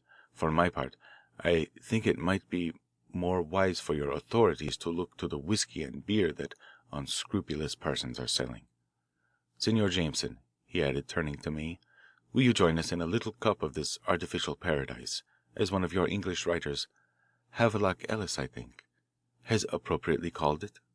I glanced dubiously at Kennedy as Senora Mendez took one of the little buttons out of the silver tray. Carefully paring the fuzzy tuft of hairs off the top of it, it looked to me very much like the tip of a cactus plant, which, indeed, it was. She rolled it into a little pellet and placed it in her mouth, chewing it slowly like a piece of chicle. "Watch me. Do just as I do," whispered Kennedy to me at the moment when no one was looking. The servant advanced toward us with the tray. "The mescal plant," explained Alvarado, pointing at the little discs, "grows precisely like these little buttons which you see here. It is a species of cactus which rises only half an inch or so from the ground. The stem is surrounded by a clump of blunt leaves which gives it its button shape, and on the top you will see the tuft of filaments like a cactus. It grows in the rocky soil in many places in the state of Jalisco, though only recently has it become known to science. The Indians, when they go out to gather it, simply lop off these little ends as they peep above the earth, dry them, keep what they wish for their own use, and sell the rest for what is to them a fabulous sum. Some people chew the buttons, while a few have lately tried making an infusion or tea out of them. Perhaps to a beginner I had better recommend the infusion." I had scarcely swallowed the bitter, almost nauseous decoction that I began to feel my heart action slowing up and my pulse beating fuller and stronger. The pupils of my eyes expanded as with a dose of belladonna. At least I could see that Kennedy's did, and so mine must have done the same. I seemed to feel an elated sense of superiority. Really, I almost began to feel that it was I, not Kennedy, who counted most in this investigation. I have since learned that this is the common experience of mescal users, this sense of elation, but the feeling of physical energy and intellectual power soon wore off, and I found myself glad to recline in my easy chair, as the rest did, in silent indolence. Still, the display that followed for an enchanted hour or so was such as I find it hopeless to describe in language which shall convey to others the beauty and splendour of what I saw. I picked up a book lying on a table before me. A pale blue-violet shadow floated across the page before me, leaving an after-image of pure colour that was indescribable. I laid down the book and closed my eyes. A confused riot of images and colours like a kaleidoscope crowded before me, at first indistinct, but, as I gazed with closed eyes, more and more definite. Golden, red, and green jewels seemed to riot before me. I bathed my hands in inconceivable riches of beauty such as no art glass worker has ever produced. All discomfort ceased. I had no desire to sleep, in fact was hypersensitive, but it was a real effort to open my eyes, to tear myself away from the fascinating visions of shapes and colours. At last I did open my eyes to gaze at the gas jets of the chandelier as they flickered. They seemed to send out waves, expanding and contracting waves of colour. The shadows of the room were highly coloured and constantly changing as the light changed. Senora Barrios began lightly to play on the piano the transposed Kiowa song, emphasizing the notes that represented the drum beats. Strange as it may seem, the music translated itself into pure colour, and the rhythmic beating of the time seemed to aid the process. I thought of the untutored Indians as they sat in groups about the flickering campfire while others beat the tom-toms and droned the curious melody. What were the visions of the red man, I wondered, as he chewed his mescal button and the medicine man prayed to Hickory, the cactus god, to grant a beautiful intoxication. Under the gaslights of the chandelier hung a cluster of electric light bulbs which added to the flood of golden effulgence that bathed the room and all the things in it. I gazed next intently at the electric lights. They became the sun itself in their steadiness, until I had to turn away my head and close my eyes. Even then the image persisted. I saw the golden sands of Newport, only they were blazing with glory as if they were veritable diamond dust. I saw the waves of incomparable blue rolling up on the shore. A vague perfume was wafted on the air. I was in an orgy of vision, yet there was no stage of maudlin emotion. It was, at least, elevating. Kennedy's experience as he related them to me afterwards were similar, though sufficiently varied to be interesting. His visions took the forms of animals, a Cheshire cat like that in Alice in Wonderland, with merely a grin that faded away, changing into a lynx which in turn disappeared, followed by an unknown creature with short nose and pointed ears, then tortoises and guinea pigs, a perfectly unrelated succession of beasts. When the playing began, a beautiful panorama unfolded before him, the regular notes in the music enhancing the beauty and changes in the scenes, which he described as a most wonderful kinescopic display. In fact, only De Quincey or Bayard Taylor or Poe could have done justice to the thrilling effects of the drug, and not even they unless an amanuensis had been seated by them to take down what they dictated, for I defy anyone to remember anything but a fraction of the rapid march of changes under its influence. Indeed, in observing its action I almost forgot for the time being the purpose of our visit, so fascinated was I. The music ceased, but not the visions. Senora Mendez advanced towards us. The spangles on her net dress seemed to give her a fairy-like appearance. She seemed to float over the carpet like a glowing, fleecy white cloud over a rainbow-tinted sky. Kennedy, however, had not for an instant forgotten what we were there for, and his attention recalled mine. I was surprised to see that when I made the effort I could talk and think quite as rationally as ever, though the wildest pranks were going on in my mind and vision. Kennedy did not beat about in putting his question, evidently counting on the surprise to exact the truth. What time did Senor Guerrero leave last night? The question came so suddenly that she had no time to think of a reply that would conceal anything she might otherwise have wished to conceal. "About 10 o'clock," she answered, then instantly was on her guard, for Torreon had caught her eye. "And you have no idea where he went?" asked Kennedy. "None, unless he went home," she replied guardedly. I did not at the time notice the significance of her prompt response to Torreon's warning. I did not notice, as did Kennedy, the smile that spread over Torreon's features. The music had started again, and I was oblivious to all but the riot of colour. Again the servant entered. She seemed clothed in a halo of light and colour, every fold of her dress radiating the most delicate tones. Yet there was nothing voluptuous or sensual about it. I was raised above earthly things. Men and women were no longer men and women. They were brilliant creatures of whom I was one. It was sensuous, but not sensual. I looked at my own clothes. My everyday suit was idealized. My hands were surrounded by a glow of red fire that made me feel that they must be the hands of a divinity. I noticed them as I reached forward toward the tray of little cups. There swam into my line of vision another such hand. It laid itself on my arm. A voice sang in my ear softly. "No, Walter, we have had enough. Come, let us go. This is not like any other known drug, not even the famous cannabis indicta, hashish. Let us go as soon as we politely can. I have found out what I wanted to know. Guerrero is not here." We rose shortly and excused ourselves, and, with general regrets in which all but Torreon joined, were bowed out with the same courtly politeness with which we had been received. As we left the house, the return to the world was quick. It was like coming out from the matinee and seeing the crowds on the street. They, not the matinee, were unreal for the moment, but, strange to say, I found one felt no depression as a result of the mescal intoxication. "What is it about mescal that produces such results?" I asked. "The alkaloids," replied Kennedy as we walked slowly along. "Mescal was first brought to the attention of scientists by explorers employed by our Bureau of Ethnology. Dr. Weir Mitchell and Dr. Harvey Wiley and several German scientists have investigated it since then. It is well known that it contains half a dozen alkaloids and resins of curious and little investigated nature. I can't recall even the names of them offhand, but I have them in my laboratory." As the effect of the mescal began to wear off in the fresh air, I found myself in a peculiar questioning state. What had we gained by our visit?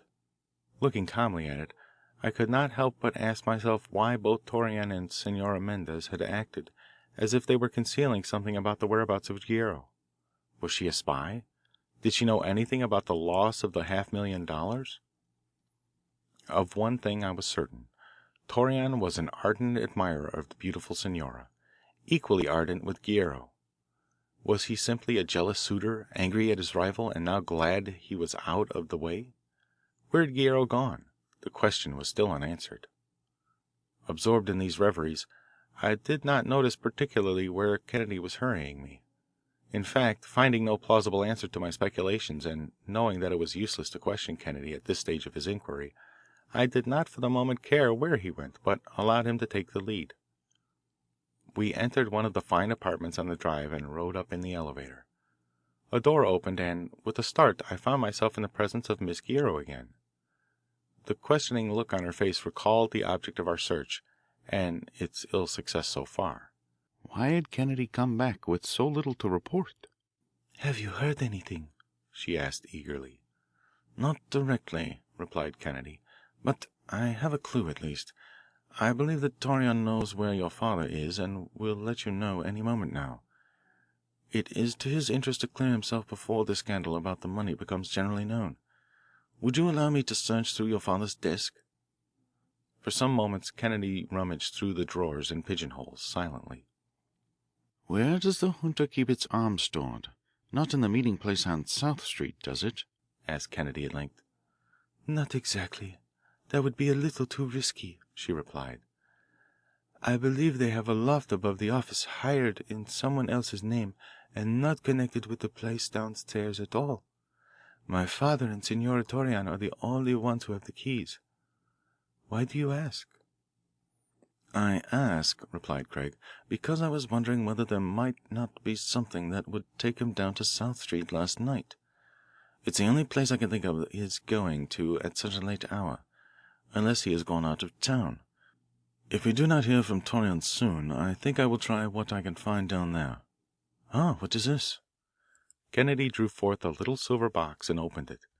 Inside reposed a dozen mescal buttons. We both looked quickly at Miss Guerrero, but it was quite evident that she was unacquainted with them. She was about to ask what Kennedy had found when the telephone rang and the maid announced that Miss Guerrero was wanted by Senor Torreon. A smile of gratification flitted over Kennedy's face as he leaned over to me and whispered, "It is evident that Torreon is anxious to clear himself.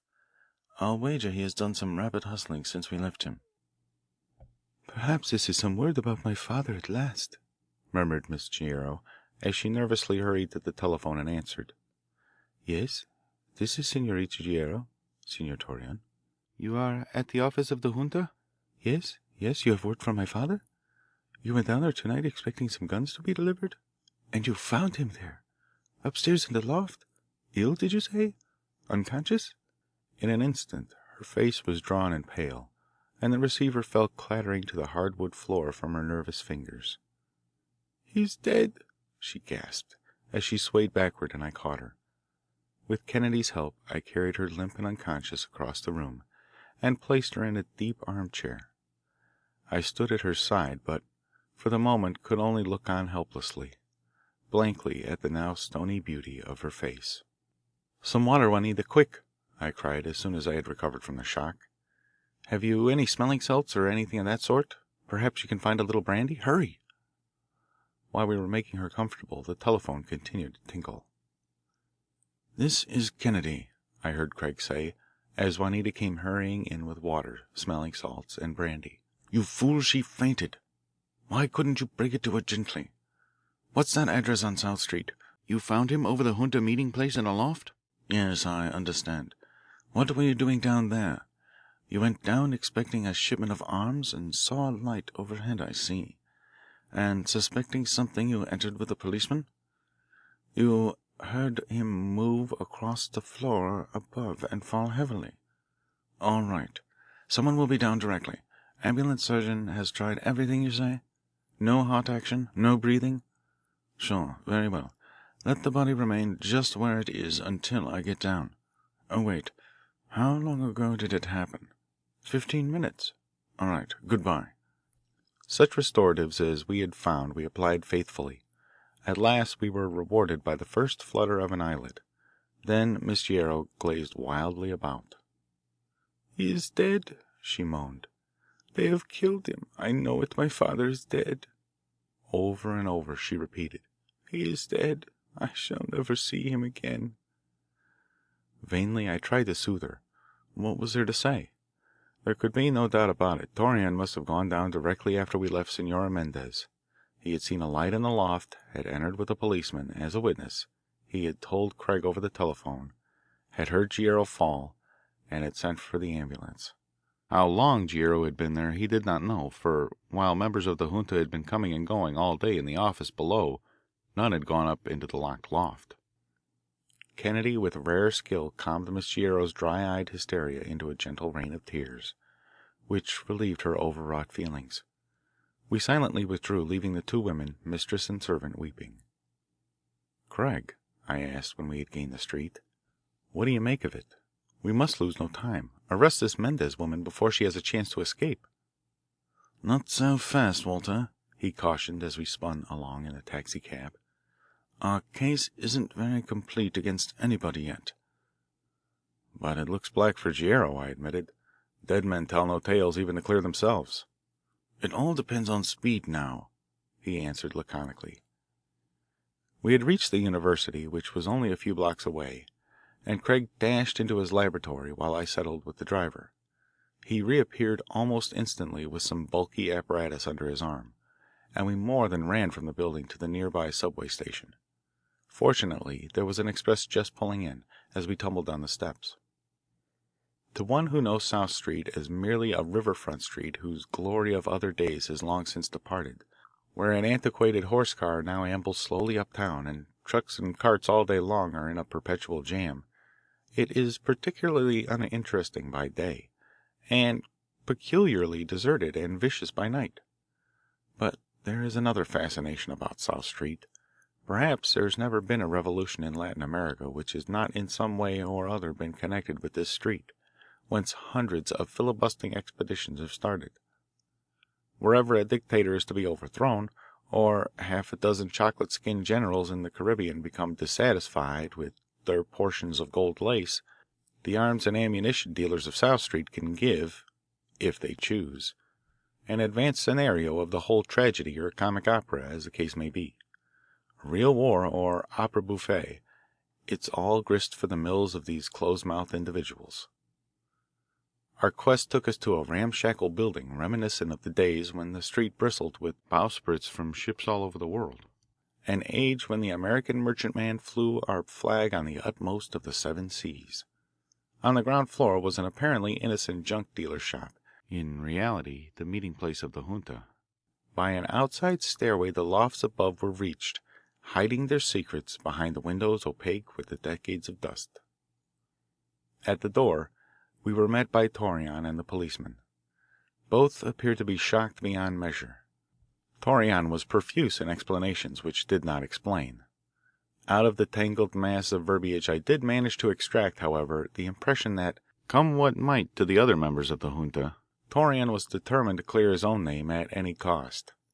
He and the policeman had discovered Senor Guerrero only a short time before upstairs.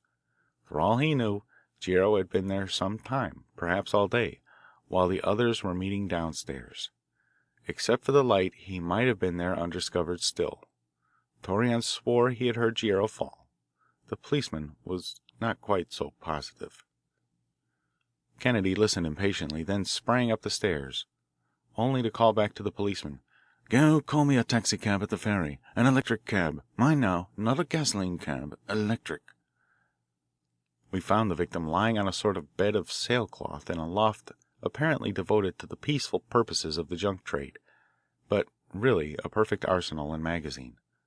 It was dusty and cobwebbed, crammed with stands of arms, tents, uniforms and bales, batteries of Maxims and mountain guns, and all the paraphernalia for carrying on a real 20th century revolution.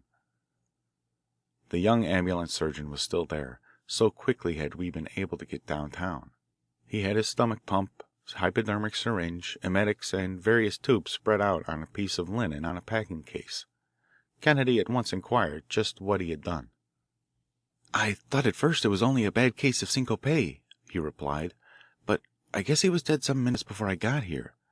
Tried rhythmic traction of the tongue, artificial respiration, stimulants, chest and heart massage, everything, but it was no use."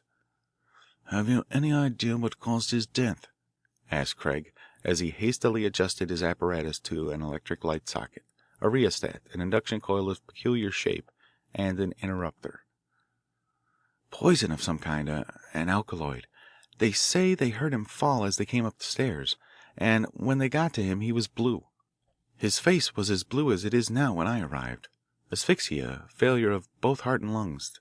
That was what the alkaloid caused." The gong of the electric cab sounded outside. As Craig heard it he rushed with 2 wires to the window, threw them out, and hurried downstairs, attaching them to the batteries of the cab. In an instant he was back again. "Now, doctor," he said, "I'm going to perform a very delicate test on this man. Here I have the alternating city current and here a direct, continuous current from the storage batteries of the cab below. Doctor, hold his mouth open. So.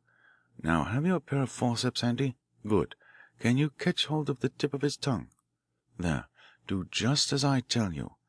I apply this cathode to his skin in the dorsal region, under the back of the neck, and this anode in the lumbar region at the base of the spine. Just pieces of cotton soaked in salt solution and covering the metal electrodes, to give me a good contact with the body." I was fascinated. It was gruesome, and yet I could not take my eyes off of it. Torreon stood blankly in a daze. Craig was as calm as if his everyday work was experimenting on cadavers. He applied the current, moving the anode and the cathode slowly. I had often seen the experiments on the nerves of a frog that had been freshly killed, how the electric current will make the muscles twitch, as discovered long ago by Galvani, but I was not prepared to see it on a human being. Torreon muttered something and crossed himself. The arm seemed half to rise, then suddenly to fall, flabby again. There was a light hiss like an inspiration and expiration of air, a ghastly sound. "Lungs react," muttered Kennedy, "but the heart doesn't. I must increase the voltage." Again he applied the electrodes. The face seemed a different shade of blue, I thought. "Good God, Kennedy!" I exclaimed.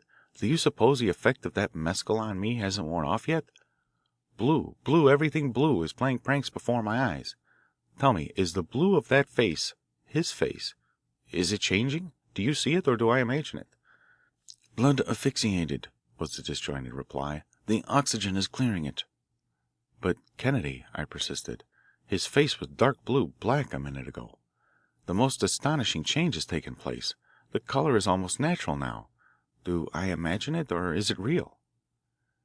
Kennedy was so absorbed in his work that he made no reply at all.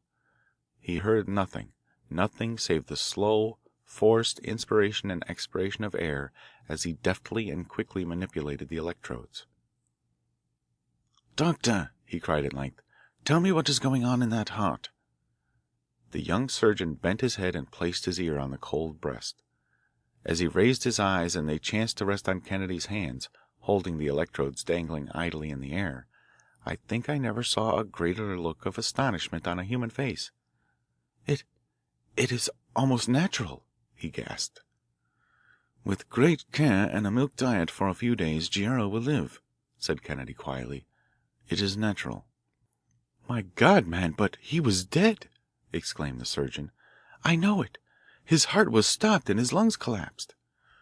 "To all intents and purposes he was dead, dead as ever a man was," replied Craig, "and would be now if I hadn't happened to think of this special induction coil loaned to me by a doctor who had studied deeply the process of electric resuscitation developed by Professor Leduc of the Nantes École de Médecine.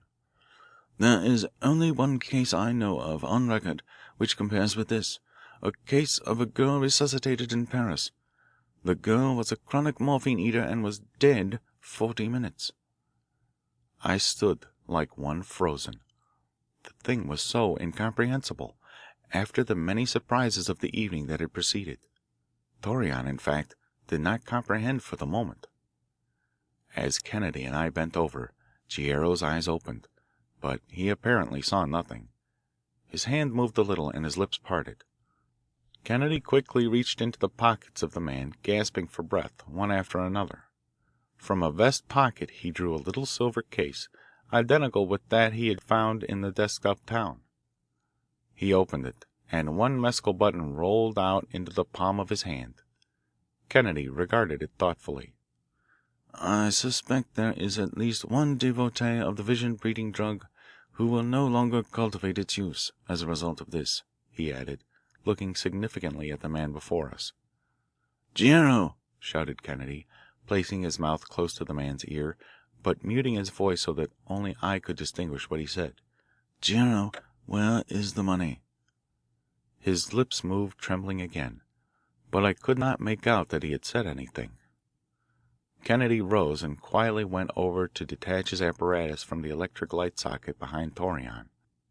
"Caramba!" I heard as I turned suddenly. Craig had Torreon firmly pinioned from behind by both arms. The policeman quickly interposed.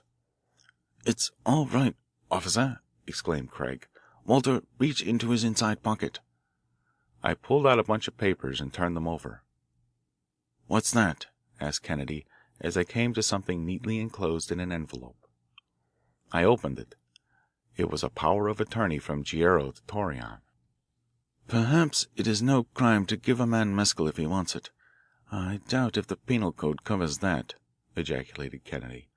"But it is conspiracy to give it to him and extract a power of attorney by which you can get control of trust funds consigned to him.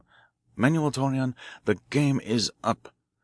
You and Senora Mendez have played your parts well, but you have lost. You waited until you thought Guerrero was dead, then you took a policeman along as a witness to clear yourself. But the secret is not dead after all. Is there nothing else in those papers, Walter? Yes? Ah, a bill of lading dated today? 10 cases of scrap iron from New York to Boston. A long chance for such valuable scrap, senor. But I suppose you had to get the money away from New York at any risk." "And Senora Mendez?" I asked as my mind involuntarily reverted to the brilliantly lighted room uptown. What part did she have in the plot against Guerrero? Torreon stood sullenly silent.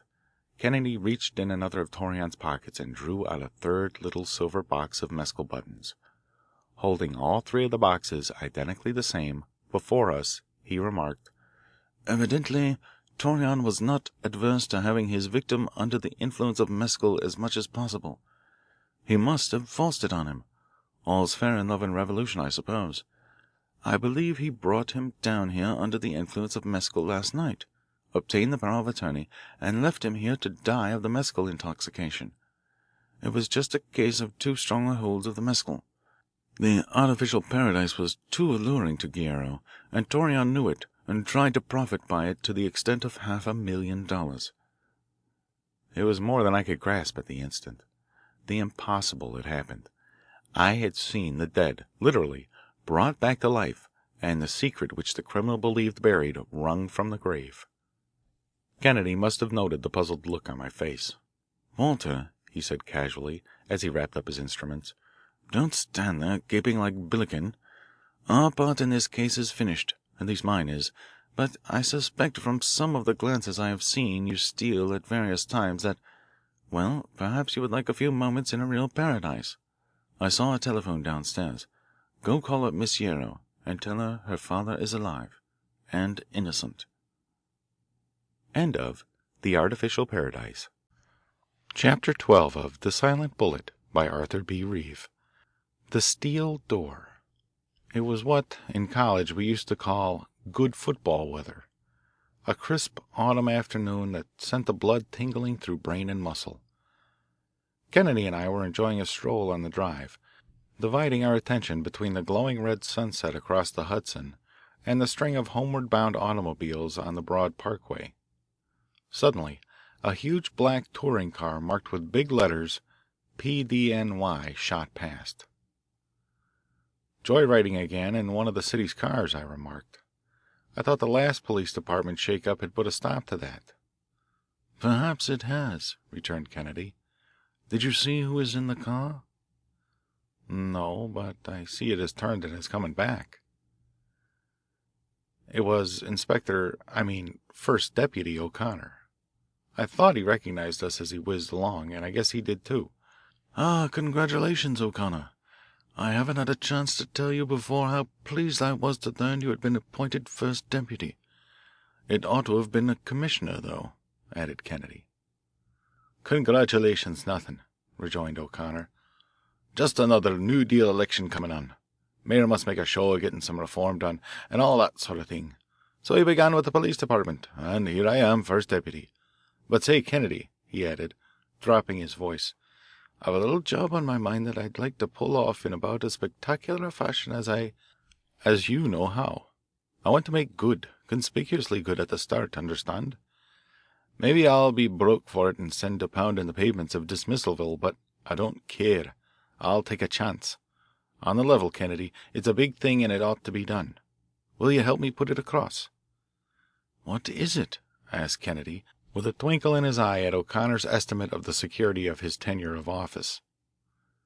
O'Connor drew us away from the automobile toward the stone parapet overlooking the railroad and river far below, and out of earshot of the department chauffeur.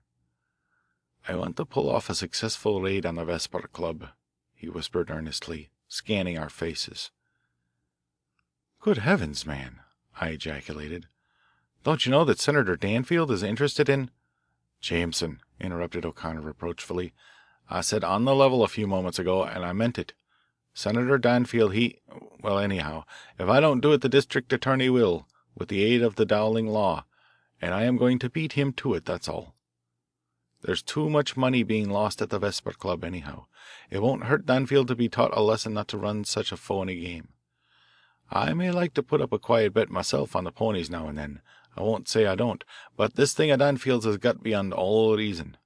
It's the crookedest gambling joint in the city, at least judging by the stories they tell of losses there.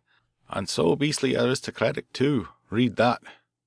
O'Connor shoved a letter into Kennedy's hand, a dainty, perfumed, and monogrammed little missive addressed in a feminine hand. It was such a letter as comes by the thousand to the police in the course of a year, though seldom from ladies of the smart set. "Dear Sir, I notice in the newspapers this morning that you have just been appointed first deputy commissioner of police, and that you have been ordered to suppress gambling in New York. For the love that you must still bear toward your own mother, listen to the story of a mother worn with anxiety for her only son. And if there is any justice or righteousness in this great city, close up a gambling hall that is sending to ruin scores of our finest young men. No doubt you know or have heard of my family. The DeLongs are not unknown in New York. Perhaps you have also heard of the losses of my son Percival at the Vesper Club. They are fast becoming the common talk of our set. I am not rich, Mr. Commissioner, in spite of our social position, but I am human as a mother in any station of life, and oh, if there is any way, close up that gilded society resort that is dissipating our small fortune, ruining our only son, and slowly bringing to the grave a gray-haired widow, as worthy of protection as any mother of the poor whose plea has closed up a little poolroom or low-policy shop. Sincerely, Mrs. Julia M. DeLong. P.S. Please keep this confidential, at least from my son Percival. J.M.D.L." "Well," said Kennedy, as he handed back the letter, "O'Connor, if you do it, I'll take back all the hard things I've ever said about the police system. Young DeLong was in one of my classes at the university until he was expelled for that last mad prank of his. There's more to that boy than most people think, but he's the wildest scion of wealth I have ever come in contact with. How are you going to pull off your raid? Is it to be down through the skylight or up from the cellar?" "Kennedy," replied O'Connor in the same reproachful tone with which he had addressed me, Talk sense. I'm in earnest. You know the Vesper Club is barred and barricaded like the National City Bank.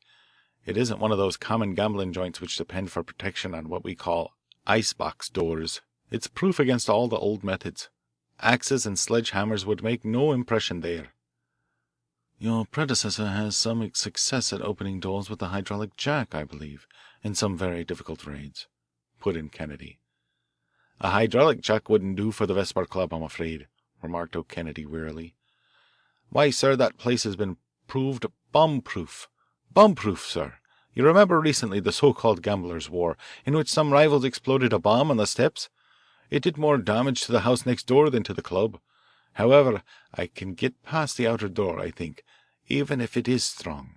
But inside, you must have heard of it, is the famous steel door, 3 inches thick, made of armour plate. It's of no use to try at all unless we get past that door with reasonable quickness. All the evidence we shall get will be of an innocent social club room downstairs. The gambling is all on the 2nd floor, beyond this door, in a room without a window in it. Surely you've heard of that famous gambling room, with its perfect system of artificial ventilation and electric lighting that makes it rival noonday at midnight. And don't tell me I've got to get on the other side of the door by strategy either. It's strategy proof. The system of lookouts is perfect. No force is necessary. But it must not be destructive of life or property, or by heaven I'd drive up there in the middle of the night with a 14-inch gun, exclaimed O'Connor. Mused Kennedy, as he flicked the ashes off his cigar and meditatively watched a passing freight train on the railroad below us. There goes a car loaded with tons and tons of scrap iron. You want me to scrap that 3-inch steel door, do you? Kennedy, I'll buy that particular scrap from you at almost its weight in gold. The fact is, I have a secret fund at my disposal such as former commissioners have asked for in vain. I can afford to pay you well as any private client, and I hear you have had some good fees lately. Only deliver the goods. No, answered Kennedy, rather piqued. It isn't money that I'm after. I merely wanted to be sure that you are in earnest. I can get you past that door as if it were made of green baize. It was O'Connor's turn to look incredulous, but as Kennedy apparently meant exactly what he said, he simply asked, "And will you?" "I will do it tonight if you say so," replied Kennedy quietly. "Are you ready?" For answer, O'Connor simply grasped Craig's hand as if to seal the compact. "All right, then," continued Kennedy. "Send a furniture van, one of those closed vans that the storage warehouses use, up to my laboratory any time before 7 o'clock. How many men will you need in the raid? 12? Will the van hold that many comfortably? I want to put some apparatus in it, but that won't take much room." "Why, yes, I think so," answered O'Connor. "I'll get a well padded van so that they won't be badly jolted by the ride downtown. By George, Kennedy, I see you know more of that side of the police strategy than I gave you credit for." "Then have the men drop into my laboratory singly about the same time. You can arrange that so that it will not look suspicious so far uptown. It will be dark anyhow. Perhaps, O'Connor, you can make it up as the driver yourself. Anyhow, get one you can trust absolutely. Then have the van down near the corner of Broadway below the club, driving slowly along about the time the theatre crowd is out. Leave the rest to me. I will give you or the driver orders when the time comes." As O'Connor thanked Craig, he remarked without a shade of insincerity, "Kennedy, talk about being commissioner. You ought to be commissioner." "Wait till I deliver the goods," answered Craig simply. "I may fall down and bring you nothing but a lawsuit for damages for unlawful entry or unjust persecution, or whatever they call it." "I'll take a chance at that," he called back O'Connor as he jumped into his car and directed, "Headquarters, quick!" As the car disappeared, Kennedy filled his lungs with air as if reluctant to leave the drive. "Our constitutional," he remarked, "is abruptly at an end, Walter." Then he laughed and looked about him. "What a place in which to plot a raid on Danfield's Vesper Club. Why, the nursemaids have hardly got the children all in for supper and bed. It's incongruous. Well, I must go over to the laboratory and get some things ready to put in that van with the men. Meet me about 7:30, Walter, up in the room, all togged up. We'll dine at the Cafe Riviera tonight in style. And by the way, you're quite a man about town. You must know someone who can introduce us into the Vespa Club. But Craig, I demurred, if there's any rough work as a result, it might queer me with them. They might object to being used. Oh, that will be all right. I just want to look the place over and lose a few chips in good cause. No, it won't queer any of your star connections. We'll be on the outside when the time comes for anything to happen. In fact, I shouldn't wonder if your story will make you all the more solid with the sports. I take all the responsibility. You can have the glory. You know they like to hear the inside gossip of such things after the event. Try it. Remember, at 7:30. We'll be a little late at dinner, but never mind. It will be early enough for the club. Left to my own devices, I had determined to do a little detective work on my own account, and not only did I succeed in finding an acquaintance who agreed to introduce us at the Vesper Club that night about 9 o'clock, but I also learned that Percival DeLong was certain to be there that night too. I was necessarily vague about Kennedy, for fear my friend might have heard of some of his exploits, but fortunately he did not prove inquisitive. I hurried back to our apartment and was in the process of transforming myself into a full-fledged boulevardier when Kennedy arrived in an extremely cheerful frame of mind.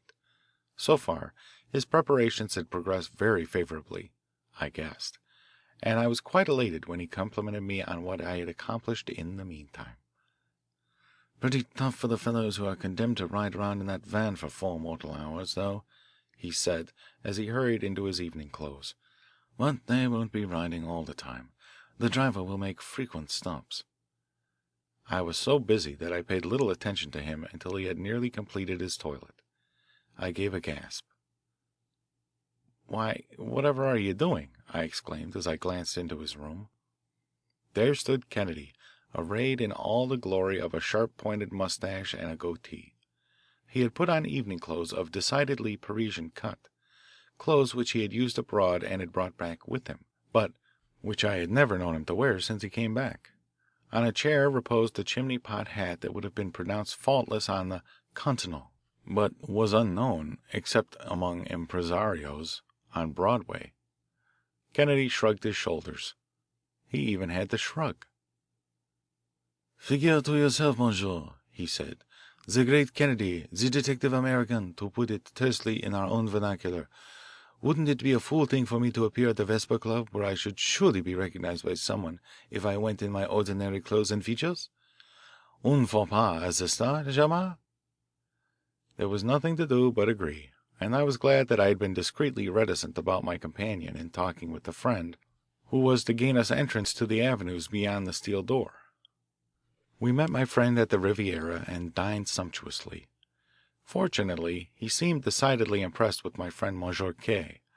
I could do no better on the spur of the moment than take Kennedy's initial, which seemed to serve. We progressed amicably from oysters and soup down to coffee, cigars, and liqueur, and I succeeded in swallowing Kennedy's tales of Monte Carlo and Ostend and Ascot without even a smile.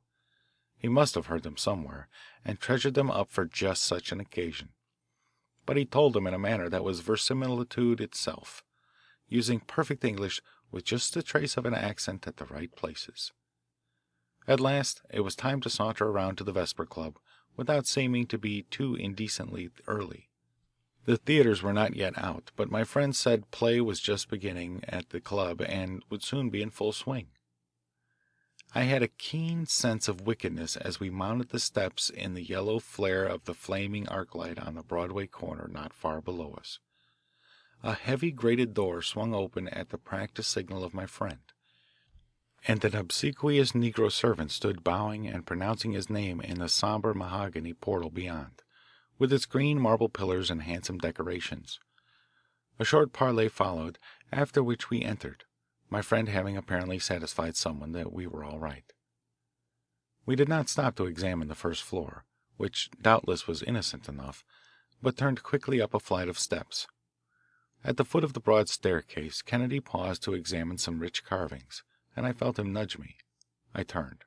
It was an enclosed staircase, with walls that looked to be of reinforced concrete. Swung back on hinges concealed like those of a modern burglar-proof safe was the famous steel door. We did not wish to appear to be too interested, yet a certain amount of curiosity was only proper. My friend paused on the steps, turned, and came back. "You're perfectly safe," he smiled, tapping the door with his cane with a sort of affectionate respect. It would take the police ages to get past that barrier, which would be swung shut and bolted the moment the lookout gave the alarm. But there has never been any trouble. The police know that it is so far, no farther.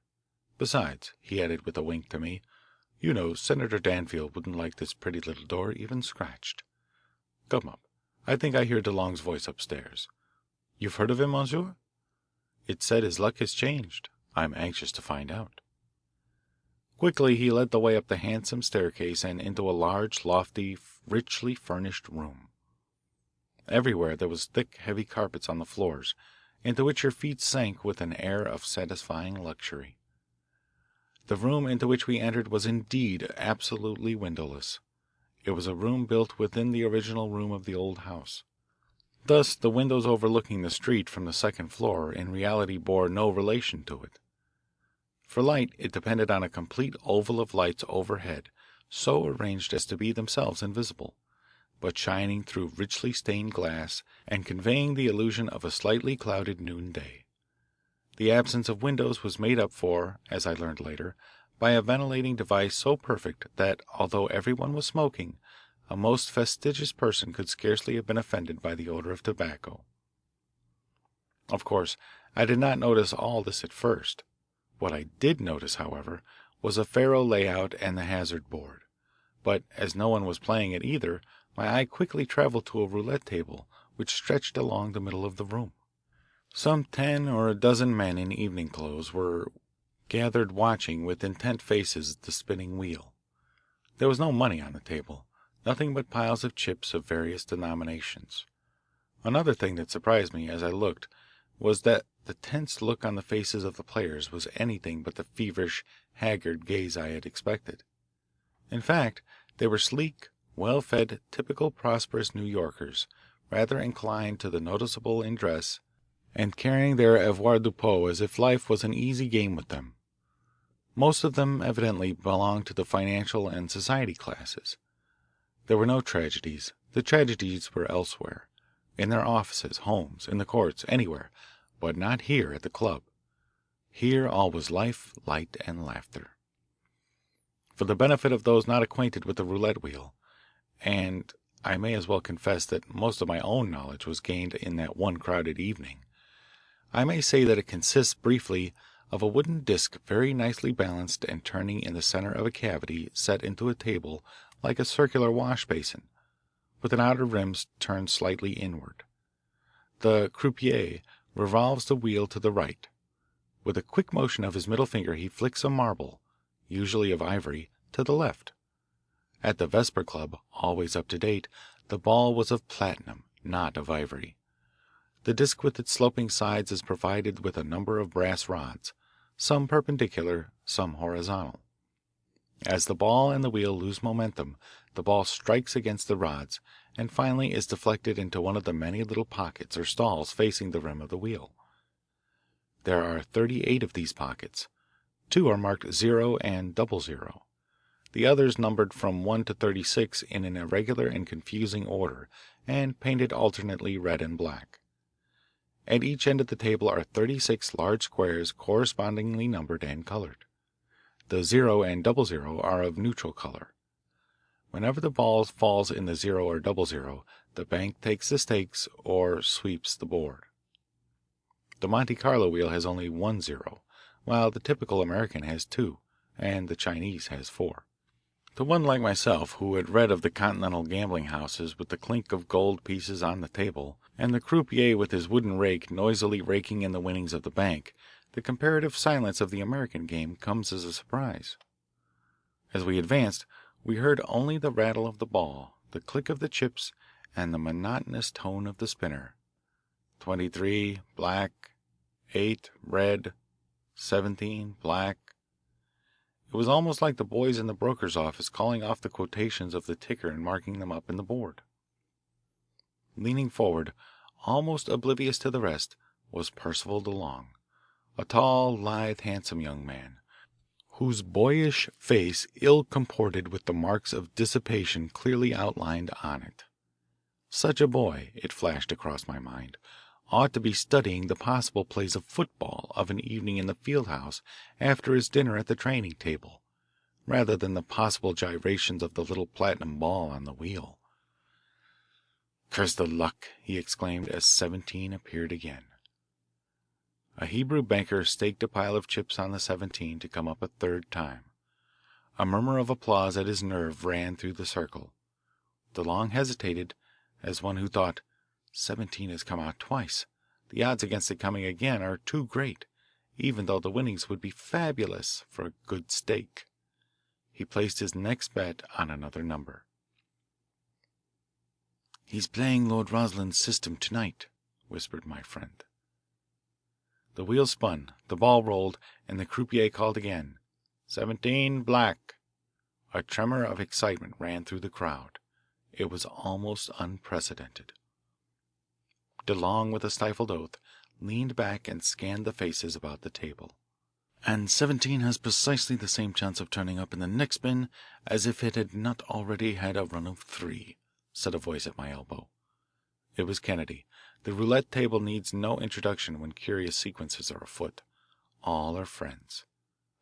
"That's the theory of Sir Hiram Maxim," commented my friend, as he excused himself reluctantly for another appointment. "But no true gambler will believe it, monsieur, or at least act on it." All eyes were turned on Kennedy, who made a gesture of polite deprecation, as if the remark of my friend were true, but he nonchalantly placed his chips on the 17. "The odds against 17 appearing 4 consecutive times are some millions," he went on, "and yet, having appeared 3 times, it is just as likely to appear again as before. It is the usual practice to avoid the number that has had a run, on the theory that some other number is more likely to come up than it is. That would be the case if it were drawing balls from a bag full of red and black balls. The more red ones drawn, the smaller the chance of drawing another red one. But if the balls are put back in the bag after being drawn, the chances of drawing a red one after 3 have been drawn are exactly the same as ever. If we toss a cent and heads appear 12 times, that does not have the slightest effect on the 13th toss. There is still an even chance that it too will be heads.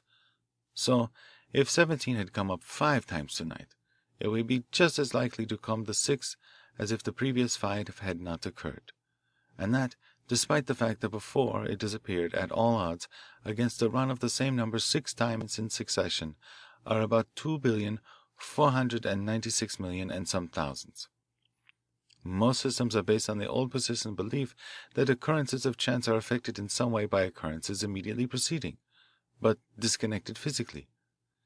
If we had had a run of black for 20 times, system says play the red for the 21st. But black is just as likely to turn up on the 21st as if it were the first play of all. The confusion arises because a run of 20 on the black should happen once in 1,048,576 coups. It would take 10 years to make that many coups, and the run of 20 might occur once or any number of times in it. It is only when one deals with infinitely large numbers of coups that one can count on infinitely small variations in the mathematical results. This game does not go on for infinity, therefore anything, everything may happen.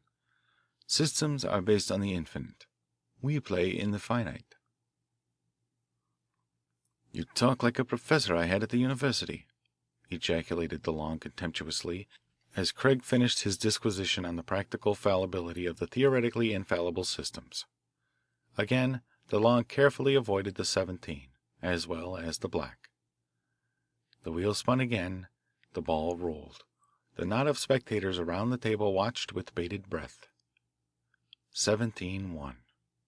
As Kennedy piled up his winnings superciliously, without even the appearance of triumph, a man behind me whispered, "A foreign nobleman with the system. Watch him." "No, monsieur," said Kennedy quickly, having overheard the remark. "No system, sir. There is only one system of which I know." "What?" asked DeLong eagerly. Kennedy staked a large sum on the red to win. The black came up, and he lost. He doubled the stake and played again, and again lost. With amazing calmness, Craig kept right on doubling. "The martingale," I heard the man whisper behind me. "In other words, double or quit." Kennedy was now in for some hundreds, a sum that was sufficiently large for him, but he doubled again, still cheerfully playing the red, and the red won. As he gathered up his chips, he rose. "That's the only system," he said simply.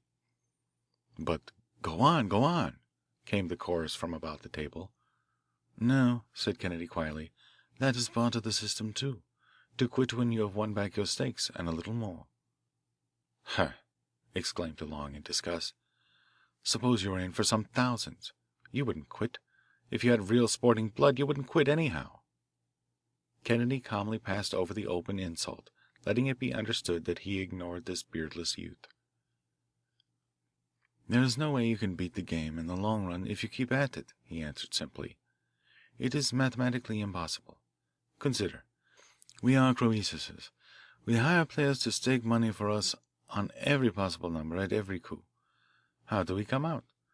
If there are no 0 or double zero, we come out after each coup precisely where we started. We are paying our own money back and forth among ourselves. We have neither more nor less. But with the 0 and double zero, the bank sweeps the board every so often.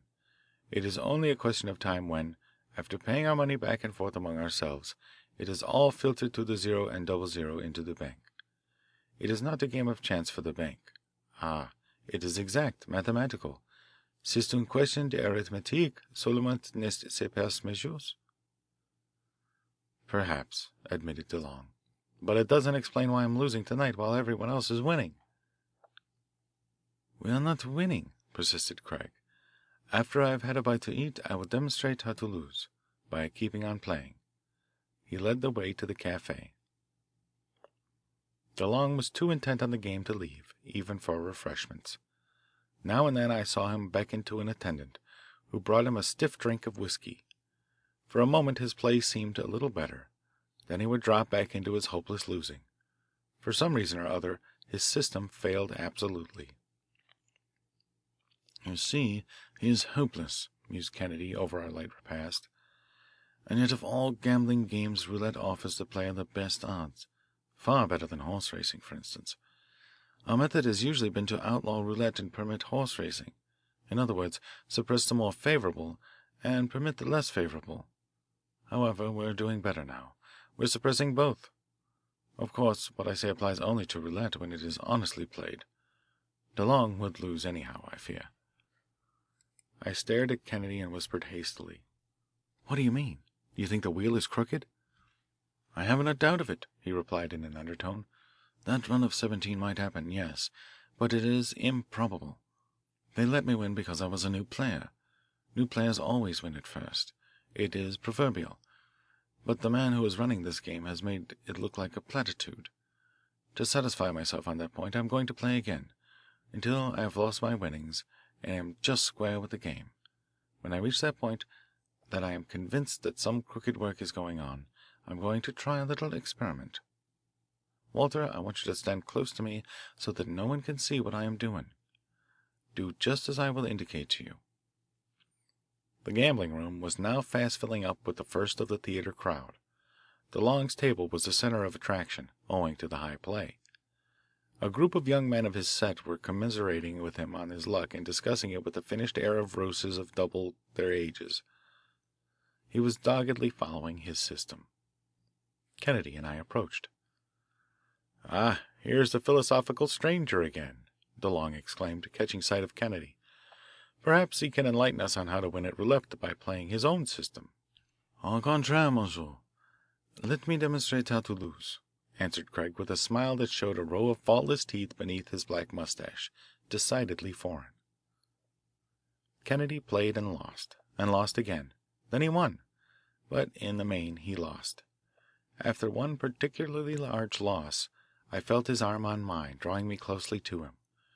DeLong had taken a sort of grim pleasure in the fact that Kennedy, too, was losing. I found that Craig had paused in his play at the moment when DeLong had staked a large sum that a number below 18 would turn up. For 5 plays the numbers had been between 18 and 36. Curious to see what Craig was doing, I looked cautiously down between us. All eyes were fixed on the wheel. Kennedy was holding an ordinary compass in the crooked up palm of his hand. The needle pointed at me, as I happened to be standing north of it. The wheel spun. Suddenly, the needle swung around to a point between the north and south poles, quivered a moment, and came to rest in that position. Then it swung back to the north. It was some seconds before I realized the significance of it. It had pointed at the table, and DeLong had lost again. There was some electric attachment at work. Kennedy and I exchanged glances, and he shoved the compass into my hand quickly. "You watch it, Walter, while I play," he whispered. Carefully concealing it, as he had done, yet holding it as close to the table as I dared, I tried to follow two things at once without betraying myself. As near as I could make out, something happened at every play. I would not go so far as to assert that whenever the larger stakes were on a certain number, the needle pointed to the opposite side of the wheel, for it was impossible to be at all accurate about it. Once I noticed the needle did not move at all, and he won. But at the next play he staked what I knew must be the remainder of his winnings on what seemed to be a very good chance. Even before the wheel was revolved and the ball started rolling, the needle swung about, and when the platinum ball came to rest, Kennedy rose from the table, a loser. "By George, though," exclaimed DeLong, grasping his hand, "I take it all back. You're a good loser, sir. I wish I could take it as well as you do. But, then, I'm in too deeply. There are many markers with the house up against me." Senator Danfield had just come in to see how things were going. He was a sleek, fat man, and it was amazing to see what deference his victims treated him. He affected not to have heard what DeLong said, but I could imagine what he was thinking, for I had heard that he had scant sympathy with anyone after he "went broke," another evidence of the camaraderie and good fellowship that surrounded the game. Kennedy's next remark surprised me. "Oh, your luck will change, DL." Everyone referred to him as DL, for gambling houses have an aversion for real names and greatly preferred initials. "Your luck will change presently. Keep right on with your system. It's the best you can do tonight, short of quitting." "I'll never quit," replied the young man under his breath. Meanwhile, Kennedy and I paused on the way out to compare notes. My report of the behaviour of the compass only confirmed him in his opinion. As we turned to the stairs we took in a full view of the room. A faro layout was purchasing Senator Danfield a new touring car every hour at the expense of the players. Another group was gathered about the hazard board, deriving evident excitement, though I am sure none could have given an intelligent account of the chances they were taking. Two roulette tables were now going full blast, the larger crowd still about DeLong's. Snatches of conversation came to us now and then, and I caught one sentence. "DeLong's in for over 100,000 now on the week's play. I understand, poor boy. That just about cleans him up." "The tragedy of it, Craig," I whispered, but he did not hear. With his hat tilted at a rakish angle and his opera coat over his arm, he sauntered over for a last look. "Any luck yet?" he asked carelessly. "The devil, no," returned the boy. "Do you know what my advice to you is? The advice of a man who has seen high play everywhere from Monte Carlo to Shanghai?" "What?" "Play until your luck changes, if it takes until tomorrow." A supercilious smile crossed Senator Danfield's fat face. "I intend to," and the haggard young face turned again to the table and forgot us. "For heaven's sake, Kennedy," I gasped as we went down the stairway, "what do you mean by giving him such advice? You?" "Not so loud, Walter. He'd have done it anyhow, I suppose, but I want him to keep at it. This night means life or death to Percival DeLong and his mother, too. Come on, let's get out of this." We passed the formidable steel door and gained the street, jostled by the latecomers who had left the after theatre restaurants for a few moments of play at the famous club that so long had defied the police. Almost gaily, Kennedy swung along toward Broadway. At the corner he hesitated, glanced up and down, caught sight of the furniture van in the middle of the next block. The driver was tugging at the harness of the horses, apparently fixing it. We walked along and stopped beside it. "Drive around in front of the Vespa Club, slowly," said Kennedy as the driver at last looked up. The van lumbered ahead, and we followed it casually. Around the corner it turned. We turned also. My heart was going like a sledgehammer as the critical moment approached. My head was in a whirl. What would that gay throng back at those darkened windows down the street think if they knew what was being prepared for them? On, like a Trojan horse, the van lumbered. A man went into the Vesper Club, and I saw the negro at the door eye the oncoming van suspiciously. The door banged shut. The next thing I knew, Kennedy had ripped off his disguise, had flung himself up behind the van, and had swung the doors open. A dozen men with axes and sledgehammers swarmed out and up the steps of the club. "Call the reserves, O'Connor," cried Kennedy. "Watch the roof in the backyard." The driver of the van hastened to send in the call. The sharp raps of the hammers and the axes sounded on the thick brass-bound oak on the outside door in quick succession. There was a scurry of feet inside, and we could hear a grating noise and a terrific jar as the inner steel door shut. A raid on the Vesper Club!" shouted a belated passer-by. The crowd swarmed around from Broadway, as if it were noon instead of midnight. Banging and ripping and tearing, the outer door was slowly forced. As it crashed in, the quick gongs of several police patrols sounded. The reserves had been called out at the proper moment, too late for them to tip off the club that there was going to be a raid, as frequently occurs. Disregarding the melee behind me, I leapt through the wreckage with the other raiders. The steel door barred all further progress with its cold blue impassability. How were we to surmount this last and most formidable barrier? I turned in time to see Kennedy and O'Connor hurrying up the steps with a huge tank studded with bolts like a boiler, while two other men carried a second tank. "There," ordered Craig, "set the oxygen there," as he placed his own tank on the opposite side. Out of the tanks stout tubes led, with stopcocks and gauges at the top. From a case under his arm Kennedy produced a curious arrangement like a huge hook, with a curved neck and a sharp beak. Really it consisted of two metal tubes which ran into a sort of cylinder, or mixing chamber, above the nozzle, while parallel to them ran a third separate tube with a second nozzle of its own. Quickly he joined the ends of the tubes from the tanks to the metal hook, the oxygen tank being joined to two of the tubes of the hook and the second tank being joined to the other. With a match he touched the nozzle gingerly. Instantly a hissing, spitting noise followed, and an intense, blinding needle of flame. "Now for the oxyacetylene blowpipe," cried Kennedy as he advanced toward the steel door. "We'll make short work of this." Almost as he said it, the steel beneath the blowpipe became incandescent.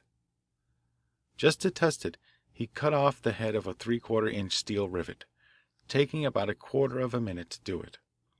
It was evident, though, that would not weaken the door appreciably, even if the rivets were all driven through.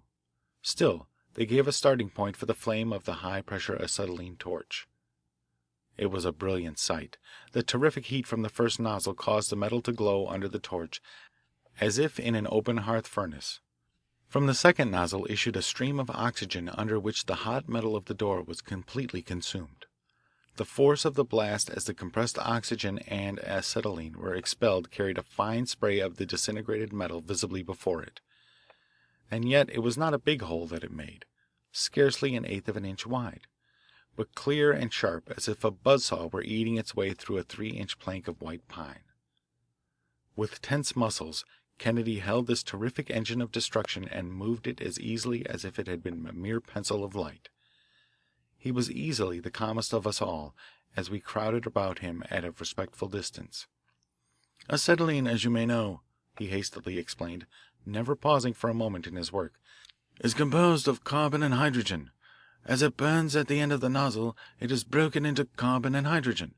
The carbon gives the high temperature, and the hydrogen forms a comb that protects the end of the blowpipe from being itself burnt up." "But isn't it dangerous?" I asked, amazed at the skill with which he handled the blowpipe. "Not particularly, when you know how to do it.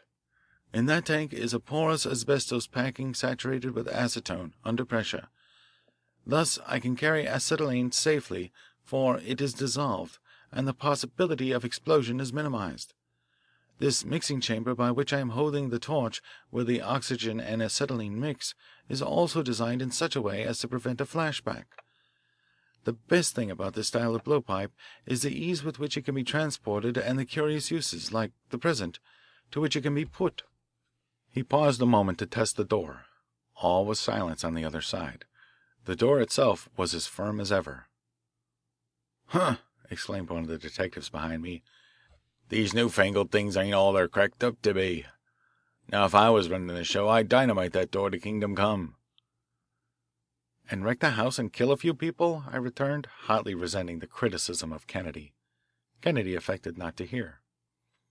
"When I shut off the oxygen in this second jet," he resumed, as if nothing had been said, "you see the torch merely heats the steel.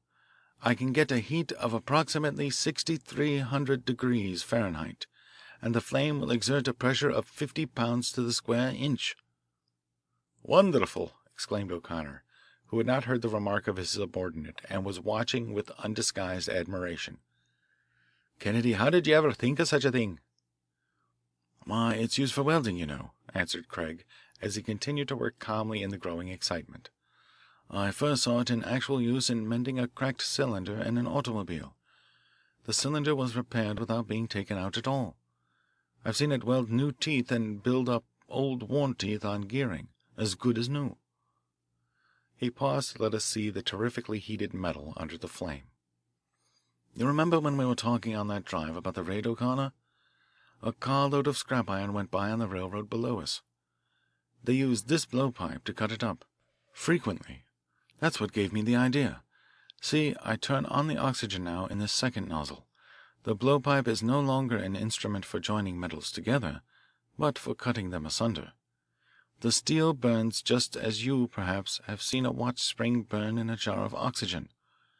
Steel, hard or soft, tempered, annealed, chrome, or Harveyized, it all burns just as fast and just as easily. And it's quite cheap, too. This raid may cost a couple of dollars, as far as the blowpipe is concerned. Quite a difference from the thousands of dollars lost that would follow an attempt to blow the door in." That last remark was directed quietly at the doubting detective. He had nothing to say. We stood in awestruck amazement as the torch slowly, inexorably traced a thin line along the edge of the door. Minute after minute sped by, as the line burned by the blowpipe cut straight from the top to bottom. It seemed hours to me. Was Kennedy going to slit the whole door and let it fall in with a crash? No.